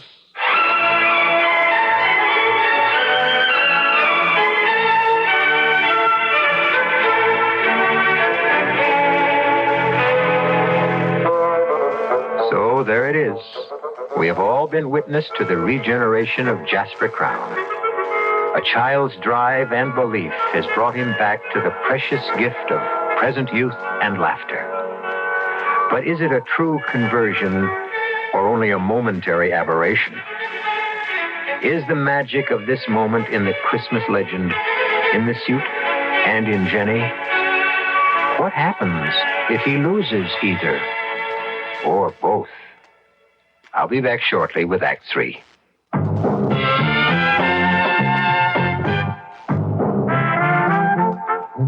Some beer drinkers have funny ideas about beer. They think beer improves with age, like wine. We'll find a brewmaster, though. You'll find a beer drinker who knows better. The Budweiser brewmaster says it all depends on how beer is aged. Just letting beer sit in lagering tanks makes it older, not necessarily better. That even goes for keeping a case around the house for a couple of months. But there is one kind of aging that's good for beer, the Budweiser kind, beechwood aging. In this kind of aging, something happens. It lets all the flavor of the choicest hops and best barley malt that go into Budweiser get through to you. Sure, it takes more time and trouble to brew Budweiser that way, but brewing beer right does make a difference. Anheuser-Busch, St. Louis. Lots of people are coming in, playing it smart to get a head start, investing time to build a future. It's such a good place to begin, a room to grow, getting to know just where you want to be. Join the people who join the army. You could start building your tomorrows today.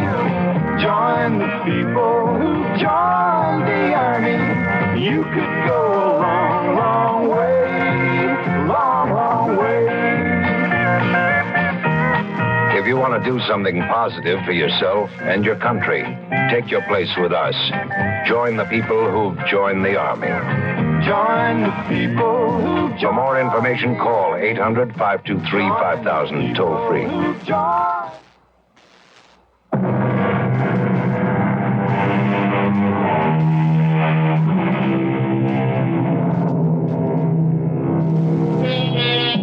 The church party was an exceptionally long one that year. And before it was over, Jasper Crown had indeed become Santa's alter ego. Many other gifts beyond those Jenny collected on Win the Booty were distributed. All of them from Jasper's generous purse. $50,000 to the church itself. Another $50,000 to the community chest. And many smaller but not less welcome gifts. Then, with the party over, Jasper, after a long last hug with Jenny before she went home, returned to his own house. But however cold the empty old mansion might seem, Jasper, in his suit of red, was warm and glowing inside. And his first trip was to the telephone. Christmas greetings, hello? Happy Christmas, my darling daughter. Dad? Daddy? Yes, Mary. You're a miserable, old, wretched, stupid... I can't believe it. I mean, you don't... Oh, you never were stupid. And you certainly don't sound miserable, old, or wretched. Well, I'm none of those, but I was stupid. How can I make up for it to you and Leon? Make up? Oh, Daddy, I wish you could be with us for Christmas. It's a little late for that, but I have another idea. I want to buy plane tickets for you and Leon to come visit me and ring in the new year with me. Oh, Daddy. A real good new year. I just called Robert, and he and his wife are coming home with the children. He's going to start up the mill again for me. It could be a real family reunion. Daddy, I don't know what to say. Oh, say yes. Please, just say yes. Of course it's yes. Yes, yes, yes. Daddy, what happened? You sound, well, not only like yourself again, but I don't know. Like the spirit of Christmas, past and present. And future. You'll see, I hope, when you come home.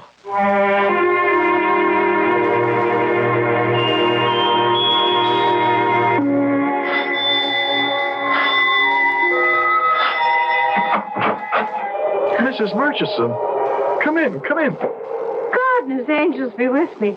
I thought, Mr. Crown, for a moment you were the real article. I can't claim that. I wish I could. Oh. But I feel as cheerful as him.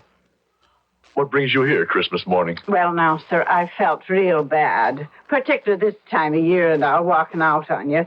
And here is Christmas Day, and you even without a dinner. So I was after bringing a little basket here, if you'd accept it. I accept it from the heart, and with my thanks. But I'd like to ask you something in return. What was that? Will you come back to work for me, Murch? I need you. Oh, you called me Murch. Mary's name. She's coming home with her husband and her child-to-be for New Year's, and Robert and his family. Oh. They're moving back to open up the mill.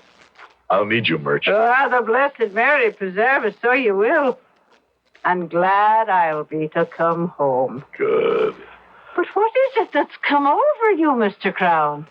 A child brought me this suit, Murch, and putting it on, I went back to the man I was.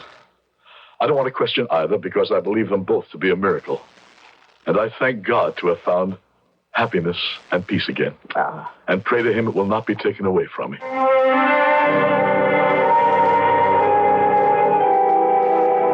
But every silver lining has a cloud, every sky a rift. The worm nestles even in the heart of a rose. Jasper could not buy his happiness this fast, if ever again. As she has been his angel, Jenny now becomes his nemesis. Good morning, Jenny. Good morning, Jasper. I didn't expect... Me to answer the door? Well, I saw you coming up the walk. I didn't mean that. I meant I didn't expect to see... I hate to say it, but I've come for the Santa Claus suit. No. What do you want it for? You'll have to take it off now, Jasper. Why? Because I signed the paper. I only rented it, and I'm responsible. I have to take it back.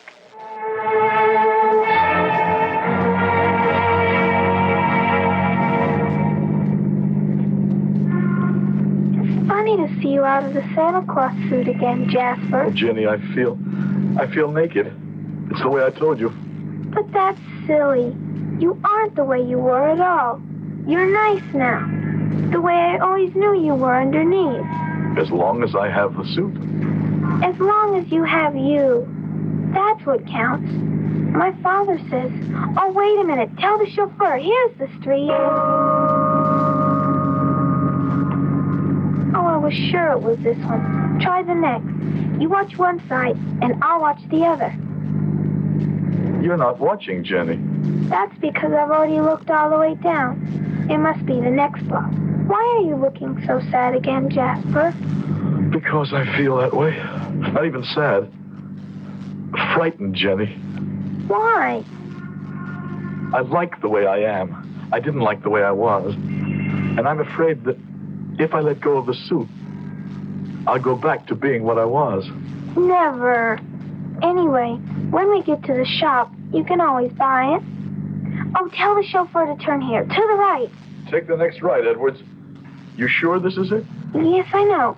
Because there's the hat factory, and the cigar store, and the man who cooks spaghetti in the window of his shop.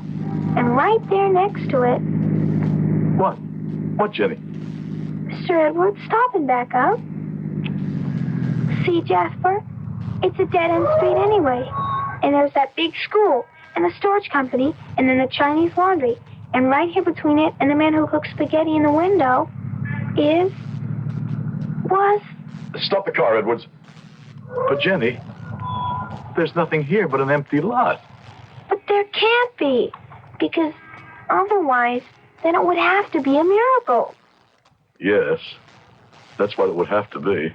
But that's impossible. Why? Because miracles have to be about holy things, and they have to be very old. Well, what's holier than Christmas? And it's pretty old. I must have made a mistake. We'll just have to keep... Little Jenny, listen to me. This is a funny thing to ask, but I ask it with all my heart. Don't let's go looking anymore, because we just might find him, and that's the thing I'm most afraid of. Why? Because then I'd have to give the suit back, and I might stop believing again. Oh, is that the time? The right time? Yes, what's wrong? I've got to get back to Grandma's fast. I'm catching a plane today. Edwards, home, step on it. A plane? Where to? Pacific. Japan. Back to my father. He's so lonely. I'm all he has. But Grandmother was getting old, and we were both going to spend Christmas with her. Only that first-class son of a... I almost said it. Anyway, the Admiral said he couldn't spare my father because of the general situation. Oh, what am I going to do? About your father? No, about the suit. Jenny, why don't you let me handle this? I'm here, and your father and you are going to be on the other side of the world. How could you handle it? Well, let me tell you, and we'll write it down as soon as we get home.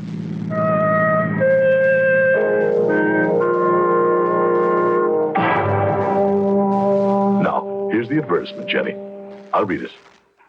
If the owner of the Santa Claus suit rented to Jennifer Swallow will present his copy of the receipt to me, Jasper Crown, my address, phone number, and so on, he will be remunerated to whatever degree he deems fair and equitable, up to, but not to exceed, the sum of $1 million. This ad will appear daily till the first of the new year, and for the month of December of each succeeding year until the decease of the aforementioned Jasper Crown. Okay? But Jasper, $1 million for that cruddy old suit? I told you, it's worth that to me. Do you have to go, Jenny? You shouldn't have to ask. You know how fathers feel about daughters. Now I do. Your own daughter is coming back to be with you. And your son, too. You'll never miss me. Oh, I will that. Don't ever mistake it. But I'm finally realizing all this fuss about a suit I thought was a key that unlocked my heart. And it wasn't the suit at all. It was you. I hate goodbyes. They're always sad. Why can't they be laughing goodbyes? Couldn't you laugh? Just a little? You said that to me once before, remember? And you laughed. I don't think anything can make me laugh now. I bet I could. Try it, Mr. Crown. Try what? That's not what you're supposed to say. What am I supposed to say? You're supposed to say, you can call me. Jasper, Jenny. And you can call me Jenny, Jasper. Hello, Jenny Jasper. Hello, Jasper, Jenny. Oh, Jasper, it's been such a good Christmas. The best ever.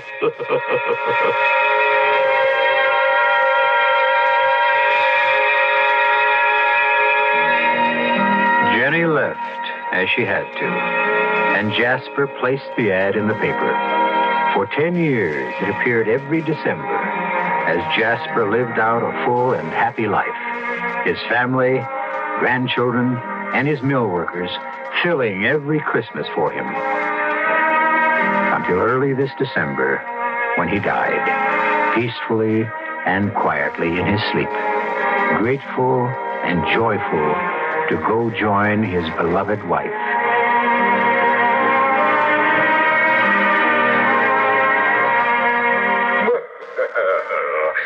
Hello, Mr. Crown.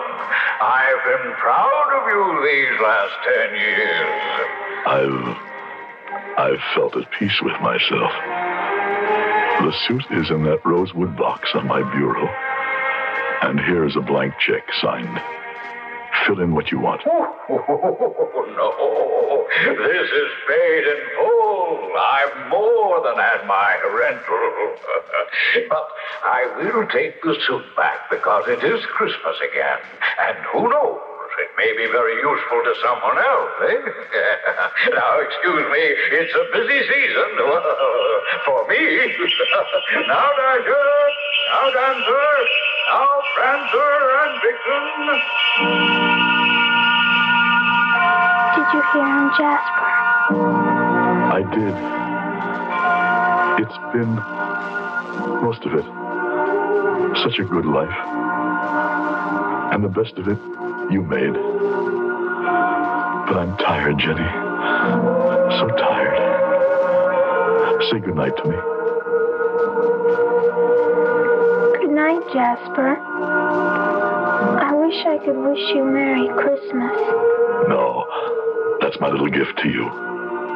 Have as many and more as you brought me. I love you, Jasper.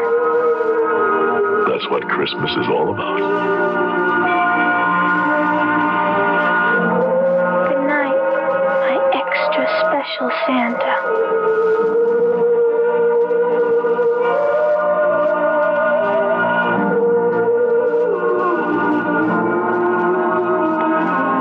An event or effect contrary to the established order of things. A wonder or a wonderful thing. Webster's definition of a miracle. I'll be back shortly. Some people think we play ping pong all day. They're wrong. The USO isn't all fun and games. Today, the USO has millions of problems like this one in Germany. My family's going crazy living in a tiny apartment. Where can we live? Today's USO has millions of problems like this one in Asia. I'm hooked on drugs. Where can I get help? Or this problem in Athens. Our marriage is breaking up. Can you help us? Today's USO has little time for ping pong. We've got serious work to do. We've got lots of new problems here and overseas. The problems are big. How big? Well, if someone asks you, who needs the USO? Tell them, we do! We do! Over 5 million American military personnel and their families need today's USO. And because we get no government funds, we need all your support. Please give to USO through the United Way or local USO campaign. As you sit amongst the mounds of wrapping paper, amid twinkling lights and shining eyes, Lucky Discount Supermarkets wants to add their wish for the warmest, merriest Christmas ever. And as you look toward the new year, join with us in a prayer that the spirit of Christmas, the peace and joy of this season lingers throughout the remainder of this year and into 1975. In this age of lunar rocketry, atomic power, and giant computers, men still seek to achieve the fulfillment of the Christmas message. Peace on earth, goodwill toward men. From your neighborhood Lucky Discount Supermarket, our wishes for a merry, merry Christmas. Please. And I don't want you to get upset or excited or anything. Well, when did I ever get excited? And don't interrupt, please. I wouldn't think of it. My patience is at an end, Eberhard. Now, in one way or another, we've got to find a way to get rid of those awful wings. We can't possibly do that. Why can't we? They're embarrassing. They're expensive. They're useless. They're making us the butt of unfunny jokes from everyone in the neighborhood. And what's more, they're getting away, Eberhard. Eberhard Edwards, those wings must go. Radio Mystery Theater was sponsored in part by Anheuser-Busch Incorporated, Brewers of Budweiser, and Buick Motor Division. This is E.G. Marshall inviting you to return to our Mystery Theater for another adventure in the macabre. Until next time, pleasant dreams.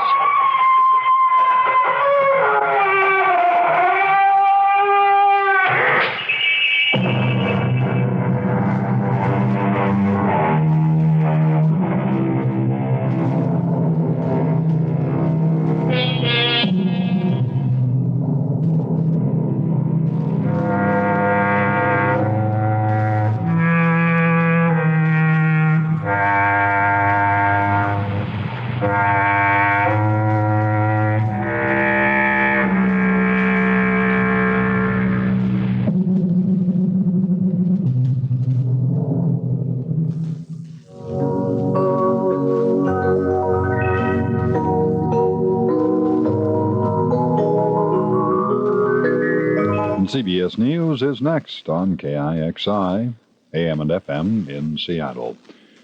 The weather outlook calls for periods of rain Christmas Day through Thursday, highs near 45 and the lows in the upper 30s.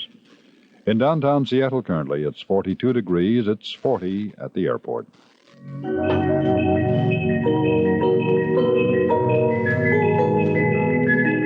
The time at KIXI now 11 p.m. CBS News. The death toll from a cyclone in Darwin, Australia continues to rise. I'm Ann Crosman reporting on the CBS Radio Network. Reuters News Service says about 20 people have been killed in Darwin and hundreds more injured in the city on Australia's northern coast. Cyclone Tracy may claim even more victims, as we hear from Jeff Leach of the Australian Broadcasting Commission. The death rate could rise.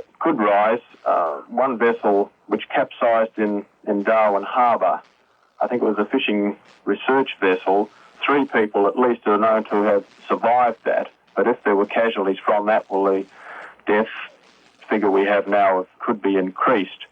It's the monsoon season in Darwin now, and although Darwin doesn't very often experience cyclones directly,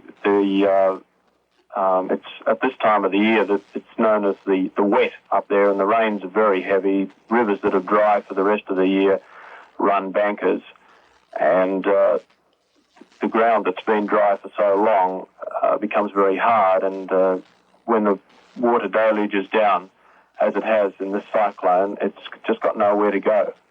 One report says that Darwin looks as if it had been blitzed. Whole areas of the city have been leveled, trees uprooted, roofs torn off buildings, and power lines brought down. Communications between Darwin and the rest of Australia have been virtually cut off for several hours. The only communication with the struck city is through a Navy ship that is now off of Darwin. More CBS News coming up. Give your hand to a friend.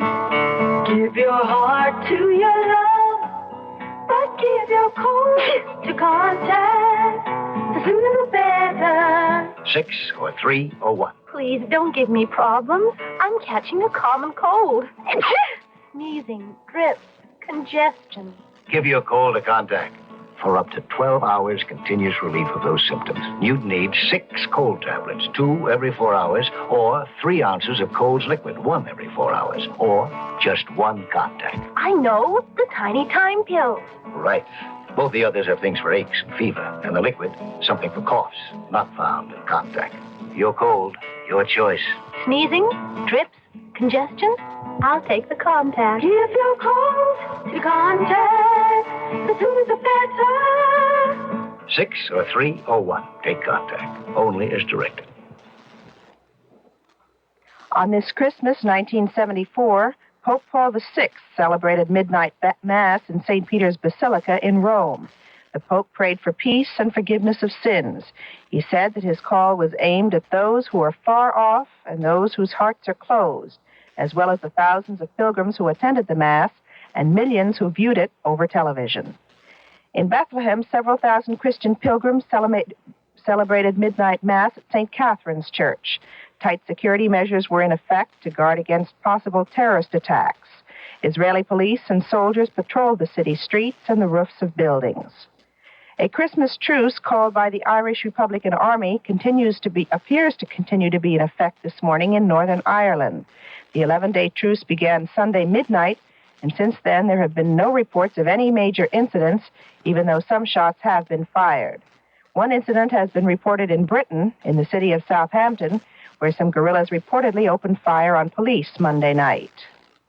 A United States appeals court says that the FBI can send agents to a Young Socialist Alliance convention in St. Louis this coming Saturday. The 3 judges said there's one condition, that the agents do not give any of the information they gather to the United States Civil Service Commission. The judges said that in the past, the commission had used such information to question government workers and to question prospective government workers. A lawyer for the Young Socialist Alliance says that he plans to appeal the decision before the Supreme Court. More coming up.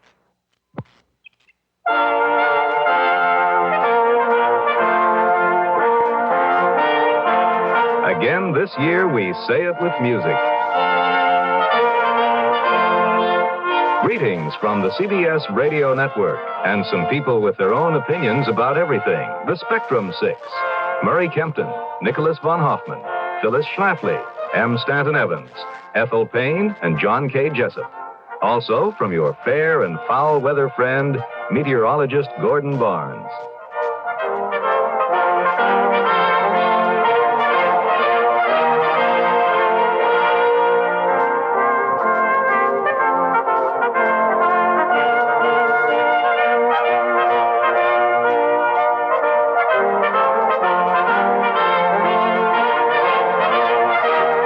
Every good wish for the holidays and the new year from the CBS Radio Network. The jurors in the Watergate cover-up trial will be joining members of their families today in a special Christmas dinner at a Washington hotel. United States Marshals will be guarding the jurors to prevent anyone from discussing the trial. 4 of the 5 defendants have indicated that they plan to spend Christmas with their families in Washington. The 5th defendant, John Ehrlichman, is with his family in Seattle.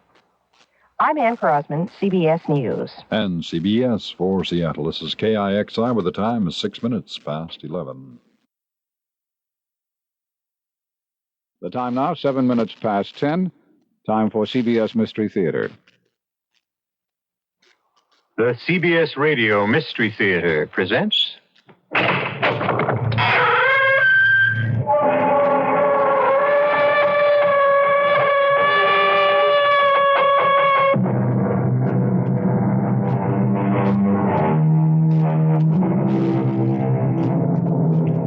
Come in.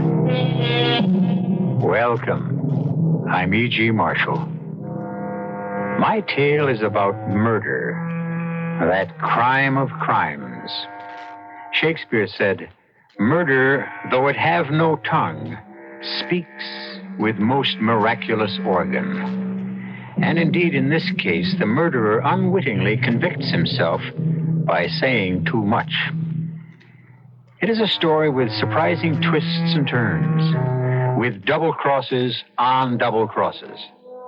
Listen to a man being set up to murder. She's dying. Slowly.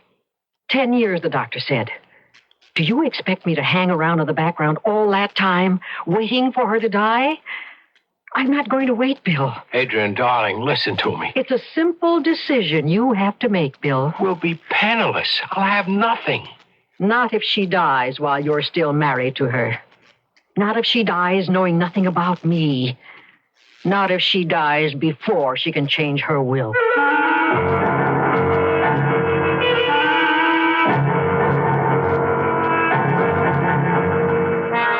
Our mystery drama, Turnabout is Foul Play, was written especially for the Mystery Theater by Sidney Sloan and stars Mason Adams and Vicky Vola. It is sponsored in part by Contact, the 12-hour cold capsule, and Anheuser-Busch Incorporated, brewers of Budweiser. I'll be back shortly with Act One. Give your hand to a friend. Give your heart to your love. But give your courage to contact. The sooner the better. 6 or 3 or 1? That's the question when you catch the common cold. Sneezing, drips, congestion. Then take 12-hour Contact. You need 6 cold tablets, 2 every 4 hours, or 3 ounces of Cold's liquid, 1 every 4 hours, or just 1 Contact for up to 12 hours continuous relief of those symptoms. The tiny time pills do it. Both the others contain things for aches and fever. The liquid, something for coughs, not found in Contact. Your cold, your choice. Give your cold to Contact. 6 or 3 or 1. Take Contact. Only as directed. Who knows how to help you solve your shopping problems? Your Better Business Bureau knows. I'm going to rent this apartment, but now the landlord wants a deposit equal to 2 months' rent to cover damage. I wonder if there's anything I should do to protect myself. There certainly is, Lou. Who are you? I'm the man from the Better Business Bureau. Deposits are usual, but before you move into that apartment, go through it thoroughly and list any and all damage. Prepare this list in duplicate and have your landlord sign both copies. And before you sign that lease, find out what sort of repairs you will be responsible for and which are to be paid for by the landlord. Then when you move, this list helps you to solve the mystery of who's to pay for what, right? Right.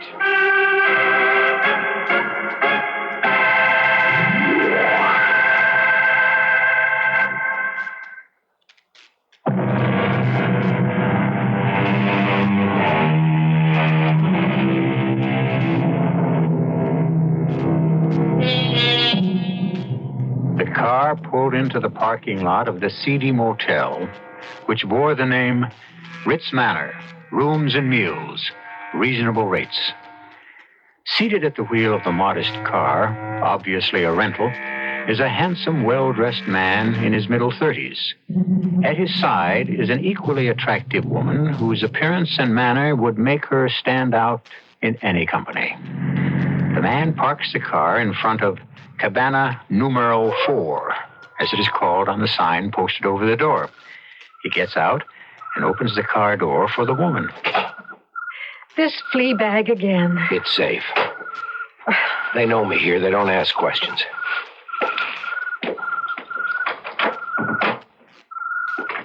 Oh, good Lord, it's stifling in here. Turn on the air conditioning. Okay.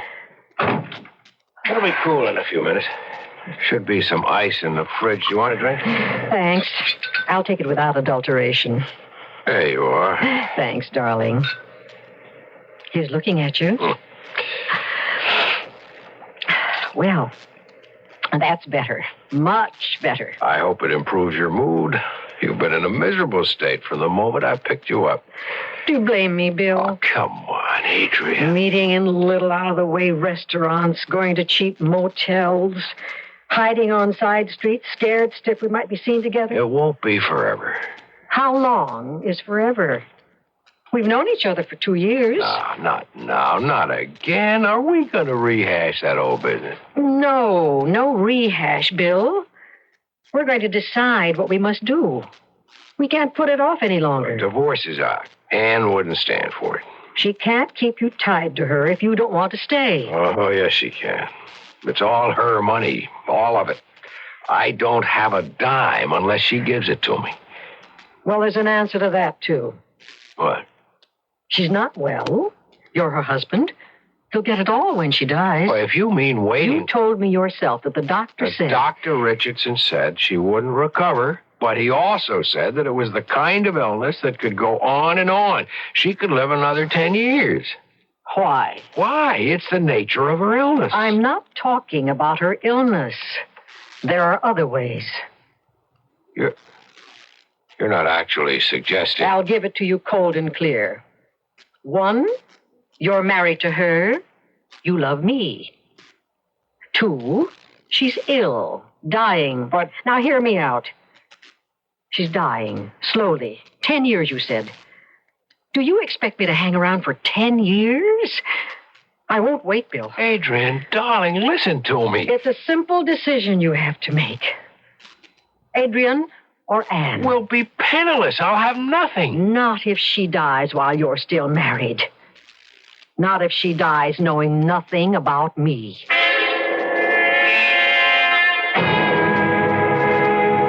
Now, Mrs. Sperling, I want you to relax completely.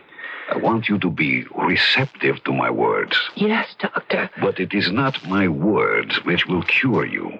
You must cure yourself. Oh, but Dr. Lupescu, Dr. Richardson My dear said lady, that... I said I would not treat your case unless you gave me your full confidence.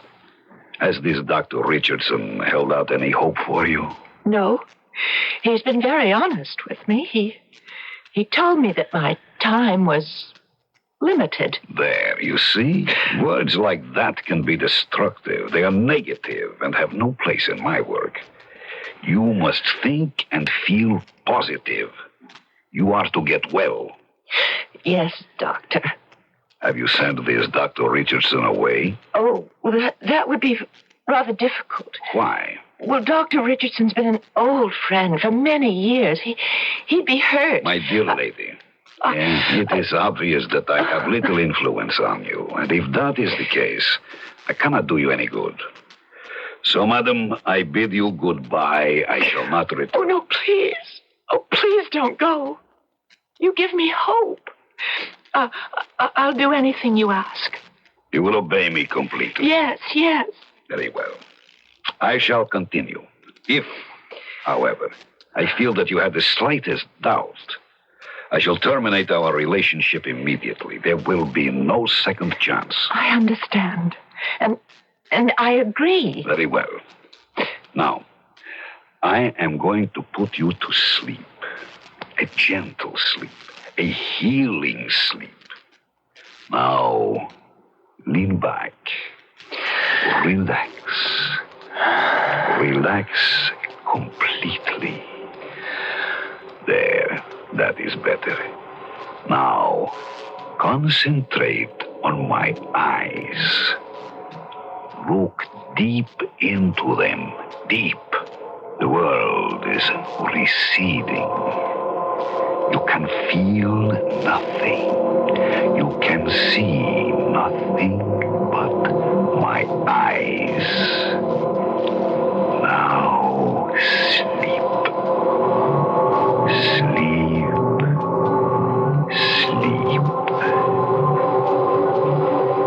Mrs. Sperling, you are asleep, but you can hear my voice.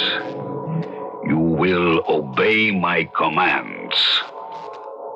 Answer me. I will obey your commands. You will awaken in a moment or two, and you will feel better than you have felt for a long time. Yes.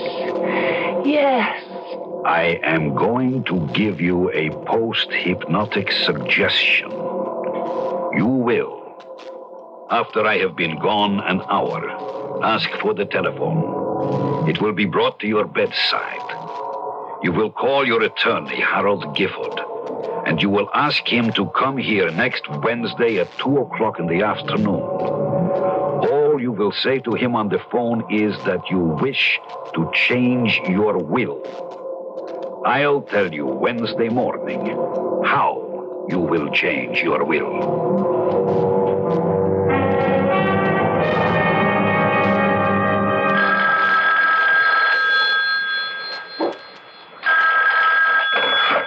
Hello. Bill? Yeah. This is Harold, Bill. I wake you? No, I've been up for hours. What's a good word, Harold? Are you breaking our golf date? No, nothing like that. Mind if I ask you a personal question? Oh, go ahead. You're our lawyer, aren't you? I am also your friend. Bill. Yeah? How are you and Ann getting along? How are we What's a funny question? Fine, I guess.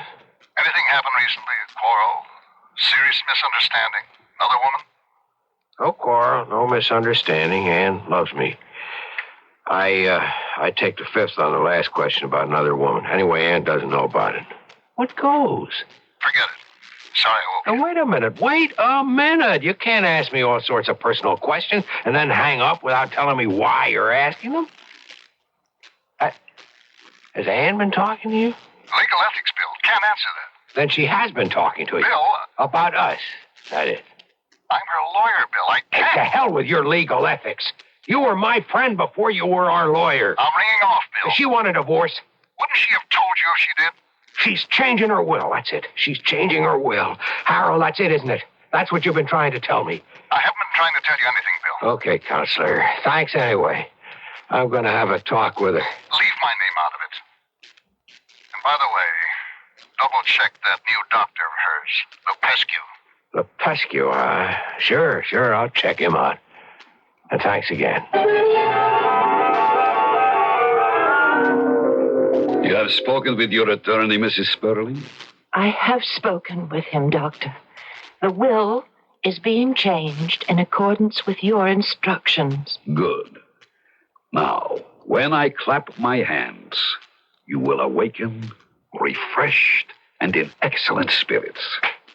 There, Mrs. Sperling. How are you feeling? Wonderful. Oh, I feel so relaxed. I told you that you would. Come in. Oh, I'm not disturbing anything, am I? No, darling. I want you to meet Dr. Lupescu. Doctor, this is my husband. I do. Ann, dear, whatever happened to Dr. Richardson? Nothing, Bill. But Dr. Lupescu's been able to help me. When old Dr. Richardson couldn't. Mr. Sperling, my services to your wife can be terminated with a word. Well, here's the word. Send me your charges, Dr. Lupescu, or perhaps you'd like a check right now. Bill, you don't know what you're saying. Dr. Lupescu's very necessary to my health. He's done more for me in a short time. Please, madam. Please, do not defend me. I will leave you to settle this matter between you. But you will come back, Doctor. What? You'd ask him to come back Please, after... Mr. Sperling, consider the state of your wife's health before you make irrevocable statement. Well, if you would kindly leave, I'd be able to speak to my wife about the state of her health. Good day. Oh, Bill, what have you done? And listen to me. He calls himself doctor. Whether he is or not is a matter for conjecture. You don't know anything against him? Without knowing, with just your suspicions, you rush in here, you insult them. And listen to me. No, I'm not going to listen to you. You don't have my welfare at heart. He's turning you against me. That I do know. What? What are you saying? What was Harold Gifford doing here yesterday? What? Why do you ask? He was here, wasn't he? Yes, he dropped in to see how I was feeling. It was just a friendly call. Harold's an old friend. He's also our lawyer. Yes? Did you call him and ask him to come here, or did he just drop in, as you say? I don't understand, Bill. What's all this got to do with us? With Dr. Lupescu? A great deal. I don't know what part, if any, that phony doctor has in this, but did you, and I want you to answer this honestly, did you tell Harold that you wanted to change your will? No. That's the truth? Did Harold tell you that I did? No, he couldn't. Confidential matter between attorney and client. Well, then why are you so worked up? Did you think I was cutting you out? I don't know what I thought. Because it isn't true. I love you, Bill. I haven't been much of a wife to you since I came down with this thing. And let's not talk about it. No, we must. There's no point in pretending that I'm going to get well. I'm not. And after I go, everything I have will be yours, Bill. I want it to be that way. Because I love you.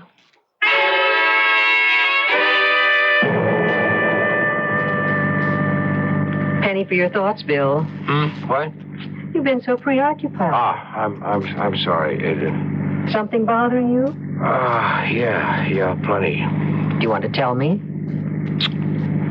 My wife is changing her will. What?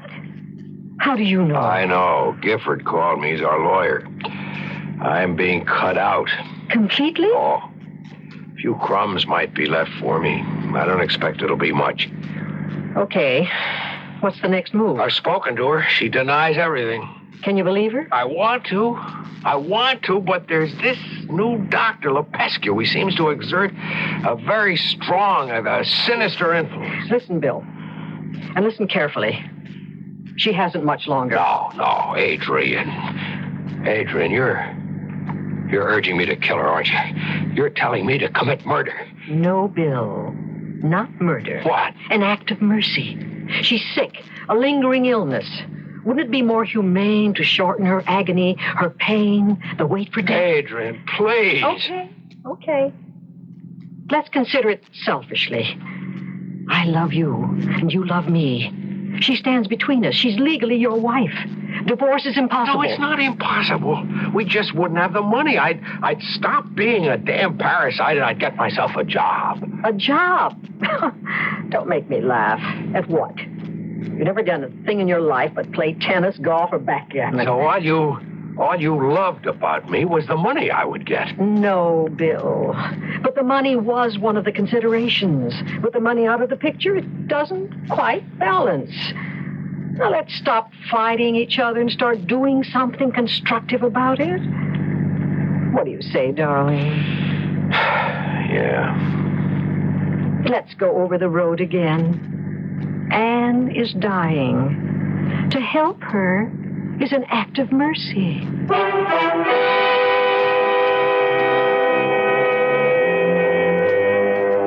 Bill Sperling is being forced to make an important decision. To paraphrase an old expression, some men are born murderers, some achieve murder, and some have murder thrust upon them. I'll be back shortly with Act 2. You've seen the Budweiser commercials on television, and maybe you've wondered how long people have been putting that famous Bud label on things. Well, not as long as the brewers of Bud have been putting things on the label. Things like a list of Bud's most important ingredients. Quote, brewed by our original process from the choicest hops, rice, and best barley malt. And things like the following statement. This is the famous Budweiser beer. We know of no brand produced by any other brewer which costs so much to brew and age. Our exclusive Beechwood aging produces a taste, a smoothness, and a drinkability you'll find in no other beer at any price. Unquote. Yes, brewing beer right does make a difference. Read the Bud label. Taste the king of beers, and you'll agree, when you say Budweiser, you've said it all. Anheuser-Busch, St. Louis.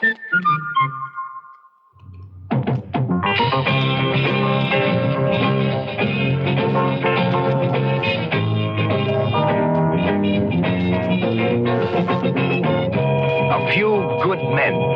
That's what the Marines are looking for. A few good college men who want to lead. Men who have enough on the bowl to be eligible for PLC, Platoon Leaders Class. Not everyone can make it. It takes brains. It takes muscle. And summer training is no picnic. It takes men who want a real challenge. A challenge of leading Marine ground troops, flying sophisticated Marine aircraft, or serving as Marine lawyers. If you're one of the few who can make it, there's financial assistance available during school, up to $2,700 over 3 years. There's even free civilian flying lessons for qualified men. PLC ground, PLC air, PLC law, for a few good men.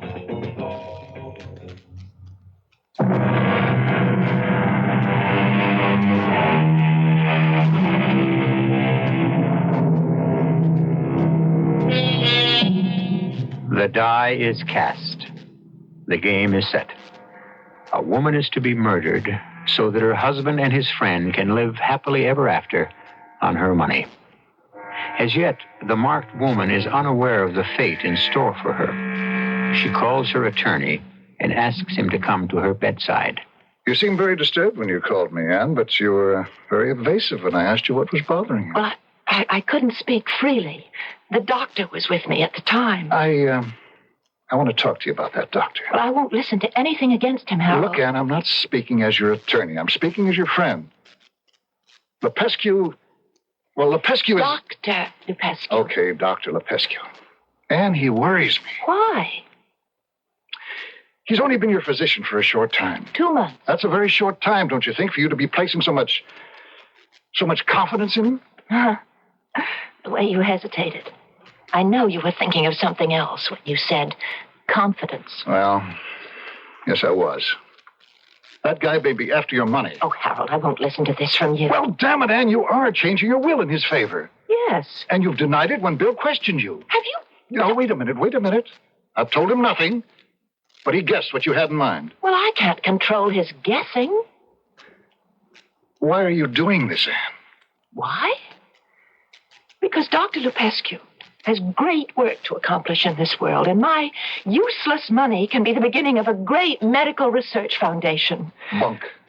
What? Unadulterated bunk. Oh, I'd stop that right now. Look, I've known you, and I've liked you for many years. Okay, I'm sorry. He's a great man. But what about Bill?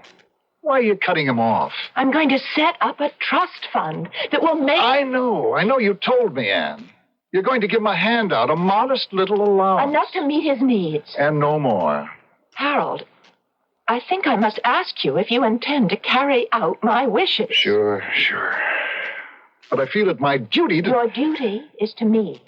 your client, to obey my wishes. If you're in your right mind, I Anne. assure you, I know exactly what I'm doing. Do you? Do you really?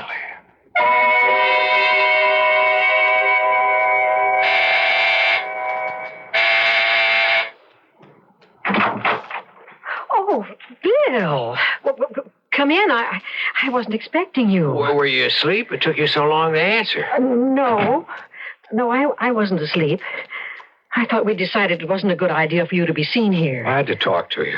Look, it has to be done right away. The sooner the better. Gifford has got the will ready for her signature, and I found some scribbled handwritten notes of hers in the wastebasket. Guess how much she's going to leave me? $10,000 a year. I couldn't go 3 months on that. Well, what's the plan? Here, look at this. It's a suicide note. Oh, to my dear husband. Bill, forgive me for what I'm about to do, but as you know, my life has been intolerable. I know I can never recover my health, and although I know how hard this will be for you, I must put an end to my pain. I know you will understand, my darling, your loving wife. What do you think? 2 things wrong with it. 1, it isn't signed. I'll get her to sign it. I'll slip it to her to sign along with a raft of other papers. I have to do this every month to take care of certain business and investment matters. Okay, you'll get her signature. On a typewritten suicide note? How kosher do you think that's going to look? Well, she uses her typewriter for almost all her correspondence. Including suicide notes? If I were the police investigating this, I'd be mighty suspicious. Look, I can't force her to write the note. Can I? No, I guess not. No, if I'm questioned, I'll point to the fact that since she's been ill, she's written everything on the typewriter. It's on a special stand next to her bed. Yeah? Well, what else? What else is there? A little matter of how it's to be done. Oh, sleeping pills, an overdose. See, every night when I'm home, I bring her a warm glass of milk. In the milk? Yeah. And then I'll substitute a second milk glass and wash the first thoroughly. The empty pill bottle? On top of the suicide note. When? Tonight.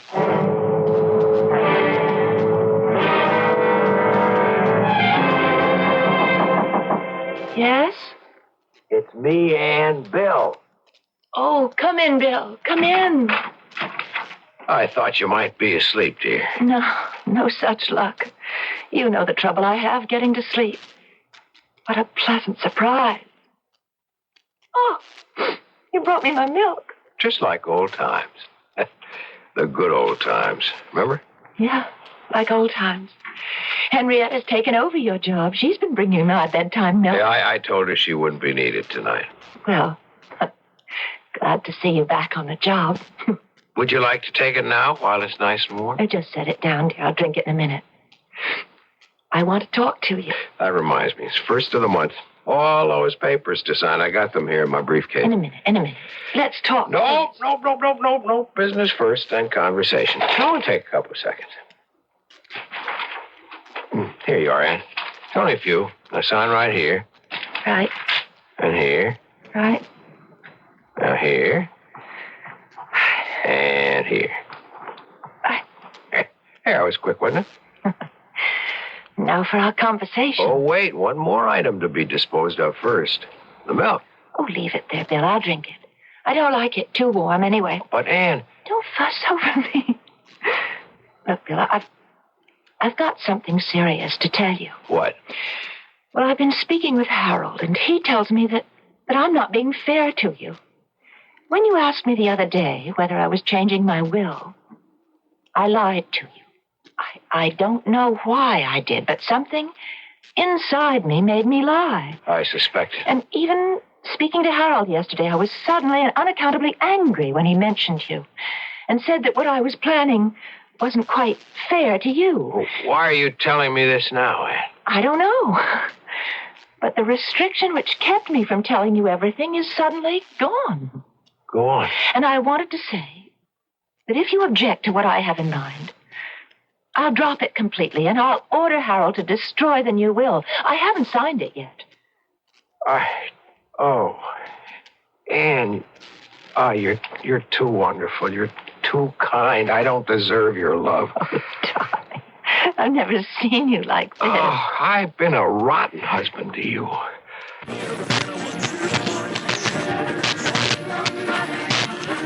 Today, I'll never leave your side. I love you. Bill, darling. Oh, it's so good to have you back again. I know that you've strayed. When you took that apartment, I knew. And listen. Don't explain. I don't want an explanation. I don't need them. You're back. That's good enough for me.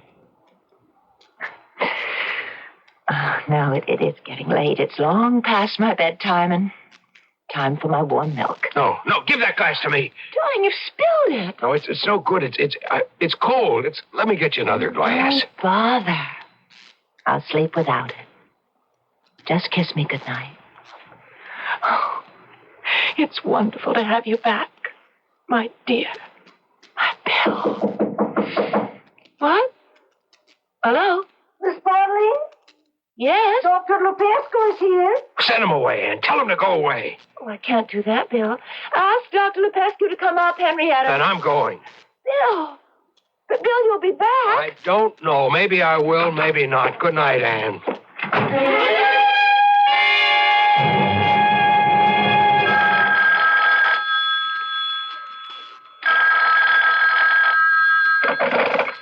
Yes? Adrian, I just came from the house. Yes? I'm afraid that I was interrupted and then... You didn't do it. You didn't? Answer me. No, everything went as I planned and then... Then you lost your nerve. You chickened out. All that money for us and you chickened out at the last minute. No, look, Adrian, you don't understand. She said that she would tell Gifford to destroy the new will. Destroy it? Are you sure? Yes. Has she signed it yet? No, she told me she hadn't signed it. Can you believe her? I believe her.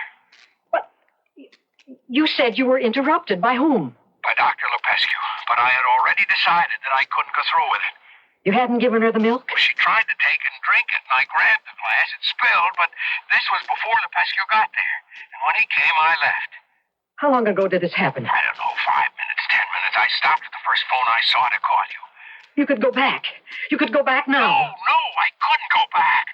I don't know how I could have thought I could kill her in the first place. No. I guess I was asking too much of you. Look, I want to see you. No. We've got to talk. It's over. It's all over, lover boy.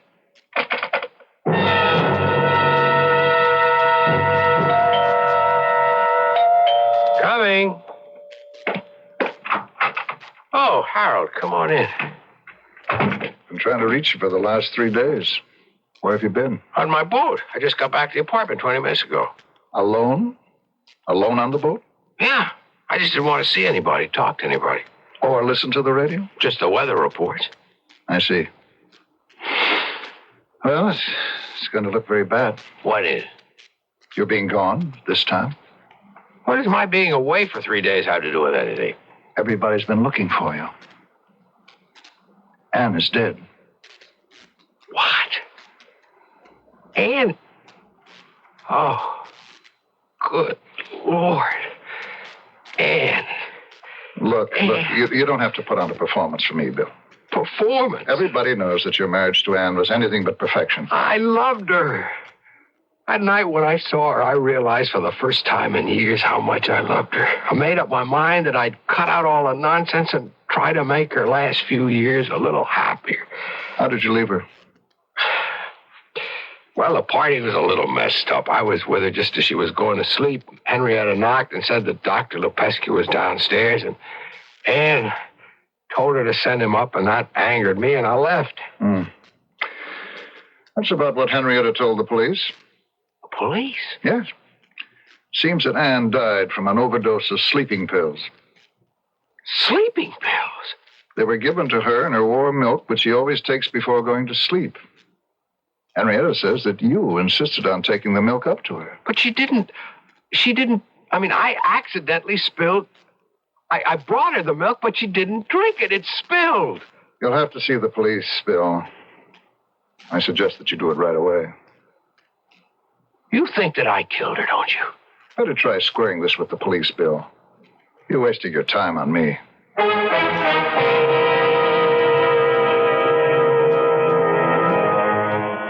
After Harold Gifford left, Bill stared into space, unable to comprehend the events which had swirled around him and now threatened to overwhelm him completely.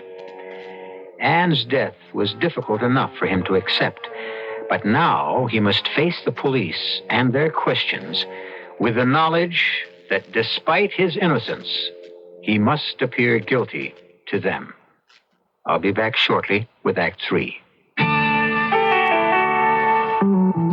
Inside you're free. Inside you're free after all. You hear a freedom spirit like a wild bird's call. Inside you're free. Inside you're free after all. Living free. Living free. The urge hits. You know you have to hit the road. So with Buick Skylark SR firmly in hand, you do just that. Quickly, confidently, you're on your way. Skylark SR's touring car cockpit. Its bold stance and spirited V6 engine make exhilarating excursions a daily occurrence. Find out at your Buick dealer now. Inside you're free. Inside you're free after all. Living free. Living free. Living free. Here's a medical puzzle. A person has a deadly disease, yet leads a normal life. How is it possible? The answer is chemotherapy. Through this treatment, thousands of cancer victims regain active, productive lives despite their cancer. Many of these people can continue in their jobs for years, while the anti-cancer drugs, which we call chemotherapy, control their disease. But many types of cancer remain difficult to control. Through research, the Chemotherapy Foundation is stimulating the development of new drugs. More types of cancers will someday be controlled.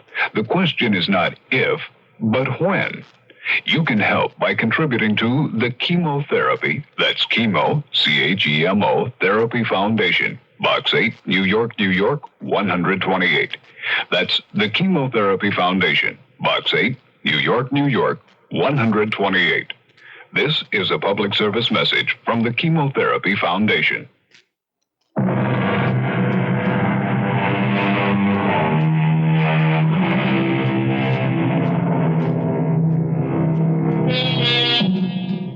Bill Sperling's life had taken on all the aspects of a nightmare. It is true that he had planned to murder his wife, but at the last minute, he found that he could not do it. Imagine his bewilderment when he hears that his wife has been murdered, and in exactly the manner he had contrived. The finger points in only one direction, his.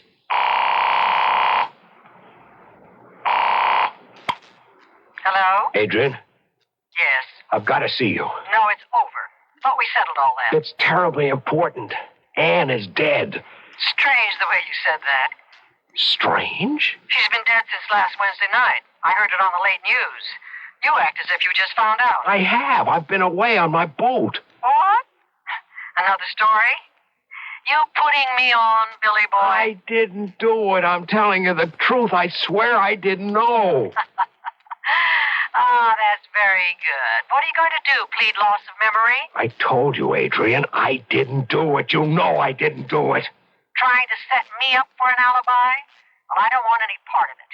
Please don't call me again. I won't be involved. You can be made to talk. You can be made to testify. Sure. You go right ahead and bring me into court. I'll say you planned it. Milk, sleeping pills, phony suicide note, the whole dirty wash. Adrian, you can't. Try me. I'd advise you to leave my name out of it. Bye. Hello. Hello, hello, hello, hello. Oh, now, come on. Who is that? Yes? Mr. Sperling? William Sperling? Yeah.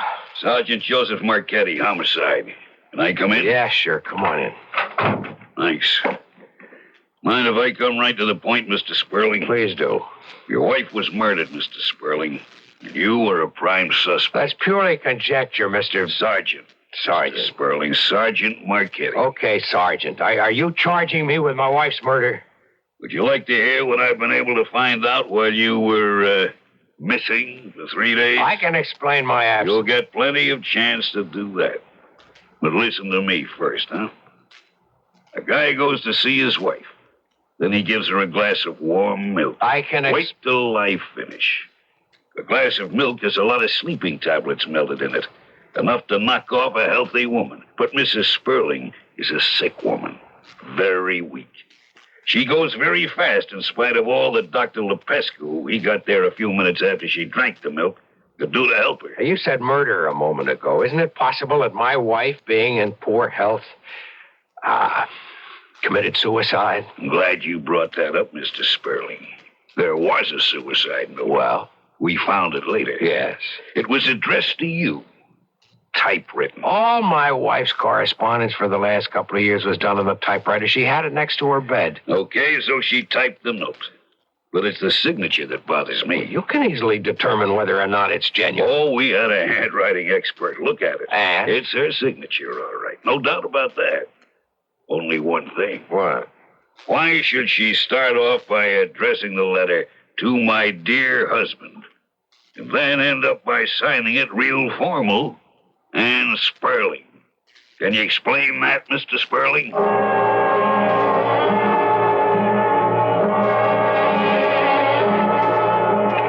Harold. I don't want to see you, Bill. You gotta help me. No, find another attorney. I'm too busy. You're condemning me without listening to me. You could give me a few minutes. I'm an old friend, Harold. 5 minutes. I'll give you 5 minutes. Start talking. Okay. Now, look, I must tell you that when I came into Ann's room that night, I did so with the intention of killing her.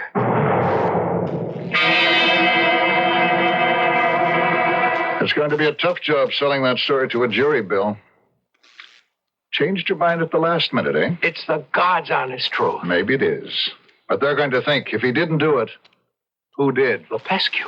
He came in right after I left. Why should he? He was going to get all our money. You're forgetting one very important thing, Bill. The will had not yet been signed by Anne. The only one to gain by her death would be you at that time. Yeah, why should he do it? All he had to do was wait. I don't get it. I mean, he knew that Anne hadn't signed the will. If he killed her, he wouldn't get a dime. Why should he do it?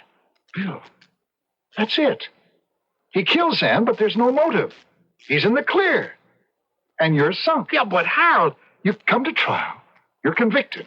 Life imprisonment. Yeah, but he still doesn't get the yes, money. He can get it. He sues to have the will overturned. The intent of the new will, even if not signed, is for him to get the money. Any lawyer worth his salt could win this case. They'd call me for a witness, subpoena all the papers I've prepared. Harold, you're right. He kills her to make it look like I did it to stop her from signing. Smart. Very smart. But now that we know, we may be able to trap him. Wait a minute. I just thought of something else. Was it just coincidence that he came to see Anne that night? Doctor seeing his patient? So late? Tell me, do you think it possible that he knew I was going to be there? That he came so that he would be taking no chances that I'd lose my nerve? Who would know that you were going to be there? I don't know. Maybe. Anyway, what about Lepescu? Here, I've got his number in my book. Let's see. Here, I have it. Bill, get on the other phone, quick.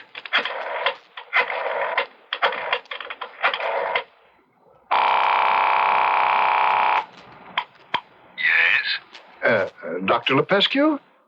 This is Harold Gifford calling. Oh, yes. The late Mrs. Sperling's attorney. Yes. What can I do for you? Doctor, you may not be aware of the fact that Mrs. Sperling has left you a major portion of her estate. No. Really? Well, this comes as a complete surprise. Are you certain? I have the papers right in front of me. Now, there's only one little hitch. Hitch? What is it, hitch? Trouble. It seems that Mr. Sperling intends to take the matter to court, to have the will thrown out. Thrown out? He can do that? Oh, I don't think so. Everything is perfectly legal. However, he can claim undue influence, pressure, etc. One moment. Mrs. Sperling had signed the will? Oh, yes. That is not what she told me. What? I thought that you said... Well, you see, doctors are privy to confidences, and Mrs. Sperling... Hadn't actually told you about changing the will, right? Well, I would say, yes. However... She had not told you that she had signed the new will. No. As a matter of fact, I was trying to dissuade her from making me the beneficiary. Well, you can refuse to accept it, you know. That would make Mr. Sperling's suit unnecessary. And he would get it. Oh, yes, he would very likely get everything. As a matter of fact, I understand the police have a witness who can completely exonerate Mr. Sperling. Oh, what is her name? I don't know her name, Doctor, but I suppose it is one of those false leads thrown out by the police to trap the real killer, wouldn't you say? Wouldn't you say, Doctor? Doctor? Yes, of course. One more thing. There are certain little legal formalities. I must have your signature on several documents. And, I can be in your offices at 3 tomorrow. 3 o'clock will be fine. Goodbye. Bill, I think we've knocked him off base. He's got an accomplice. It suddenly occurs to me that I know her name.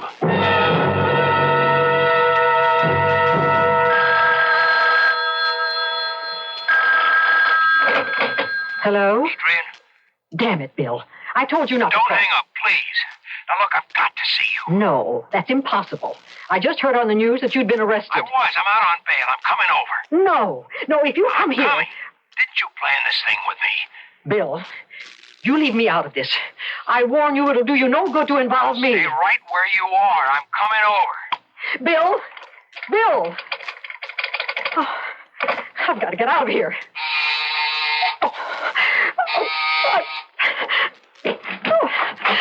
Well, my dear Adrian, where are you going? Frank, Bill just called. He'll be here in a few minutes. Oh, Willie. He was arrested late this afternoon. He posted bail. He's out. He's coming here. I don't believe you are lying. Lying as usual. He mustn't find you here. He'll know everything if he finds us together. I won't be here long, my dear. Only you will be here. But you won't be a very cooperative witness. Witness? Yes, I heard how you have been talking. Who told you that? Mr. Gifford, Mrs. Sperling's lawyer. It's a lie. I wouldn't betray you. I said the police had a witness who could clear Sperling of the murder charge. Only you can do that. He was trying to trick you, don't you see? No, he is too stupid to lie to me. I distinctly remember he said it was a woman. No. He said she. You've fallen into a trap. You've got to get out of here. I don't believe you. You've turned the tables on me. You've thrown in again with Sperling because you think he'll have the money. No, Don't Frank. move away, my dear. No, don't. The needle won't be painful. No, please. Please, you're wrong. Don't. Hold still. No. You can't run. You can't lie. Please. Ever again.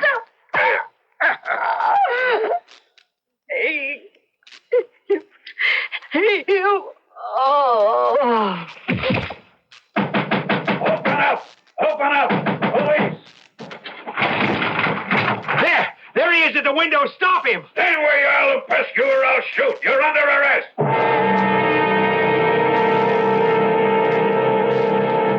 And you'll be interested to know, Bill, that the DA has dropped all charges against you. You're free to do anything you please, go anywhere you please. Yeah. You're a very lucky guy. You got off easy. But you don't seem very happy. I'm not. Harold, I realize what a miserable character I am. You'll get over it. The money will help you forget. About that money. Yeah. I want you to set up some sort of thing where it can be given away. Give it away in Ann's name, all of it. I see. What about you? Me? I'll make out. I'll make out.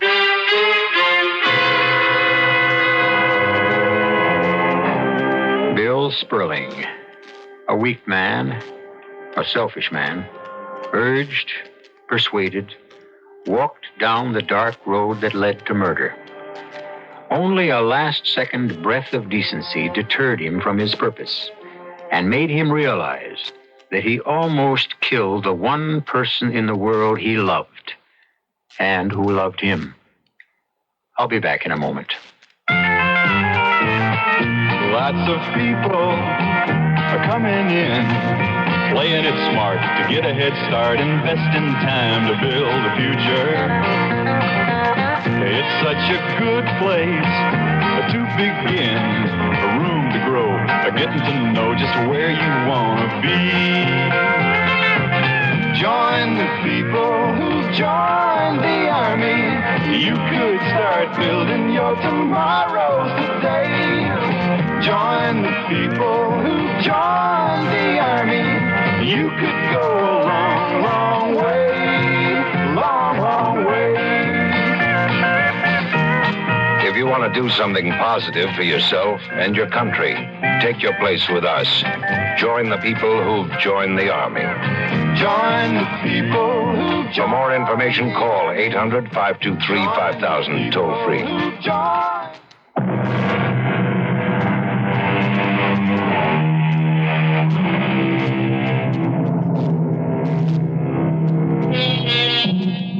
You have just heard a tale of weakness, betrayal, and murder. When Bill Sperling walked out of his attorney's offices, alone, penniless, his empty life before him, he had one small seed of consolation. He knows Anne's money, which he once wanted enough to kill for, would be used for good. He knew in his heart that that was the way she would have wanted it to be used. Our cast included Mason Adams, Marion Seldes, Vicky Vola, Jackson Beck, and Sid Sloan. The entire production was under the direction of Hyman Brown. And now, a preview of our next tale. They got me down on the local casualty list. They think I'm dead. Do you get what I'm saying? They've listed me as dead. But how can that be? Well, I must have helped it along a little. I switched wallets with a guy. His was fatter than mine, but he had no use for it anyway. But then the whole train caught fire. He must have been burned beyond recognition, but the wallet was okay. Why, that's awful. You'll have to tell them. No, I don't have to tell them a thing. Why should I? But what for? Well, now listen. What's the only valuable thing we own? What? You know about the insurance policy? Yes. $75,000. $75,000. More money than we could save in a lifetime. But we can't collect it. Not if you're alive. I'm going to stay dead, Myrna. Understand? Radio Mystery Theater was sponsored in part by Buick Motor Division. This is E.G. Marshall inviting you to return to our Mystery Theater for another adventure in the macabre. Until next time, pleasant dreams.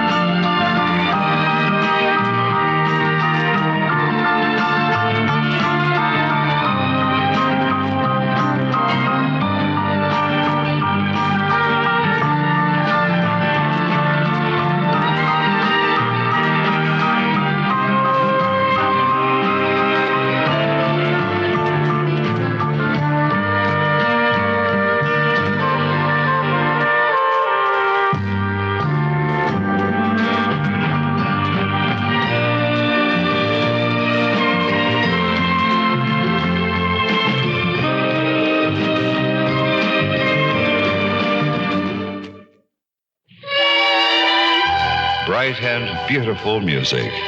This is KIXI, AM and FM, Seattle.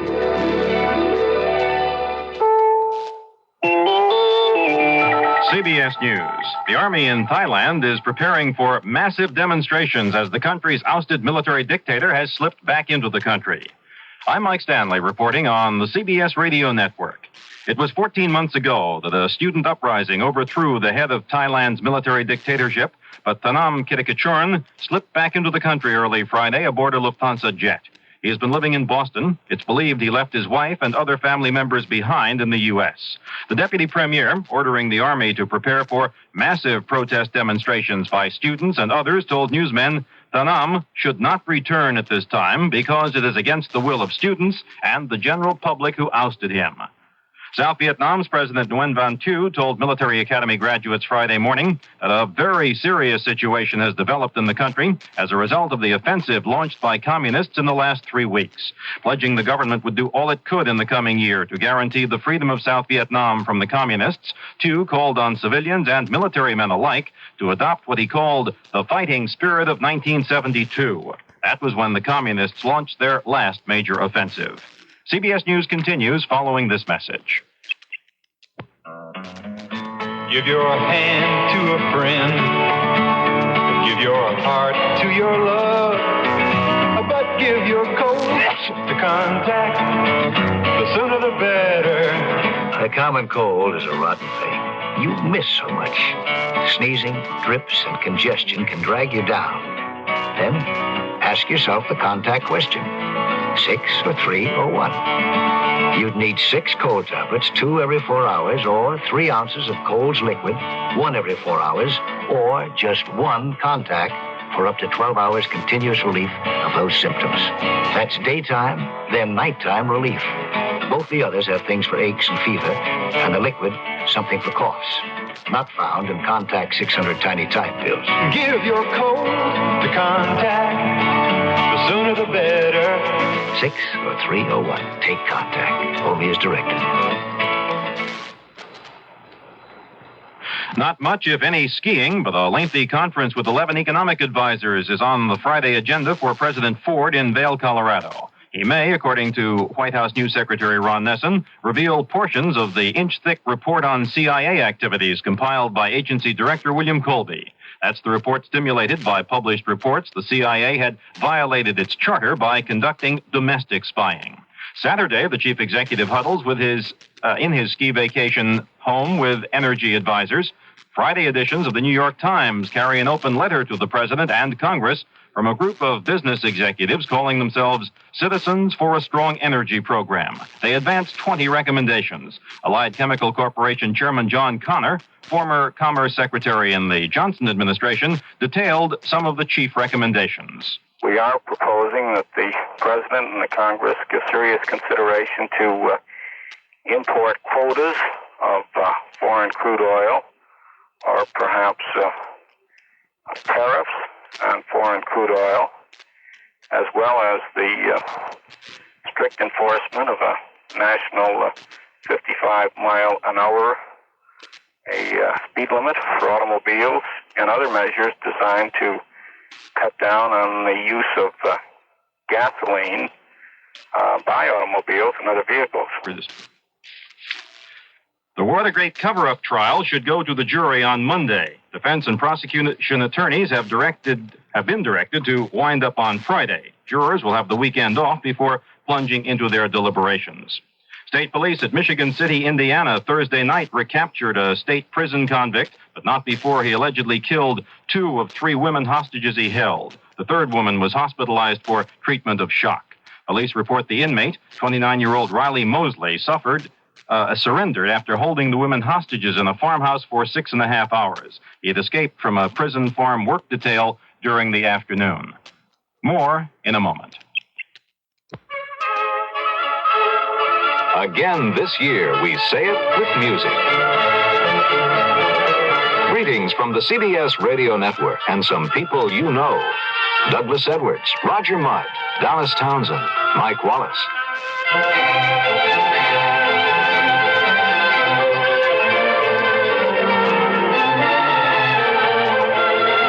Every good wish from all of us at the CBS Radio Network.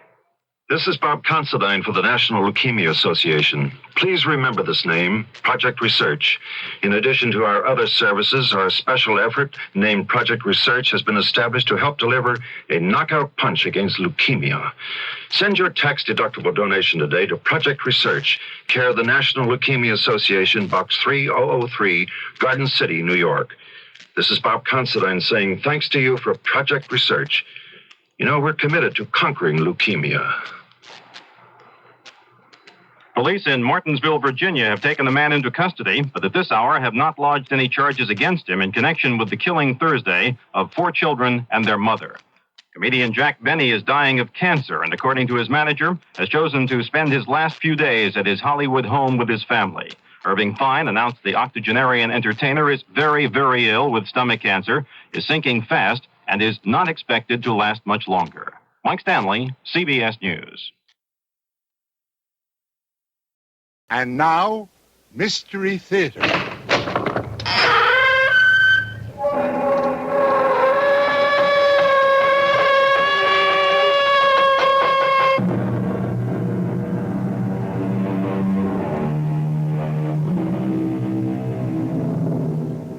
Come in.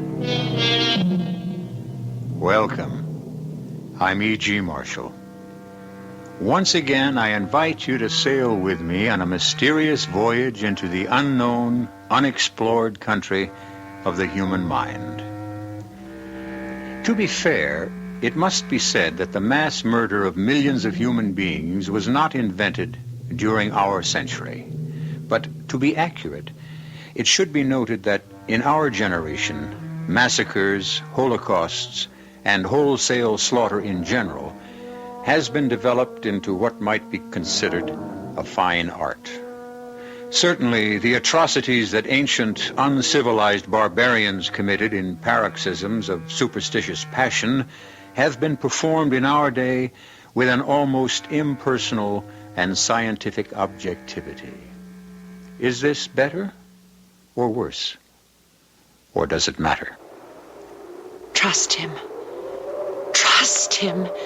He'll save us. Save us? How? Your grandfather is old and sick. We have no weapons. My grandfather will save us. Look, there are 100 soldiers coming up this hill. Can you see them? I see them. I see us too. Have no fear. Have no fear. In a minute we'll all be dead. My grandfather will save us.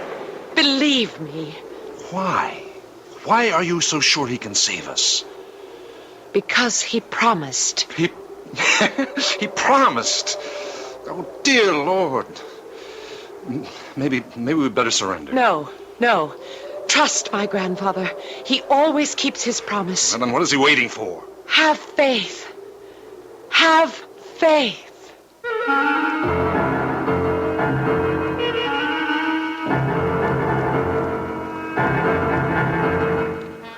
Our mystery drama, The Golem, was written especially for the Mystery Theater by Sam Dan and stars Robert Lansing.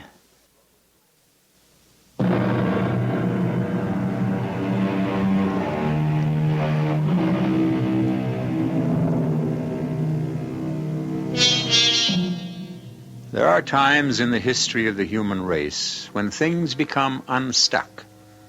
The glue of morality melts under the intense heat of hideous pressures, and men are no longer tied to a rational society. Suddenly, the world is ruled by madmen, and human beings are arbitrarily divided into 2 groups, the hunters and the hunted. The year is 1943. We're in a cottage in the thick woods that surround a country town in a vast wilderness somewhere in Central Europe.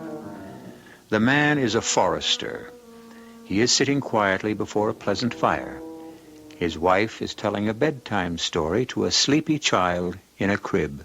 And so the king said to each of the suitors who came to ask for his daughter's hand, "All of you are handsome and all of you are strong, but the one who is chosen must also have a good heart.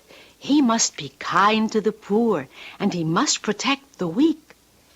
Shh, I think she's asleep. Now I can heat up your supper. Just imagine, Topchick, I was able to get beef today. Think of it, beef. I'm not hungry. You're not hungry? Tomchick, what is the matter? Nothing. Oh, no. Something's wrong. I don't want to talk about it. Eat your supper. You'll feel better. I'll never feel better. I was in town today. Yes? And in the square there were soldiers, Germans, the Nazis. They'd rounded up about 100 people. Jews. Yes. And they were shoving them into trucks. Why should we care? Taking them away to kill them. Well, it's war and... Do you know what I did? No. I did nothing. I don't understand. What were you supposed to do? Once I saw a man who was whipping a horse, an old, sick horse. Do you know what I did to that man? Tomczyk, please, you're only And going... all he was doing was whipping a horse. Oh. And today in the square, I did nothing. All of us, we just stood around. We all did nothing. Most people pretended that nothing was happening. Tomczyk, please. Let me tell you who was there. I'm not interested. A very old man with a long white beard. He was standing next to a young girl. I just don't want to hear anymore. Standing quietly, very quietly, looking straight ahead. And it so happened that his eyes looked straight into mine. Please, Tomczyk. His eyes, they asked me for help, but I turned my head away. I denied him. If you'd done anything at all, you'd be dead. Who could that be? I don't know. Now, are you sure you didn't do anything? I told you I did nothing. I'll open it. Who are you? It's the old man and the young girl. Please, may we come in? Just to get warm at your fire. My grandfather, he's so old, and he's very sick, and he needs... Please, a little water, just a little water, and a piece of bread. Young girl, please, I want to help you. God bless you. But I can't. Please don't ask me to. They'll burn the house down. They'll kill us. Just let my grandfather get warm for a minute. No, please don't come in. They'll find out you were here. Please don't destroy us. Have mercy on us. I'm sorry I disturbed you. Come, grandfather. There is no one at home here. Tomczyk, what are you staring at? Did you see the old man's eyes? Now, Tomczyk. How those eyes looked into mine. I tell you, I won't listen. And for the second time today, I denied him.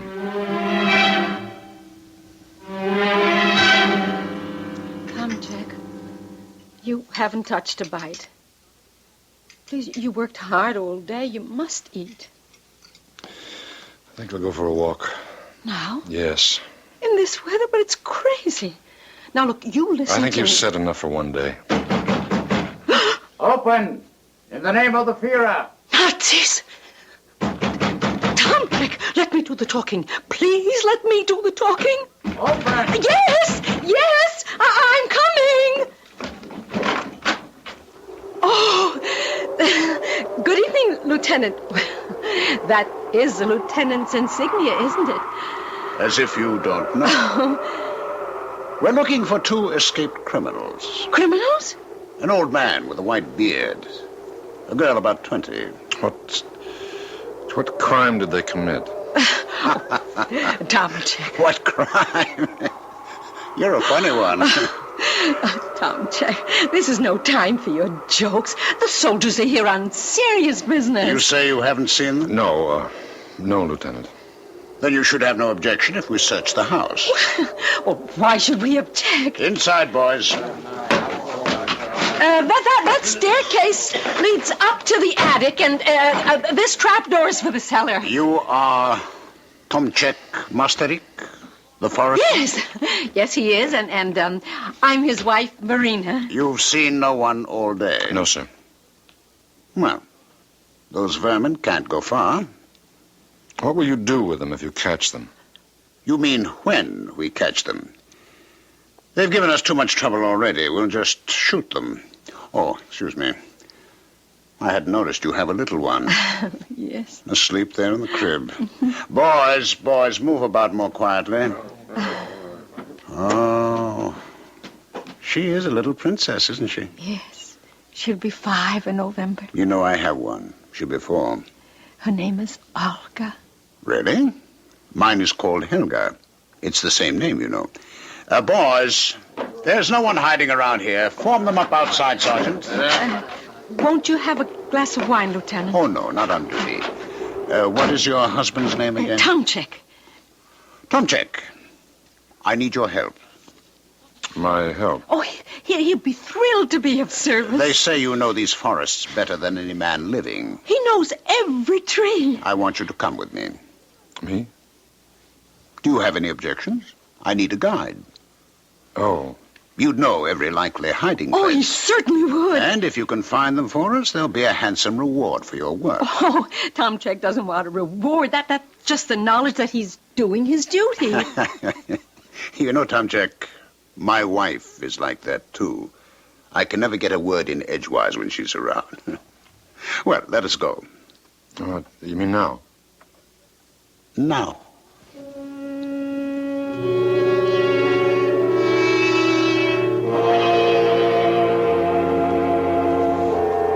Lieutenant? Yes, Tomczyk. I would suggest we go no further. Why? There's no moon. The terrain is getting too treacherous. Is it? We've got gullies, ravines. A man can fall and break a leg. You wouldn't be trying to frighten me, would you? Why would I want to do that, Lieutenant? Maybe you don't want to find them. They're nothing to me. No! No! That's one of your men. Sounds like Streicher. Sergeant, get some men over there fast. Well, Tomczyk, you may have been right. I can't see a thing out here. Is Streicher all right? He hurt his leg. We'll have to carry him back. Sergeant, bring everybody close to the path. We're heading home. Tomczyk, what chance do they have to survive out there? None. Well, we'll make sure of that tomorrow morning. Cigarette? No, thanks. Oh, go ahead, take one. You know you're dying for a smoke. Well, keep the pack. Plenty of cigarettes. Yes, plenty of good food, good jobs, 4 sensible people. Tell me something, Tomczyk. Are you a sensible person? Here, have a light. What is it, Tomczyk? What's the matter? The matter? As I struck the match, I could see your face. You had a funny look. As if you were in pain. Well, I have this arthritis. Well, so do I. But from the look on your face, yours must be pretty bad. Yes. Well, get some sleep. Tomorrow could be another long day. Lieutenant, do we have to keep looking for them? Do we have to? All you do when you find them is shoot them. Perhaps. In a day or two, they'll be dead of cold and hunger anyhow.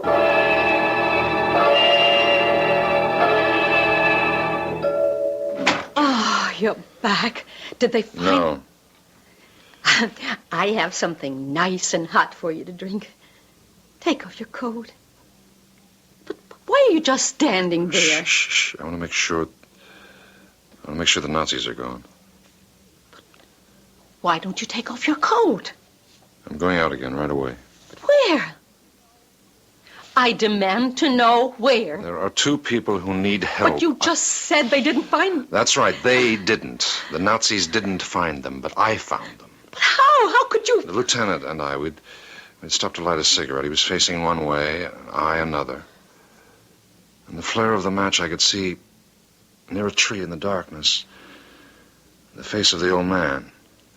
You saw the old man? It was only for a moment, but that moment was as long as eternity. His eyes burned into mine. The pleading... Tomczyk, please listen to me. Shh. Once again, I turned my head away. And a voice whispered in my ear, a voice I had never heard before, whispered, "This night you shall deny me 3 times. Marina, I have denied him 3 times. I cannot deny him again."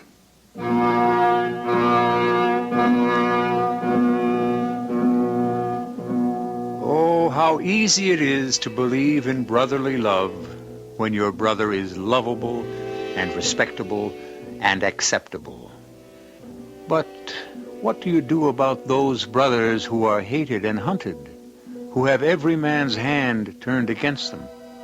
Well, that's when you find out what you really believe the hard way.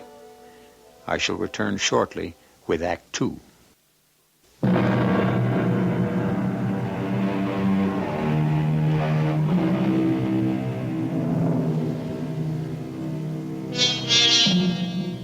His name is Tomchek. Her name is Marina. They live in a great mountainous forest that covers much of Central Europe. Around them swirl distant echoes of the greatest war in history, and yet their lives seem but little touched. True, almost every night they hear the drone of Liberators, Lancasters, and B-17s. But their small town is hardly ever hit. And true, there are people who are being ruthlessly exterminated, but, as Marina keeps reminding Tomchek, it's none of their affair. And it wasn't, until tonight. Tomchek, what are you saying? I heard a voice. No. A voice that said... Oh, please, I'm frightened. The voice said, "This night you shall deny me 3 times. And I have. What are you going to do? I need blankets. Oh, no. And food. I won't let you. Something inside me is witchcraft. The old man, he bewitched you. No, you and I, we don't believe in that. All right. You can't help yourself. I know. A voice keeps telling me I must go out there. I know. Now, let me help you. You want to help me? Yes, I'll get a rope.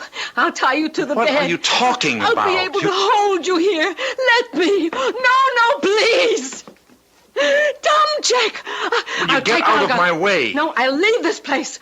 I'll save myself and our child. Tomchek! Oh, Lord, save us.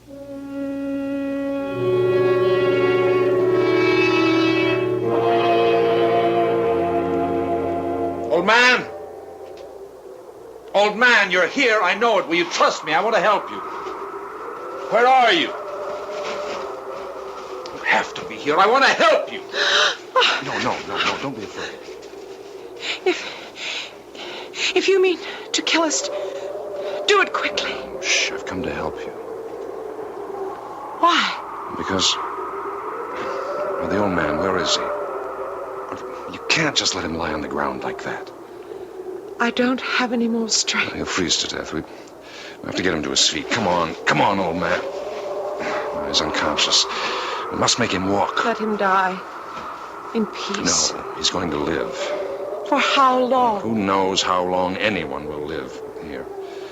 Here, put this blanket around his shoulders. And take this one for yourself. Come on, old man. We must walk. Where? It's to a hidden place. It's a place I know. It's a cave. Oh, bless you.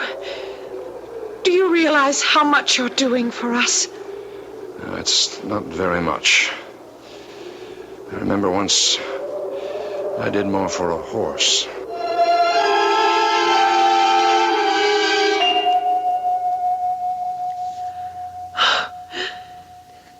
I never thought I'd be warm again. You were less than 500 yards away from this cave. The smoke from the fire. Will somebody see it? No. There's nothing to worry about. This cave is my secret. Here. Drink this hot. Grandfather. Shh, let him sleep. You'll get better now. I saw you earlier today in the square. How did you escape? Well, you see... Oh, I can tell you. I know it. I can trust you. My grandfather was a chemist in Prague. Yes. When the Nazis took over, he was afraid that they would force him to work for them, and so he went in. Well, we went into hiding, and it's been that way, running from place to place. That's almost 5 years. How did you manage? There were all sorts of people. Some were kind enough to help us. Others betrayed us. But you got away. Well, the officer in charge of the convoy, the lieutenant, he kept looking at my grandfather. Why? He must have recognized him. Grandfather was a very famous research chemist. Yes. He'd been working on a formula that would release explosive forces much, much more powerful than dynamite. No, I'm afraid I don't understand. I'm not very educated. I'm only a peasant. I don't really understand it either. And I've been to the university.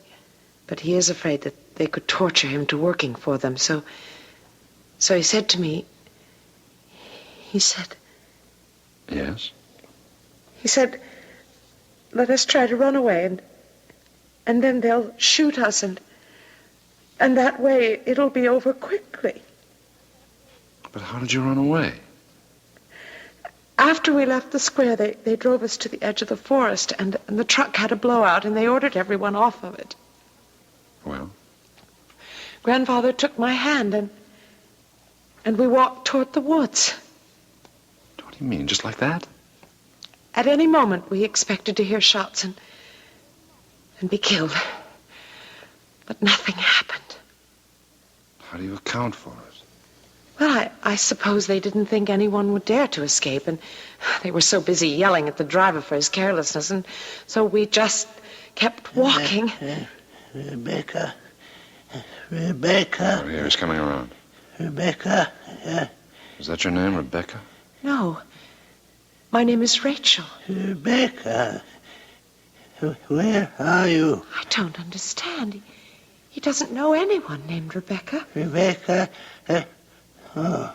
Grandpa. There you are, child. Grandpa, don't you know who I am? Of course, my child. You're Rebecca, daughter of my oldest son, Ezra. Grandpa, don't you know who you are? Child, what are these questions? I know who I am. I am Solomon ben Isaac, Rabbi of Prague. Where is the book? The book? The book that was sent to me by my old friend, the Spanish rabbi. The Spanish rabbi? Well, you know him. Moses ben Maimonides. Maimonides? Grandfather, Maimonides has been dead for more than 700 years. And in this book, he speaks of a golem. A golem? How it is possible to create a champion, to make out of clay a man of irresistible force who will come to the rescue of oppressed people. Golem. Oh, Grandfather. I will create such a champion, and he will rescue our people. Now, child, you must not disturb me. I must close my eyes and think. Yes, Grandfather. Oh, his mind is gone. It's gone. What was he talking about? Oh, a legend, a medieval Hebrew legend about a golem. It must have been the Golem of Prague who saved our people once during some troubled times. A legend?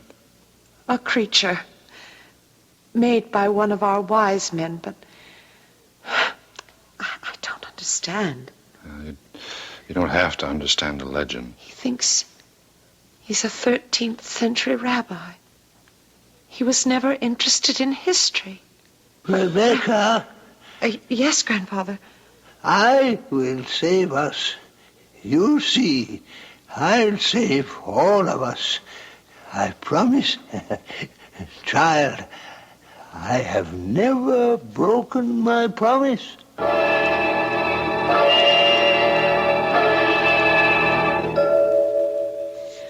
I was scared out of my wits. I thought you'd be caught and shot. Well, I wasn't. You found them, I suppose? Let's not talk about it. That's... Yes, I know who that is. Let him in. As if we have anything to say about it. Don't despise me, Tomchek. Is it so terrible to want to live? Oh, Lieutenant. Good morning. A cup of coffee, Lieutenant. Oh, never on duty. Well, Tomchek, ready? Yes, sir. You look as if you didn't even get to sleep last night. Well, Lieutenant, sometimes he's just restless. Here, take these, Tomchek. Well, what's in the package, Lieutenant? Pills. Pills?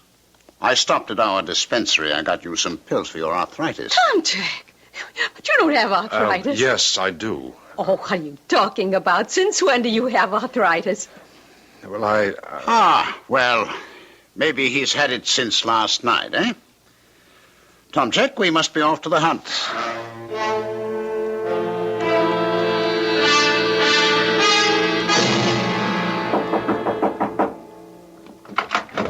Oh, Lieutenant. Good evening, Marina. But Tomchek isn't at home. He isn't? Well, you didn't tell him you'd want to come... Yes, that's right, I didn't. But I haven't come here to see Tomchek. No? No. I want to see you. Come in. Thank you. I want to help you. Help me? First off, Tomchek told me a lie. A lie? About what? About having arthritis. Oh, but he does. Oh, he does, yes. No. Now, it's a minor thing, a silly thing, but he told me a lie. Why does a man lie? He lies because he's nervous and frightened. Why should Tomchek be nervous and frightened? Because he's doing something wrong? Something seriously wrong? Like what? Like hiding fugitives? You see how simple and logical it is? Yes, but Tomchek wouldn't. You know, he could. He would. He could. He is. For 3 days now, he's been leading me all around the woods. There isn't a trace of those two. Oh, but... He's got them hidden away. Otherwise, how could they have disappeared so completely? Oh, Tomchek would never... Marina, you're his wife. You love him. And right now, you're the only one who can save him. But, Lieutenant... Quiet. Shall I tell you how you can save him?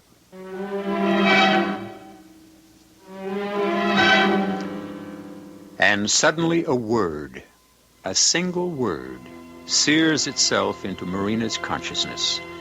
The word is betrayal. How can something she has yet to find out be a betrayal of someone or something that is very important to her husband? And just as he heard a voice in his heart, she also hears one now, a voice that says, "One of you shall betray me." I will return shortly with Act 3.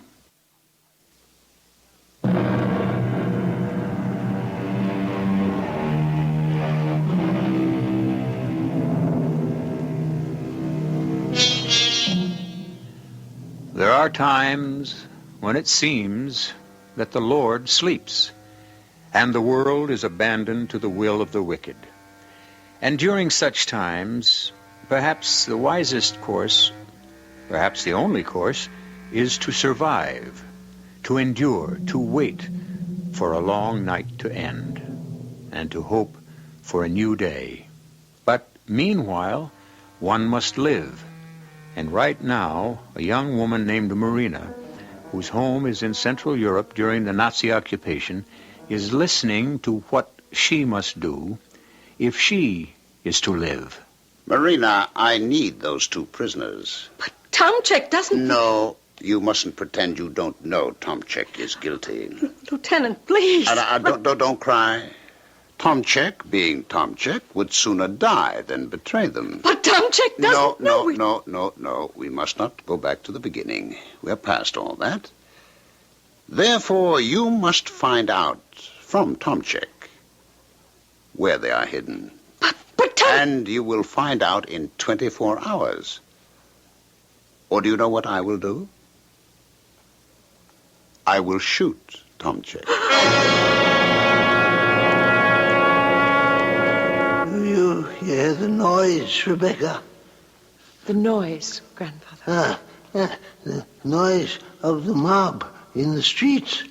They're getting ready to kill. Grandfather, try to rest. Rest? Now? The people, they must not make the same mistake as last time. They must not try to barricade themselves in the synagogue. They should come out here to this cave, an excellent hiding place. And besides, the golem can be more effective out in the open. The golem? Yes, child. I can make a golem. But that's impossible. What you wish to say is that only God can make a living creature. Huh? That's true. But the golem is not a living person. The golem is a force. Yes, Grandfather. Yes. But now rest. A man-made force. Where is Tomchek, the young peasant who is so kind? He will try to return. Could he get me some salt, some clay, and some... Yes, Grandfather. Whatever you like. Now, please, rest.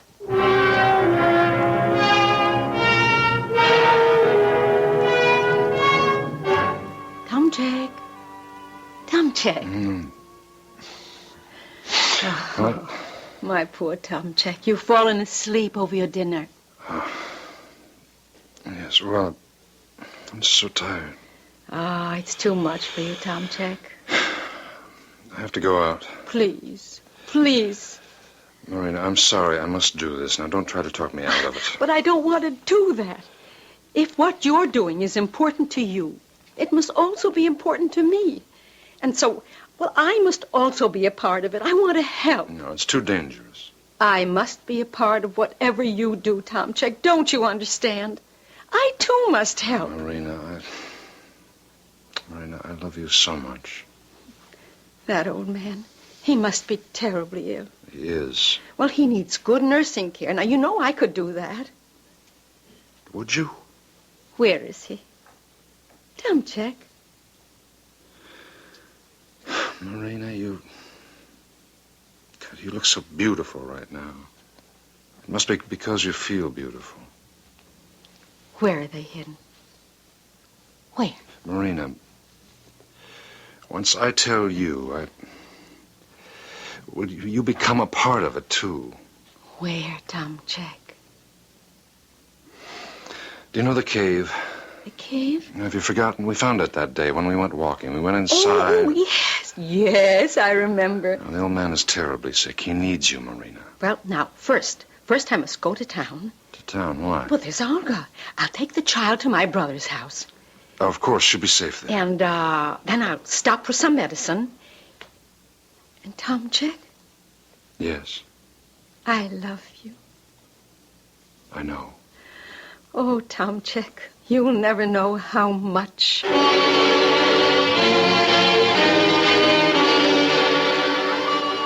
How is he now? Quiet.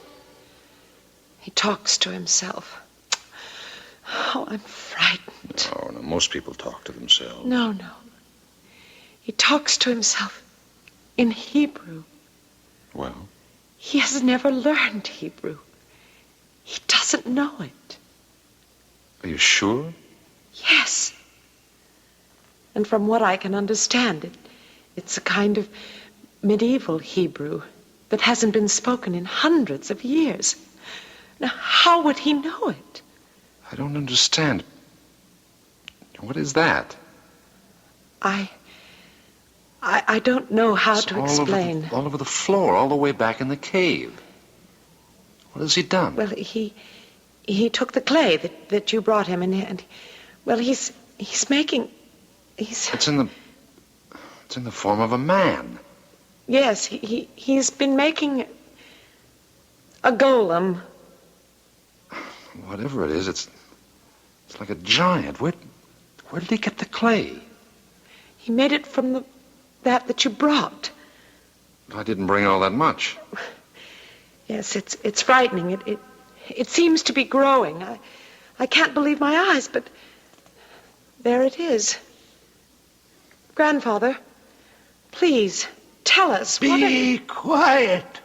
But Grandfather. Sir, what is that? I am about to write down certain words, certain awful words. And in this place, there must be silence. The silence of the dead.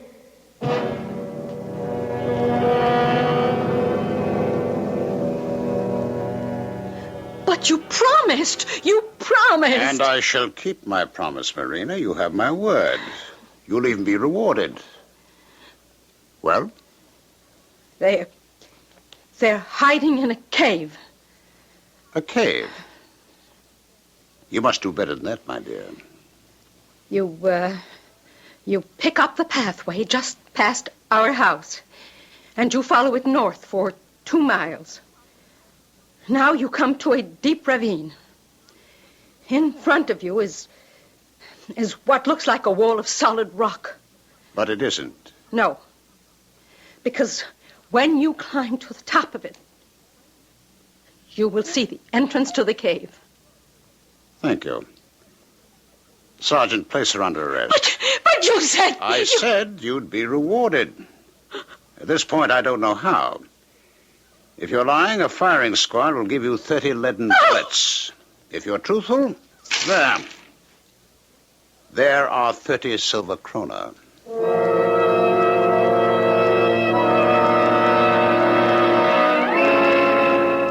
He's quiet. He's so quiet. Too quiet. He appears to be in a trance. I wish I knew what to do.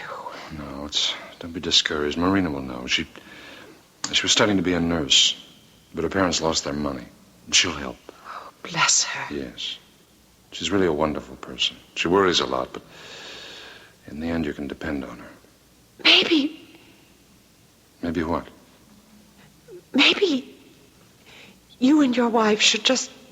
Yes? It's not your fight. Yes. Yes, Rachel, it's my fight. It always was my fight. Will you fight with me? I don't know how. Yes, you do. Children! Children! Oh, thank the Lord. He looks better. Children! They have come for us. They have come. Oh, Grandfather, just be... Listen, outside. Around it, pull back. Look down. Separate. Look down, the Nazis. They're climbing up the rocks. They know where we are. They know we're here. Come check. Come check. We know you're there. Come down. Oh, Tom Check, I'm sorry. I'm sorry for you. Well, I can hold them off. One man with a rifle can knock them down one at a time. We'll hold out till dark and we'll try to run for it. No, Tom Check. It's no good. And I'm so tired. No, don't lose courage. Tom Check. Save yourself, Tom Check. Tom Check, you're a sensible person. There comes a time when... When what? When he no longer hears our prayers. When he says, my children, it is your will. Do with it whatever you will. Destroy yourselves in your own madness. I abandon you. Rachel, you mustn't say that. Grandfather, let us save Tom Check. Let's give ourselves up. Grandfather. Behold, my children. Behold. That thing he made, it's moving. The people shall be saved. The murderers shall perish. Grandfather, what have you done? We have been sent a champion. It's a giant. The champion shall smite the mad killers of the innocent. Grandfather. I have written the awful never to be forgotten words. I have breathed the force of life into the champion. Clay giant, it's moving. Clay no longer, but fire and steel. Look at it. You look through me. It has acquired the force and power of 1,000,000 suns. He shall burn away the evil that surrounds us. I charge you, champion, avenger, protector, Golem, go forth. Go forth. In there, take them alive. Hey, what is that? What is that? Yes, you will kill him. Try it. Kill him.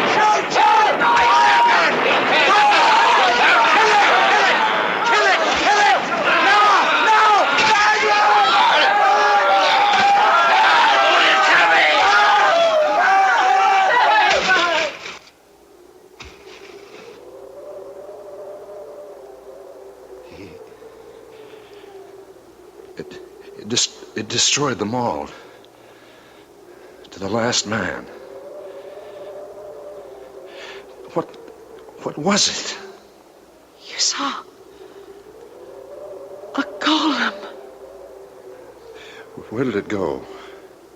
It vanished, as if into thin air. But the pious old folks still believe. Oh, and they assure you that the golem will reappear one day when someone shall awaken him to save the people. What is that you're saying? I remember reading the story of the golem.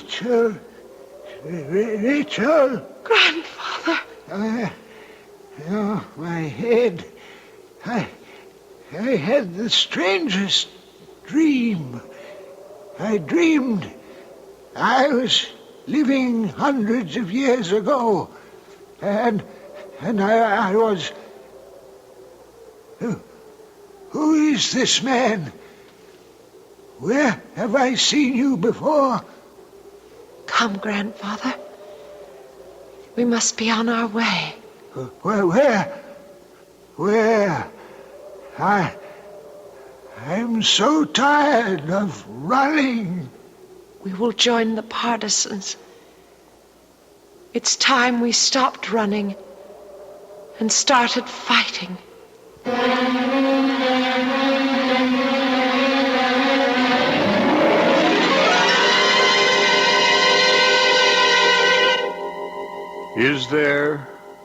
Was there a golem? The question is, what is a golem? A thing of irresistible force. Well, so is a bomb.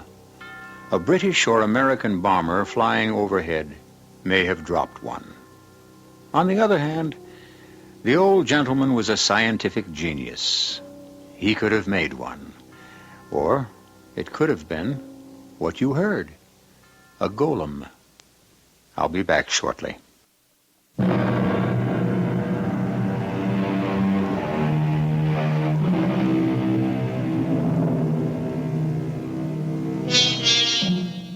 There is a legend that a medieval Hebrew scholar created a creature of great strength and power to rescue his beleaguered people from the madness of a mob, a creature called a golem. It is significant that the word golem means unfinished, and this is fitting because to save the world, we can only depend on a certain amount of help to be given us. The rest of the effort must be our own. Our cast included Robert Lansing, Mildred Clinton, Patricia Elliott, Ralph Bell, and Robert Dryden. The entire production was under the direction of Hyman Brown. This is E.G. Marshall inviting you to return to our Mystery Theater for another adventure in the macabre. Until next time, pleasant dreams.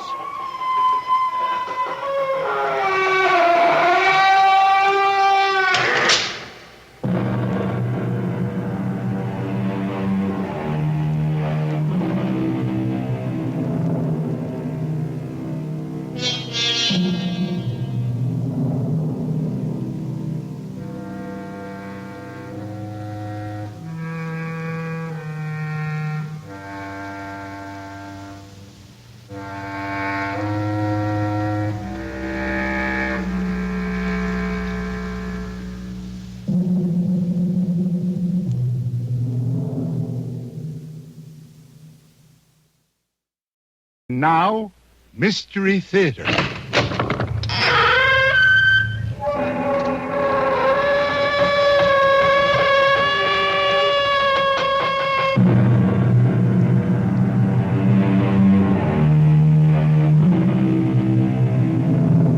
Come in.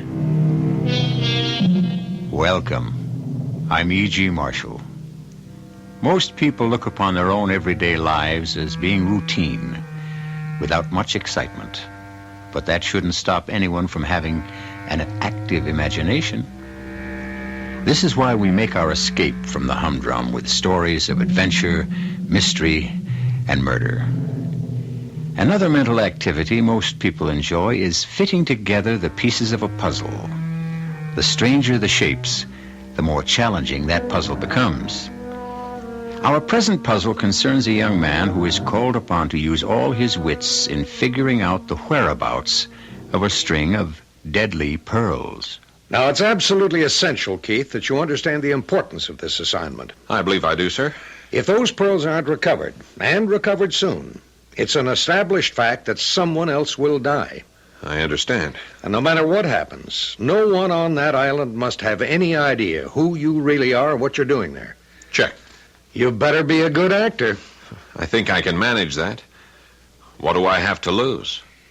You could lose your life.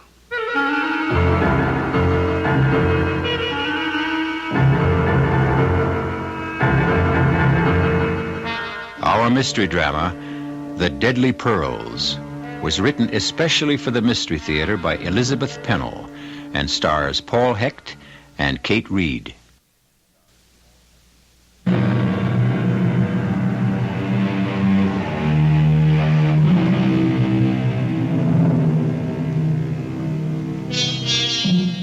Although the FBI and the Honolulu police were in on the case, because of certain peculiar circumstances, it was important that the criminal be apprehended by a private investigator. This hazardous assignment went to Keith Spencer, a young man who had proved his physical courage in wartime service.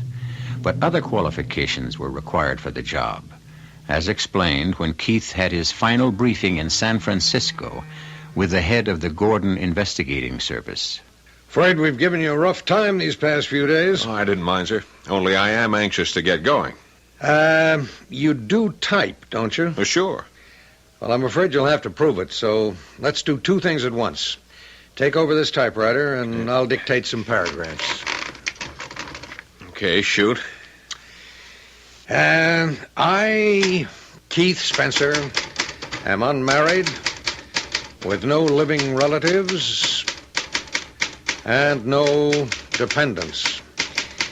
From this day forward, and until the completion of this assignment, I have assumed the identity of Robert Keith Ryder, and under no circumstances will I reveal my true identity.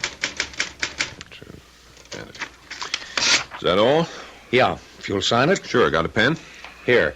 Oh, I suppose you should have signed a statement about your ability to play bridge. What? You did assure us that you play at least an average game of contract. Well, sure, but I didn't realize it was all that important. It could be crucial.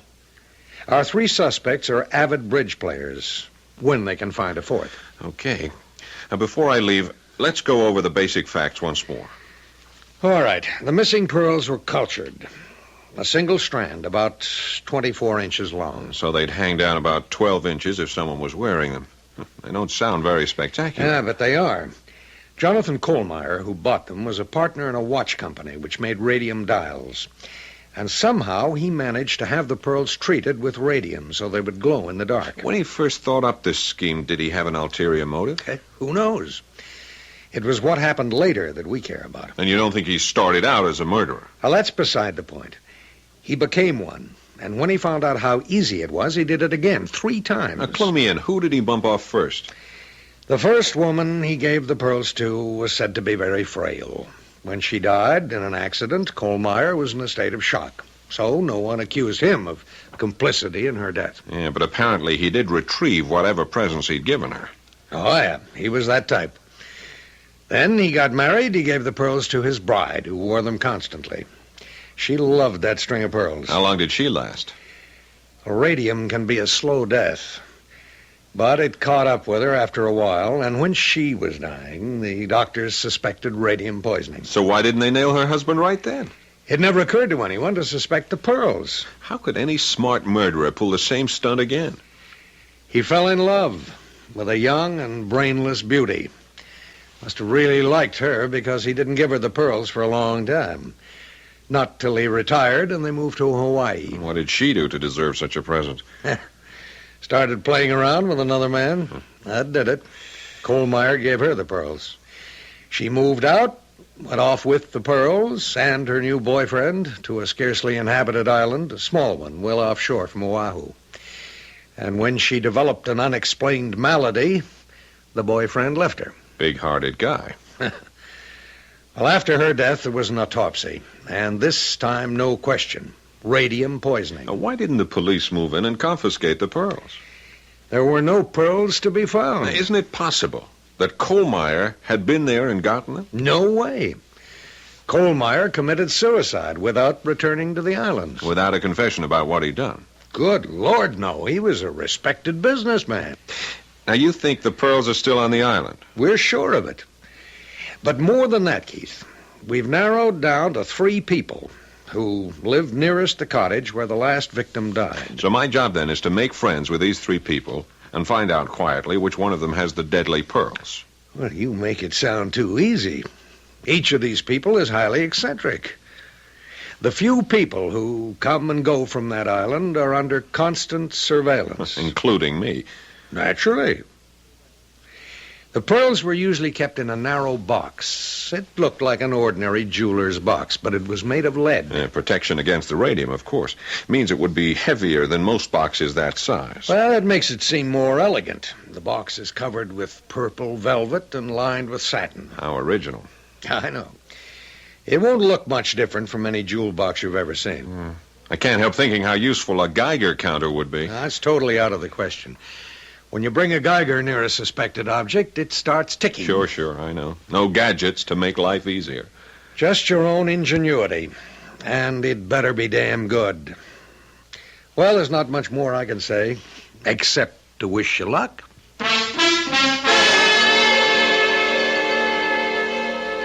I did my homework, and the more I read about those 3 characters on the island, the more curious I was to meet them.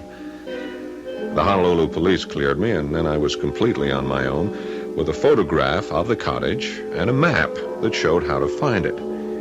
I was given a putt-putt stocked with a supply of canned goods, stowed the typewriter in duffel bag, and at last I was off.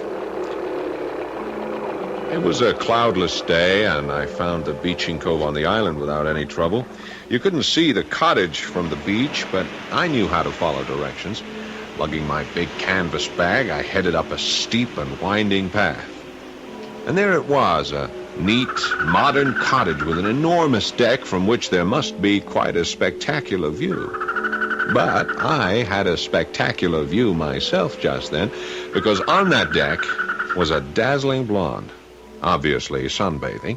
She sprang to her feet in all her glory, and I would have been speechless, except I knew I couldn't be. Who the hell are you? This is the Kohlmeyer cottage, isn't it? What business is that of yours? I'm the new tenant. This place is not for rent. No, that's right, not anymore. I've signed the papers. It's mine, for at least a year. Who are you? Oh, I'm sorry. How rude of me not to introduce myself. I'm Robert Keith, a writer in search of a quiet place to hang a typewriter. I don't believe you. The last thing we need around here is a writer. Lady, I am planning to live here. Not if I can help it. Okay. I've answered your questions. How about answering one for me? Who are you? None of your business. Since you claim the house is yours, let's see you open the door. That's just what I was about to do. I understand it takes 2 keys. And here they are. Both of them. Where'd you get those keys? Now, do you believe me? Big deal. You opened the door. And now I know who you are. You're a policeman. They sent you here to spy on us. Well, I'm not going to stand for it. When the supply boat comes around tomorrow, I'll send a message back to my lawyer. No penny anti-flunky is going to be spying on me. I assure you I'm not Don't going bother to... to unpack your things, Robert Keith, because tomorrow... Really, Miss... Mrs. Walsh. Mrs. Barbara Walsh. And you'll find that I have protection against people like you. The gorgeously suntanned Mrs. Walsh slipped her feet into sandals, picked up her beach towel from the deck, and started along the path which led from the north side of the cottage. You must understand that during our entire conversation, Barbara Walsh was completely in the buff. No bikini, nothing, except around her neck and dangling in long loops over her well-formed body. Not pearls, but necklaces made of those decorative native seeds strung together. Ropes and ropes of them.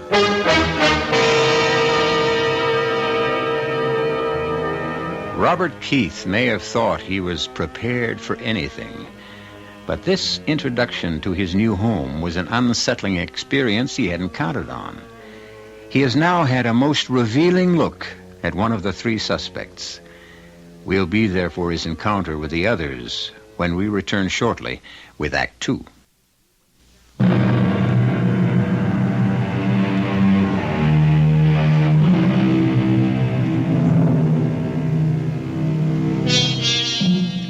Robert Keith found the cottage very much to his liking. He had expected something rather dark and sinister, but one wall of the living room had a big picture window, and in the bedroom there was a slanting skylight directly over the bed.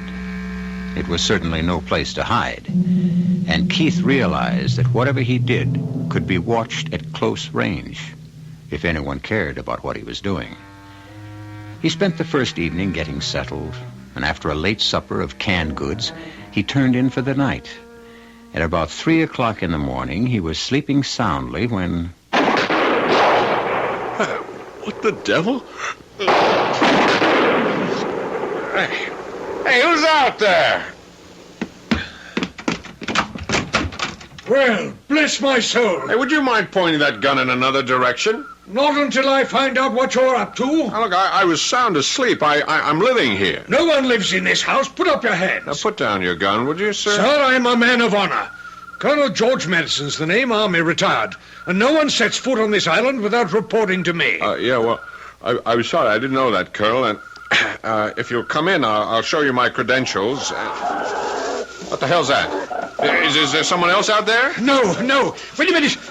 I'll check you out later. Right now, I recommend you go back to bed. Oh. There's a wild boar under the deck, and I aim to get him.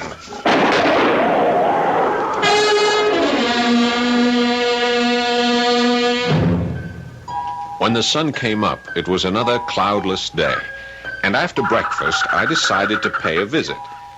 Not eager to encounter either the gun-happy colonel or the wild-eyed lady with no clothes, it seemed wise to seek a formal introduction to the third island resident.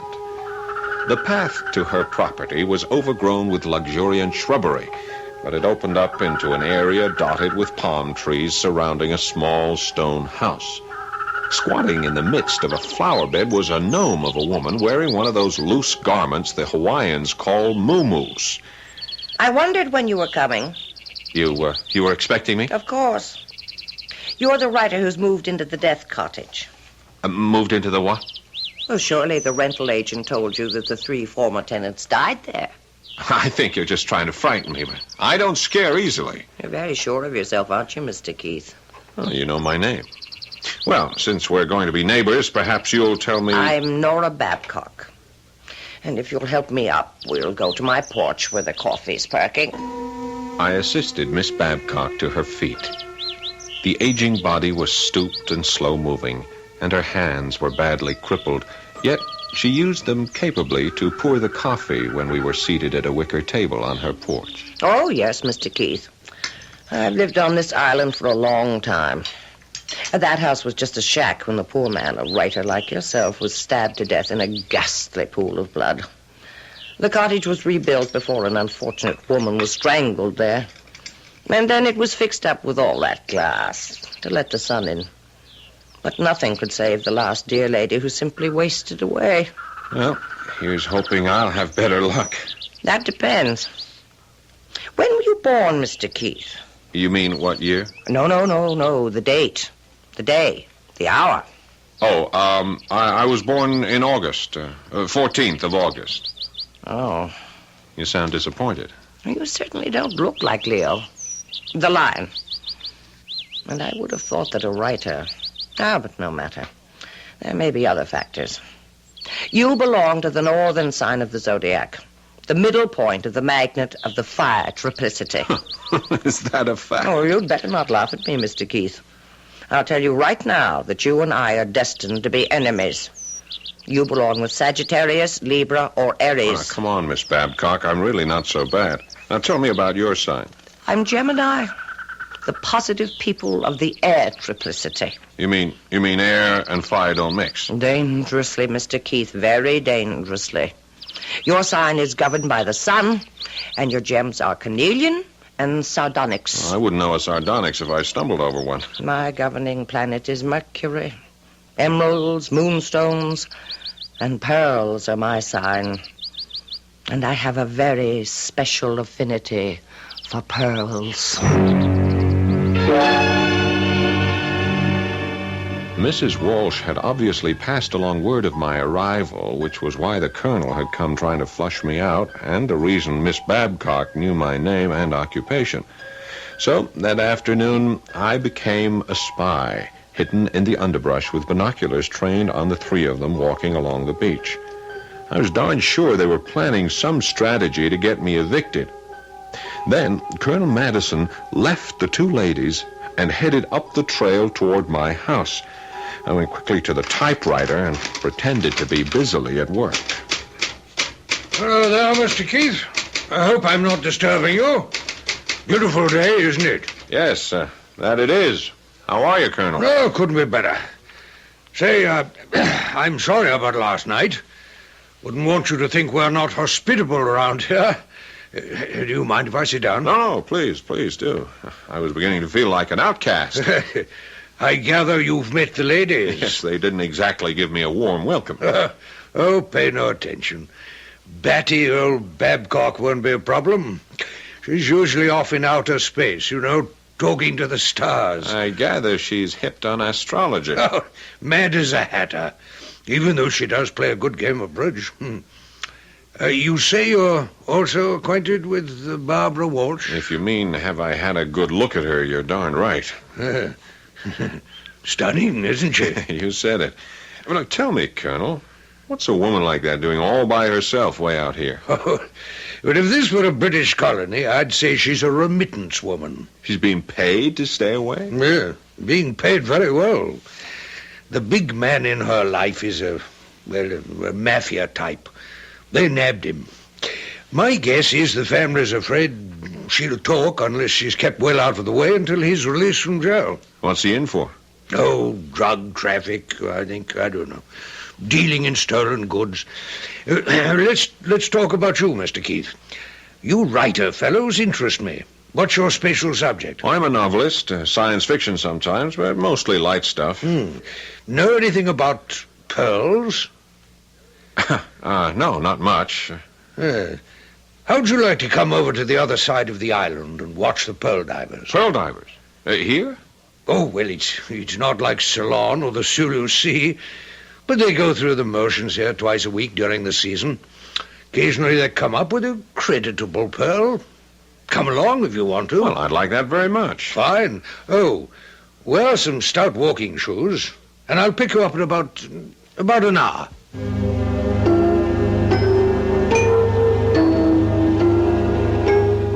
The colonel arrived in his old army uniform carrying a sturdy walking stick.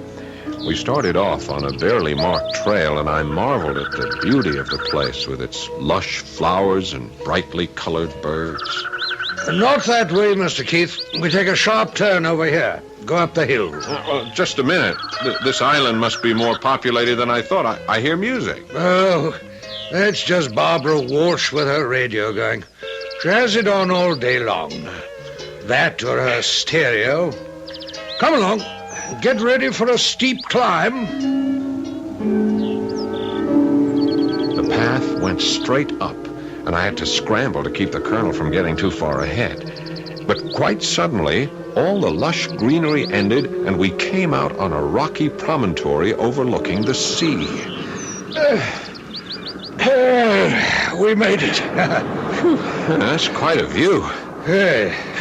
Now, you see those small boats way out there? Yeah? Those are the oyster fishermen. The flat-bottomed boats are dragging nets. Uh-huh. And from those kayak-looking things, you may be able to see the young men diving. Won't they come closer to shore? No, not much closer. It's too treacherous for the tides are running as high as they are today. Go on, out on that big rock so you can get a better look. Is it steady? Oh, like Gibraltar. Go on, Mr. Keith, out further. Don't be afraid. But watch your step, Mr. Keith. Hey! Oh, merciful heavens! Help me, Colonel! Help me! Hang on, Keith, hang on. I'm trying to get a foothold. Here. Grab my walking stick. I grabbed the stick because I had to, even though I knew it was the same stick that had been pushed into the middle of my back just a moment before.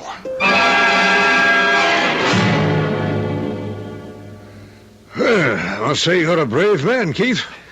I like the way you handled yourself back there on the rocks. I wouldn't say I had much alternative.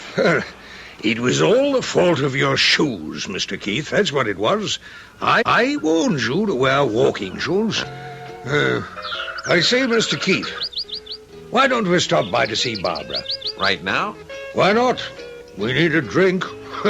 And she has a good liquor supply. No, I think I better get back and tend to these scratches. Just take a look at my clothes. I'm in no condition to go visiting. Well, as you wish. I'll leave you then at the foot of this hill. And, yes, I've been meaning to ask you, Keith. Do you play bridge? Well, I'm not the world's best, but yes, I play. Oh, splendid. I'm rather out of practice. Well, heavens knows, so are we. Well, let's say my house, Friday evening. Come for supper, around 7. Well, thank you. Dear me, Mr. Keith, you did get scratched up. Your hands are still bleeding. Perhaps I should go with you. I'll be all right. Yes. Well, I'm off then to tell the ladies the good news. Good news? Well, yes. The good news that we found a new bridge partner. And I might as well warn you to bring our fat wallet. Our stakes are high.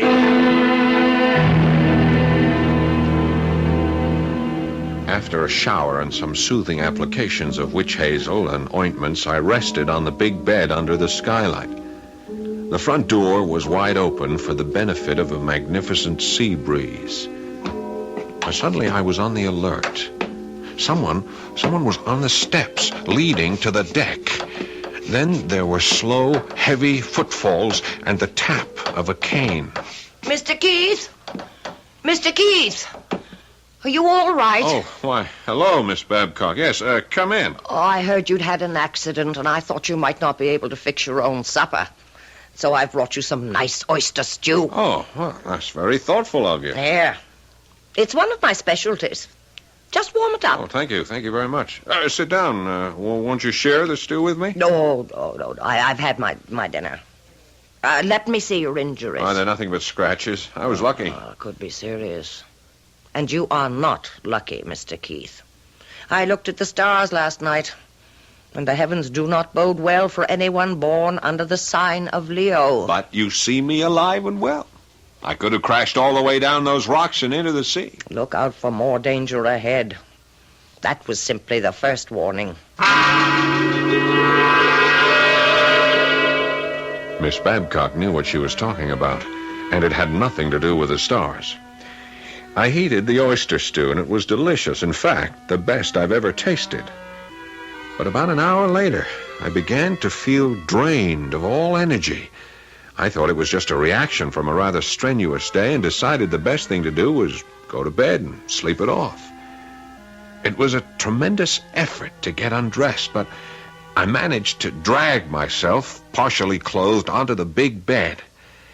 In a prone position, I I felt as though I were being suffocated, and panic was setting in. I'd been poisoned, and no one was going to save my life this time unless I did it for myself. Literally, I crawled into the bathroom for the well-stocked medicine kit.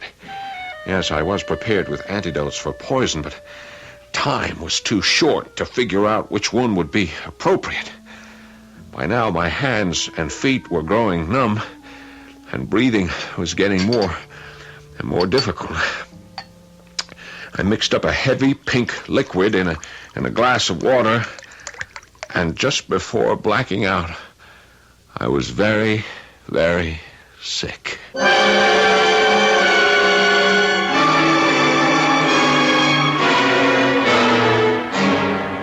When I came to, I was lying on the bathroom floor, weak but grateful to find I was still alive.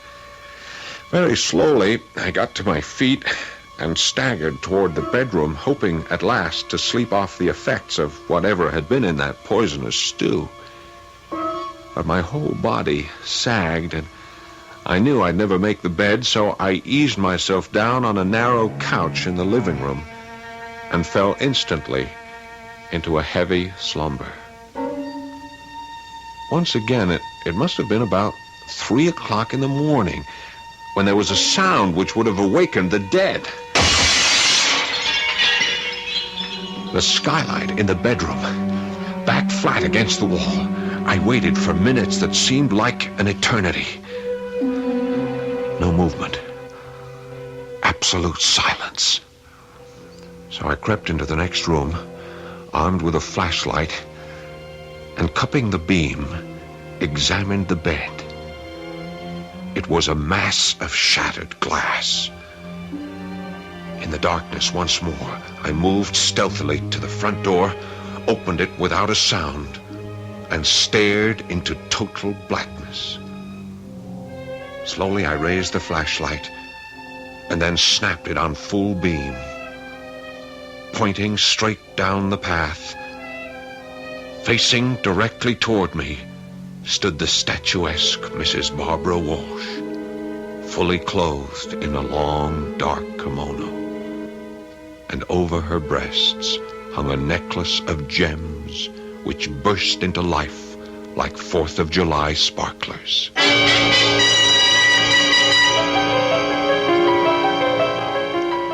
I must warn you not to jump to conclusions. If you imagine that Mrs. Walsh was wearing the stolen pearls, think again. Diamonds are the jewels that glitter when exposed to light. A pearl is sometimes a gem of great value, but it is not a precious stone. And one can scarcely say that pearls sparkle, while radium, remember the dial on your watch or bedside clock? Radium glows in the dark. We'll be back shortly with Act 3.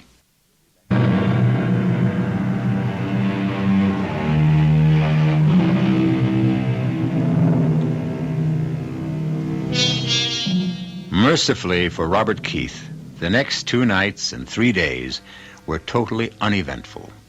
He dozed in the sun, occasionally pecked at the typewriter, and did a great deal of thinking.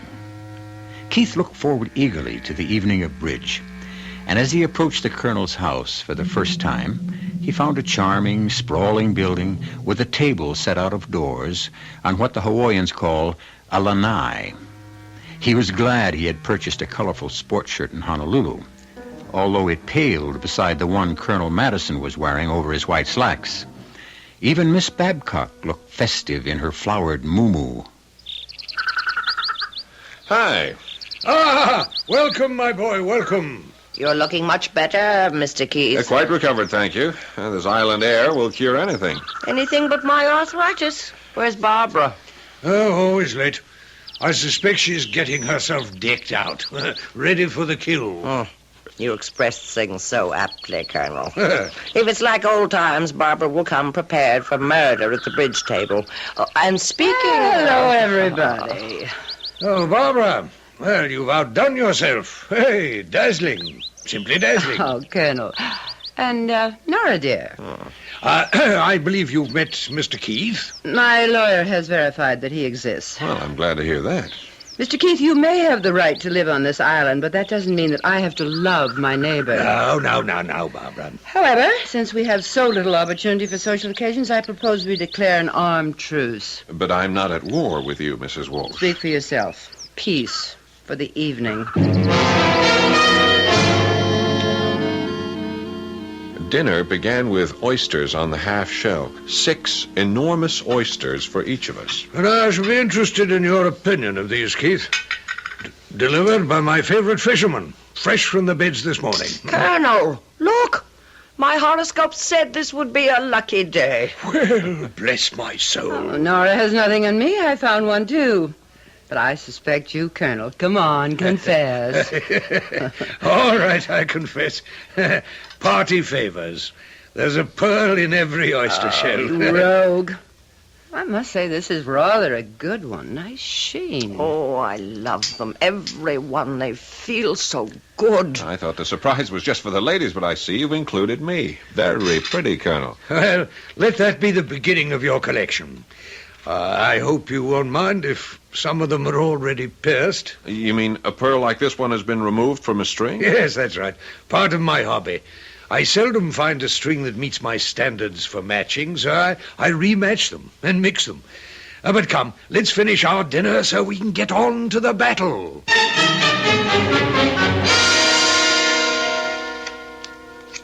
Afraid I'll have to pass. I say 3 no trump. Well, 4 hearts. 5 no trump. Barbara, do you have a ring on every finger? Only on 8. Oh, I wish I could wear them. But my poor crippled hands. Oh, shut up, Nora. You're just trying to distract me. I have a contract to make. It was a cutthroat game, no question about it. Only, strangely, we were quite evenly matched. We played 3 rubbers, so I had my chance with each one as a partner. By this time, we were on a first-name basis. Well, that's it. And as usual, top honors go to the ladies. In points, let's see. Barbara's first, then Nora, followed by Bob, and as is proper for a gracious host, I'm last. It'll take a minute to figure out who owes what here. I think the prize should go to Robert and me for that last small slam. I wouldn't have dreamed that a Leo and Gemini could work so well together. Tell me, Robert, never Bob. Isn't there some way you could find out the hour of your birth? What rubbish. Well, if it would please you, Miss Nora, I suppose I could write and ask my mother. Well, you do that. It's very important. Oh, Nora. Speaking of my mother, you've all given me a very good idea. But I'd like to send her a present. A present for your mother? You'll think I'm sentimental, but many years ago, my dad gave her a string of pearls as an anniversary present, and, well, they were her greatest treasure. Dad's been dead a long time now, and she was heartbroken when the pearls were stolen from her New York apartment. Oh, well, say no more. I'll fix you up. How much do you want to pay? Oh, now, just a minute, Colonel. I'm afraid you deal in merchandise that's too rich for my blood. I'm talking about a simple string of cultured pearls. Couple of $100? Now you're on the right track. Ridiculous. Excuse me, everybody, but I'm very tired. Time to go home. Well, I'll be happy to escort the ladies. Don't bother with me. Perhaps you're not aware that I spend most of every night wandering around the island alone. Oh, go with them, Barbara. Well, you'll have to help me with the dishes. That does it. Walking with Nora Babcock was a tortuous business, and I had a feeling she was in pain every step of the way. And we lost sight of Barbara, although she had an unsettling trick of appearing on the path, sometimes in front of us, sometimes behind. When we reached the door of Nora's house... She's out there somewhere, and I don't want her to hear. If you'll come to my house tomorrow afternoon, I'd like to talk to you about those pearls for your mother. Fine. What time? Around 2 o'clock. Okay, be seeing you. Good night. And now you may have the pleasure of seeing me home. Oh, yeah, this is a pleasure and a surprise. You want to know what I have against you, don't you? I am curious. Well, come to my house for a nightcap and I'll tell you.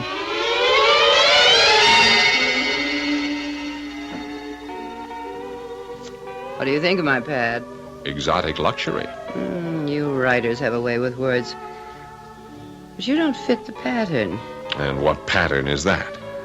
Novelists, I despise them. Oh, come on. We're no different from anyone else. My husband was. A woman hater who wrote about women and knew nothing about them. Oh, that man crucified me in his books. I know, you're different. I could tell from the way you talked about your mother. Come over here. Sit on the couch. That's better. Hold my hand.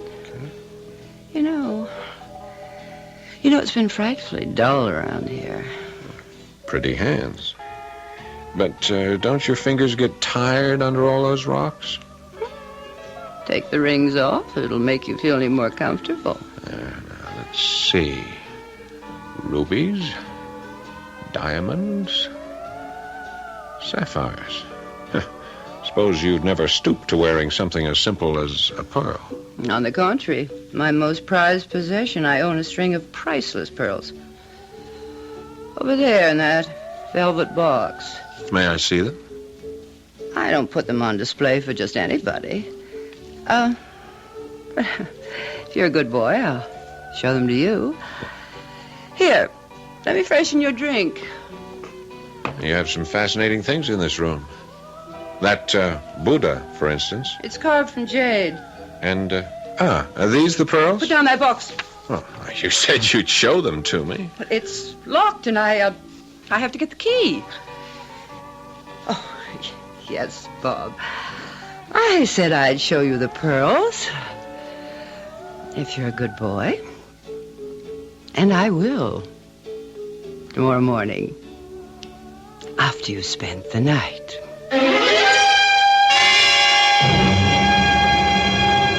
When I was having breakfast next morning in the sunshine on my deck, yes, I was alone. I had not spent the night with Barbara Walsh. In my line of work, it has to be business before pleasure. There was no need to accept a bribe.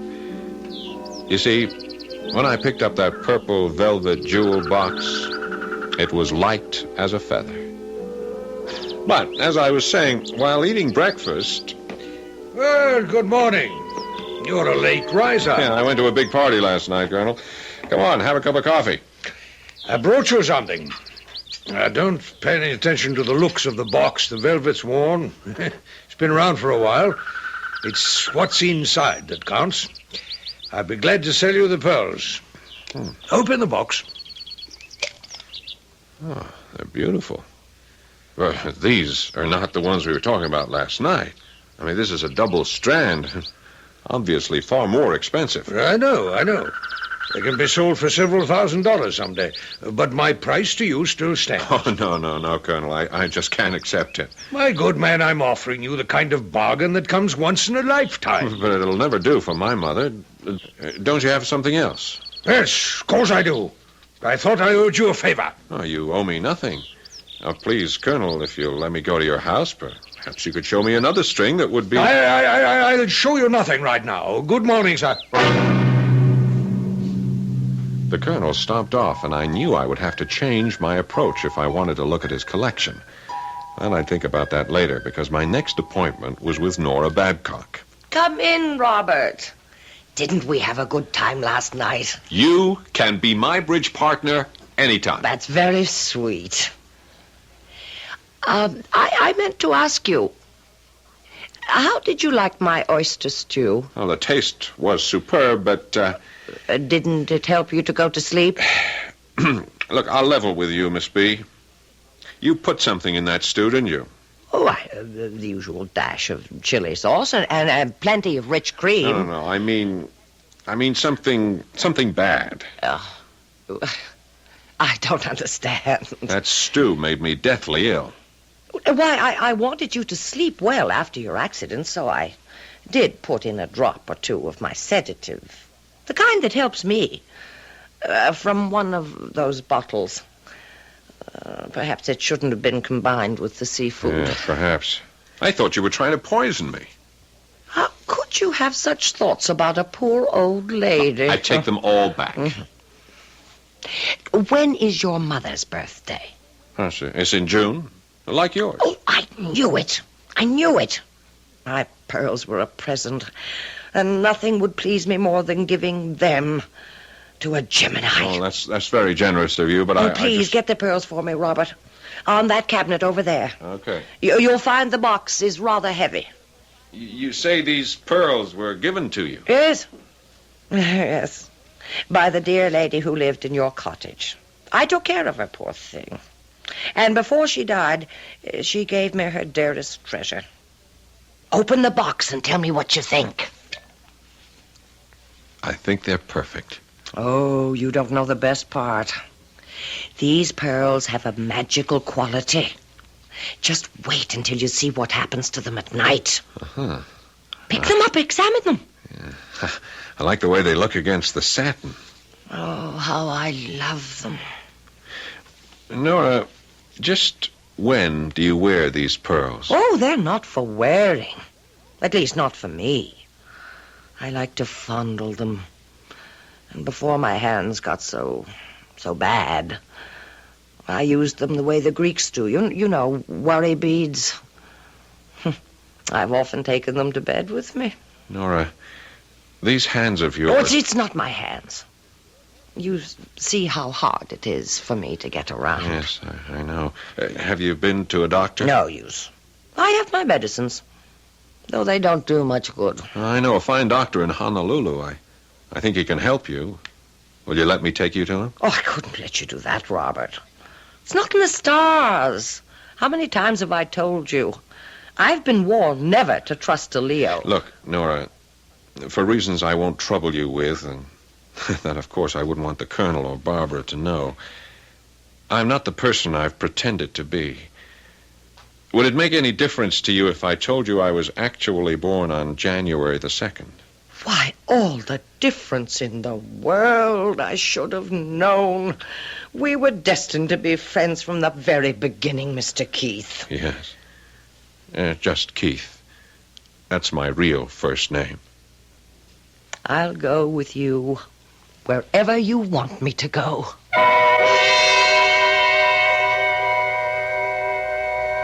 Case closed.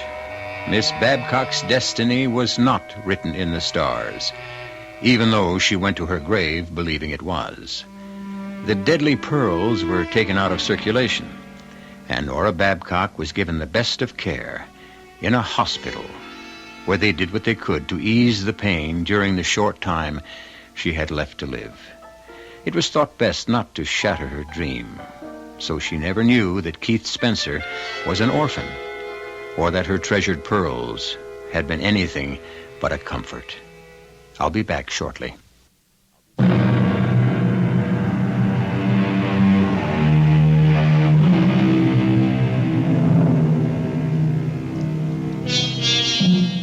Keith Spencer found a good deal more on that island than the missing pearls. He stepped into the lives of 3 people whose philosophies did not agree with his, yet with each he had at least one point of mutual understanding.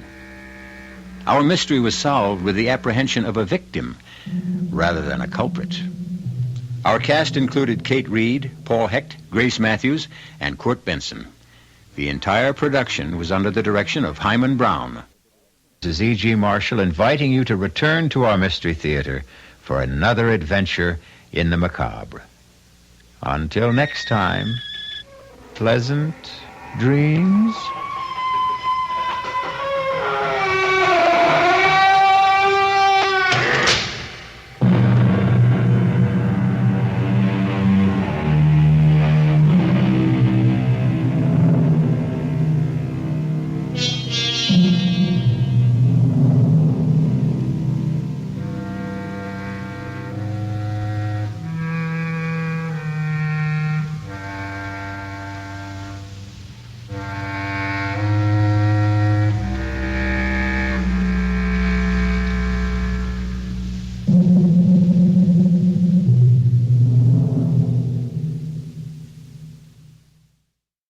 And now, Mystery Theater.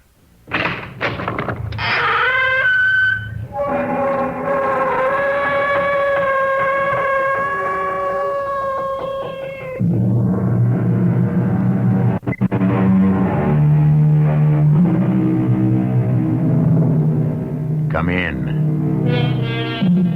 Welcome. I'm E.G. Marshall. How conscious all of us are who drive the freeways and the throughways of the behemoth of the road, the tractor-trailer truck. Most of the time we mumble under our breaths at the size of these 30, 40-ton monsters, particularly wet nights when the rain is slanting down and that swirling mist in their trail, fogging and dirtying our windshields. But we seldom spare much thought to the men who drive them. Hey, see that sign, Steve? This weather, I'm lucky I can see the road. What'd it say, Joe? El Paso, 34 miles. That's 34 miles too far tonight. Hang in, Steve. Another hour or so and you and me are really gonna tie one on. Count me out. Oh, not again. I got things to do. Ever since you took over the southern runs from Big Jim, you've been a loner. Well, maybe after this trip you won't have to put up with me anymore, Joe. What does that mean? What kind of things? Well, first off, I must find my wife. And then? I'm gonna kill her.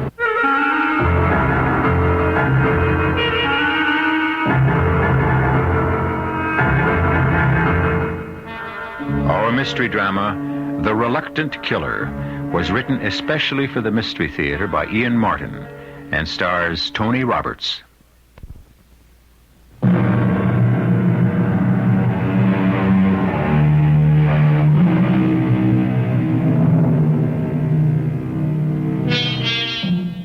I'm going to kill her. There was something so final and deadly about the quiet statement that it got to Joe. For once in his life, he knew enough to keep quiet. He just sat in his corner of the cab, watching the big, darkly handsome man at the wheel, who handled his 30-ton rig as easily as if it were a small, compact car. The face was impassive, but that was an illusion, because a stormy sea of memory was battering against the inside of his skull like waves of pain that shattered every nerve end as they broke.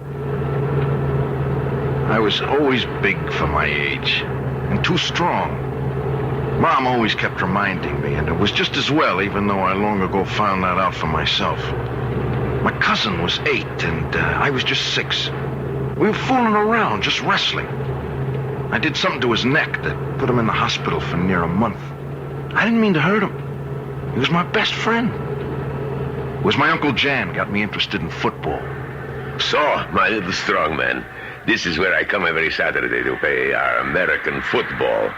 A rough game, but still good for the character. And $50 extra a week during the season. That is manna from heaven. You like to grow up and be football player? Yeah.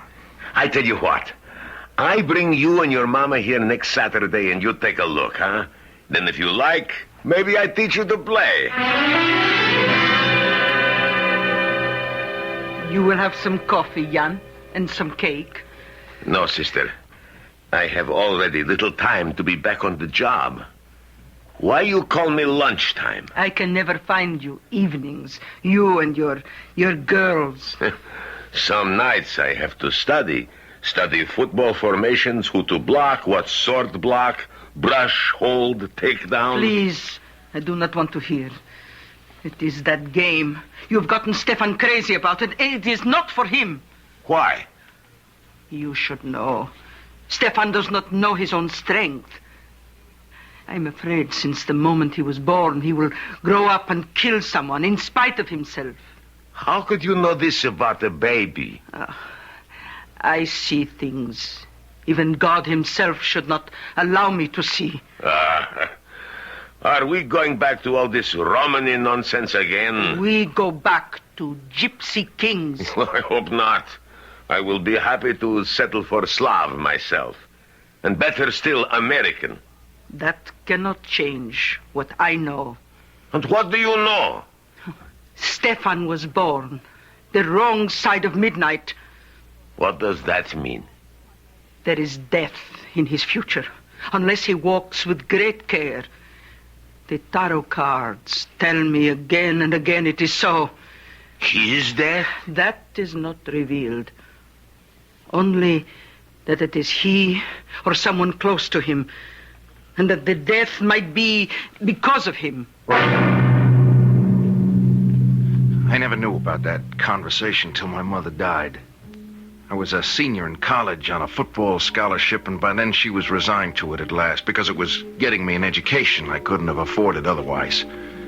She never would have told me about her fears for me, I guess, if it weren't for the pro offers that were being dangled in front of me. Oh, I am glad the football season is over, Stefan. Now, no more wars. Don't knock it too much, Mom. It opened a lot of doors for me. Oh, that is what I'm proud and happy for. When you get your degree, you'll be an engineer, a man with a white collar. Hey, don't go kicking the blue-collar worker around, Mom. Times have changed. Oh, times maybe. But promise me something, Stefan. What? That you will forget this foolish, dangerous game forever. Be what the college has trained you to be. That's a pretty tough promise to ask for, Mom. Why? Oh, a lot of reasons. First of all, I love the game. I really do. Second, I may have big muscles, but I got no great brain to match them. I'm not so sure I could make it as a mechanical engineer. Last off, there's an awful lot of dough in a football future for me. I'd like us to have some for a change. I want to set you up in a house of your own. No more work. No more worry. No, Steve. And before you stop me, I'll give you some first and last offs of my own. First, I don't want to say this, but you got to know sometime.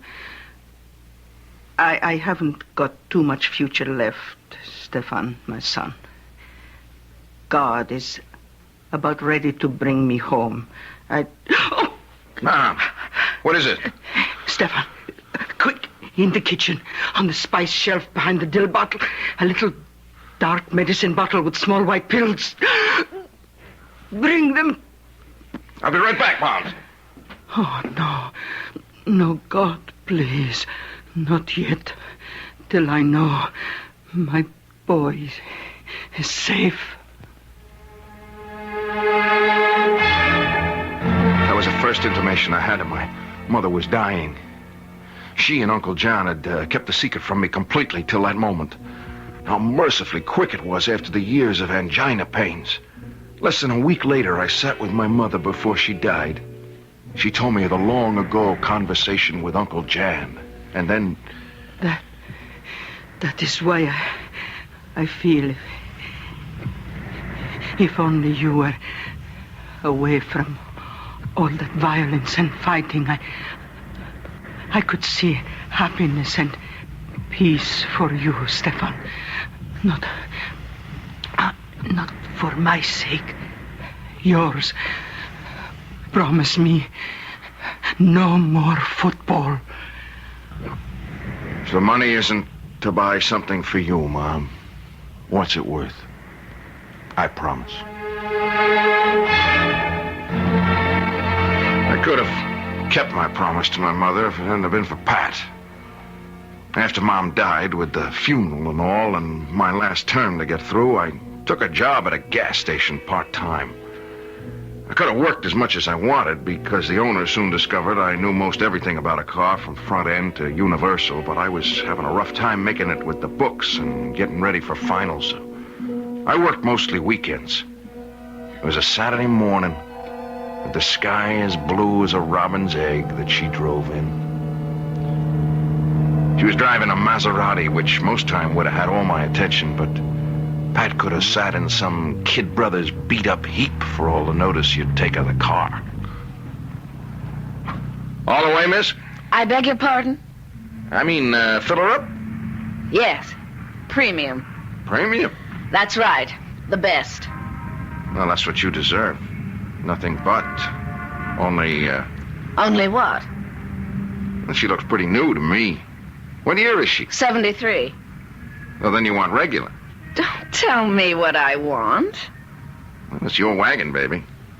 You want to burn out your valves with a 95 rating, you got it. Wait a minute.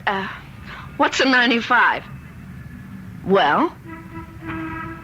Excuse me, I was looking at your legs. What was the question? What's a 95 rating? Gas. Octane. 87, 88's all you need, and you keep your engine clean as a whistle. What'll it be? Anybody as big as you doesn't have to be conceited or show off, so maybe you know what you're talking about. Make it regular. I'd like to. What? Make it regular. Or even once. I want you to check under the hood. I was hoping you'd ask me that. Why? Beautiful. Just beautiful. Are we starting that again? No, I was talking about this piece of machinery. Oh. Well? Well, what do you want me to check? Well, whatever. Whatever you do. Battery, oil, and things. Sure. My name is Steve Janos. I'm Pat Bard. What are you doing this evening? I have a date, of course. What could you do about it anyway? Oh, nothing. I'm closing early because I have to hit the books. I got a test coming up. I don't know why. What time are you closing? 10:30. I'll pick you up at 10:30 and drive you home. Why? I don't know. I must be out of my mind. That's like me. I mean, I've been that way since the moment I first saw you.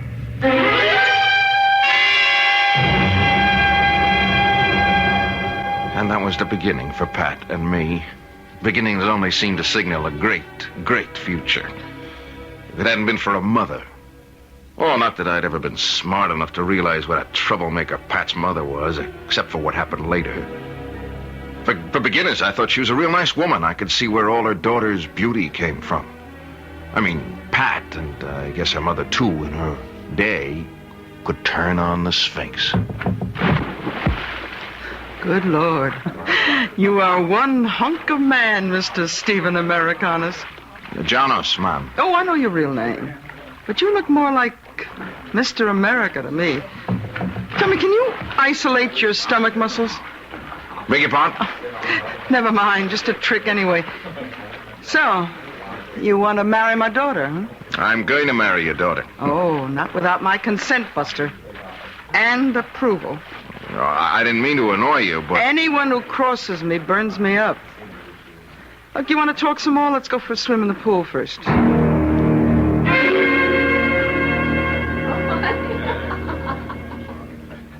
You're a heck of a swimmer, Mrs. Warfield. Well, you're not. You wallow and thrash about like a bear. It's just not my game. Oh, I know what your game is. I've watched you play a lot of years. No kidding. No kidding. It's the penalty of my lifestyle. I watch a lot of games I don't enjoy. Even have to participate in some of them. Well, why do that? Because my 235-pound teddy bear, I like to live in the style to which I have always been accustomed. I want the same for Pat. That's why I loosened the apron strings on you. Excuse me? What league are you going to sign with, Steve? Oh. Well, that's up to Uncle Jan. I like the NFL myself, but that's mostly because I always rooted for the Browns. I must admit I wouldn't have minded being their den mother myself. But you are going to play pro football. Yes, ma'am. I expect to. Uh-huh. And what kind of contract does your Uncle Jan expect to negotiate for you? Well, I think it's kind of crazy myself, but they're talking about $500,000, no cut, 3-year guarantee. Uh-huh. But just for your own protection, let's wait till we get that contract signed first. Hmm? Yeah, of course. Yeah, I've got to know I can support a wife. I got some pride, you know. Suddenly, I was seeing my future mother-in-law clearly for the first time. I wasn't a person to her, just a commodity to buy or sell or accept as a gift. She didn't care about Steve Janos, only that he represented $500,000 on the hoof. I'd have cut out there and obeyed my promise to my mother if it hadn't been for Pat. She was what I loved. She was the only one important to me. Nothing could change that. I might want to kill her mother, but I never could feel that same way about Pat. I'm just not built that way. I couldn't kill a fly.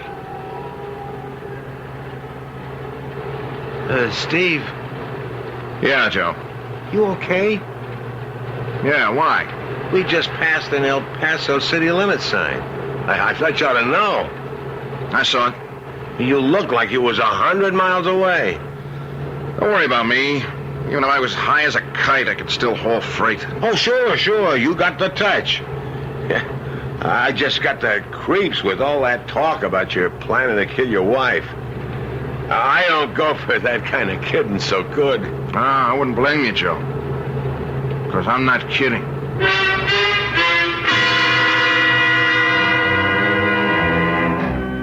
And with that last statement from Steve, Joe returns to his corner for good. He wants no part of this personal vendetta. And yet, Joe is going to find out that he will turn up right square in the middle of it, with no escape and no excuse, and a horrendous multiplication of what he thinks is terror at this moment. I'll be back shortly with Act 2.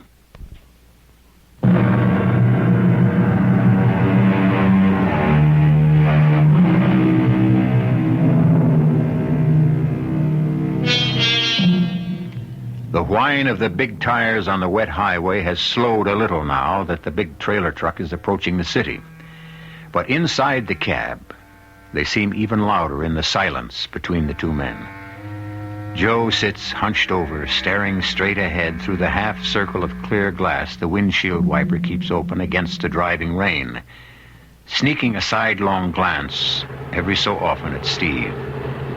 But Steve is lost again in his own thoughts, driving mechanically with his body reflexes, while his mind courses through the past. We were married the week after I graduated. The day I signed my final contract with the Pumas. The headlines embarrassed me, but Pat and her mother really went for him big.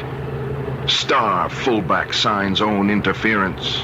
Steve Killer Janis weds former Patricia Bard, and captioning one picture, Beauty and the Beast. The last one really got to Pat. That's dirty pool. What, Pat? This headline, Mother. Ah, you can't deny it's true. Oh, just look at that beautiful animal you married. If you weren't my own little girl, I'd be fitting an arrow to my bow right now and off on the chase. Yeah, if you did, I'd never stop running. Why? Am I so bad? I didn't mean it that way, Mrs. Bard. I just meant you're kind of a bit much for any guy to handle. Oh, well, never you worry about me. You just take care of my baby in the way to which she's accustomed. Lord knows you're going to be rich enough. Mother! Oh, Pat, don't go ingenue on me. Money may not buy happiness, but it sure makes it a lot easier to find. And keep. Oh, now off you go, you two. It's going to be a short enough honeymoon as it is. I didn't realize how true that was at the time. Sure, I had 2 weeks before training camp began, but there was more to it than that. Some dark shadow that moved like a warning somewhere in the back of my mind. Even during the honeymoon on a lost island in the Bahamas, every so often it would stir enough to make Pat notice. Oh, Steve, isn't it sheer unadulterated heaven? Pat, standing like that with your hair streaming in the wind and those white drops of water gleaming like pearls against your skin, you're the most beautiful, perfect thing God ever made. You're pretty impressive yourself in the altogether. And I never thought of you as a poet. No, I'm no poet. I'm just a guy in love with a goddess. How can I be sure you love me the way I love you? Don't I show you? Oh, I don't mean that. I mean... What? Oh, I don't know. I get scared sometimes. It's... it's a celebrity bit. Don't you think I like to be the wife of Stephen Killer Janis? Oh, don't say that. What? That screwball nickname they hung on me. You do mow 'em down, lover. Yeah, but it's a game, Pat. It's a game. I don't want to hurt anybody. I know how gentle you can be. But I get my kicks, too, watching you from the stands. Yeah, but that's what worries me, see? Supposing it all ended. I blew the ligaments in a knee. I picked up a compound fracture and a pileup. Don't talk about things like that. Yeah, but a football player lives with injuries every time he suits up. Supposing I really bought an injury that ends my career, like Tucker Frederickson or somebody. You won't. Not my Iron Man. What if I did? Oh, I'd miss seeing you play. The excitement and all. But it wouldn't be that bad. And we'd still have the money. The money? Well, if you're injured or something, that doesn't cancel the contract, does it? No, but if there wasn't that kind of money, Pat, I mean, would it make that much difference to you? Oh, for Pete's sake, Steve. What is this, a bank meeting or a honeymoon? Now, can we just change the subject? What's the matter with you, anyway? I didn't actually know what was the matter with me at that moment. It was something that had been building up for a long time without me knowing it. Maybe without my wanting to face it. But back in training camp, I found out I was going to have to. It took me most of the summer to make up my mind, but the third exhibition game did it for me. Before I took final action, I talked it over with Uncle Jan. Well, why do you come to me, Stefan? You know the answer. Yeah, the answer, sure. But have I the right to make that decision? No one else can make it for you. But about that decision, yes. I will talk a little if you want. Yeah, that's why I came to you. Mm-hmm. So you broke Magorski's back on a block. Now that is too bad. No one likes injuries. But that's the game. Game? It stopped being a game a long time ago, Uncle Jan. But it bought me a college education that'll make me a rich man. In spite of all that, it's still a game. A man's game, a challenge. Not many play only for the money. No one can pay a man enough to take the punishment he takes in the pros. You must pay yourself on the inside with the heart and the mind to balance out the agony you ask your body to accept. And you no longer can. I didn't have to hit Magorski that hard. Jones already had him off the ball carrier, but that's what the coach demands. He gave you the nickname originally, didn't he? Killer. Yes. When I was still in college, I always hated it. I run the only way I know how. I don't want to hurt anyone. When that whistle blows, I don't see guys, human beings, anymore. I just want to get out there and hit. And hit. And hit till it hurts the other guy more than me.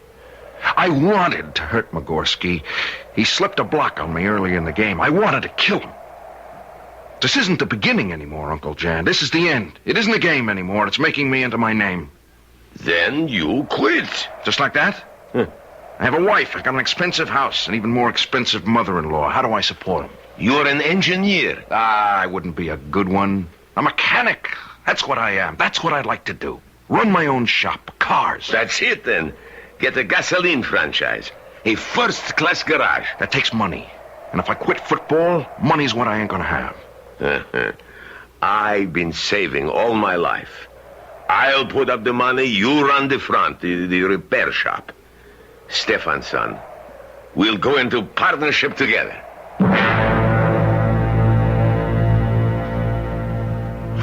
What a load off my back. I couldn't wait to get home and tell Pat she'd been complaining what a bear I was around the house, and now I could tell her why, and we could get back to the way our marriage had started off. I was as happy as a kid with a brand new bike when I got home. Even Pat's mother being there didn't dampen or stop me. I blurted it out to both of them in the kitchen. Quit football? What about your contract? There's no way they can make me play. Couldn't they sue? For the peanuts they've paid me so far, they don't have to. I'll pay it back. You couldn't play for any other team. I'm never gonna play football again. You're gonna be a mechanic.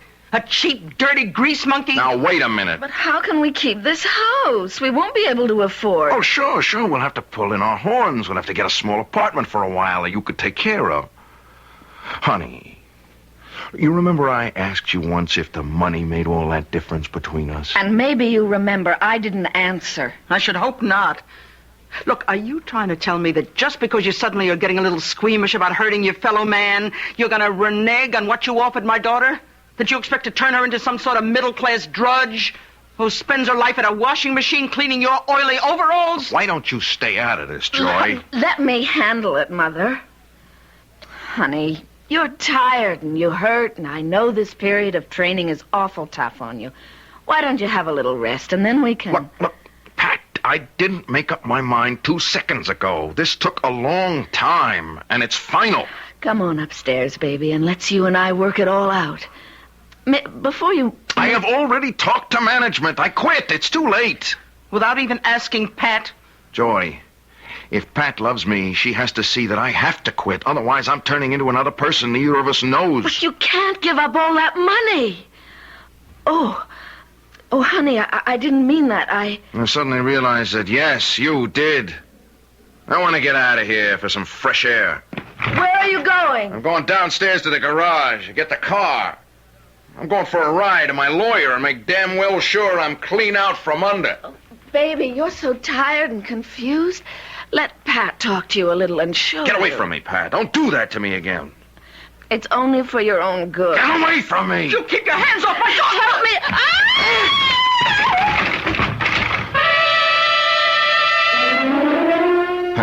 I'd only pushed her away in a moment of revulsion, but as usual, I wasn't conscious of my own strength. Fortunately, Pat wasn't seriously hurt, but on a witness stand, in a court. Then with the attorney's pictures to hand around, she looked as though I'd tried to beat her to a pulp.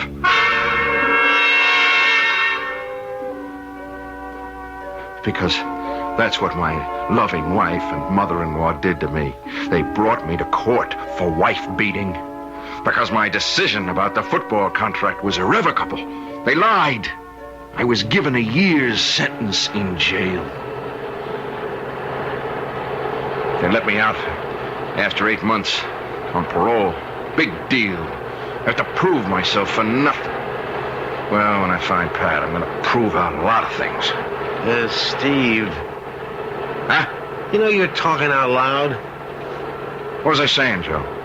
Well, just about your marriage and all. You know I was in jail? Yeah, you said that. And why? Yeah, but honest, I believe you the way you said it. The only thing is, what's the point in holding a grudge? A matter of pride. Yeah, but, well, I mean, to kill someone. How'd you expect to get away with it? Doesn't matter much if I do. I think you're trying to string me. Why? Well, all this McGill about knocking off someone. I mean, supposing I was to turn you into the parole officer, or even the police. You wouldn't want to get mixed up in this, Joe, would you? No. But if something did happen, I'd be the first one they'd question. I'd have to tell the cops. I'll be over the border by then. Mexico. Ever since I got out of jail, I've been packing it away. A year. $75 a week or more. I got pretty near $5,000. Right here. This money belt goes wherever I go. Oh, why don't you forget it? Write her off. It's just another dame. Another dame. You ever been in love, Joe? Well, my own way. I mean, what am I so much? I draw only the dogs. Oh, but there is this girl at the Paradise restaurant I've been telling you about. Hey, look. Why don't we garage this heap and you and me go over there and have some laughs and huh? Well, maybe cheer you up. No sale. I couldn't look at anyone since Pat. Pat? That was her name. Pat Bard. Oh, what'd she look like, this, I bet she was some looker, huh? Poor old cabin buddy. Why should I saddle you? You asked for it, so here. Look for yourself. That's her, your Pat? My sometime wife. Well, she's something to... What we stopped for? Well, the parole office is just down the street. I might as well check in. You haul the rig in and garage it. Look, I'll buy you dinner. Huh? Meet you later at that Paradise restaurant. Oh, no. Look, Steve, no, forget it. You don't have to on account of me. Oh, I want to. I got the word that Pat's working as a waitress at some joint. It's one I haven't checked out. Don't worry, Joe. If I find her, you won't be involved. Check. Yeah, check. Just keep your nose out of this and stay clean. And if you only knew, Steve, it just doesn't happen to be that easy, buddy.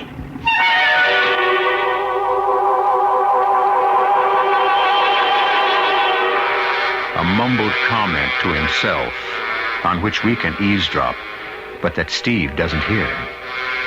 What does it mean? How can Joe, who is no part of Steve's past, have any relation to his present or his future? Those are questions to be answered when I return shortly with Act 3.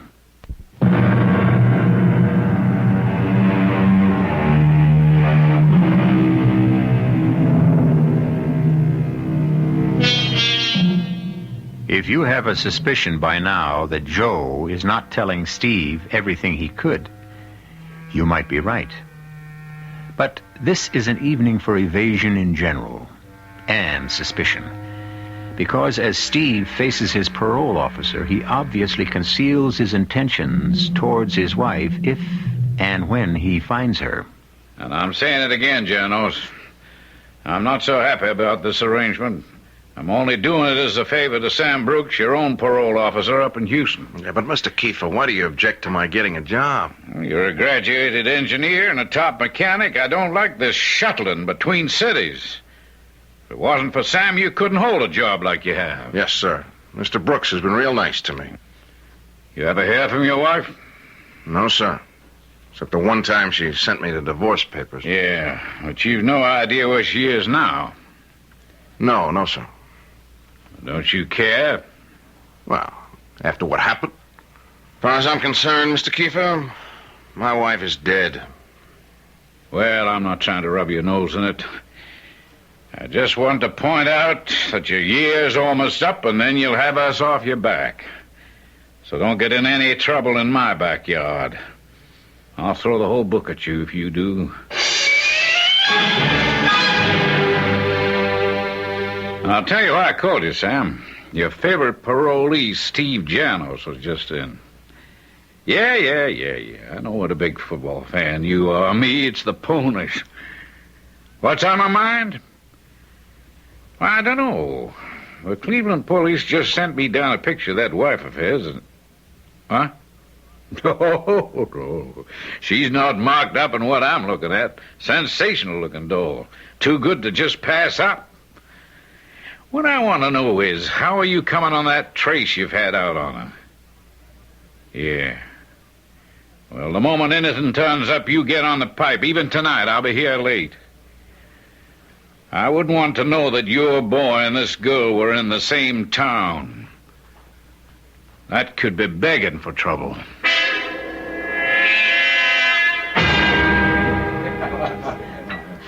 The manager said you had some trouble with the other waitress. Can I help? Steve! Hi, Pat. Fancy meeting you here. How did you find me? When I got out of jail, I discovered your mother had died. You sold a house and moved. Somebody told me you'd gone to work as a waitress. I started out combing every restaurant in Cleveland. I came south. Yeah. When I got my copy of the divorce papers, they were postmarked El Paso. I got a job holding freight down here. I've been looking for you ever since. What for? We gotta talk, Pat. You and me. I can't. I work here. What is this masquerade? You working as a waitress. I have to. What for? To earn a living. I don't believe you. What difference does it make? We're through. No. I have to talk to you. All right. They're calling me from another table. I should be through in half an hour or so. I'll be back. Not here. Don't make any trouble for me. I'll meet you at my place. Where? I live right down the street, right off the dock by the river. The last cabin out on the jetty. I'll meet you there after I'm through. How do I know you won't run out on me? I promise you Look, here's my key. You can wait in my cabin for me. Now I've got to take care of my customers.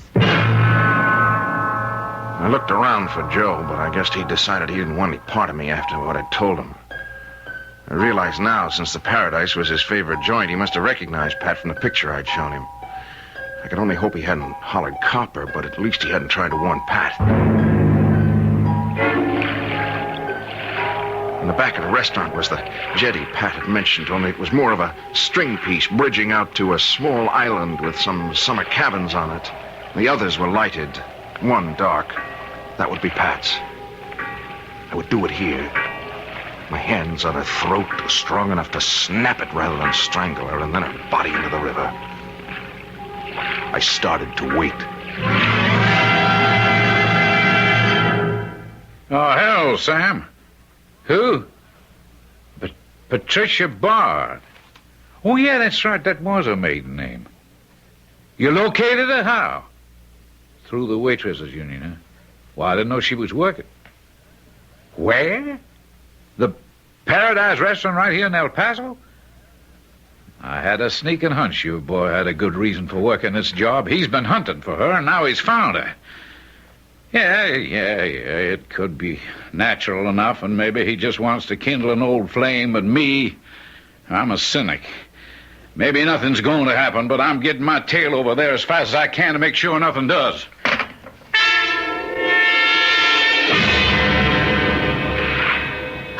Who's that? It's me. Steve. Why didn't you wait in the cabin? I wanted to make sure you were alone. Who would I have with me? Cops, maybe. Why would you think that? You did the last time you came for me. Where have you been? You don't have to hold me so tightly. I'm not going to run. That's what I decided, you see. When you carry something inside you, there's no point in running away. It goes wherever you go. I can't leave it behind. What? My shame. Shame? At what I did to you. Steve, please, let's go inside. I want to talk to you. No. You and me, we don't go anywhere together. Ever again. Is that all you came to tell me? I came to get back at you for what you did to me. I've been paid back for that already. Look at how I ended up. A cheap little waitress and even cheaper little joints. 8 lousy, stinking months in the tank with drunks and deadbeats and junkies. Steve, please, give me another chance. Let's go in the cabin. What for? Maybe we can still make things right. After what's happened? There can't be nothing left for us. That's all there is. Nothing. Except to even the score. All right. If that's the way you want it, why don't you do what you came back to do? Why don't you kill me? I can't. Isn't that what you came to do? Yes. I sat in that cell, and the shame of why I was there ate at my guts. Hate festering inside me till the day I could find you and pay you back for what you did to me. And now Yes. Now? Now I know why I searched so long. It wasn't hate. It's because I still love you. I want you. I hate myself for that worse than ever. Why? Because you don't want me. You never did. I won't come crawling. You wouldn't have to crawl, Steve. Oh, it's too late, Pat. How could I ever trust you again? You can trust me. If only I knew I could. Steve. Yes. You want the real reason I was late tonight? Because I knew what you planned to do. I knew you were planning to kill me. How? The little man that rides the truck with you, Joe. He's been in the restaurant before. And after you went out, he came in and warned me. Said he recognized me from a picture you showed him. That's why I started to run. Then why'd you come back? Because one of the things I learned in the past year is that I really love you, too. Without you, there's nothing. I might as well be dead. You took the chance that I was willing to gamble on you. Would you take a chance on me again? You still have my key? Yes. Then let's go in, and I'll prove it to you.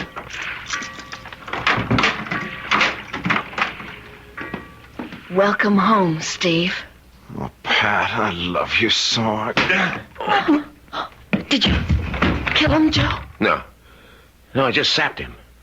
Let's see. He's out cold. Now, where you been? First I got held up at the restaurant. Then he was waiting for me on the walk outside. Well, what are you waiting for? Huh? Get the money. Now, just a minute. What am I getting into? You're already in, Joe. Come on. I got my car waiting. We can be across the border in less than an hour. And in Mexico with $5,000, we can live like royalty. Yeah. You really mean us, baby? I know you go for me. The way you always came to the restaurant. And I go for you, too. Yeah. You on the level, huh? Just try me. That's a down payment. All right, now, let's get that money belt off him and roll him in the river. Hold on, wait a minute. I ain't going for murder. You won't have to, Joe. Who are you? Not exactly a real cop, lady, but the gun is real. You know, it's funny. All I was looking for was a possible parole violator, and now look at the can of worms I opened up. Okay, Joe, turn around and put your hands behind you. Oh, officer, you don't know Just how... don't move, lady. I get nervous when both my hands are busy. You don't know what I've been through. The man on the floor was my former husband. We were going to have a reconciliation. And then this man came from nowhere and hit my husband with something and knocked him out. He was going to steal my husband's money and force me to... All right, Sarah Bernhardt, turn it off. It won't work. Cute little item, isn't she, Joe? How long do you think you'd have lasted? She'd have ditched you at the first stop for gas. Well, aren't you going to take her in, too? Well, now, that's a question. She's a good looker. She might just beat the rap with only my word against hers. Of course, now, if I had a witness... If I had a hand free, I'd belt her one like Steve ought to have in the first place. Okay, officer. You've got your witness. But, officer, you don't understand. You're right, I don't. I meet all kinds, and most of the worst got some good in them. But I sure don't understand anyone like you.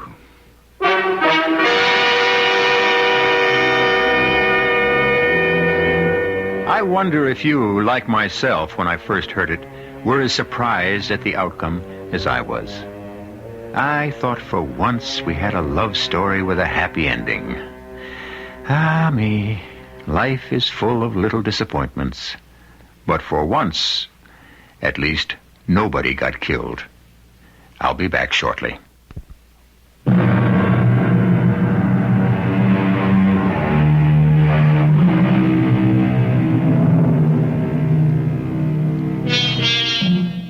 Thinking it over, it occurs to me that it all did have a happy ending. Joe and Pat were convicted of aggravated assault and battery and drew sentences of 4 to 5 years.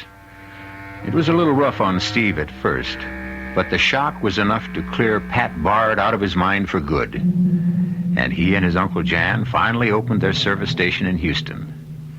Of course, he still flies more and more often to El Paso. It seems that Officer Kiefer has a very cute kid sister, and, but that, of course, is another story they'll have to complete. Our cast included Tony Roberts, Roberta Maxwell, Leon Janney, Bryna Rayburn, and Ian Martin.